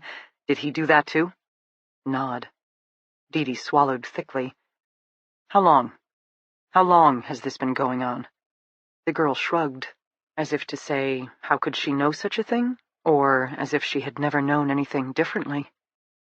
"Can you draw me his face?" Dee Dee asked. "The man who did this?" Bonita sighed heavily. She appeared genuinely distressed now. She picked up a crayon, then another. She gazed at Dee Dee pleadingly, as if she needed help, but Dee Dee didn't know what to do. "Just try," Dee Dee said. "Do your best. Anything you can show me will be of help." The girl gave her a last look. More reluctantly, she kneeled down, got to work. Dee Dee sat back again, but this time she didn't pick up her phone. She held Bonita's first drawing and studied it over and over again. This time, when the knock came, she was prepared. Bonita held out the new picture. Her hand trembled. At first glance, Dee Dee was struck by a sea of roiling black, hard strokes, swirling onto one another. More than just black, reds, blues, and browns, but all topped by black again. She had layered the colors, probably had already worn the black crayon down to a nub. Dee Dee held the picture farther away. Bonita visualized in terms of colors and moods, not details, hence her reluctance to do a portrait, Dee Dee assumed. But this wasn't really a face of a man as much as a capturing of a spirit, violent, dark, oppressive. A demon. The rendering was very good at communicating fear, but not so helpful as an investigative tool. Dee lowered it to her lap. "Thank you for doing this. I know it can't be easy." Benita nodded. She had one hand self-consciously clasped over her scarred wrist, forearm turned in. Both maids had worn long-sleeved uniforms, Dee realized now. She wondered what other damages they had to hide. Whatever had happened to Martha Council, Dee wasn't feeling very sorry about it anymore, nor did she have any sympathy for the mayor's show of crocodile tears. Best she could tell, they'd both made a deal with the devil. Apparently, last night, the devil had come to collect his due. Reap what you sow, she thought. Except how did a demon man with a penchant for knife games and torture figure into Martha's illegal kidney operation? They had learned much in the past 24 hours, but it still wasn't enough. Benita had returned to the console. She was drawing again, slower now. Her posture had changed. Her shoulders slumped, her black hair falling around her like a curtain. There was sorrow in every line of her body. If Dee didn't know differently, she would have sworn that the crayon was crying in the girl's hand, weeping tears of wax across the page. Blue, then red. So much red. Dee braced herself as Benita finally rose, produced her third rendition. A flowing river of blue into a sea of red. Dee felt her throat close up just looking at it. Pain, suffering, and sorrow. Benita might not be able to talk, but her artwork communicated volumes. Dee took the paper, her fingers trembling. She held it back, let her eyes blur, then focus, then blur again. The river of blue had a form. Slowly but surely she could see it. A woman's body in a blue dress sprawled across the floor, into the pool of red. Blood. Dee looked up. "Is this Hélène?" Headshake. "Is this what you're afraid will happen to her?" Another headshake. Dee paused, considering. "Is this another girl? Another maid?" Nod. "She died." Nod. "You saw." Double nod. "The demon did it?" Headshake. "Mrs. Council, Mayor Howard?" Headshake, headshake. "The cook?" Headshake. Dee pursed her lips, running out of ideas. Good God, how many killers were they talking about in this community? "But you saw her die?" Nod. "Recently?" Vigorous nod. "Past few days?" Dee attempted. Definite nod. Dee paused again. So they had another murder. This time of a maid from the B&B, but before Martha Council. So first a maid, then the owner, all in the past few days, meaning right after the task force arrived. She held this picture on her lap. She traced the blue form as gently as Benita had traced the shadows. If these pictures were to be believed, this town was a graveyard of young women. How many bodies now dotted these woods? And how many killers? How deep did this kind of coercion run? "Thank you, Benita," Dee said softly. "I think now I'll check on our pizza. Then both of us need to sleep." Chapter 32. Flora. Keith and I don't talk on the way back to the motel.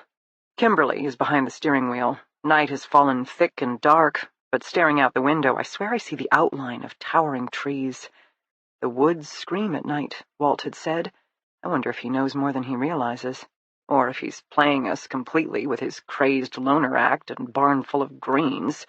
Jacob had always been scarily clever. There's no reason to think his father is any different. Kimberly parks, and we walk inside the hotel. Sitting at the front desk, the owner eyes us sullenly but doesn't try to kick us out again, which means Keith and I do have a room for the night. The same room now, thanks to Dee. Kimberly nods at us in departure, arriving at her door first. Her expression is distracted, her thoughts clearly a million miles away. Trying to find the missing maid, trying to make sense of 2, possibly 3 graves, and, oh yes, some dark, dangerous unsub, as the FBI like to say, on the loose around town. Maybe the motel owner wasn't bowing to local pressure when he tried to evict us. Maybe he was simply trying to keep us safe. Keith arrives at the door first. He unlocks it. We both step inside. Before the task force meeting, we'd just had time to pack up our stuff and throw it in this room. No sign of the promised cot, which doesn't surprise either of us. Now we are confronted by a single queen-sized bed with 2 bags sitting on top. Keith's is the silvery hard-case spinner that looks like it belongs on the space shuttle. Mine is a simple black duffel that's clearly seen better days. We are nothing alike. Keith has his upscale 60s retro meets cutting-edge modern townhouse.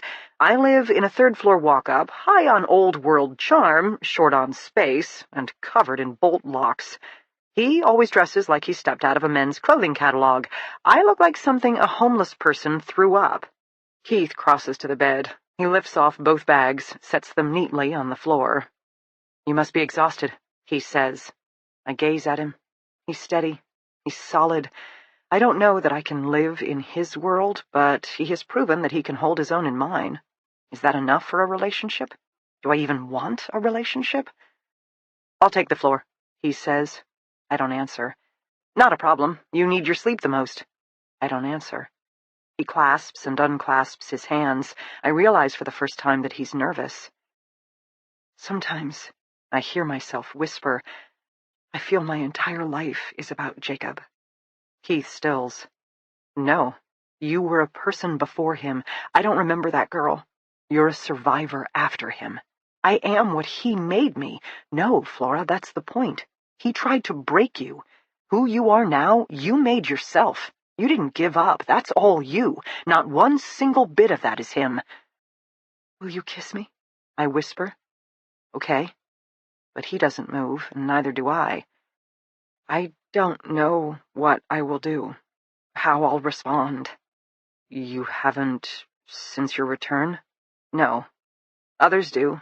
Others get over it. I can't even stand my mother's hugs." He nods, clearly thinking. He is always thinking. Do I love or hate that about him? I can't decide. He takes a step forward, then another. A final stride, and he's right in front of me, close but not touching. I can feel the heat of him, smell the soap of his quick shower before the meeting. I can see the faint lines bracketing his rich blue eyes, anticipate the silky feel of his hair. He's staring at me like I'm the only thing he's ever wanted. No one has ever looked at me like that, as if I matter that much, as if I am that worthy. He's not going to kiss me, I realize. He's waiting for me to kiss him. Another act of thoughtfulness, I suppose.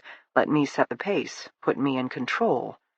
I place both hands on his thin blue shirt. It feels cool to the touch and forms perfectly to his long, sculpted torso. This space-age fabric probably cost more than my monthly rent, I think. But then I'm happy he bought it, because it feels good beneath my fingertips, as if I'm already touching bare skin. He inhales sharply but doesn't move, waiting, waiting, waiting. Exquisite waiting.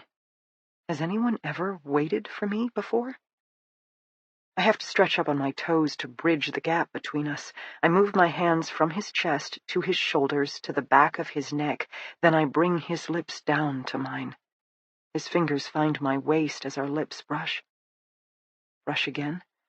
Slowly, carefully, I explore his mouth. I taste him, feel him, let the sensations wash over me.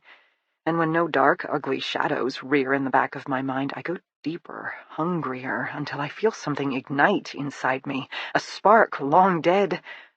Maybe that girl I used to be, the one with the bright smile and cute little dresses and flirtatious glances, wasn't so far gone after all, because suddenly I'm pushing Keith back till his legs hit the bed and he collapses onto the mattress. What am I doing? What is it I want? To not think, I realize. To escape from my head, to have one moment when I'm not Flora Dane, victim, survivor, vigilante. I don't want to be. I want to feel. I pull off my gray sweatshirt. I remove my faded t-shirt. I start working the button of my cargo pants, then realize I must pause, kick off my boots. Keith doesn't move off the bed. He remains half-reclined, watching me hungrily. I stare him in the eye. Boots off, outer clothes, my boring panties, workout bra. There is nothing sexy about my underwear. But the way Keith is watching me right now, I can almost believe I'm intoxicating.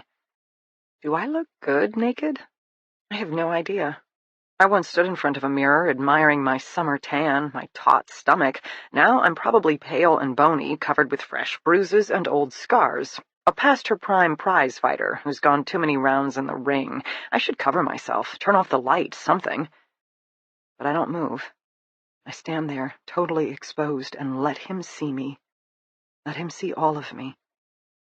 He rises slowly off the bed, ready to flee, already changing his mind now that he's seen the damaged goods. His fingers find the hem of his shirt. He pulls it up over his head, then tosses it on the floor. Next he removes his shoes, socks, pants. He does wear Calvin Kleins. I knew it. Then those are gone too, and it's just him and me, both completely naked, separate, waiting. He's beautiful. All rippling muscles, long, lean limbs. His skin is smooth. His chest paler than his arms after the past few days in the hot Georgia sun. He has a smattering of dark hair across his chest, leading to a thin line running down his stomach to where he definitely finds me as appealing as I find him. I have a moment. Other pictures rise before my eyes, other memories. An odious man, fat, smelly, vile, grabbing my hair. Do this, do that. Myself gagging, repulsed, revolted. I shiver slightly, close my eyes, will the memories away. When I open them again, Keith is still standing there, buck naked, watching, waiting. And just like that, I'm over it. I will not be weak. I will not be a victim. I will not live in the past. I'm alive. I'm whole, and this man, my fingers itch to drift across his bare skin, to feel the heat of him. I want to kiss his neck, drag my leg up his own. I want his hands on my body, clutching tight. I want his blue eyes black with hunger, his body wild with need. I want to know I have that kind of power. I want to feel again. I am Flora. He is Keith. And I want both of us to burn. I step forward, lift one hand, push him back onto the bed again. He falls willingly, and I climb on top of him, my legs straddling his hips. I feel heat. So much of it. An inferno already threatening to consume us, and damn, he's gorgeous. A perfectly sculpted male. Mine, I think. All mine. Then I find his lips and his hands grip my waist frantically, and the spark combusts. We're young, we're healthy, we're wild. We roll and tussle, fighting in our fever to connect. I feel him everywhere. My hips move on their own, and for the first time in so long, I want one thing and one thing only. I want this man. His lips on my lips, throat, breasts. We roll again, then I'm on top. He accepts and gives. I take, my head arching back. And for one moment, I am myself again. Confident, beautiful, sexy. I am the girl who should have met Keith years ago and is so grateful to have found him now. Then he moves his hips. I gasp.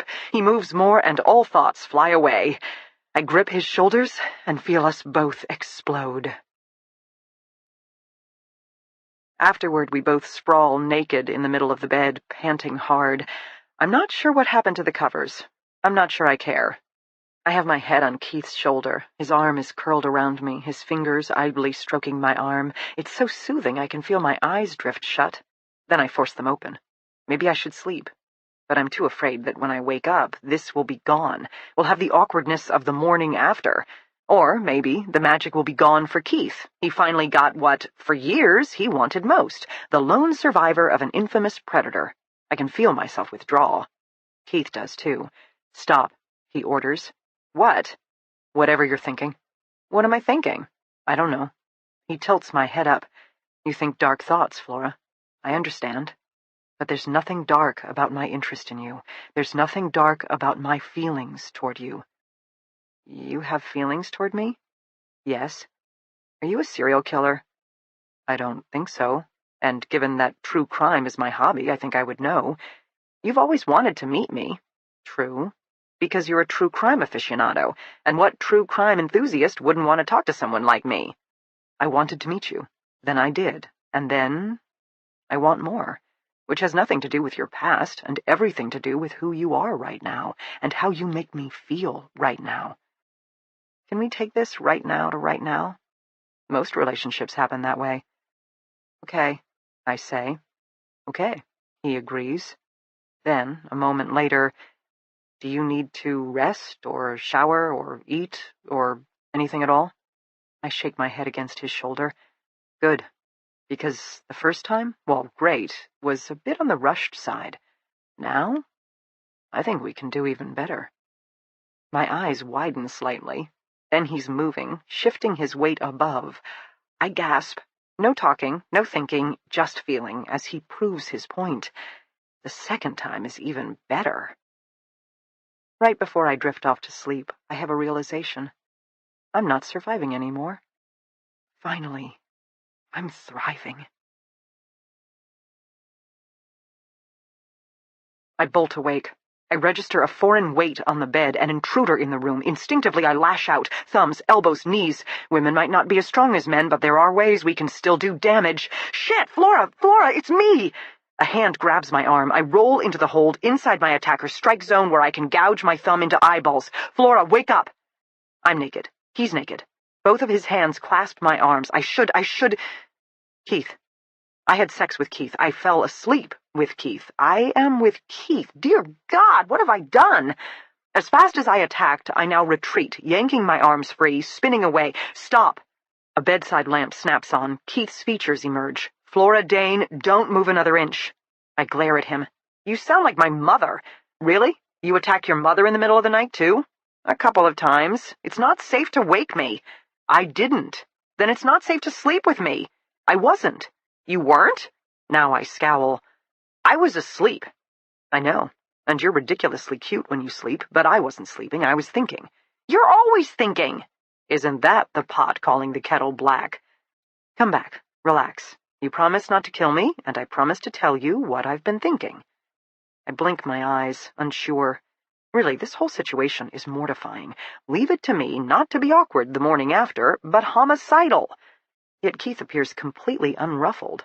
He sits up against the headboard, then holds out his arm expectantly, wiggling his fingers in silent command. I ease back toward him. He wiggles his fingers more. I slowly take up position beside him, bare skin to bare skin. He sighs, rather happily, I think. For a serial killer, you sure are nice, I grumble. You really think I'm a serial killer? You look like Ted Bundy and you're obsessed with crime. Oh, when you put it that way. We both fall silent. We're going to have to work on the sleeping arrangement, he says at last. One more inch with that knee of yours, and this whole new excellent adventure would have been over before we even had a chance. Sorry. In the future, I'd rather you go after my eyes. If you think about it, it's in your own best interest as well. I close my eyes, mortified again. He strokes my arms. It's okay, Flora, he says softly. We all have demons. We'll figure it out. It's only the first night. I don't say anything, but I turn my head into him, feel my cheek against his shoulder. His skin is very smooth and warm. He smells amazing. I don't want to think it, but I have to. Keith is nothing like Jacob. He's not old and fat and disgusting. Keith is exactly the kind of guy once upon a time I would have taken home with me. And I realize I'm incredibly grateful, if not a little choked up, to finally feel this way, have this moment again. Do you ever sleep? I ask. Not much. I don't have night terrors like you, but from the time I was young, my mind is always going. I'm restless that way. And I'm a bit of a night owl. It's when I get my best work done. At least we have that much in common.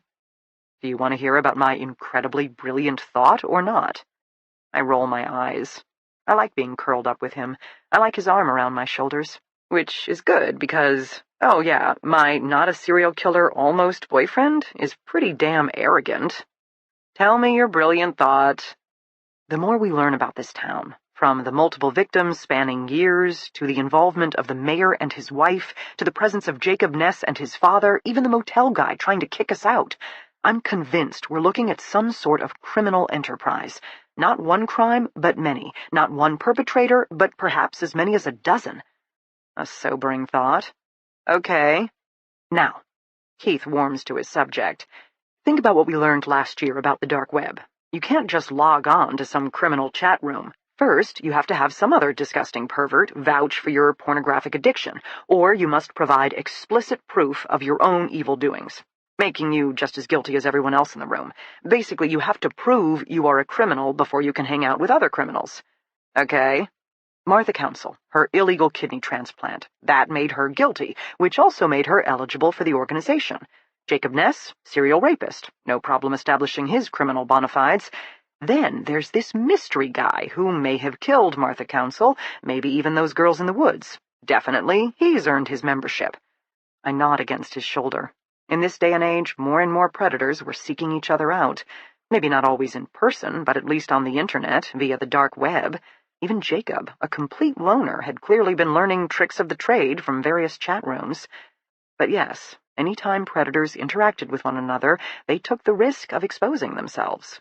Hence, an elaborate system of personal referrals and/or proof of deviousness, such as compromising images that would make the new person just as vulnerable as everyone else in the network. So, first requirement of membership, a history of evil. But a criminal operation is really no different than a business. You don't just want miscellaneous employees, you want skill sets. Which brings us to the second requirement for membership. You need to have something to offer the group. I think about it.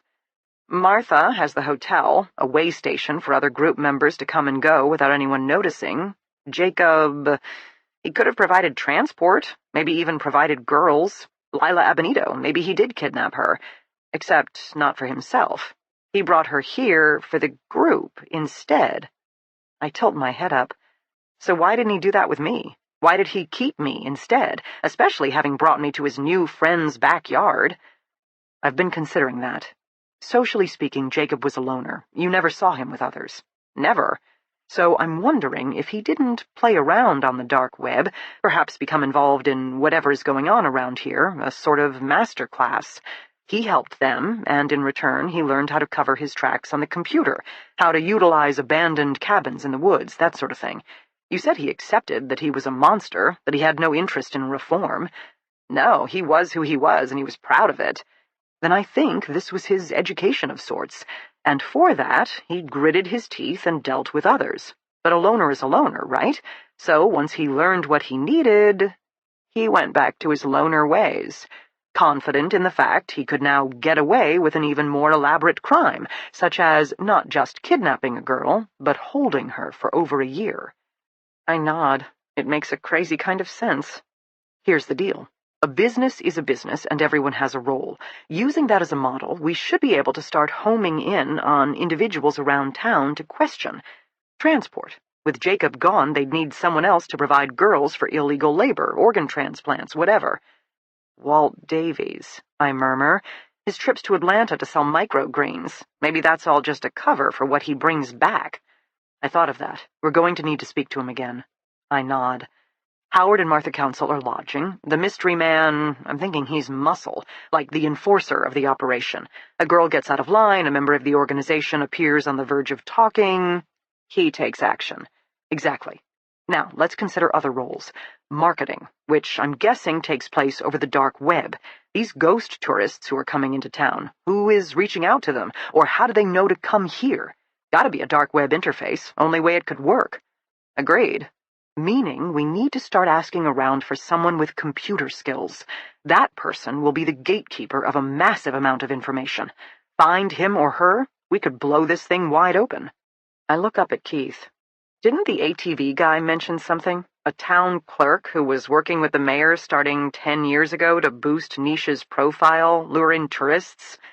Dorothea, Keith murmured. I think that was her name. And yeah, she fits perfectly. Raising the town's profile could very well be a euphemism for advertising goods on the dark web. Lodging packages could refer to all sorts of things. Yes, let's start by interrogating the town clerk. Perfect. You're good at this. Remember that tomorrow when SSA Quincy and Sergeant Warren tear my theory to shreds. But, Flora, there's an even bigger role we haven't discussed yet. Keith sits up straighter, peers down at me earnestly. Who's running this enterprise? The missing cook? She doesn't sound smart enough. The missing maid? Quincy has already said she's most likely a victim, not a perpetrator. That leaves us with this unsub they've talked about, but again, he sounds more like brawn than brains, meaning we still don't know who's in charge, meaning we still don't know who to trust. We stare at each other for a long time in the glow of the bedside lamp. I'm really glad I brought my knife, I say, and I'm really glad I travel with you by my side, Keith answers. Chapter 33. My mommy is cooking at the stove. I watch her raise lids, stir pots. I listen to her hum happily. I am not here. Even in my dream, I know that. She is not here either, but I'm so grateful to see her I don't care. My mamita. As if she heard, she turns and smiles at me. Chiquita, she whispers, and the love in her eyes fills my chest with such bittersweet pain I think it might burst. Her face is softer, her cheeks no longer gaunt, the shadows gone from beneath her eyes. She is radiant in her white blouse and red peasant skirt, topped by her favorite apron. I see bits of crumbled cheese smudged near her pocket. Then I look down and realize I am sitting at the kitchen table, a block of queso blanco in my hand. A shadow drifts across the kitchen.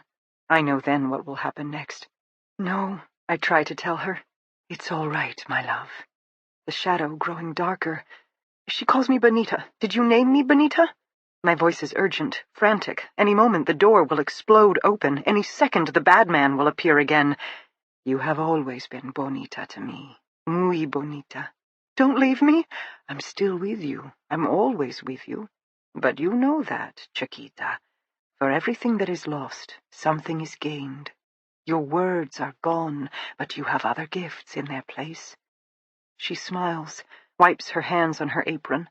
Before I can get up, before I can fly across the room and wrap my arms around her waist, the door slams open. The bad man appears. Now we are outside, my mother kneeling on the red earth. She does not cower or beg. There is no pleading this time as the bad man looms before her. Her voice is simple and composed as she tells me, "Run." But once again I can't do it. Chiquita, it's okay. For everything that's lost, something is gained. The bad man levels his weapon. Now I'm the one who begs. Let her go. Take me. I'll be your servant forever. Just take me. She must pay, the bad man snarls. My mother merely smiles at him. She appears serene as she says, I do not repent. I would do it all again. They deserved the chance I gave them, and you will never get them back. I am but one. They are many. So do what you must. We both know, in the end, I won. A howl, like the coyotes in the distance, except worse. Chiquita, run! No! Remember, for everything that is lost, something is gained. The bad man's fingers squeezing the trigger, my mamita staring right at him, daring him to take her life. I love you, I cry out frantically. I know, my Chiquita, I know. Then the trigger is pulled. The bullet explodes. I'm too far away to protect her. I can only watch as the bullet rips through my mamita's pale white throat. Except suddenly she is no longer my mamita. It is the blonde lady detective, pitching forward into the red, red earth. It is Hélène, it is Stacy, it is girl after girl after girl, and the bad man is not snarling anymore. He is laughing darkly. It will be your turn next, he tells me. There's no one to save you anymore. I will save myself, I tell him, which only makes him laugh harder. I am Bonita, and I have my mother's love and my sister's pain, and we will burn you to the ground. I try to sound fierce. He doubles over with mirth. You know what outruns even fire, stupid girl? He says as he straightens. I shake my head. A bullet. Then he reloads the gun and very calmly aims it at my head. Chiquita, run. My mother whispers in my ear, and I feel her again, wrapped around me like a warm embrace. Chiquita and mamita, our pack of two. She is mine, and I am hers, always. Which makes it all the more agonizing when the bullet slams into my temple and tears me away from her again. I wake up sharply. The clock reads 6 a.m., dawn still an hour away. I'm surprised I slept that long, especially on a bed that feels so soft and foreign. I take a moment to get my bearings. The strange room with a sharp chemical smell, a sound of gentle snoring across the way, the lady detective, who has appointed herself my new protector. I listen for the sound of footsteps in the hall, the bad man coming. Then I close my eyes and simply feel for him. My mother is right. For everything lost, something is gained. This motel is not like the house. It does not sigh with pain, shift restlessly in discontent. It is just a building, Maybe it is too young to know any better. Maybe it hasn't encountered enough human horror to know how to mourn. I do not feel the bad man. I don't feel anything at all. I climb out of bed, cross to the console. I have 2 pieces of paper left. I snap on the lamp. I pick up my crayons, and with the image of my beautiful mamita in my mind, I draw and I draw. Red earth, black hair like a river, brown eyes soft as an embrace. I draw my mother's love. Then I draw her pain. "Oh, Chiquita," she whispers at my shoulder, but I keep on going, pouring our story onto the page, no longer dreaming, now completely wide awake. Which is why I'm the one who hears the screaming first. The blonde detective bolts out of bed. One moment she is snuffling in her sleep, then next she is upright, yanking on her clothes, grabbing her gun from the bedside table. "Stay here," she orders me. Then she's gone. I hear more noise now. Footsteps, hammering down the hall. "What is it?" The FBI lady's voice. "I don't know. Flora, stay with Bonita." "Like hell! Damn it." More screaming, shrill and high-pitched. The voices and footsteps pound down the hall. I rise to standing, place my crayons on the console. Then I do as the detective did. I pull on my clothes, open the door, and I follow, slowly, painfully, down the hall. I encounter the first person in the lobby. It is the motel manager, the one who said we must leave last night. He's staring out the glass doors in horror. He glances over at me.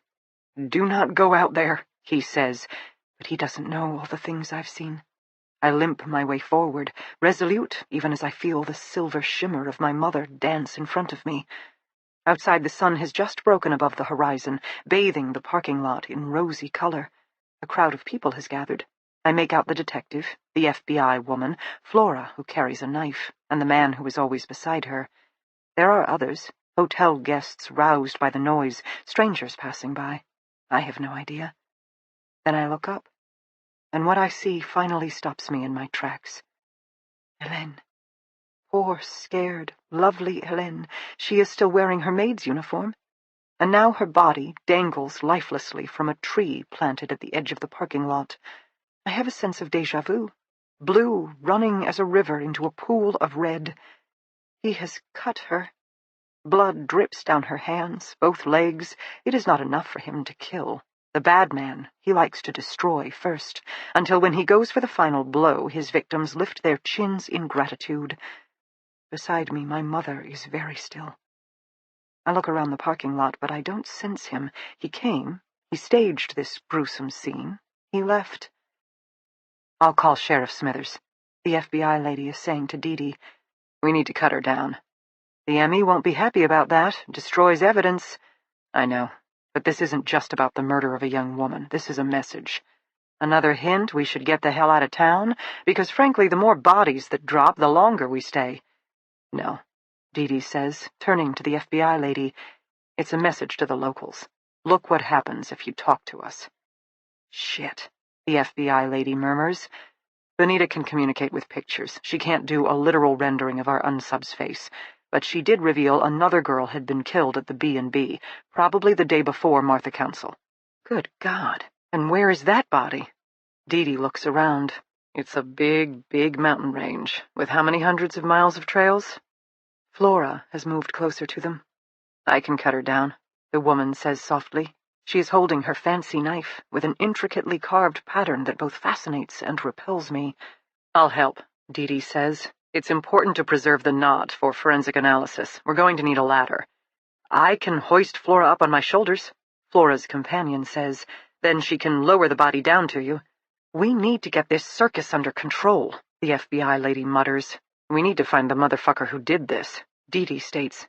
She turns and spots me. Her eyes widen. She looks around frantically, as if the bad man is here, as if he'll see. But I already know he's not. He is gone. Cook is gone. It's just Hélène and me. Again. I hobble forward. I ignore the detective who is hissing at me to stop. I ignore the gawkers who are staring at a woman who was never my friend, but my sister in pain. I move till I'm right beneath her body. I can look straight up and see what he did to her. Poor Hélène. Beautiful Hélène, who was so afraid. If she hadn't fled the kitchen yesterday, if she just stayed with me. I stretch up now. I don't mind the blood. I have seen it, cleaned it. Felt it running down my own wrist. Blood is nothing to fear. People are. I place my hand gently on Hélène's bare foot, all I can reach, and I promise her, as I have promised the others, I will not rest. I will not retreat. I'm going to kill the bad man. I don't know how. I'm weak and gimpy and small. I don't know knives the way he does. I've never held a gun. I have no idea how to fight. I'm just me, wordless and helpless, but I do have one thing on my side. I don't care if I live or die. What future is there for me, really? I don't need to survive. I just need to take him down with me. For my mother. For myself. For all of us. I will make him pay. Chapter 34. Kimberly. Kimberly prowled the motel restlessly.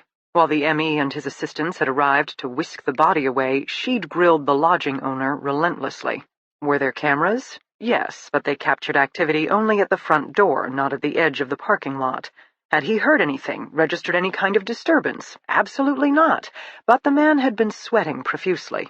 Their unsub's tactic to intimidate the locals was clearly working.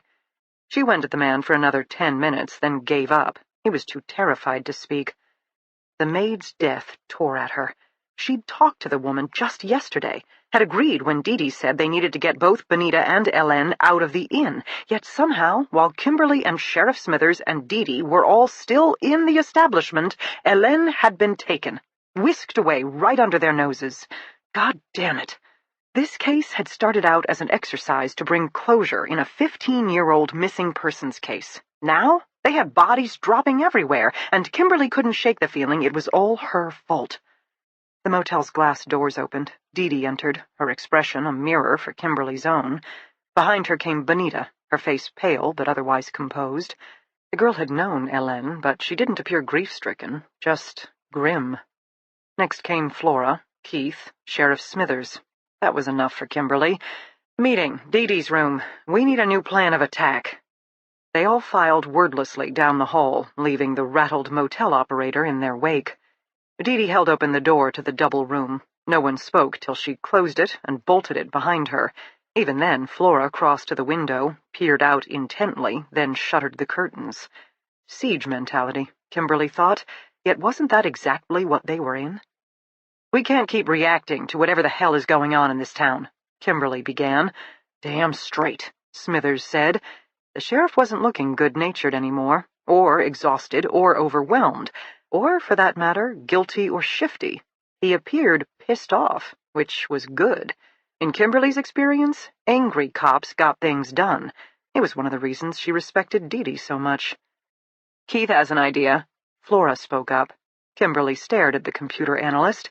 He flushed slightly, then straightened his spine and launched into a lecture on criminal enterprises, the dark web, and the key roles of the local cabal they had not yet identified, but given the required skill set, they might have a shot at locating. No one spoke right away. Kimberly was thinking hard, as were Dee and the sheriff. Flora kept peering through a slight crack in the curtains, as if their unsub might magically appear on the other side of the window, or was lying in wait for them there. Only Benita appeared composed. She was sitting on the edge of the bed, watching Flora. No, Kimberly realized a moment later, gazing at the silver handle of the butterfly blade peeking out of Flora's boot. Kimberly turned to the sheriff. I'll buy Keith's analysis. The FBI's bread and butter is organized crime, and Keith's right. They function along the same lines as any large business enterprise. Given that, let's start with our so-called mastermind. Always best to cut the head off of the snake. Who are key influencers and leaders around here? The sheriff rocked back on his heels, considering. Mayor Howard, he supplied at last, but to look at him yesterday, man's genuinely distraught. Plus, he's got no motive to order the murder of his own wife, especially given her own level of involvement. Did you check on him this morning? Dee asked. Nah, came straight here when I heard the news, but I visited his cell around 11 last night. How'd he look? Like a broken man? I don't think he's our mastermind, Kimberly said. Dee and the sheriff nodded their agreement. The mayor's emotional response yesterday had been too genuine. What about our unsub, our mystery killer? Kimberly turned to Dee. You said Benita drew a picture. The girl looked up at the sound of her name, then went back to her study of Flora's boot. Dee crossed into the second room, returning momentarily with 3 drawings in one hand and a lone drawing in the other. She held out the first 3, kept the 4th. The rest of them gathered around to study. "I'll be damned," the sheriff said first. "If that ain't a picture of pure evil, I don't know what is." Kimberly had to agree. In terms of specific features, the coloring didn't help them. In terms of sending a shiver down her spine, however... "I never thought to draw Jacob," Flora murmured softly. "But if I did, it would be something like that." Kimberly moved to the second picture, blue into red. It took a moment to get it. Dee was right. Benita was a gifted impressionist. "That's another maid," Dee supplied. "She died right before Martha Council. Benita saw it, but said the demon didn't do it." "The cook?" Kimberly glanced up at Benita. The girl shook her head. "Do you know this woman's name?" Nod. Kimberly thought about the files she'd discovered in Martha Council's office. One had a name, but was empty. "Stacy?" She attempted to remember. "Stacy—" She couldn't quite get the last name. 2 quick nods. Kimberly pursed her lips, then sighed. A sharp clap. They all glanced up. Benita clapped again. "What is it?" Dee asked. The girl was frowning, moving her hands. She clearly had something she wanted to communicate, but didn't know how to do it. Finally, she pointed at Flora's boot, the butterfly blade. She wanted the knife. "Are you sure?" Flora asked her. Curt nod. Flora appeared skeptical, but she pulled out the folded-up blade and handed it over. Benita took a moment to examine it. She shifted it from hand to hand, clearly feeling the weight, then traced the intricate dragon design etched across the surface. "She's very tactile," Dee volunteered. Apparently, Dee was doing a good job of bonding with her new charge. Now, Benita tried to pry open the closed sides with her fingernails. She was frowning hard, one corner of her mouth pinched. "Give it back, you're going to hurt yourself." Benita reluctantly relinquished her new toy back to Flora. With a flick of her wrist, Flora transformed the instrument from a closed fan to a deadly knife. Benita's eyes widened in appreciation. She took the blade back, closing her fingers around the handle gingerly. "The blade is sharp. Do not cut yourself," Flora ordered. The girl glanced at her, then looked up again to make sure everyone was watching. Slowly, she placed the knife just above her thigh. Then, with a short, violent jerk, she pantomimed slicing open her leg. "Someone cut open the woman's femoral artery," Dee said. Nod. Benita held out her hand again, this time for the drawing. Kimberly handed it over, still confused. Benita's fingers danced gently over the forms she'd colored in blue. Then she tapped the image once and gazed at them expectantly. "She cut open her own leg," Kimberly filled in softly. "She killed herself. That's what you're trying to say." Benita nodded sadly. "To escape them," Flora said, because she of all people would know. More nodding. "Do you know what happened to the body?" Dee asked. Nod. "Is she in the woods?" Dee gestured to the remaining drawing, which Kimberly now realized was a mountainside filled with subtle slashes of black lines. Shrug. Dee turned to Kimberly. "Those black lines, they all represent other deceased victims." "But—" Kimberly couldn't speak. There were dozens of them. The sheriff and the others crowded close, inspecting the image as well. "Holy Mother of God," Sheriff Smithers exhaled. "How? For how long? Holy Mother of God." "Benita, could you lead us to where you last saw Stacy's body?" Dee was asking. Another nod. Kimberly was starting to feel overwhelmed. Harold believed he'd discovered another old grave, plus they now have this new grave. She was going to have to call Atlanta, demand half the office report for duty immediately, not to mention her supervisor would be in the next vehicle headed up. "Plan," Kimberly directed out loud, to herself as much as anyone. "We will find Stacy's remains. We will process Elaine's body. We will send the ERT to start exhuming Harold's possible find. But all of that is reacting. We're chasing past damage, when what we need to do is get ahead. We don't have any ideas for the so-called mastermind and no leads on our current killer. Where to focus next?" "Marketing," Keith spoke up immediately. "Group like this has to be operating on the dark web, meaning they got a computer nerd somewhere." Kimberly contemplated it. Except of all the business positions, as you call it, that one doesn't have to be local. Their internet support could live anywhere and still manage shop. True, Keith acknowledged, but Bill Benson, who runs the ATV rental, he mentioned a town clerk, Dorothea, who now runs the town's website and social media platform. That's right, the sheriff nodded. She's been doing that a long time now. 10 years, Keith volunteered. The sheriff stared at him. If you say so. It's quite possible that the whole thing is a front. Remember the ghost tourists the agent was talking about last night? Those may be customers of the cabal, brought here by that website, which has a back door to the dark web, where the real transactions are taking place. I'll pick up Dorothea, the sheriff said immediately. No! Keith exploded, then seemed to realize he'd come on too strong when the sheriff puffed up in size. I'm sorry, but the worst thing you can do is let a site manager know you're on to them.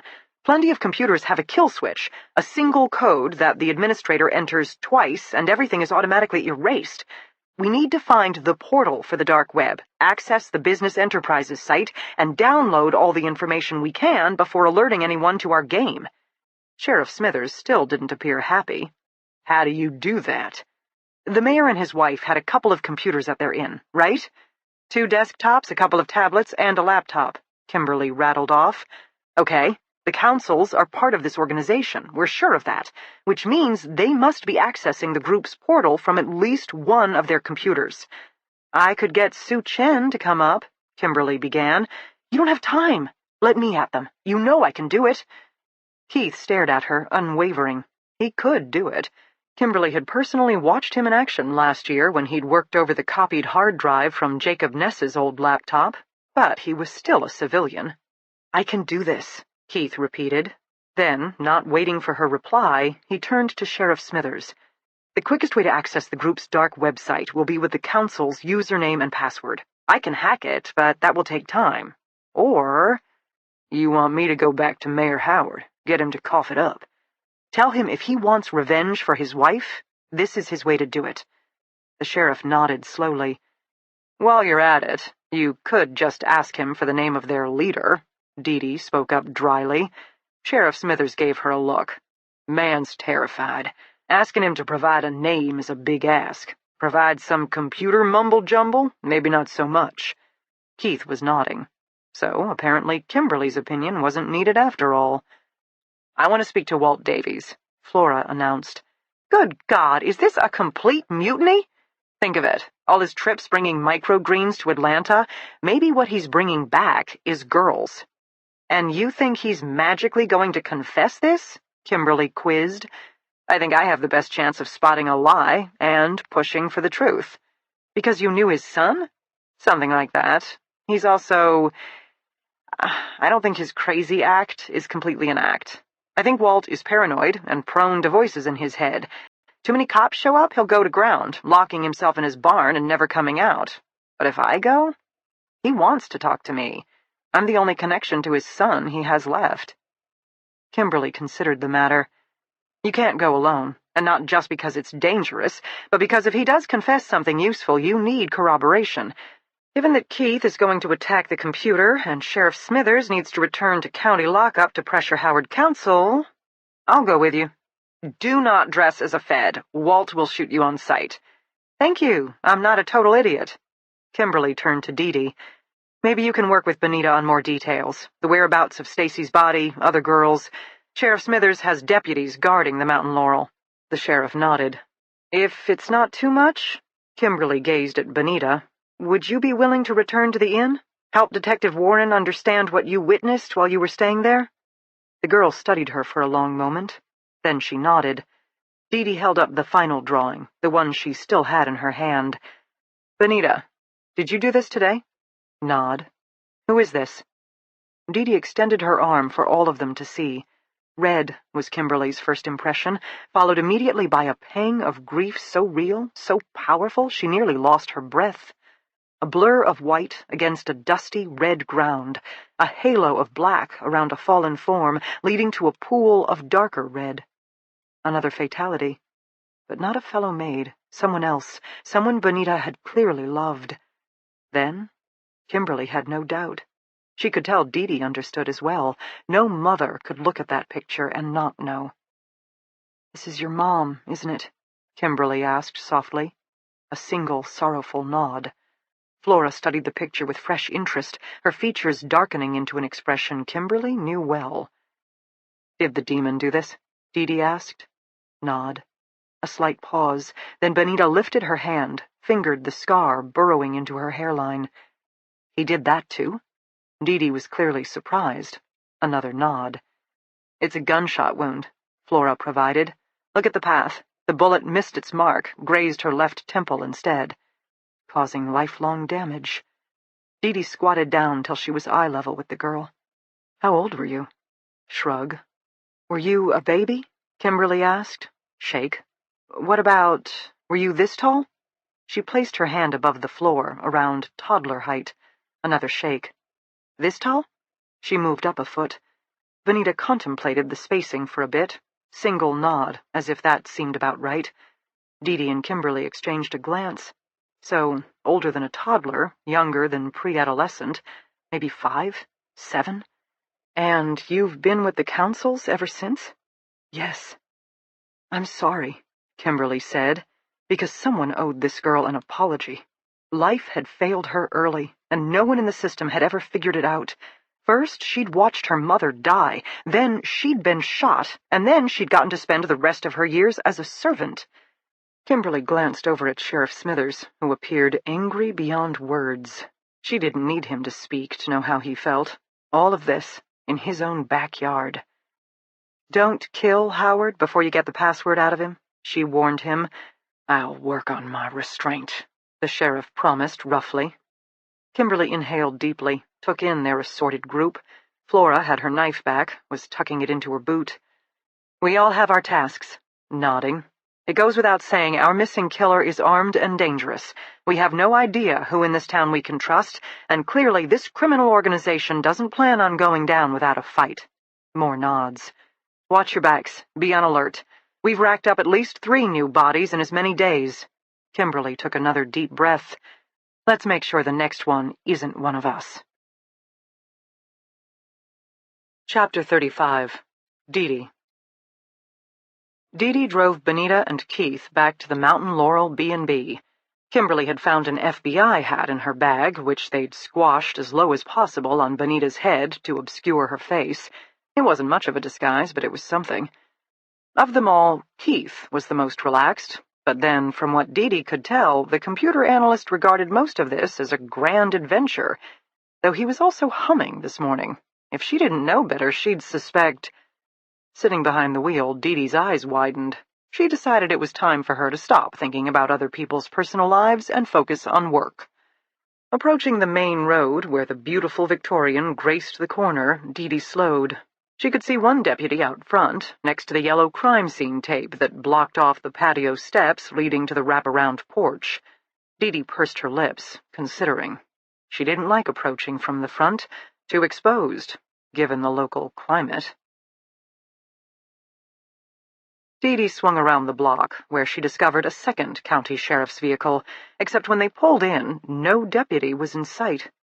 Immediately she felt a prickle of dread. The back door was partially obscured by a giant mountain laurel, hence the B&B's name, meaning that if their unsub had chosen to return, this is exactly where he would strike.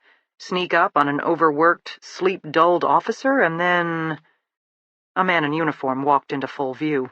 He was stubbing out a cigarette and glanced up self-consciously when he noticed Dee's car. She released the breath she didn't realize she'd been holding. They were on edge, too much so. But now, she thought, they were going to shake off their jitters and get these assholes. On that note, she swung open her door. Keith and Benita followed suit. Dee flashed her creds at the deputy, who appeared completely chagrined at being caught taking a smoke break. Given all the thoughts that had been racing through Dee's head, she could care less. She let him open the door, escort them inside, then told him to resume guard. Last thing she needed was Benita's demon breaking in when Dee had 2 civilian charges. Entering the grand old inn was disorienting. For one thing, the lights were off, casting the rear hall into shadow. For another, the silence. The Victorian sat, as if waiting. Dee noticed that Bonita placed her hand on the wall. If she didn't know any better, she would have sworn the girl was patting the wainscoting reassuringly. Dee couldn't get her bearings. The place was a labyrinth, and she'd never approached from this angle before. She turned to Keith. "You need the computers, correct?" "Yes. Step 1 is to figure out which of their computers has the Tor browser. That's the one they'll be using for the dark web." "Okay, Bonita, can you guide us to the office?" The girl nodded, limped away. If it felt scary or uncomfortable to return to this place, none of it showed on her face. They rounded a corner and the grand entryway appeared straight ahead, with the sweeping stairs to their right and another hallway veering to their left. Down that hall was the room where they discovered Martha Conceals' body, and apparently the first door on the right was the woman's office. Dee looked around, noting file folders on the floor, an empty safe. The edges of the room and the desk were covered in fingerprint powder. Whatever had been in the safe had been bagged, tagged, carried away. The room still carried a faint metallic tang of chemical residue, forensic tests for blood, body fluids, God only knows what. She noticed a section of carpet that had been cut up and removed, as well as a giant piece of fabric from a once gorgeously covered silk-striped wingback, meaning maybe some of those test results had been positive. Keith didn't seem to notice. He went straight to the desk, snapped on the fancy stained glass work lamp, and contemplated the computer monitor. "Gloves," Dee ordered. Faint blush. The computer analyst nodded, then pulled out a pair from his pocket. Not cheap latex, but thin black fabric, exactly like what some wealthy true crime enthusiast might order from the internet. Dee resisted the desire to roll her eyes. Keith might have questionable bona fides, but his work spoke for itself. If anyone could trace the activities of their secret criminal operation, it would be him. He fired up the desktop, already in his geek zone. "When I hear from Sheriff Smithers with the username and password, I'll let you know," Dee informed him. Keith nodded absently, gloved fingertips already racing across the keyboard. That left her and Bonita. Once in the hallway, Dee asked, "Do you have a favorite place in this hotel?" Bonita seemed to consider it. Finally, she pointed to the stairs. "Show me." It took a little bit. Stairs slowed the girl down, and they had to go up 2 flights. On the top floor, Bonita led Dee down a wide, crimson-carpeted hallway. She grew more tentative as they progressed. Finally, they reached a door at the end. Bonita glanced at Dee, then knocked softly. When no sound came from inside, the girl gently opened the door and crept forward. The room was gorgeous, the top floor of the turret, and stunning in its own right, with its curved wall of windows and its yawning ceiling. The Conceals had obviously turned it into a honeymoon suite, with a king bed topping a circular rug, while beautifully appointed antiques framed the space. Above, the pointed ceiling had been painted dark blue with a burst of stars at night, while the walls around them held the deep blush of sunset. Bonita slowly shuffled into the space. Dee thought she would go to the windows or take a seat on the beautiful sofa. Instead, the girl headed to the middle of the carpet, where she awkwardly lowered herself onto the floor. Then, after arranging herself in a straight line, her hands clasped on her stomach, she looked up. "What the hell?" Dee took up a position on the floor beside Bonita and did the same. Now she could see the painted stars weren't random. With a bit of concentration, Dee could make out the Big Dipper, the Little Dipper, the North Star, some other constellations. Bonita pointed up. At first this pattern, then another. Dee angled her head to mirror the girl's line of sight, but still didn't get it. "What do you see?" she asked. Of course, it was an open-ended question, and Bonita couldn't answer it. She turned her head till she and Dee were nearly nose to nose. Her eyes were mournful, the expression of a young girl who'd already lost too much. Dee couldn't help where her thoughts took her. Would Jack like an older sister? It wasn't her place to ask. It would be grossly overstepping to assume custody of this girl. But when this was done, Bonita's mother was dead. Her life had been one of forced servitude. Was Dee really supposed to just hand her over to child services? She already couldn't bear the thought. "Are you thinking of your mother?" Dee asked softly. A nod. Bonita had painted her mother in a desert. The stars at night were generally very clear in such places. Maybe looking at these stars here made her feel closer to her former home. "Are you thinking of the other girls?" Dee asked. Another nod, then more pointing. Here, here, and here. Dee Dee thought about it. You've named each star after a girl? Someone who was here, then went missing. A fresh nod. So the turret ceiling was Benita's accounting system. Given how little she had, it made sense. Benita reached over. She took Dee Dee's hand, squeezed it lightly, and Dee Dee felt her heart break all over again. She was supposed to be professional, but all she wanted to do was wrap this child in her arms and keep her safe. I would like to hear about your mother, Dee Dee said softly. After we've figured out a better communication system. Maybe you can tell me about her. Nod. Dee Dee smiled. Thank you for showing me this room. I can see what it means to you. But for now, honey, I think we have to return to the basement.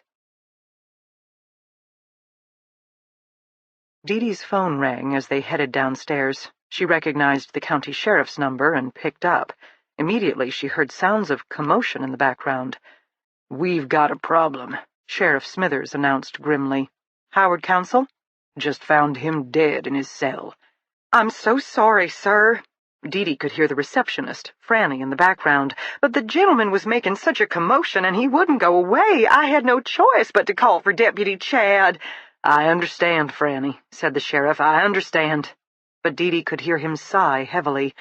She figured she knew what had happened. A diversion at the front of the sheriff's office had lured the on-watch deputy from Howard Council's cell. "Can Franny give you a description of the man who caused the commotion? Any detail at all? Set her down, make her visualize." "You think it was a setup?" "I think it would be too much of a coincidence to be otherwise. House cleaning, remember? First Martha, then Hélène, now Howard. For all we know, the cook is dead, too." Though Dee Dee doubted that last statement. That woman was too mean to die. If anyone could hold her own with some evil unsub, even work as his right-hand person, it would be her. "How'd he get the damn blanket?" Sheriff Smithers was now asking someone. "He said it was cold, sir. I didn't think. I'm sorry, sir. I'm very, very sorry." A young man's voice, most likely Deputy Chad. It was the kind of mistake that haunted an officer.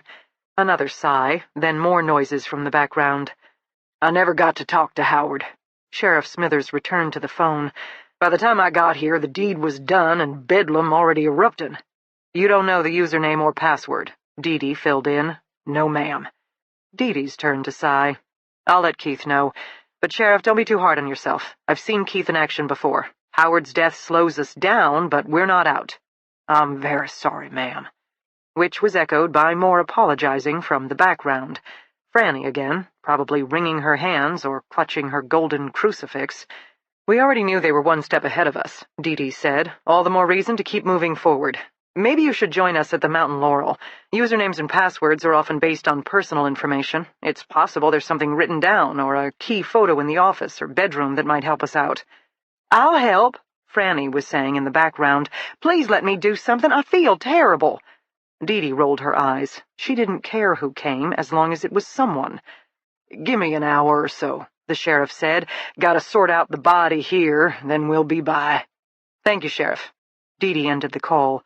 Benita was gazing at her expectantly. "Howard Council is dead," Dee Dee told her. A flicker of expression crossed the girl's face, then nothing.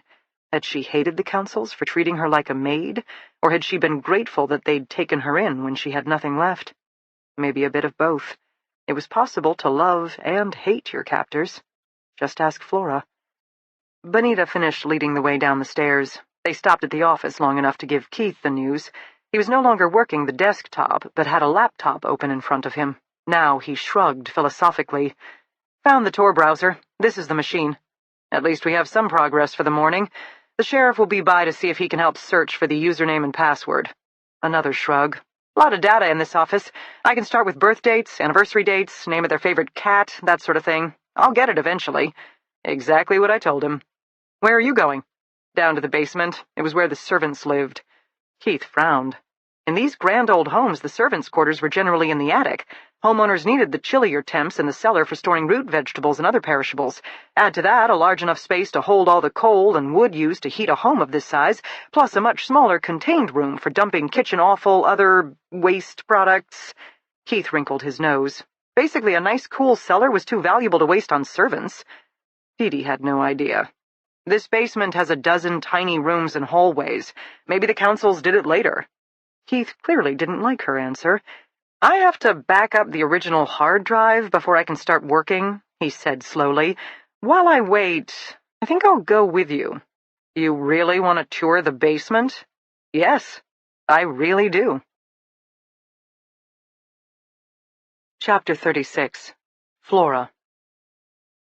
I had sex last night. It brings a surreal quality to my morning. After so many years of believing I would never be that woman, never have that experience again. Do I look different? Am I different? I'm grateful to partner with Kimberly today. Dee Dee would study me. She'd know. Kimberly and I don't have that kind of relationship. Keith kissed me lightly before departure, then stood with his forehead pressed against my own, a quiet moment that said even more. No awkward morning after for us. Instead, we'd gone from bedroom to crime scene. I'm not sure how many couples do that, but with Keith, it doesn't feel extraordinary at all. Just another day in the life. Now I try to pull myself together. Maybe I had a sublime night. Maybe I'm even more excited for this evening. But some things haven't changed. The pile of dead bodies. A town where nothing is as it seems. And now a morning call on a man who probably isn't right in the head and will be greeting us with a shotgun. We'd switched vehicles with Dee Dee, giving her the official Fed car while we commandeered the rental. Kimberly had taken to heart what I said. Walt isn't the type of guy who'd take kindly to police on his property. Kimberly had ditched her credentials as well as her sidearm. I don't believe for a moment, however, that she's weaponless. I'm guessing ankle holster. Fits well with my knife. Just two armed, paranoid women paying a visit to an even more paranoid man. What could possibly go wrong? Walt's gate at the edge of his property is locked up tight. Kimberly pulls over to the side and we both get out. Given Walt's propensity for cameras, I already have an easy expression pasted on my face. Kimberly appears faintly bored, wearing a tight-fitting black tee with jeans. She appears wiry and athletic. In a fight, I wouldn't bet against her. I walk up to the gate, pick out the camera mounted on the post. I stand right before it, wave, then wait. A minute passes. Then another. The gate doesn't magically open, but it's not that kind of mechanical beast. Walt's property is an odd mix of new security technology with old buildings and fence lines. He's going to have to walk down and unfasten the padlock himself. The question is, will he? Kimberly yawns, stretches, again playing the role of my disinterested friend. We never hear Walt coming, but in an instant he appears on the other side of the metal gate. Both Kimberly and I startle. For the first time I see a flicker of unease in Kimberly's expression, especially once she takes in Walt's pump-action shotgun. "You're back," he says. "I have a few more questions." "Got a new friend." "This is Kimberly." "ATF, FBI, Stady?" He stares at Kimberly. "You ain't no civilian, that's for sure." Kimberly regards him coolly. "FBI," she says at last, "but this morning I'm here for Flora." Walt, however, is no dumb bunny. "I've seen you before." I remember just as Walt connects the dots. "You were on the TV. You led the raid that killed my boy." Kimberly doesn't say a word. "You rid the world of a beast," Walt tells her flatly. Then he works his key in the padlock and lets us in. We follow Walt through the woods to his cabin, with its cluttered front porch and age-darkened exterior. He keeps the shotgun loose at his side. I can't help but stare at it suspiciously. Did Keith and I survive this man once, just so I could deliver up both myself and the federal agent who'd been involved in Jacob's death the next day? Walt has a lot of reasons to use that shotgun. Though Kimberly and I are hardly defenseless, his property, his gun, his motives give him the clear advantage. I straighten my shoulders, force myself to pay attention, focus on every line of his body. If there's anything I've learned over the years, it's that all predators telegraph their intent right before they attack. Walking beside me, Kimberly is doing her best to mentally note all the various outbuildings, while appearing to look at nothing at all. Neither Walt nor I are fooled. We are a curious little trio of mutual suspicion. Plus, we all shared Jacob, and I guess, if Walt is truly to be believed, we all had our reasons for wanting Jacob dead. Walt takes up position in a hard wooden chair on his front porch. It seems to be his vantage point of choice, where he can sit and survey his kingdom. This forces Kimberly and me to perch on the broken-down love seat wedged across from him, with our backs to the yard. Kimberly is definitely uncomfortable. I didn't like it yesterday, and I don't like it now. Most serial predators are eventually caught due to their own arrogance. The more misdeeds they survive, the more careless they grow. I wonder if the same is true for vigilantes. "Do you know Howard and Martha Council of the Mountain Laurel Inn?" I ask Walt. He shrugs. "Mayor Howard? Everyone knows him." "Martha was found hanged yesterday, and today one of the maids from the B&B was left hanging outside our motel. She hadn't just been murdered. Someone worked her over with a knife beforehand." Walt's expression doesn't change. Neither do his hands move from the shotgun resting on his lap. "These woods are a scary place," he says at last. I lean forward, stare at him intently. "The trees might scream at night, Walt, but trees don't murder young women. Men do. Men like Jacob." "Jacob's dead." "But this town isn't settled. These mountains, the forest, the community, there are bodies and bones everywhere. You're not living in the wild, Walt. You're living on a graveyard." Walt gazes off. I can't tell what he's thinking, or maybe what he's hearing. The wind howling, girls screaming. Clever and crazy. An old man who, by his own admission, fried his brains with drugs and alcohol years ago. Still, I think he knows more than he's telling. But I'm also willing to believe even he's not sure what's real anymore. Isolation can play tricks on the mind, something Walt and I both understand well. "Talk to me," I murmur. "You and me, Walt. Talk, and I will listen." Beside me, Kimberly doesn't move. If she approves or disapproves of my approach, I have no idea, but she's still letting me take the lead, and I appreciate the show of confidence. "Councils are high and mighty," Walter says at last. "You met them?" "Town this small. Can hardly avoid knowing each other." "Howard is the one who told us to look you up. He said you were crazy, maybe even violent. He blamed you for the bodies in the woods." Walt shrugs. "People blame me for a lot of things. Makes it easier on them." Kimberly spoke up for the first time. "Do you think Mayor Howard is the violent type? Could he have killed his own wife?" "Nah, Howard's just a talker. Doesn't have the stomach for real action." "Someone is killing people around here." Again, Walt doesn't speak right away. "You deliver your microgreens to Atlanta yourself, Walt?" I ask, innocently. For the first time, his hand twitches on the barrel of his shotgun. "Most times." "Ever bring anything back?" "Like what?" "You tell me." "I don't do bad things anymore. Told you that yesterday. Woods set me straight." My turn to shrug. Lots of people swear to reform, to give up violence, rage, the need to just tap off some of that darkness inside. It's hard to do. I know, Walt, I know. My boy was evil." I don't speak. "When he came back, showed up in that tavern, I didn't believe for a moment he came back to see his old man. No good reason, not after all these years." "Maybe he wanted to check out his hometown." "My boy was 5 when he left. You remember much when you were 5? I shake my head. Then, a moment later, I think I understand. "I always assumed he brought me here because he felt comfortable, knew the area.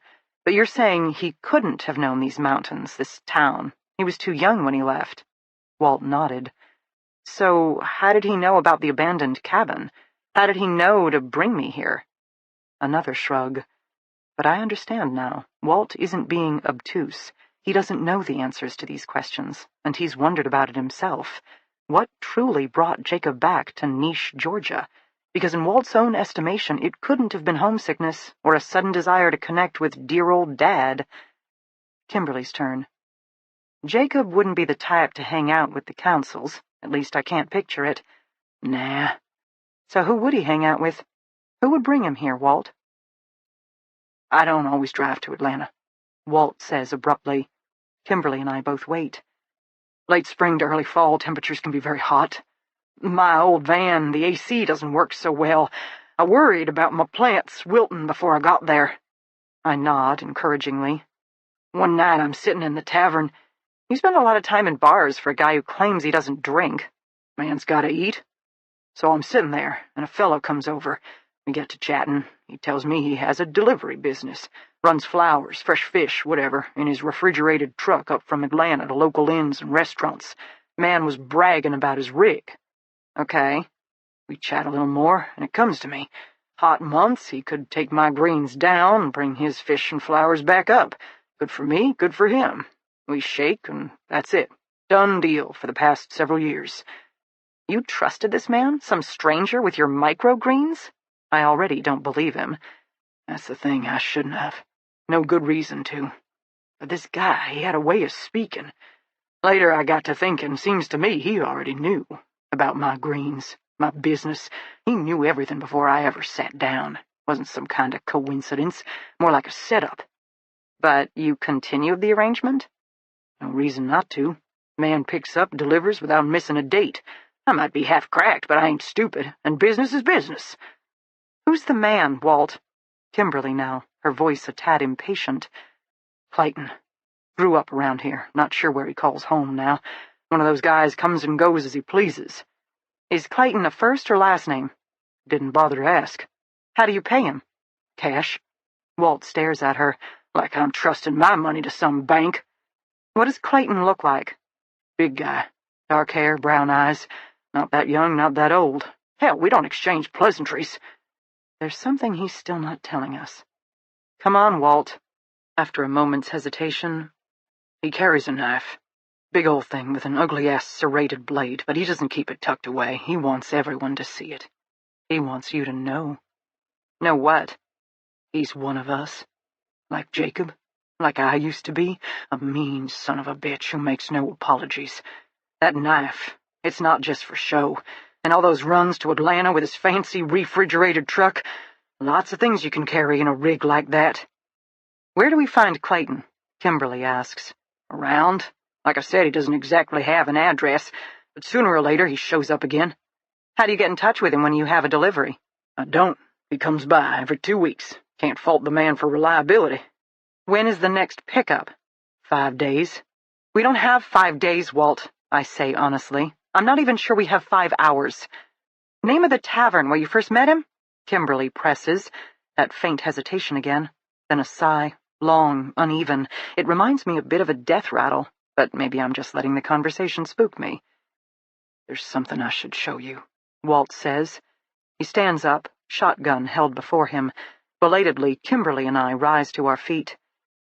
You know I talk about the woods. You know what I believe, about the dark, the trees, that all that moaning and shrieking ain't just the wind ripping through the forest. I nod. People think I'm crazy talking like that. I know, I've heard them for years now. Walt stares at me. I didn't save you. It's not a question, so I don't answer. Never saved anyone, really. Just inflicted my share of violence, then fathered a boy who did even worse. That's my legacy. Death and microgreens. I still don't say anything. I know why the woods scream at night, he murmurs, and if you don't mind going for a little hike, I can prove it. Chapter 37. Dee Dee. Dee Dee let Benita be their guide upon leaving the office. She expected the girl to head straight for the basement stairs, but instead she veered into the foyer, then crossed the pretty breakfast room into the kitchen. Benita halted in front of the long stainless steel commercial dishwasher. She pantomimed picking something up, then once again slashed at her leg. "This is where Stacy got the knife, killed herself," Dee Dee filled in. Brisk nod. Benita moved to the far right, opened up a door to a utility closet, pointed at a mop sitting in a bucket. Keith's turn. "Someone used the mop to clean up." Benita tapped her chest. "You had to clean it up?" Dee Dee felt ill at the thought. Another brisk nod, then Benita was shambling out of the kitchen. This time they headed for the cellar. Dee Dee and Keith adjusted their pace to match Benita's as she worked her way slowly down the narrow staircase to the cool, dark space below. At the bottom, Dee Dee found the light switch, though once again the old sconces did little to illuminate the space. Benita hobbled forward, and they followed. This time the girl went directly for the heavy wooden doors at the end of the hall. The intricately carved double doors remained open from yesterday, the same chemical scent from the upstairs office emitting from this stone-forged space. Dee Dee wouldn't be surprised if the forensic techs had spent the night dousing the room's floor in luminol to reveal blood patterns. Kimberly would get the official report. Dee Dee already bet the findings included things gory and macabre. In this room, Benita moved less certainly. She shifted from hobble to shuffle, her shoulders up, her chin ducked low. She had assumed a defensive position, as if the shadows might attack at any moment. She moved to one of the stone walls and pressed her hand against it. Grounding herself? Something more? Keith found the light switch in this room. It lit up a dangling overhead light, a wooden wheel suspended by dark metal chains and topped with flickering candelabras. Again, it did little to fight off the dark. "What is this?" Keith breathed quietly. "I don't know. I'm guessing a meeting space?" "You mean worldwide headquarters of evil enterprise?" "Certainly looks it." Benita hobbled to the massive stone fireplace. She peered inside, ran her hand along the collection of heavy wrought-iron pokers, then wandered closer to the huge oak table, appearing pensive. Finally, she pointed at a spot on the stone floor between the table and the far wall. She gazed up at Dee expectantly. "Is that the last place you saw Stacy's body?" Nod. "Do you know what happened to it after that? Because why would you bring a body to the basement?" Shrug. Dee's turned to inspect the fireplace. Did they try to burn it? She wondered out loud. A normal fire would never get the job done. A crematorium had to burn at over 1,000 degrees to reduce bone to ash. Even a large hearth such as this one, she'd be staring at a pile of blackened bones, let alone still catch the scent of cooked flesh. Worked too many burn scenes in a row, and detectives had a tendency to give up barbecue. Dee glanced back up at Benita. The girl shrugged again. Apparently, this was as much as she knew. Dee crossed to the spot on the floor, farthest point from the double doors, let alone the trek Benita's demon man would have had to make from the kitchen, across the very exposed foyer, down the stairs, and through hundreds of yards of cellar, while carrying a body. It didn't make sense. Criminals were lazy by nature. Why not just cart the maid's body out the back door under the cover of night? Bringing a body here entailed so much extra effort. And risk. Dee didn't like it. Keith was walking around the room, running his hands from one wall to another and frowning intently. Geeks, Dee thought, just as her cell phone rang. She held up her phone, surprised she had reception in the basement. She didn't recognize the number, but the area code matched Kimberly's. "Excuse me for a sec," Dee said, then moved from the stone room into the hall. "Sergeant Detective Dee Warren." "Sergeant Warren, this is Special Agent Rachel Childs. I'm leading the ERT. "I remember. I've been trying to reach SSA Quincy, but she's not answering her cell." "Okay." Maybe Kimberly didn't feel comfortable answering her phone in front of Walt, though for a task force leader to not take a call. "We have news to report," Childs said. "Since I can't reach Kimberly, I felt it was best to inform you. I heard you guys had discovered another possible grave?" "We've found 5 more graves." The team leader's tone was curt. Even after seeing Benita's drawing, even knowing there had to be more bodies in the woods, Dee felt shocked. "Given the number," Childs continued now, "I need to contact HQ for reinforcements. We're going to need multiple teams, perhaps even multiple forensic anthropologists to work a scene of this size. There may be dozens of graves," Dee managed to say. A moment of silence. "Then I'm going to recommend bringing in search dogs again." It wasn't really Dee's call, being an out-of-state cop, but she still said, "I would agree. These remains, they appear more recent than the first ones we found. We're not experts, but based on some flora, fauna, something." Childs's voice was dry. "Harold is thinking the past 5 years. I have a feeling we're going to find remains from all sorts of time periods." That pause again, but Dee didn't clarify. She was keeping Benita's role to herself. The girl was in enough danger. The fewer who knew about her, even among the task force, the better. "I texted SSA Quincy and left a message," Childs said now. "But you still haven't heard anything back? Not even a text?" "Negative." "I'll reach out." "I appreciate it. I'll be in touch later this afternoon. We're going to cordon off and secure what we found thus far, while Harold and Franklin continue to search." More graves, thought Dee. More bodies. "Sounds good. I'll be in touch. If you do hear from Quincy, I'll be sure to let you know." Dee hung up the phone. She moved back into the meeting room. "Keith, when you and Flora were at Walt's yesterday, did you have cell phone coverage?" "Oh, yeah. Wi-Fi, too. His security system depends on it." Dee nodded absently. "Mind texting Flora for me?" "Why?" "Just touch base. I'll do the same with Kimberly." Keith wasn't fooled, but he followed Dee's gaze to Benita, who was standing near the table, arms wrapped tight around her waist. "Okay." He pulled out his phone, tapped away. Dee sent her own message. She had a hollow feeling in the pit of her stomach, but whether that was the effect of this dungeon-like space or a legitimate investigative instinct, she couldn't be sure. Keith had put away his phone and was inspecting the walls again. "What are you looking for?" Dee asked finally. "I'm not sure, but this space, it isn't right." "What do you mean?" "Old homes generally have cellars with earthen floors and with pillars of piled rock in the middle to help support the home above. This basement, with its narrow hall, tiny room, and now this is quite elaborate. Maybe the councils did this after the fact, so they would have extra space for their staff. I mean, at some point they clearly added plumbing and electricity. To the small rooms, sure, but this space..."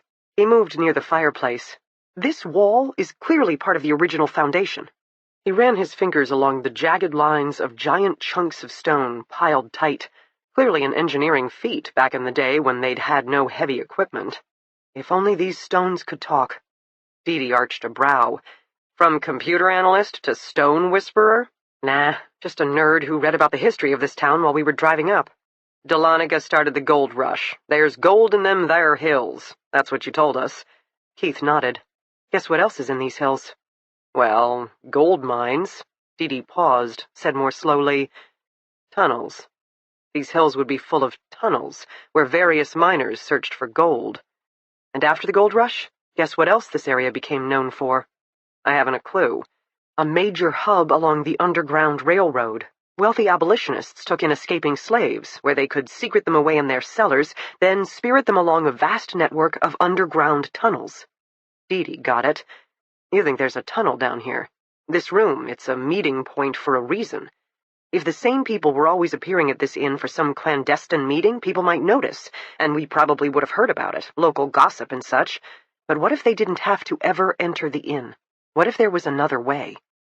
Dee looked around. What Keith was saying made some sense.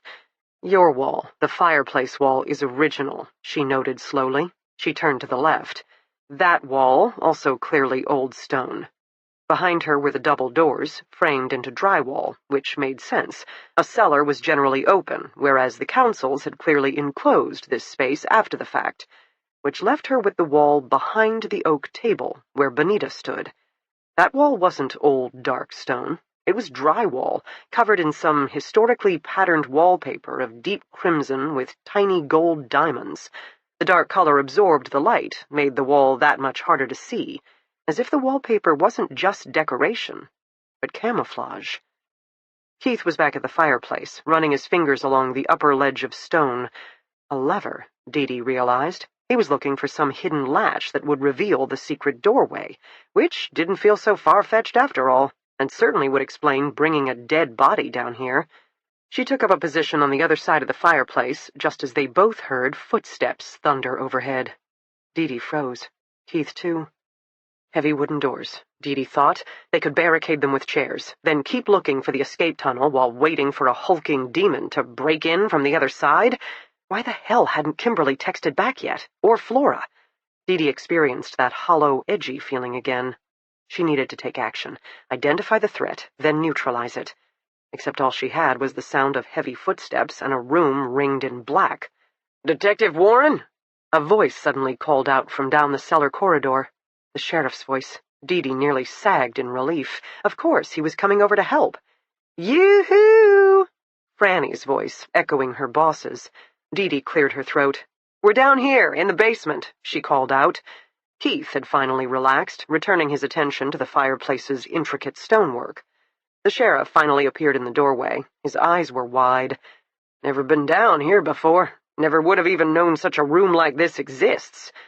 "Welcome to headquarters for Diabolical R Us," Keith said. Franny had followed the sheriff into the room. The older woman was wearing a pale blue sweater set, which she now clutched at her chest. I'm not sure." She caught sight of Bonita in her oversized sweats and FBI cap. "You have a child down here? That's terrible." Franny gave Dee a clear look of disapproval. "We're about to go up," Dee said defensively, even as she prepared to go on the attack. "So what exactly happened at the jail this morning?" Franny promptly flushed. "I don't rightly know. Mr. Benson came in, claiming some task force officer had taken advantage of his business." Who's Mr. Benson? What's his business? Bill Benson. He runs the ATV rental operation. Wait a minute. Keith drew up short. Flora and I talked to Bill Benson twice. We rented ATVs from him, but we paid fair and square. I still have the receipts. Franny spread her hands. I tried asking him what he meant, but he just grew angrier and angrier. Next thing I knew, he was shouting at me. Keith frowned. Really? He didn't strike me as the shouting type. Can't say that he's done that before, Franny agreed. Can't say that I'd like for him to do that again. But he grew so agitated, I had to call for help. I didn't know what else to do. You called for the deputy who was watching Howard's cell, Dee Dee filled in. Deputy Chad was the only one in the building. It was still pretty early, you understand, and everyone's been working such long hours. Dee Dee got it. The cabal had needed to take out Howard, and once again they'd moved strategically, appointed this Bill Benson, who'd probably learned about at least some of their investigative efforts from Keith and Flora, to head to the police department first thing in the morning. He'd provided the distraction, while a second person had slid by to encourage Howard to do the deed. Or, for all they knew, person number 2 had already been in the station. Hell, maybe even worked at the county sheriff's department, which employed dozens of civilians as well as officers. At this point, anything was possible. Dee Dee found herself eyeing the sheriff again. On the one hand, the corrupt local sheriff seemed too obvious.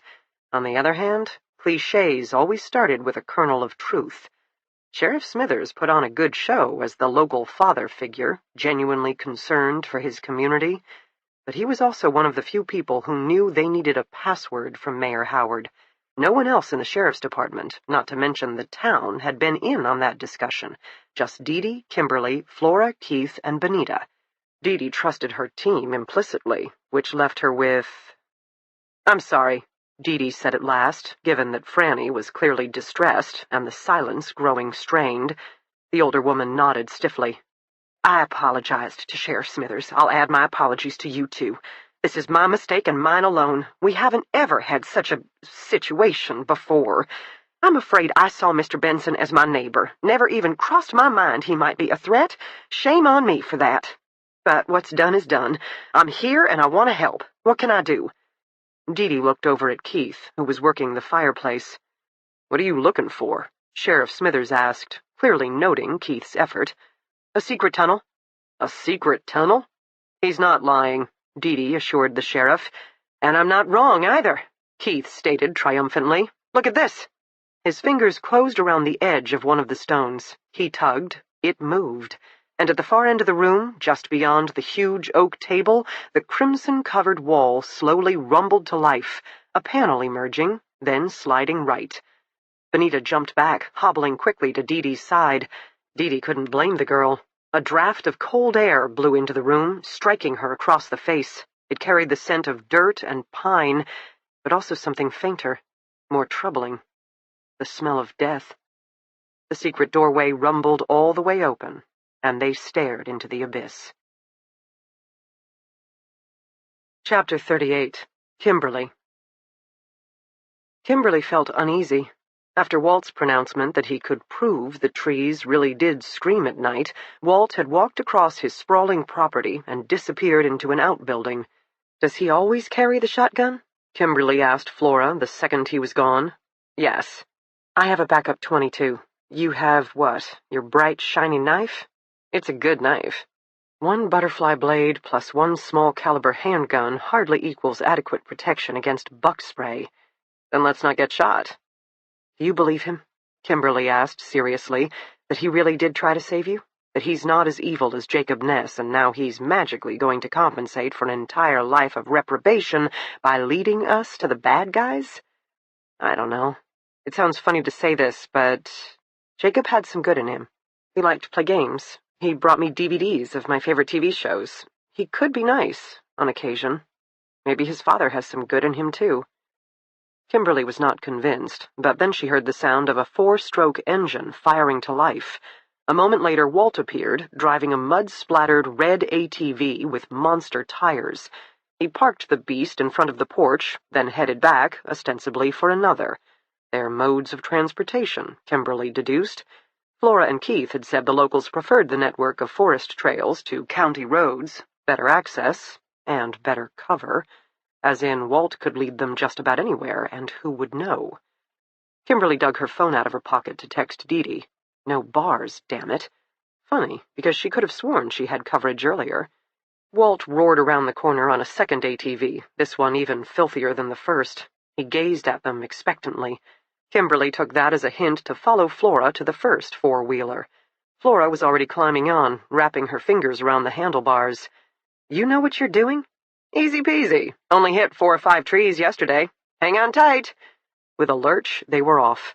A short pause as Walt dealt with the gate guarding his property, unlocking, opening, closing up, relocking. Waiting, Kimberly thought she saw a flash of light in the woods, a glint of metal. But then it was gone, and Walt was pulling away in a spray of gravel. Kimberly had a prickly feeling at the back of her neck, as if the trees did have eyes, and were anxious to keep their secrets. Walt veered off the road onto a narrow, rutted trail Kimberly wouldn't have known existed. Flora had no problem following him. Maybe this was what they'd done yesterday. Right, left, sharp turn, sharper turn, then the whine of the engines as they chugged up, and Kimberly had to clutch Flora for balance. Abruptly, they tore into a grassy clearing. Walt killed his engine. Flora did the same. The old man climbed off his ATV, picked up his ubiquitous shotgun. "Now we walk." Flora and Kimberly once more fell in line, and once more Kimberly could feel unease snaking down her spine. Crossing the meadow was hot work. None of them had water, but Walt didn't seem to notice. He led them to the far line of bordering woods, slipping back between the trees with the ease of a mountain man who'd been doing this all his life. Kimberly appreciated the shade. She used it to check her phone again. Still no signal. She noticed Flora doing the same. They exchanged glances, but didn't say a word. Whatever happened next, they were on their own. 2 of them, 1 of him. In a fair fight, Kimberly would put her money on her and Flora. But Walt didn't strike her as the kind of guy who fought fair. She was already noting how he held his shotgun, 1 finger always near the trigger. First order of business would be getting that weapon away from him, because as long as he could whirl at any second, pump shoot, she didn't have a good feeling about their afternoon anymore. More twists and turns.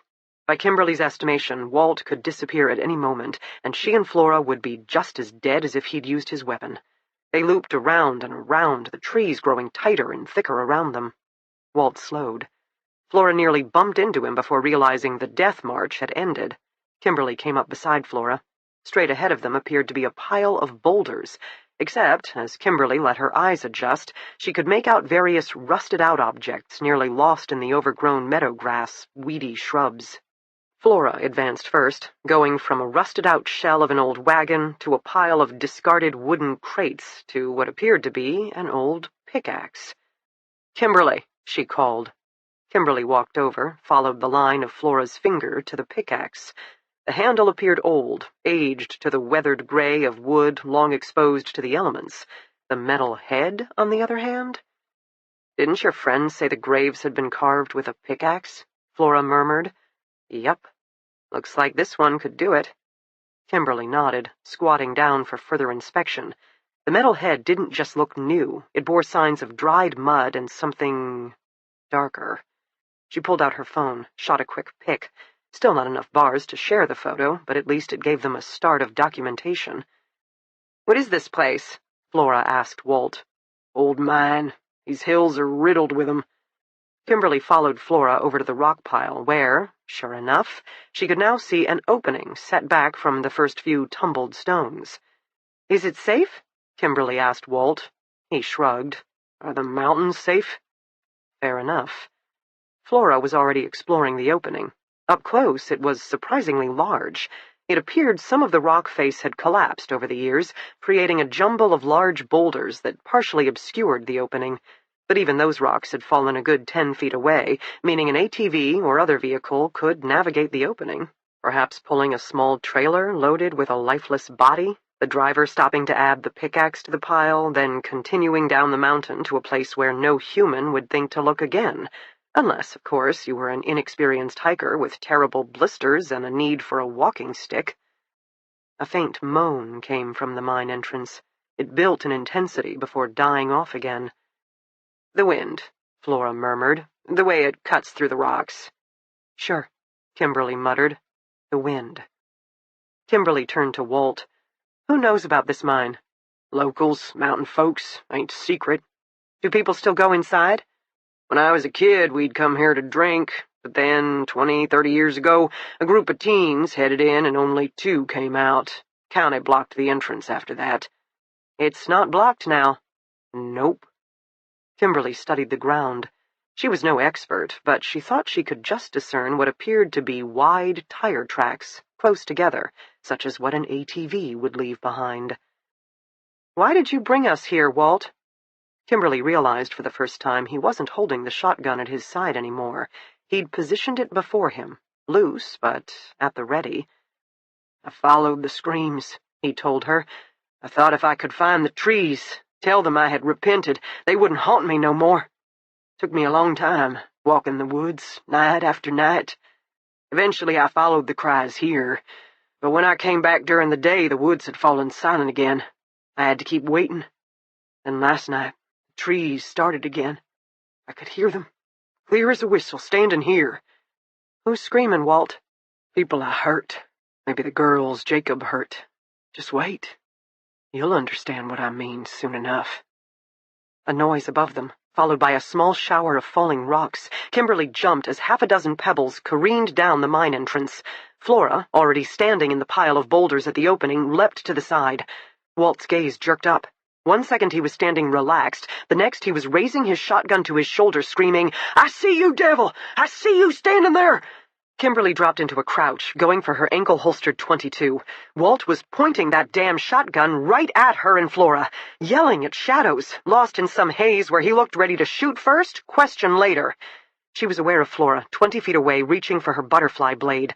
A fresh shower of rocks, then a particularly large rock dropped from above, smacking Flora on the head. The woman went down hard, a blur of blood and shadow. As Walt continued waving his shotgun wildly toward Kimberly, the only person who now stood between him and the mine. "Be gone with you, I say, be gone!" Shit. Kimberly jerked out her .22, lifted it up from the crouched position. Pump, kaboom! Walt let loose with his first load, too high. Kimberly honed in on the target, except just as she was about to squeeze the trigger, crack! The ensuing noise was no shotgun blast, but a rifle, coming from somewhere above and behind Kimberly as she ducked her head reflexively, then fell back toward Flora, a fresh avalanche of debris crashing upon the mine opening. Before her, Walt staggered. Bright red blood bloomed across his dirty t-shirt. He pumped his shotgun for a fresh load, aiming it up, up, up. The air cracked again. A second flower of blood joined the first across his chest. He still worked to aim his weapon. Then his knees buckled. His grip on his shotgun loosened. He sank to his knees. His lips were moving. A last prayer to God, or to the ghosts that haunted his nights? Then Kimberly got it. Walt Davies wasn't pleading for mercy. He was giving her a command.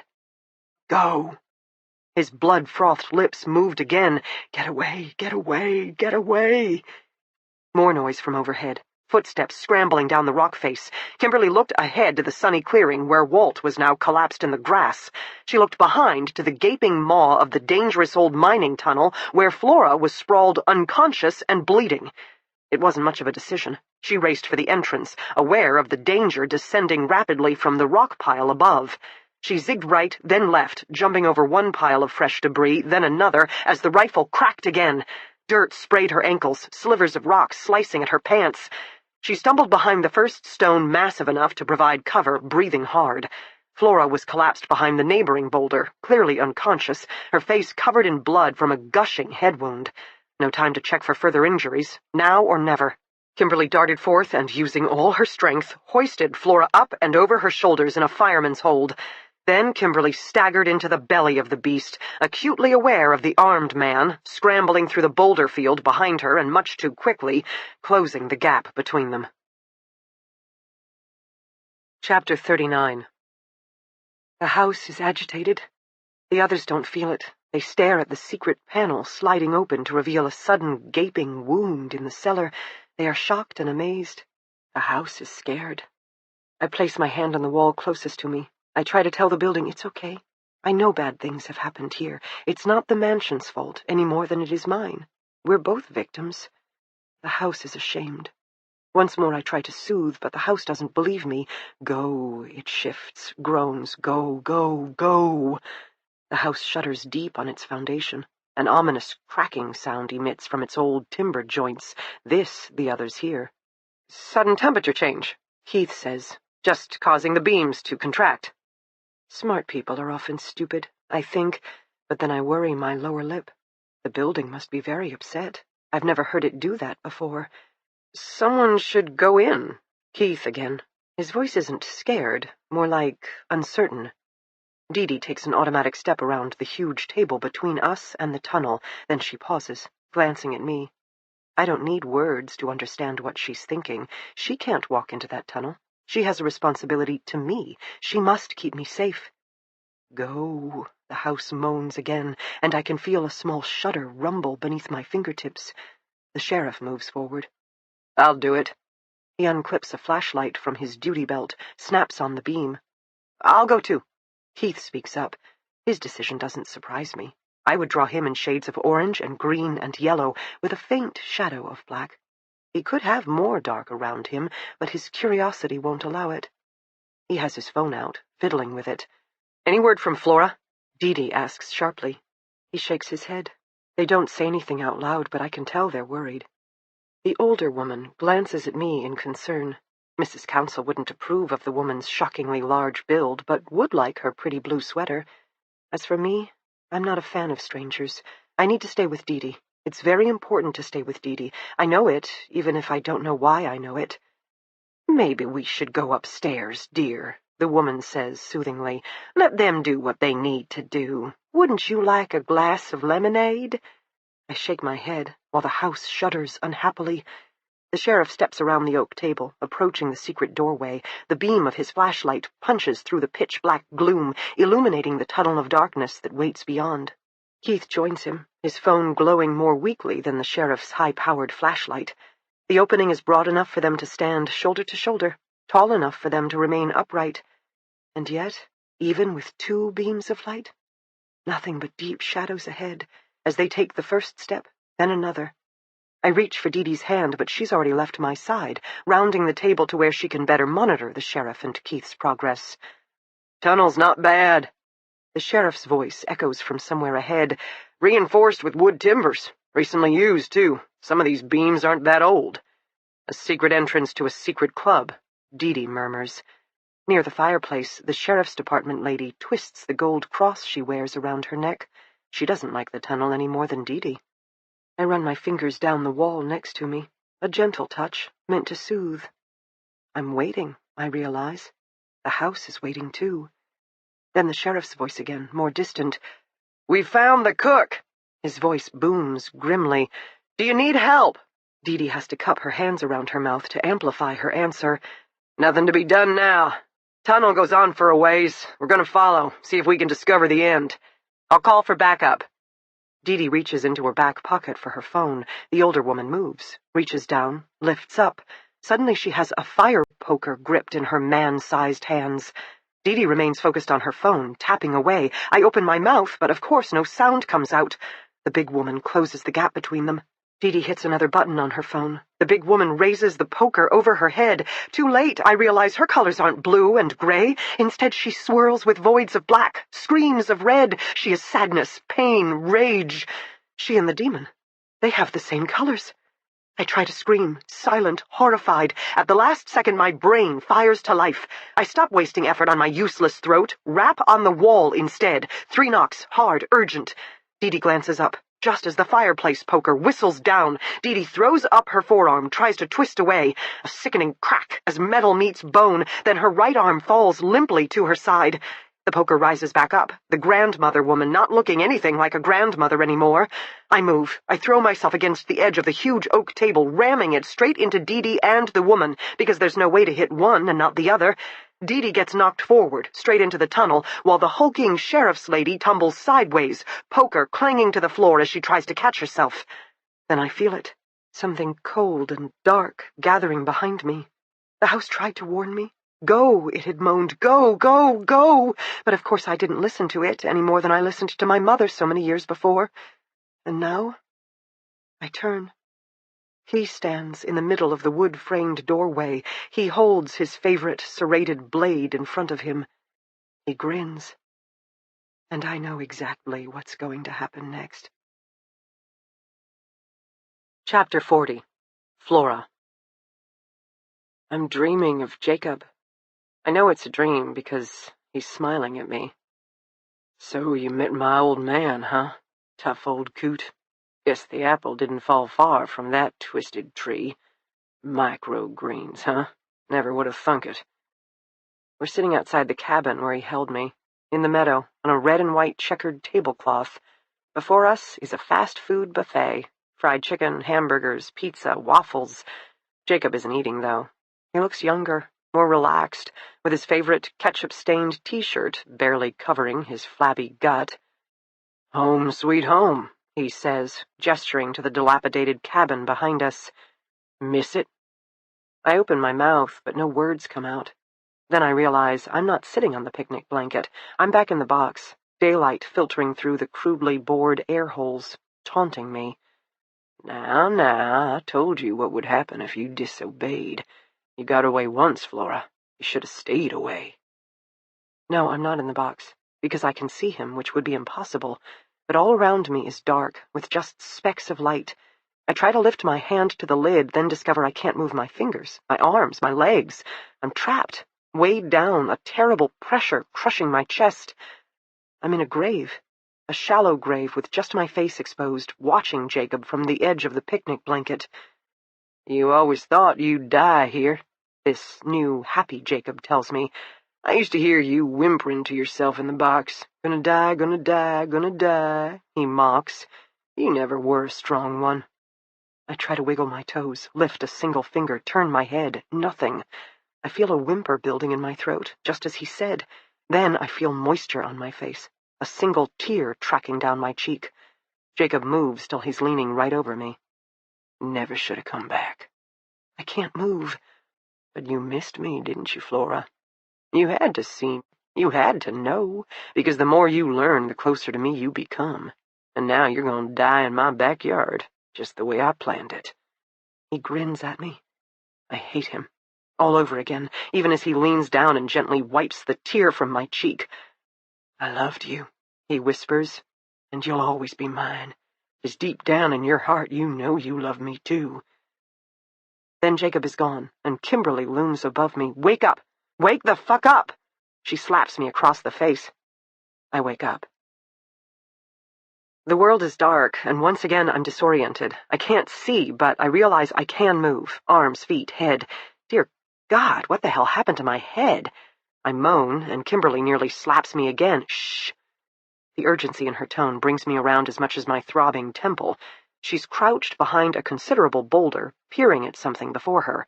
I'm lying in the dirt, where I've apparently been dropped like a sack of potatoes. My face feels wet and sticky. I touch my cheek gently. Not tears. Blood. I have a vague memory of rocks falling and a rifle cracking. I'm not sure which of them got me, but at least I'm alive. Mostly.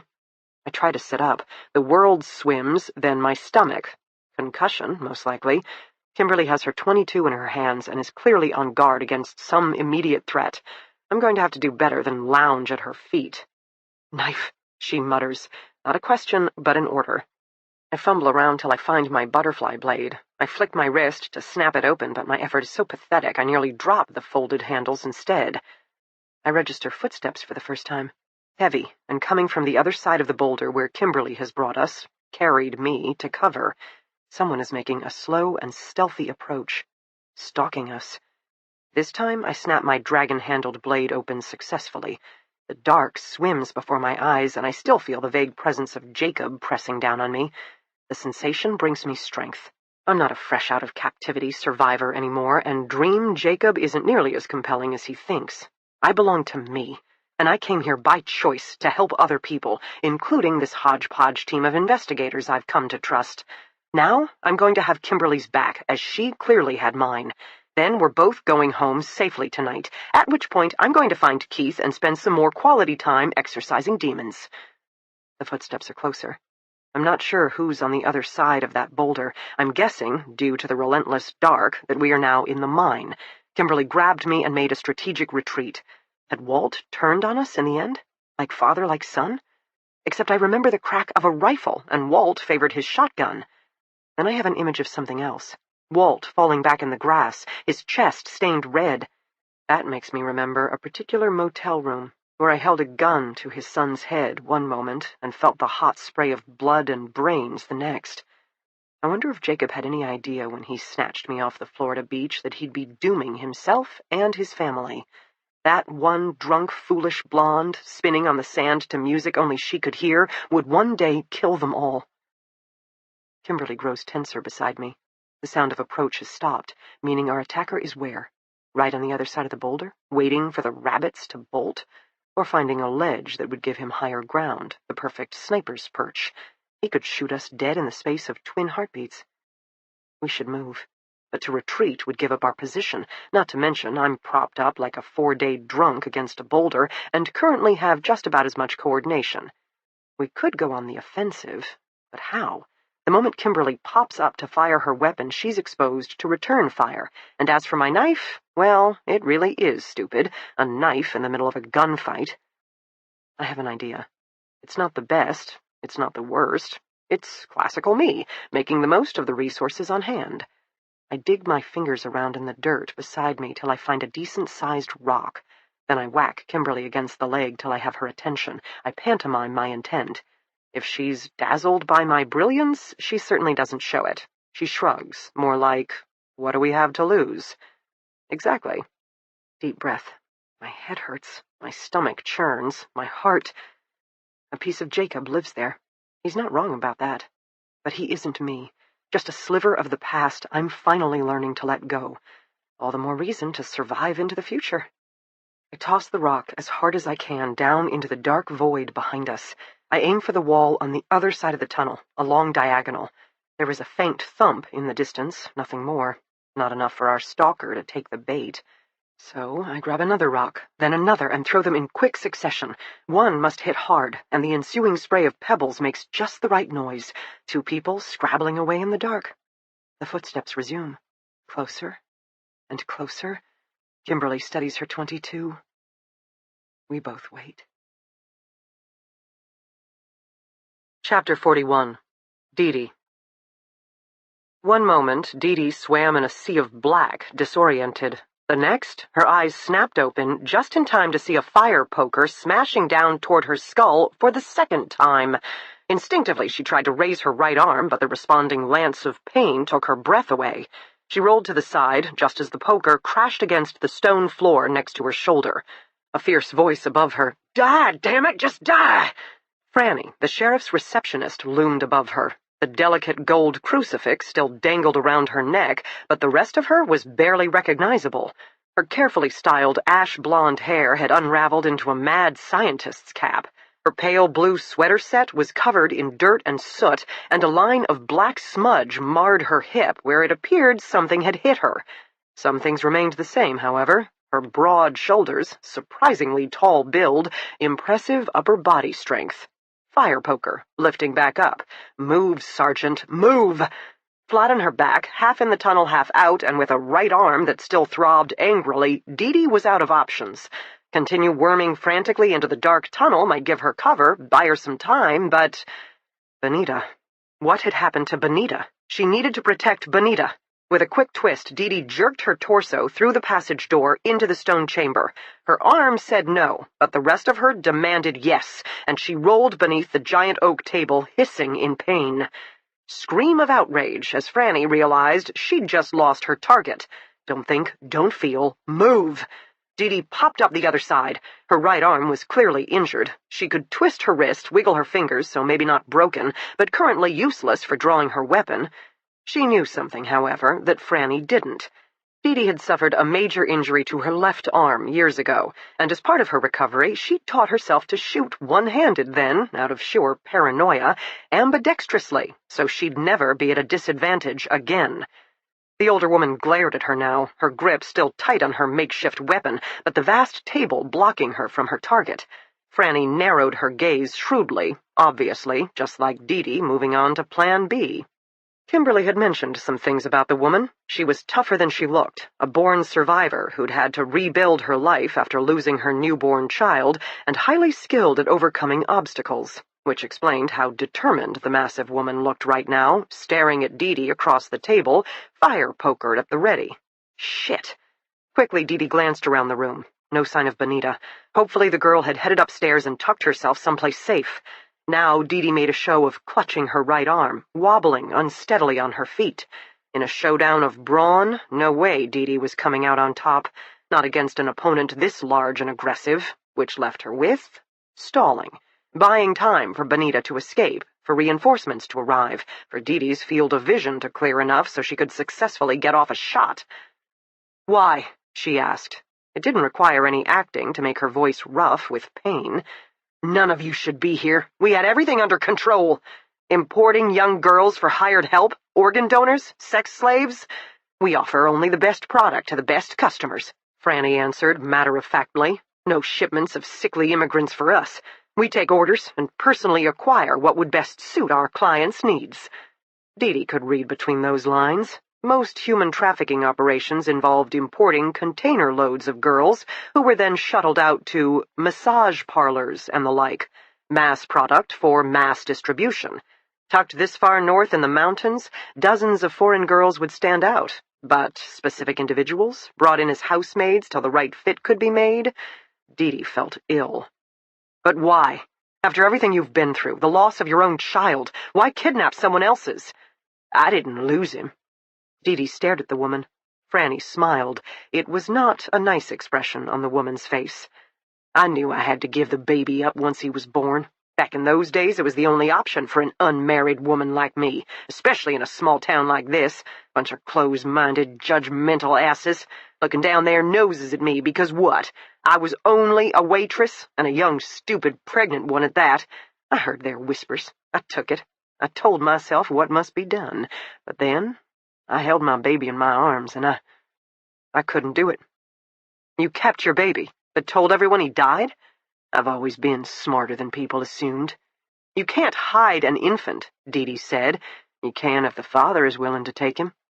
"Wait, who's the father?" Franny still had her poker raised in a batter's stance, but with the enormous table lodged between her and Dee Dee, they were currently at a stalemate. The older woman's gaze, however, kept darting past Dee Dee's shoulder. Expecting company? Benita's demon man? Dee Dee was killing time, looking for the right opportunity. Was it possible Franny was doing the same? Dee Dee shifted slowly to the right, closer to the fireplace, where she'd have at least a partial line of sight on the gaping wooden doors. "Who raised your son, Franny?" Dee Dee asked quietly, though she thought she might have an idea. Franny knew all about the task force team's activities these past few days, being part of the meetings. But there was one other person who'd had a front-row seat. Keith and Flora had included him, with neither of them being the wiser. "Doesn't matter," Franny replied stiffly. So Dee Dee said it for her. "Bill Benson, the owner of the ATV shop. He kept talking with Keith and Flora, and today you said he was the one who came into the station and raised the fuss to distract the on-duty deputy. You two were in on it together. You told him when to arrive, when there would be only one deputy around, and while Deputy Chad dealt with Bill, you were the one who paid the visit to Mayor Howard. Good God, you're behind all this. But why?" "I love him. I've loved him most of my life," Franny said simply, "and he loves me too." "Then you should have gotten married, raised your son together. Instead," Dee Dee gestured with her good hand in the empty air, "you built an entire life out of lies. It's complicated." "Seriously?" Franny frowned at Dee Dee. Her gaze returned to the open doorway behind Dee Dee's shoulder. No doubt about it, the woman was waiting for someone. Shit, Dee Dee thought again, because even if she could shoot with her left arm, she could still only aim in one direction at a time. "Bill's married. His wife, however, isn't well. Schizophrenia. Sad, really.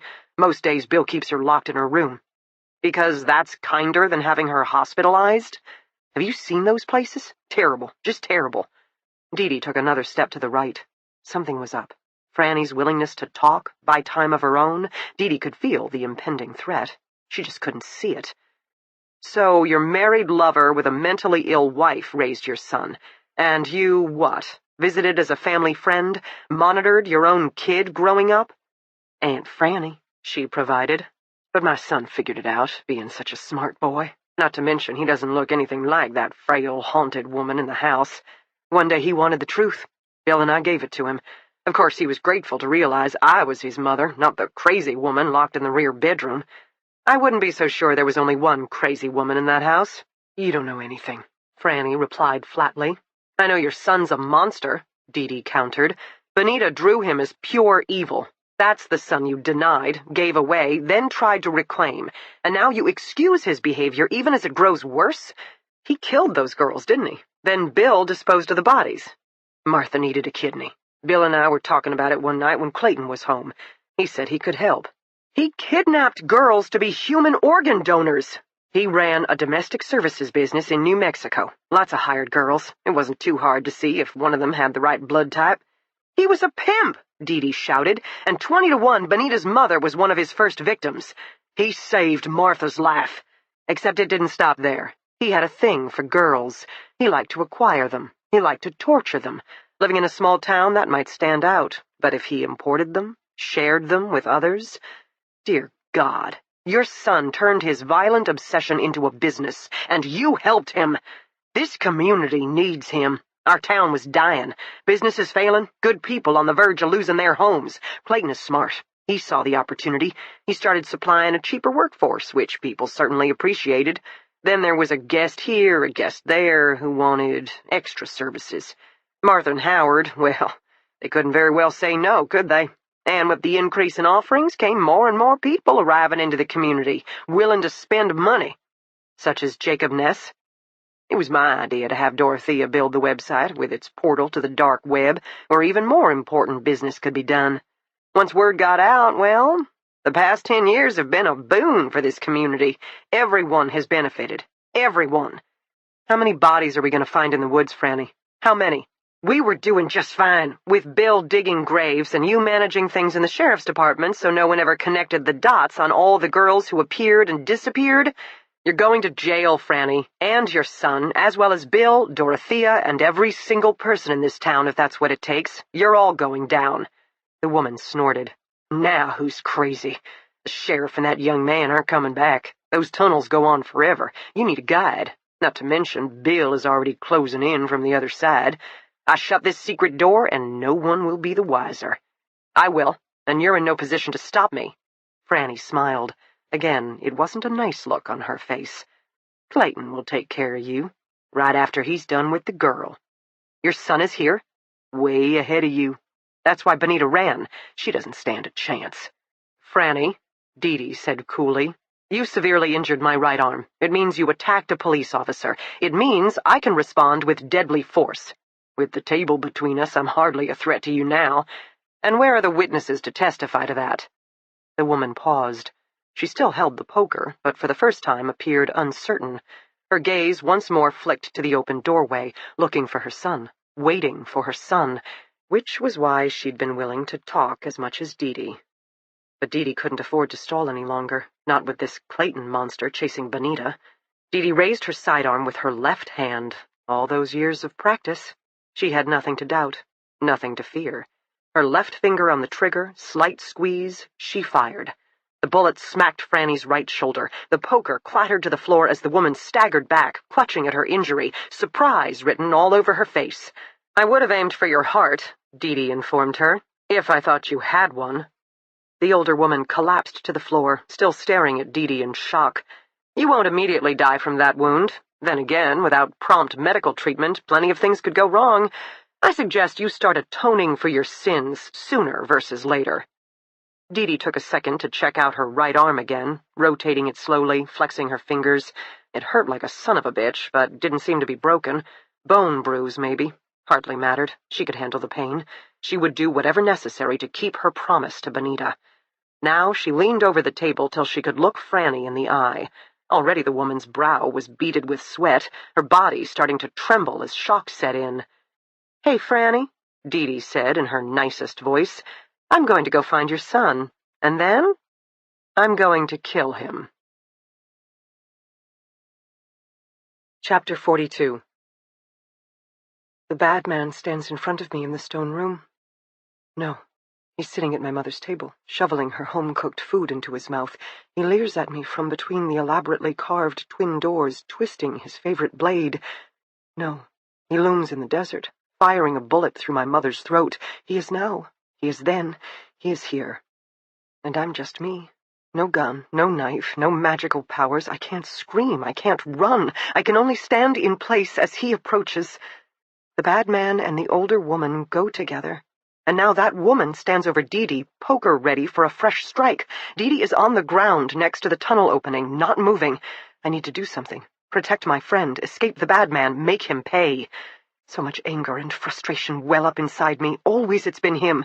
He killed my mother, robbed me of my voice, enslaved me into a life of servitude where I was forced to watch him destroy other girls. There's no good in this man, just layers of evil. "Clayton, hurry up," the grandma woman urges. "I don't think she's dead." So maybe Dee will be all right. If I can find a way to get the bad man away. He smiles again. He knows I'm a cripple, but it doesn't inspire compassion in him, just contempt. I try to cower back, but my hip makes contact with the wall. I'm trapped. No means of retreat. So try something else. He thinks I'm helpless, and I let him. I take a small step sideways onto uneven stone, grunt as I pretend to twist my ankle, fall crouched to the floor. 1, 2, 3, 4. He strides forward, sure of himself, as he whirls his hunting knife. 5. He reaches me. I rear up awkwardly and lash out as hard as I can with my good leg. I hit the side of his knee. He roars in surprise and staggers slightly, pulling the woman's attention away from Dee. Good. I kick him again, nailing him in the balls. He screams, clutches himself, and drops. "Clayton!" The grandma woman screams in clear distress. I head for the doorway. At the last second, he slashes out with his blade, slicing open my exposed ankle. In sheer rage, I turn on him again. I kick his head, watching it bounce against the hard floor. I do it again, spraying blood from my ankle.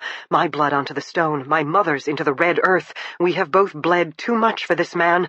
"Stop it!" The grandma woman shrieks, but she is stuck behind the table. She can't get to me and seems to have momentarily forgotten Dee. I don't want to leave the blonde detective, but if I go, the bad man will follow. I want to believe Dee can figure out how to handle the giant woman, whereas the bad man? No one has ever fought him and won. Wake up, wake up, wake up, I think in my mind to Dee, then simply, survive. Because I don't think I have it in me to bear another loss. Then again, I don't think I have it in me to still be alive by day's end. I struggle out of the room, limping badly down the hall. I've had years to learn how to hobble with speed. I'm not giving up now. Behind me I hear cursing, then crashing, the bad man staggering to his feet. He will come for me. I can't scream. I can't run. I limp as fast as I can into the dark. Chapter 43. Kimberly. Crouched behind the rock, Kimberly held her breath in the dark tunnel and focused on the sound of approaching footsteps. Flora remained propped up awkwardly beside her, in no condition to run or fight. This was it, then. 1 pistol versus 1 rifle. As her FBI instructors like to say, this is why we train. The shadows beside the boulders started to shift, take shape. They formed into the faint silhouette of a man. Come on, she thought, 2 more steps. She had only 1 chance to get this right. He stopped, and Kimberly nearly groaned. Flora dug in the dirt beside her, obviously searching for another stone to throw, except... The shadow pivoted sharply. He'd figured out their little game. 1 quick step sideways, the rifle leveled in front of him. Pop, pop, pop! Kimberly didn't hesitate. 3 to center mass. The man dropped. The rifle dropped. Then Kimberly darted forward, kicking the rifle clear before collapsing herself, shaking uncontrollably from adrenaline, belated terror, harder to find relief. That was a little close, Flora said, just as more footsteps sounded in the dark behind them. Not walking this time, running. Shit. No time to find new cover. Kimberly fumbled around in the dirt, grabbing the rifle their first opponent had tried to use against them. Flora once more held up her blade. A light burst into view, then a second. Kimberly was just settling her finger on the trigger when a voice called out, "Sheriff, drop your weapon!" A light hit her between the eyes. The second beam found Flora with her feral grin and bloody forehead. "Are you okay?" Keith called out of the dark, and forget Flora. Kimberly could have kissed him.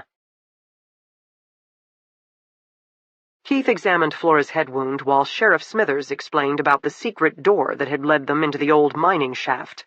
Keith and the sheriff had spent the past 20 minutes or so roaming a warren of tunnels while searching for an exit. Then they'd heard the gunshots and started running. Now Sheriff Smithers flashed his light on their stalker's body. "That's Bill Benson," Keith spoke up in surprise. "The ATV rental guy. Why is he trying to kill us?" "He already shot Walt," Kimberly provided. "He's dead at the other end of the passageway." "But why?" Keith asked again. Sheriff Smithers appeared troubled. "Bill doesn't have a criminal record that I know of. Quiet man, really.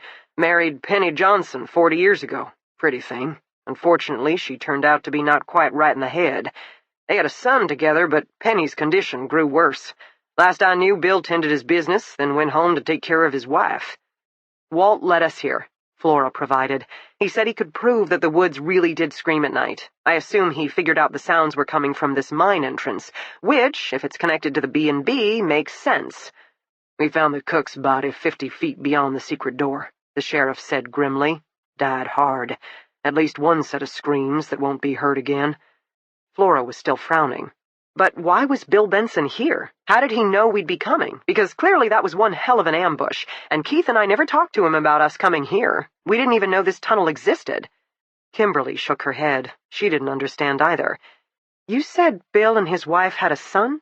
she asked the sheriff. Smithers nodded slowly. She didn't like the look on his face. "Big guy," he confirmed.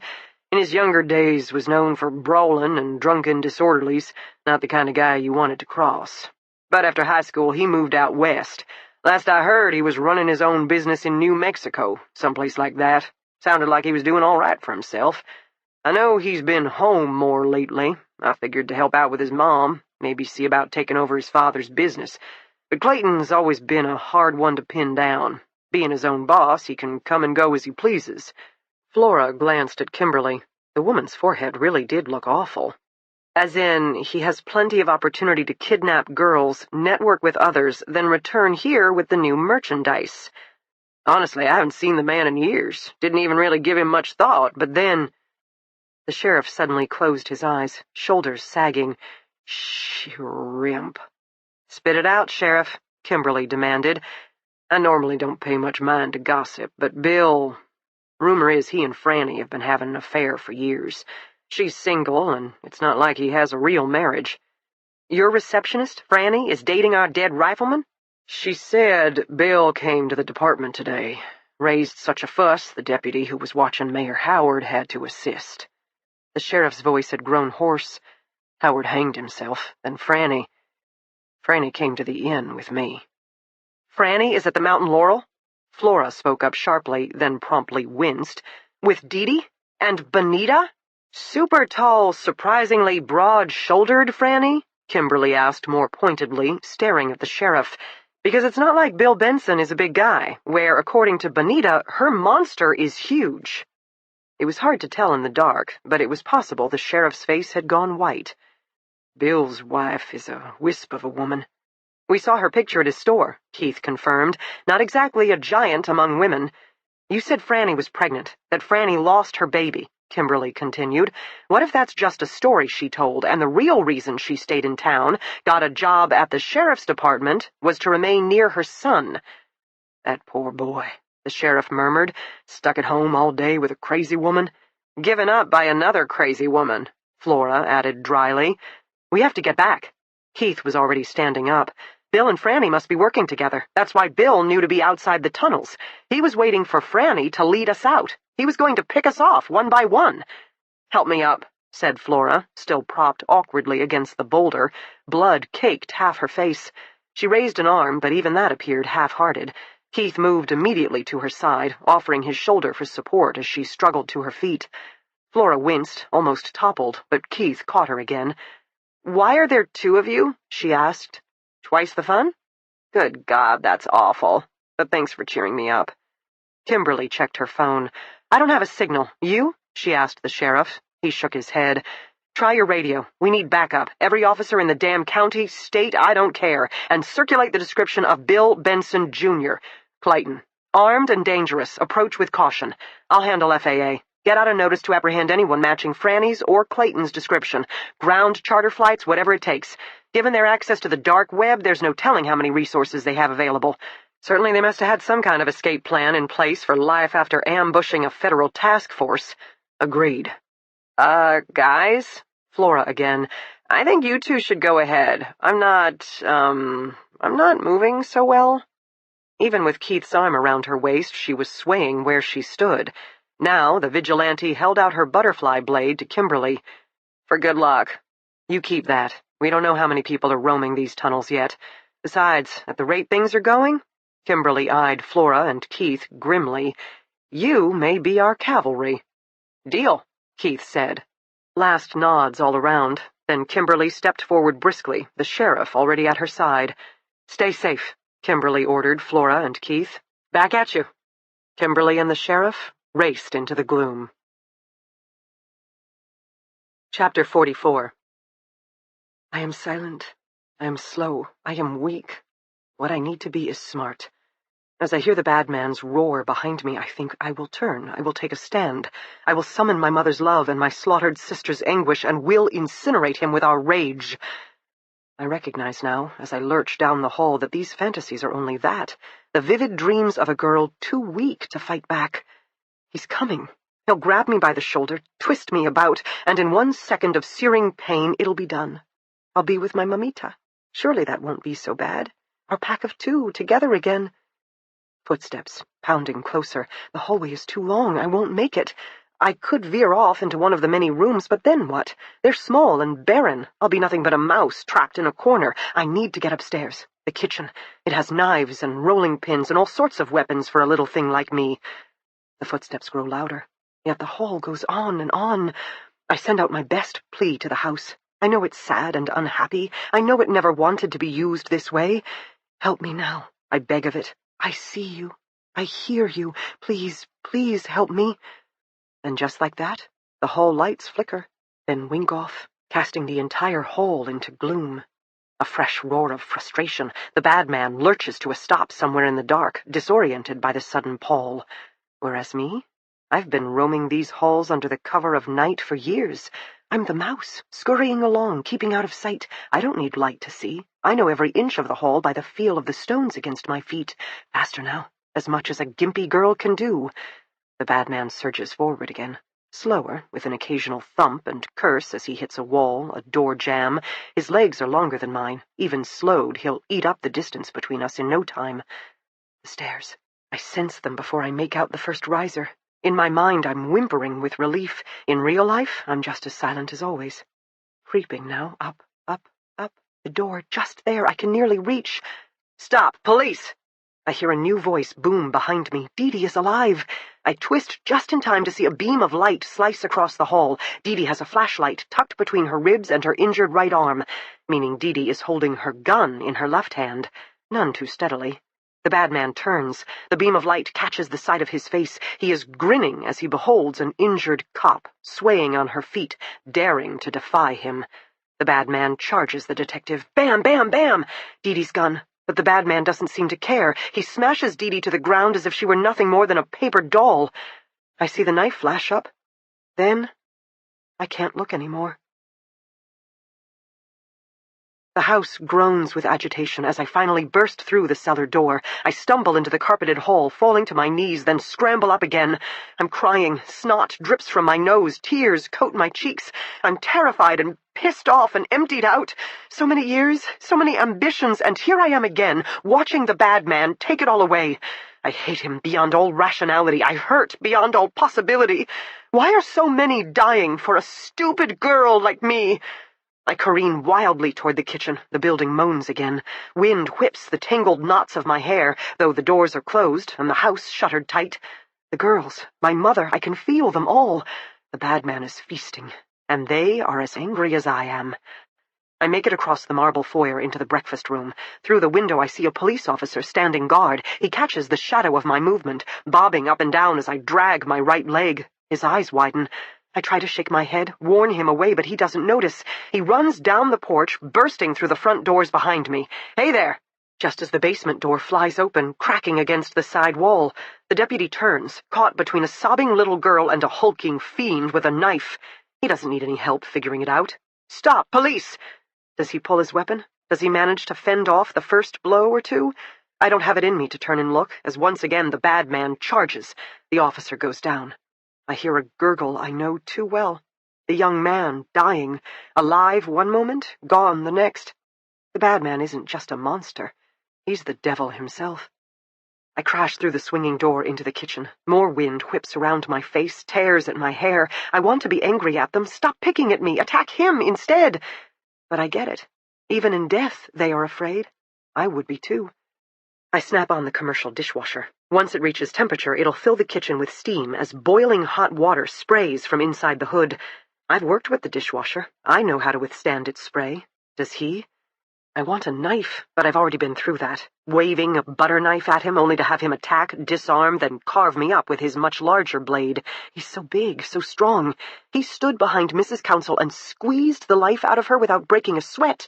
He took out my blonde protector in a single tackle, leaving her broken on the floor, then dashed upstairs and killed a second armed deputy in a matter of minutes. I feel a fresh hitch in my throat, panic rising, choking me. In desperation, I yank open the door to the broom closet. The mop sits inside, long handle protruding from its rolling yellow bucket. Maybe I can use the wooden handle to hit him, like the older woman attacking Dee Dee with the poker. The handle is long enough, maybe I can stay out of reach of his blade.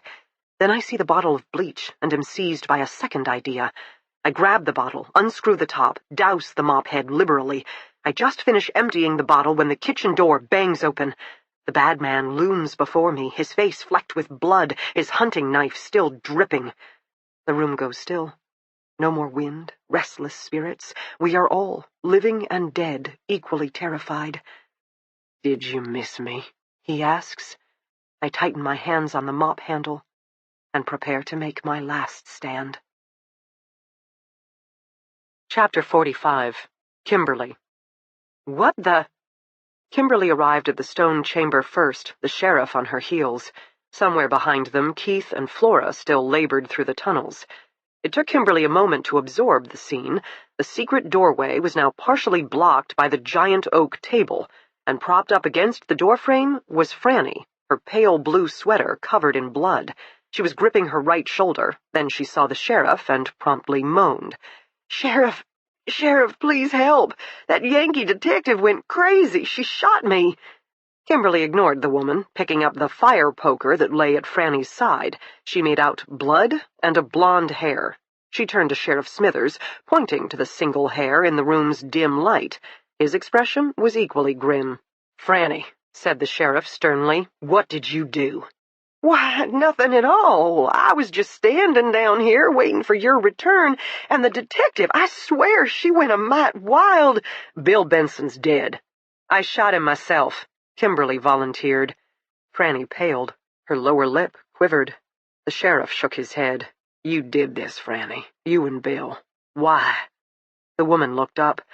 "I'm just a mom, Sheriff, doing whatever it takes to protect my son." "I told you so," Kimberly informed the sheriff, just as bang, bang, bang, gunshots from the hallway. "You got her," Kimberly ordered the sheriff. Then she was sprinting out of the room, 22 in hand. Chapter 46. Dee Dee. Dee Dee had been standing. She remembered that much. She'd been upright, holding her firearm at her left side, with her bruised right arm tight against her torso. The hallway was dark, but she could hear plenty. A scuffling sound she bet was Bonita hobbling ahead, followed by harder, angrier footsteps stalking in her wake. Then her flashlight had found its target, a huge, shadowy figure that looked as wide as a cement truck and as tall as a grizzly bear. A demon. Bonita had been exactly right. Something less man, more beast. Dee Dee had widened her stance, issued her first warning. Then the monster had turned and charged her. She'd fired her weapon. A good officer reacts on instinct, but she had no memory of aiming before she was slammed against the hard stone floor, the air leaving her body in a giant whoosh as the flashlight rolled free and her firearm... Was she holding it? Not holding it? No time to think before a large, serrated blade flashed down toward her chest. She twisted enough to take the first strike in her shoulder, the blade skittering across her bone. Then the knife jerked up, spraying blood, her blood, before preparing for a fresh descent. Dee brought up her left hand to beat at him, fingers digging for his eyeballs, the soft part of his throat. He was straddling her body, pinning her in place. She couldn't move, couldn't breathe. The knife flashed down. A gun fired. Not Dee's, but from somewhere behind her. Sheetrock exploded on the wall. The second round sprayed stone chips in her face. Abruptly, the demon man sprang to his feet, except he had both hands wrapped around Dee's shirt, dragging her up with him as if she were no more than a doll, her feet dangling inches off the floor. He held her directly in front of him, a human shield. "I will kill her first," the beast whispered in her ear. She knew he meant Benita. The way I should have killed her, in the desert years ago. Her mother thought she could get away as well, but they never do. I always win in the end. "This isn't over yet," Dee gritted out. Pain radiated from every line of her body, her arm, her head, her back, her bloody shoulder. "You're right, because when I'm done with her, I'm going to find you again, and your friend as well." He jerked his head to whomever stood behind her, Kimberly, Flora, someone who cared. Dee tried to open her mouth. She wanted to yell, "Shoot him!" even if it meant the damn bullet had to travel through her body first. Just shoot the beast and put him down like the mad dog he was. Except then she was flying through the air. The brute had tossed her down the hall where she slammed into her rescuer, and both tumbled to the floor. "Are you all right?" Kimberly asked breathlessly, trying to untangle from Dee's splayed form. "Thank you for breaking my fall." "Jesus, Dee, you're covered in blood." "Knife wound, shoulder, mostly bone." "What?" "Shut up. He's going after Benita. She's upstairs, I think. Move! I've got him." "Not if I get there first." Dee heaved herself up, swayed once, then snatched her sidearm off the floor. Oh yeah, she hurt, but she was pissed off even more. That demon son of a bitch. Now she really was going to kill him. Chapter 47. Flora. In the tunnel, Flora registered the sound of gunshots. She paused, gritting her teeth through the sea of nausea. That doesn't sound good. Maybe that means Kimberly and the sheriff have already caught him. More shots. 1, 2, 3. Then what's that sound? The monster getting away? Keith didn't have an answer. "We need a plan," Flora said. "You need a doctor. Plenty of time to rest when I'm dead. What happens if we go right up here? We roam around in the dark forever until years from now someone finds our skeletons? That's the spirit. Got your compass app?" Heavy sigh. "You're going to be the death of me." "It's okay. No one wants to live forever." "I love you, Flora Dane." "I love you too, geek boy. Let's get going." Chapter 48. The bad man pauses inside the doorway. I retreat slowly, putting as much of the prep table between us as I can. The space is now filling with steam, as I'd hoped, the dishwasher chugging through its cycle, empty dish rack rolling through boiling hot spray before arriving at the end, then wrapping down and around to do it all over again. He eyes the dishwasher, then me. "Hoping to escape in a cloud of smoke?" He smiles again. I can't answer back, and he knows it. "Do you miss it, being able to talk, tell people things, including what I did to your stupid mama so many years ago?" I don't move, just watch as he steps farther into the room. I've had years to study him, view him in action. I know he's as powerful as he looks. I know he can take down fleeing girls in a single leap. I know he smiles so broadly when he uses that knife there can be flecks of blood in his teeth. "Your mother was a whore. She ever tell you that?" 3 steps into the room. At the edge of the prep table now. Soon my back will be pressed against the giant range. I'm trying to think, through my pounding heartbeat, if there's some way I can use that. "Maid service my ass. She could never make enough money to support you cleaning sheets. Dancing between them, however. She did it for you, so her daughter could have something more than rice and beans for dinner." I decide the range is a bad idea. If he leaps now and pins me against it, he'll use those gas burners on me. I need to get to the dishwasher. But for me to slide left, he must move right. I'll have to move closer to him before I can drop back. No time like the present. I lift the soaking mop head. It's heavy, and my arms shudder with the strain. He laughs. "Gonna fend me off with a mop?" I snap it in the air before him. Bleach sprays out. Maybe my mother lends a guiding hand because some droplets nail him in the eyes. He yelps, jumping back, and I slide quickly into the steam of the dishwasher while I have the chance. "You little shit! I'm not just gonna kill you. I'm gonna take my time with it. Cops are dead, you know. Neither put up a fight. Now your ma, she was interesting. Bitch had started intercepting girls on the way to my office, waving them off. Sometimes she even gave them money to board another bus, get out of there. She thought she could save them from her fate. I couldn't let that continue, of course. The defiance, the disruption of my inventory. In my line of work, freshness of goods matters." He wiped at his eyes with his free hand. They appear red and swollen, but he doesn't seem bothered. A man who has inflicted so much pain, maybe he likes it himself. Maybe, after all these years, he doesn't feel it anymore. The room starts to stir. He can't sense it, but I can. His words, his voice, his presence, he's making them angry, reminding them of how easily he destroyed them. The mist swirls around the dishwasher, seeking substance. I feel a silvery presence at my shoulder. My mamita. She is sad. Because he told me the truth? It wasn't anything I hadn't figured out these past years. This man, his line of work, the days we had meat on the table. She is my mamita. I am her chiquita. I don't care about the rest. The bad man is evil, and the rest of us suffered for it. As if listening, the room grows heavy. The house has opinions, too, not that the bad man understands. Like so many, he ignores what he can't comprehend. "Shooting you was one of the best things I ever did," he gloats now. "Gave me an excuse to bail on that God-forsaken desert and come home once and for all. I needed the local doc to patch you up. There's good money in young girls, you know. But unfortunately, the bullet did too much damage to your face, lowered the value. Once he diagnosed you as mute, however, I convinced Martha to take you in. What could be better than a servant who can never talk back? I moved my operation to the mountains, and business exploded, especially after I found some other specialty suppliers who were only too happy to help. We've had a great run for over a decade now. If that damn hiker had never gone off trail..."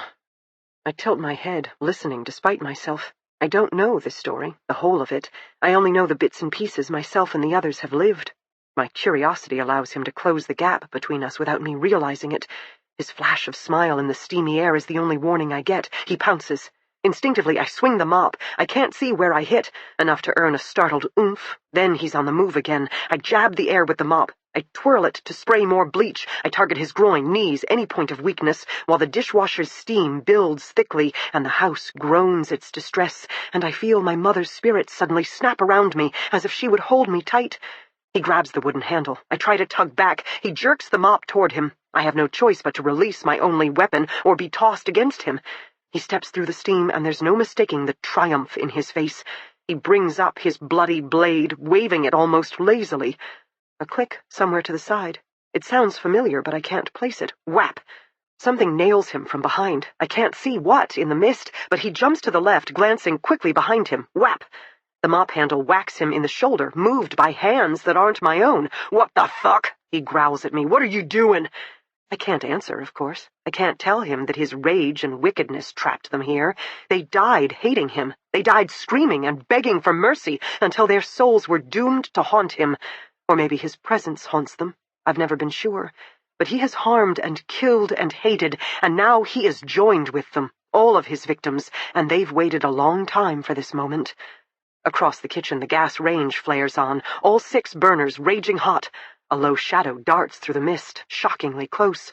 The bad man leaps back from the stove, closer to the dishwasher. I understand what I must do next.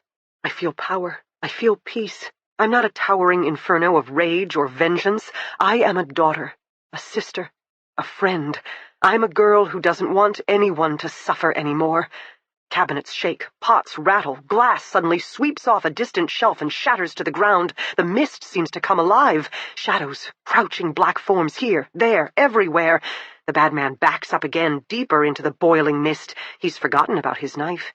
He doesn't know how to fight what he can't see, but he feels the threat now. I can see it in the growing rage and horror on his face. He thought he could destroy us. He thought he could snuff out our lives as carelessly and callously as he wanted. He thought he could get away with anything, because who was to stop a man as wicked as him? He thought wrong. My mother strokes my cheek. Soothing, encouraging, the shadow darting by again, an oomph as something lashes out against the bad man's legs. He howls in frustration. Then it's all very simple. I step toward the bad man. I pick up the mop at his feet. The backs of his legs are pressed against the churning conveyor belt as he stabs the mist with his knife, slashes at the thick steam. Now I hear the voice as clear as day, and I follow its command, lifting the heavy mop all the way up till the head is level with his chest. At the last minute, the bad man turns the blade toward me. As the kitchen door slams open, the FBI agent races through, Dee lurching in behind her, covered in blood. "Bonita, duck!" I understand that they want to shoot him, but I'm in their way. I should step back, let them do their jobs. But this isn't about them. This is about me and my sisters and my mother. Because I can feel them. Even if no one else does, I can see them, even if no one else wants to, and I know them. My sisters in pain. Together we shove the mop head into the bad man's chest. Together we drive him back with superhuman strength until he topples onto the conveyor belt and the sanitizing cycle once more kicks to life. "No, no, no!" he tries to scream, but we hold the mop. We pin him against the rolling dish rack as others lift his feet, helping him along. His face disappears into the spray of boiling water. We listen to him scream and scream. We don't let go. I keep my grip until he is so deep inside the scorching spray the mop can't reach him anymore. Then I let it clatter to the floor. The girls sigh their gratitude. The house shudders back into silence. Kimberly finally steps forward. She snaps off the machine, looking at me in concern as the steam clears. "Dee, are you okay?" Bonita nods something. "Great job."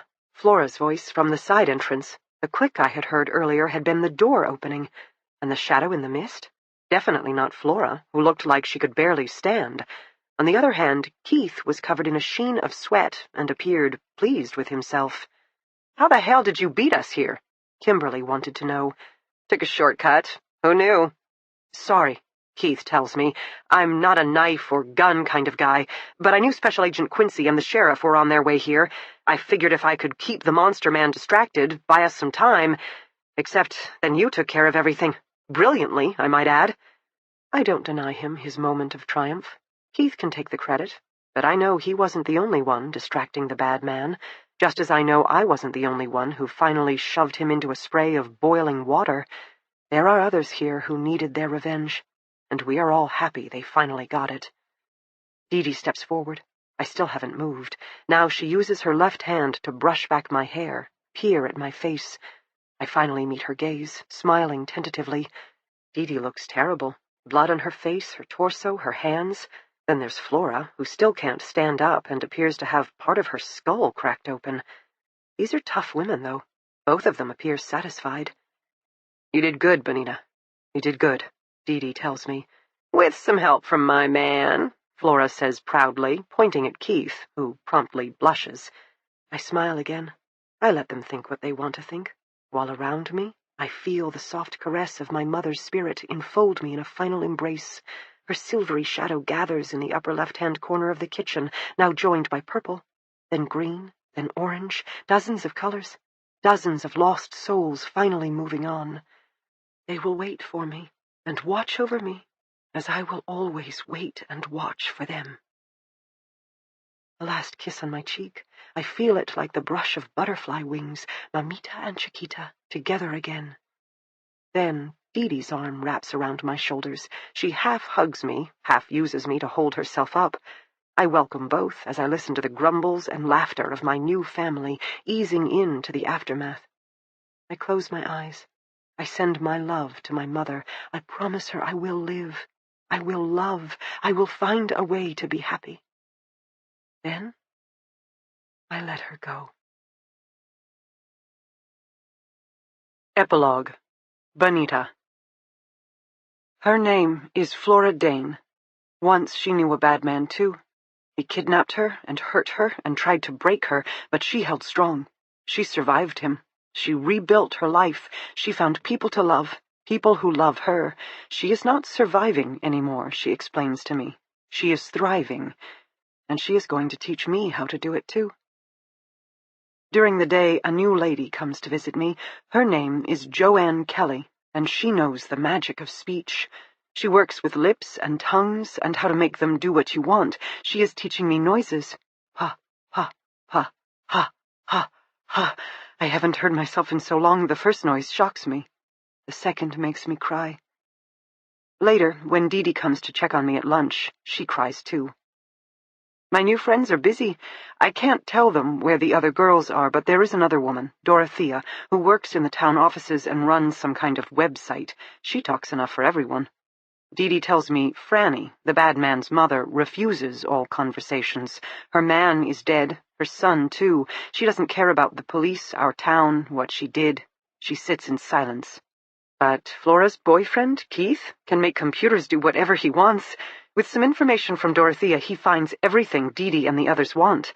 Now, the FBI agent Kimberly is gone every day, overseeing the dozens of law enforcement experts pouring through our mountains, unearthing sad piles of bones and helping them find their way home. I'm called Bonita now. I like this name. I don't think it's the one from my mother, but it is the one from my new life with my new family. So I will keep it. Eventually, Dee Dee says I can come to a big city called Boston. There is a place there that specializes in injuries like mine. My new therapist tells me they can help me make some progress. Maybe not speech, but I will learn to communicate with pictures and some words, and maybe things like sign language. It turns out there are many kinds of talking in the world. I will find a way in the end. Dee Dee says I can live with her and her husband, Alex. Her son, Jack, already wants to meet me. He has a dog named Kiko who eats shoes and runs like the wind. I want to meet Alex and Jack and Kiko, even if it means leaving this tiny place that has been both my prison and my home for so long. Flora tells me it's okay to be scared. She says I must talk about it and not hold it inside. Fear is natural, but I should always remember that I am strong. All survivors are strong, and no one can take that from us. People have vanished. Not girls this time, townsfolk, business owners. Here, then, when the FBI goes to raid their homes, gone. Dorothea's computer includes names, Dee Dee explains to me one day. Many are local. Some are from around the world. She and Kimberly are not concerned about the ones who fled. Dee Dee tells me they will catch them all in the end. The ripples from this case, bodies in the woods, names in the computer, it will take years to unravel. But that's the FBI's job. I don't have to do anything. They have Franny and Dorothea and other guilty parties and piles of evidence to help them out. It's my job to be a girl now. Not a stupid girl, just a teenager. One who will go to school and study speech and maybe make new friends like Alex and Jack and Kiko. I've never been a child before. I don't know if it's hard or not, but I would like to try. I cry at night. I have bad dreams. I wake up, maybe trying to scream, but of course there is no sound. Flora tells me she does the same, and she's been rescued for 7 years. She assures me it gets easier. I will learn about me and what I need to get to the other side. I have never been me before either. Flora loves Keith. They never say anything, but we all know. They blush when the other walks into the room. I like how they smile radiantly. It brings a lightness to my chest. I think I understand what Flora is trying to teach me. It won't be all better right away, but someday it will be all better. We have been staying at our same motel. After the last stand at the Mountain Laurel and the string of arrests, the motel manager has been very nice to us. He swears he never wanted us to leave, but had received a threatening note. It turns out many people knew Clayton, and most were scared of him. Dee Dee must return to Boston soon. She misses her family and needs them. I can't go just yet. There is paperwork that must be in order. I don't know how you put paperwork in order, but Kimberly assures me it can be done. In the meantime, Flora and Keith will stay with me. Flora is arranging the burial of a man named Walt Davies. I didn't know him. I don't really know most locals, just the guests that stayed at the hotel. Apparently Walt was the father of Flora's bad man, but she says Walt was good in the end and tried to help her, help me. She is sad when she talks about him, but then her mood shifts and becomes sharp. I can't decide on colors for Flora. Sometimes I think she's all different shades on different days. Maybe because she is still learning to be herself. She says if she can do it, anyone can. I talk to Flora and Keith with pictures, which is to say I don't talk much. I listen a lot. I like to listen to people who are actually speaking to me, who look me in the eye and care about my reaction. We're all getting good at charades, plus I get to draw, as much as I like, as often as I like. The speech lady tells me my pictures are very good. She has a friend who displays artwork. She would like to introduce me to her. I want to find my mother. The bad man killed her, I know that. I was able to draw that for my friends, but I don't know what happened after that. I have a special picture in my photo boards. The therapist lady helped me make it. It's like one of the emojis I have learned about, except I designed this one with my mother's eyes and my mother's hair. I touch it first thing in the morning and last thing before I go to bed, and I feel her, silvery and warm in the air around me.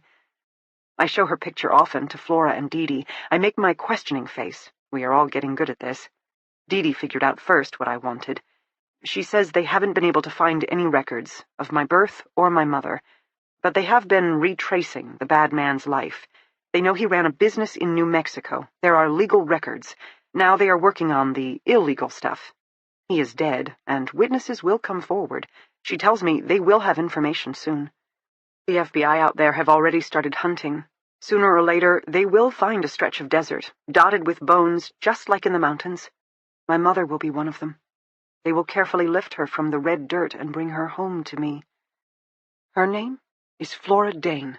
She is a survivor and my mentor. Her name is Dee Warren. She is a detective and my protector. Her name is Kimberly Quincy. She is an FBI agent and the person who will bring all my lost sisters justice. My name is Bonita. I am pretty. I am strong. I am my mother's daughter. Always. Acknowledgements. I started this book with barely a wisp of an idea. What would it be like to be an abducted child with no ability to speak, read, or write? I contacted my dear friend and gifted speech therapist Joanne Kelly, MS, CCC, SLP, from Children Unlimited, Inc. She walked me through the basics of speech aphasia, then introduced me to storyboards and other communication techniques for nonverbal children. It is due to her that Bonita is such a gifted artist, and Dee figured out text emojis. Thank you, Joanne. This puzzle then led me to Executive Director Liz Kelly Scott and forensic interviewer Beth D'Angelo of the Child Advocacy Center of Carroll County in order to learn how to conduct a forensic interview of a nonverbal witness. According to them, I'd just created their worst nightmare. Yay me! But they had some excellent ideas on the subject, which I fully appreciated. Thank you, Liz, Beth, and of course, therapy dog extraordinaire, Weston. They provided hope for Dee and Kimberly in dealing with their new charge, Bonita. Of course, no book would be complete without some fun forensics. Thank you, Dr. Lee Jantz, Associate Director of the Forensic Anthropology Center of the University of Tennessee, home of The Body Farm, for educating me on the latest practices for determining time since death of skeletal remains. I also appreciate all the information on mass graves, things I never knew and now can't get out of my head. Remember, all mistakes in this novel are mine and mine alone because Dr. Jantz is clearly brilliant, not to mention very patient with overenthusiastic thriller writers. Next up, Lieutenant Michael Santuccio from the Carroll County Sheriff's Office. Cold cases, current cases, this guy knows it all. Every time my task force got stuck, I'd call him for fresh investigative tactics, which he never failed to deliver. Oh, the amount of data out there and the things a savvy detective can learn. Again, all mistakes are mine and mine alone. Thank you, Lieutenant Santuccio, for being Dee's brains and my savior. My deepest admiration and appreciation to my editor, Mark Tavani, for the long phone calls and brainstorming sessions that finally brought my kernel of an idea to fruition, then kept me on track till I got it done. Also complete adoration to my agent, Meg Ruley. An author couldn't have a better advocate on her side. To my friends, thank you for keeping me sane. To my family, thank you for understanding when I'm insane. And to my amazing 3 dogs plus an entire mountain range, thank you for keeping me going. Nothing like a walk in the woods for figuring out where to hide more dead bodies. Finally, what you've all been waiting for, the winners of the Kill a Friend, Maim a Buddy sweepstakes. Stacy Casmer must have some excellent friends on her side, with nearly 60 of them nominating her for death. Brandon Salemi came through with the win and got Stacy her grand demise. Hope it was worth it, Stacy, and that all of you enjoy. On the international side, Hélène Tellier nominated herself for literary immortality. Enjoy the novel and the thrill of your own fictional adventure. Everyone else, the contest is up and running again at lisagardner.com. Don't be shy. Writing is a solitary business, but publishing is a team sport. Thank you for my amazing team in the United States and abroad, and a huge shout-out to my readers, who are almost as excited to see my characters again as I am. This one's for you.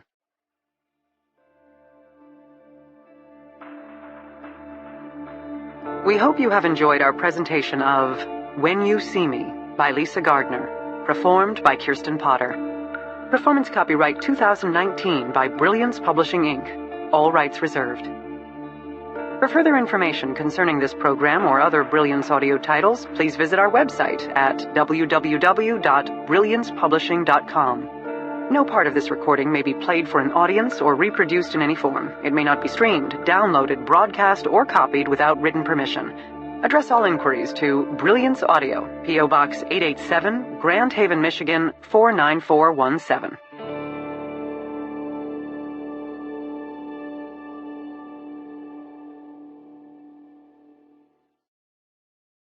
Audible hopes you have enjoyed this program.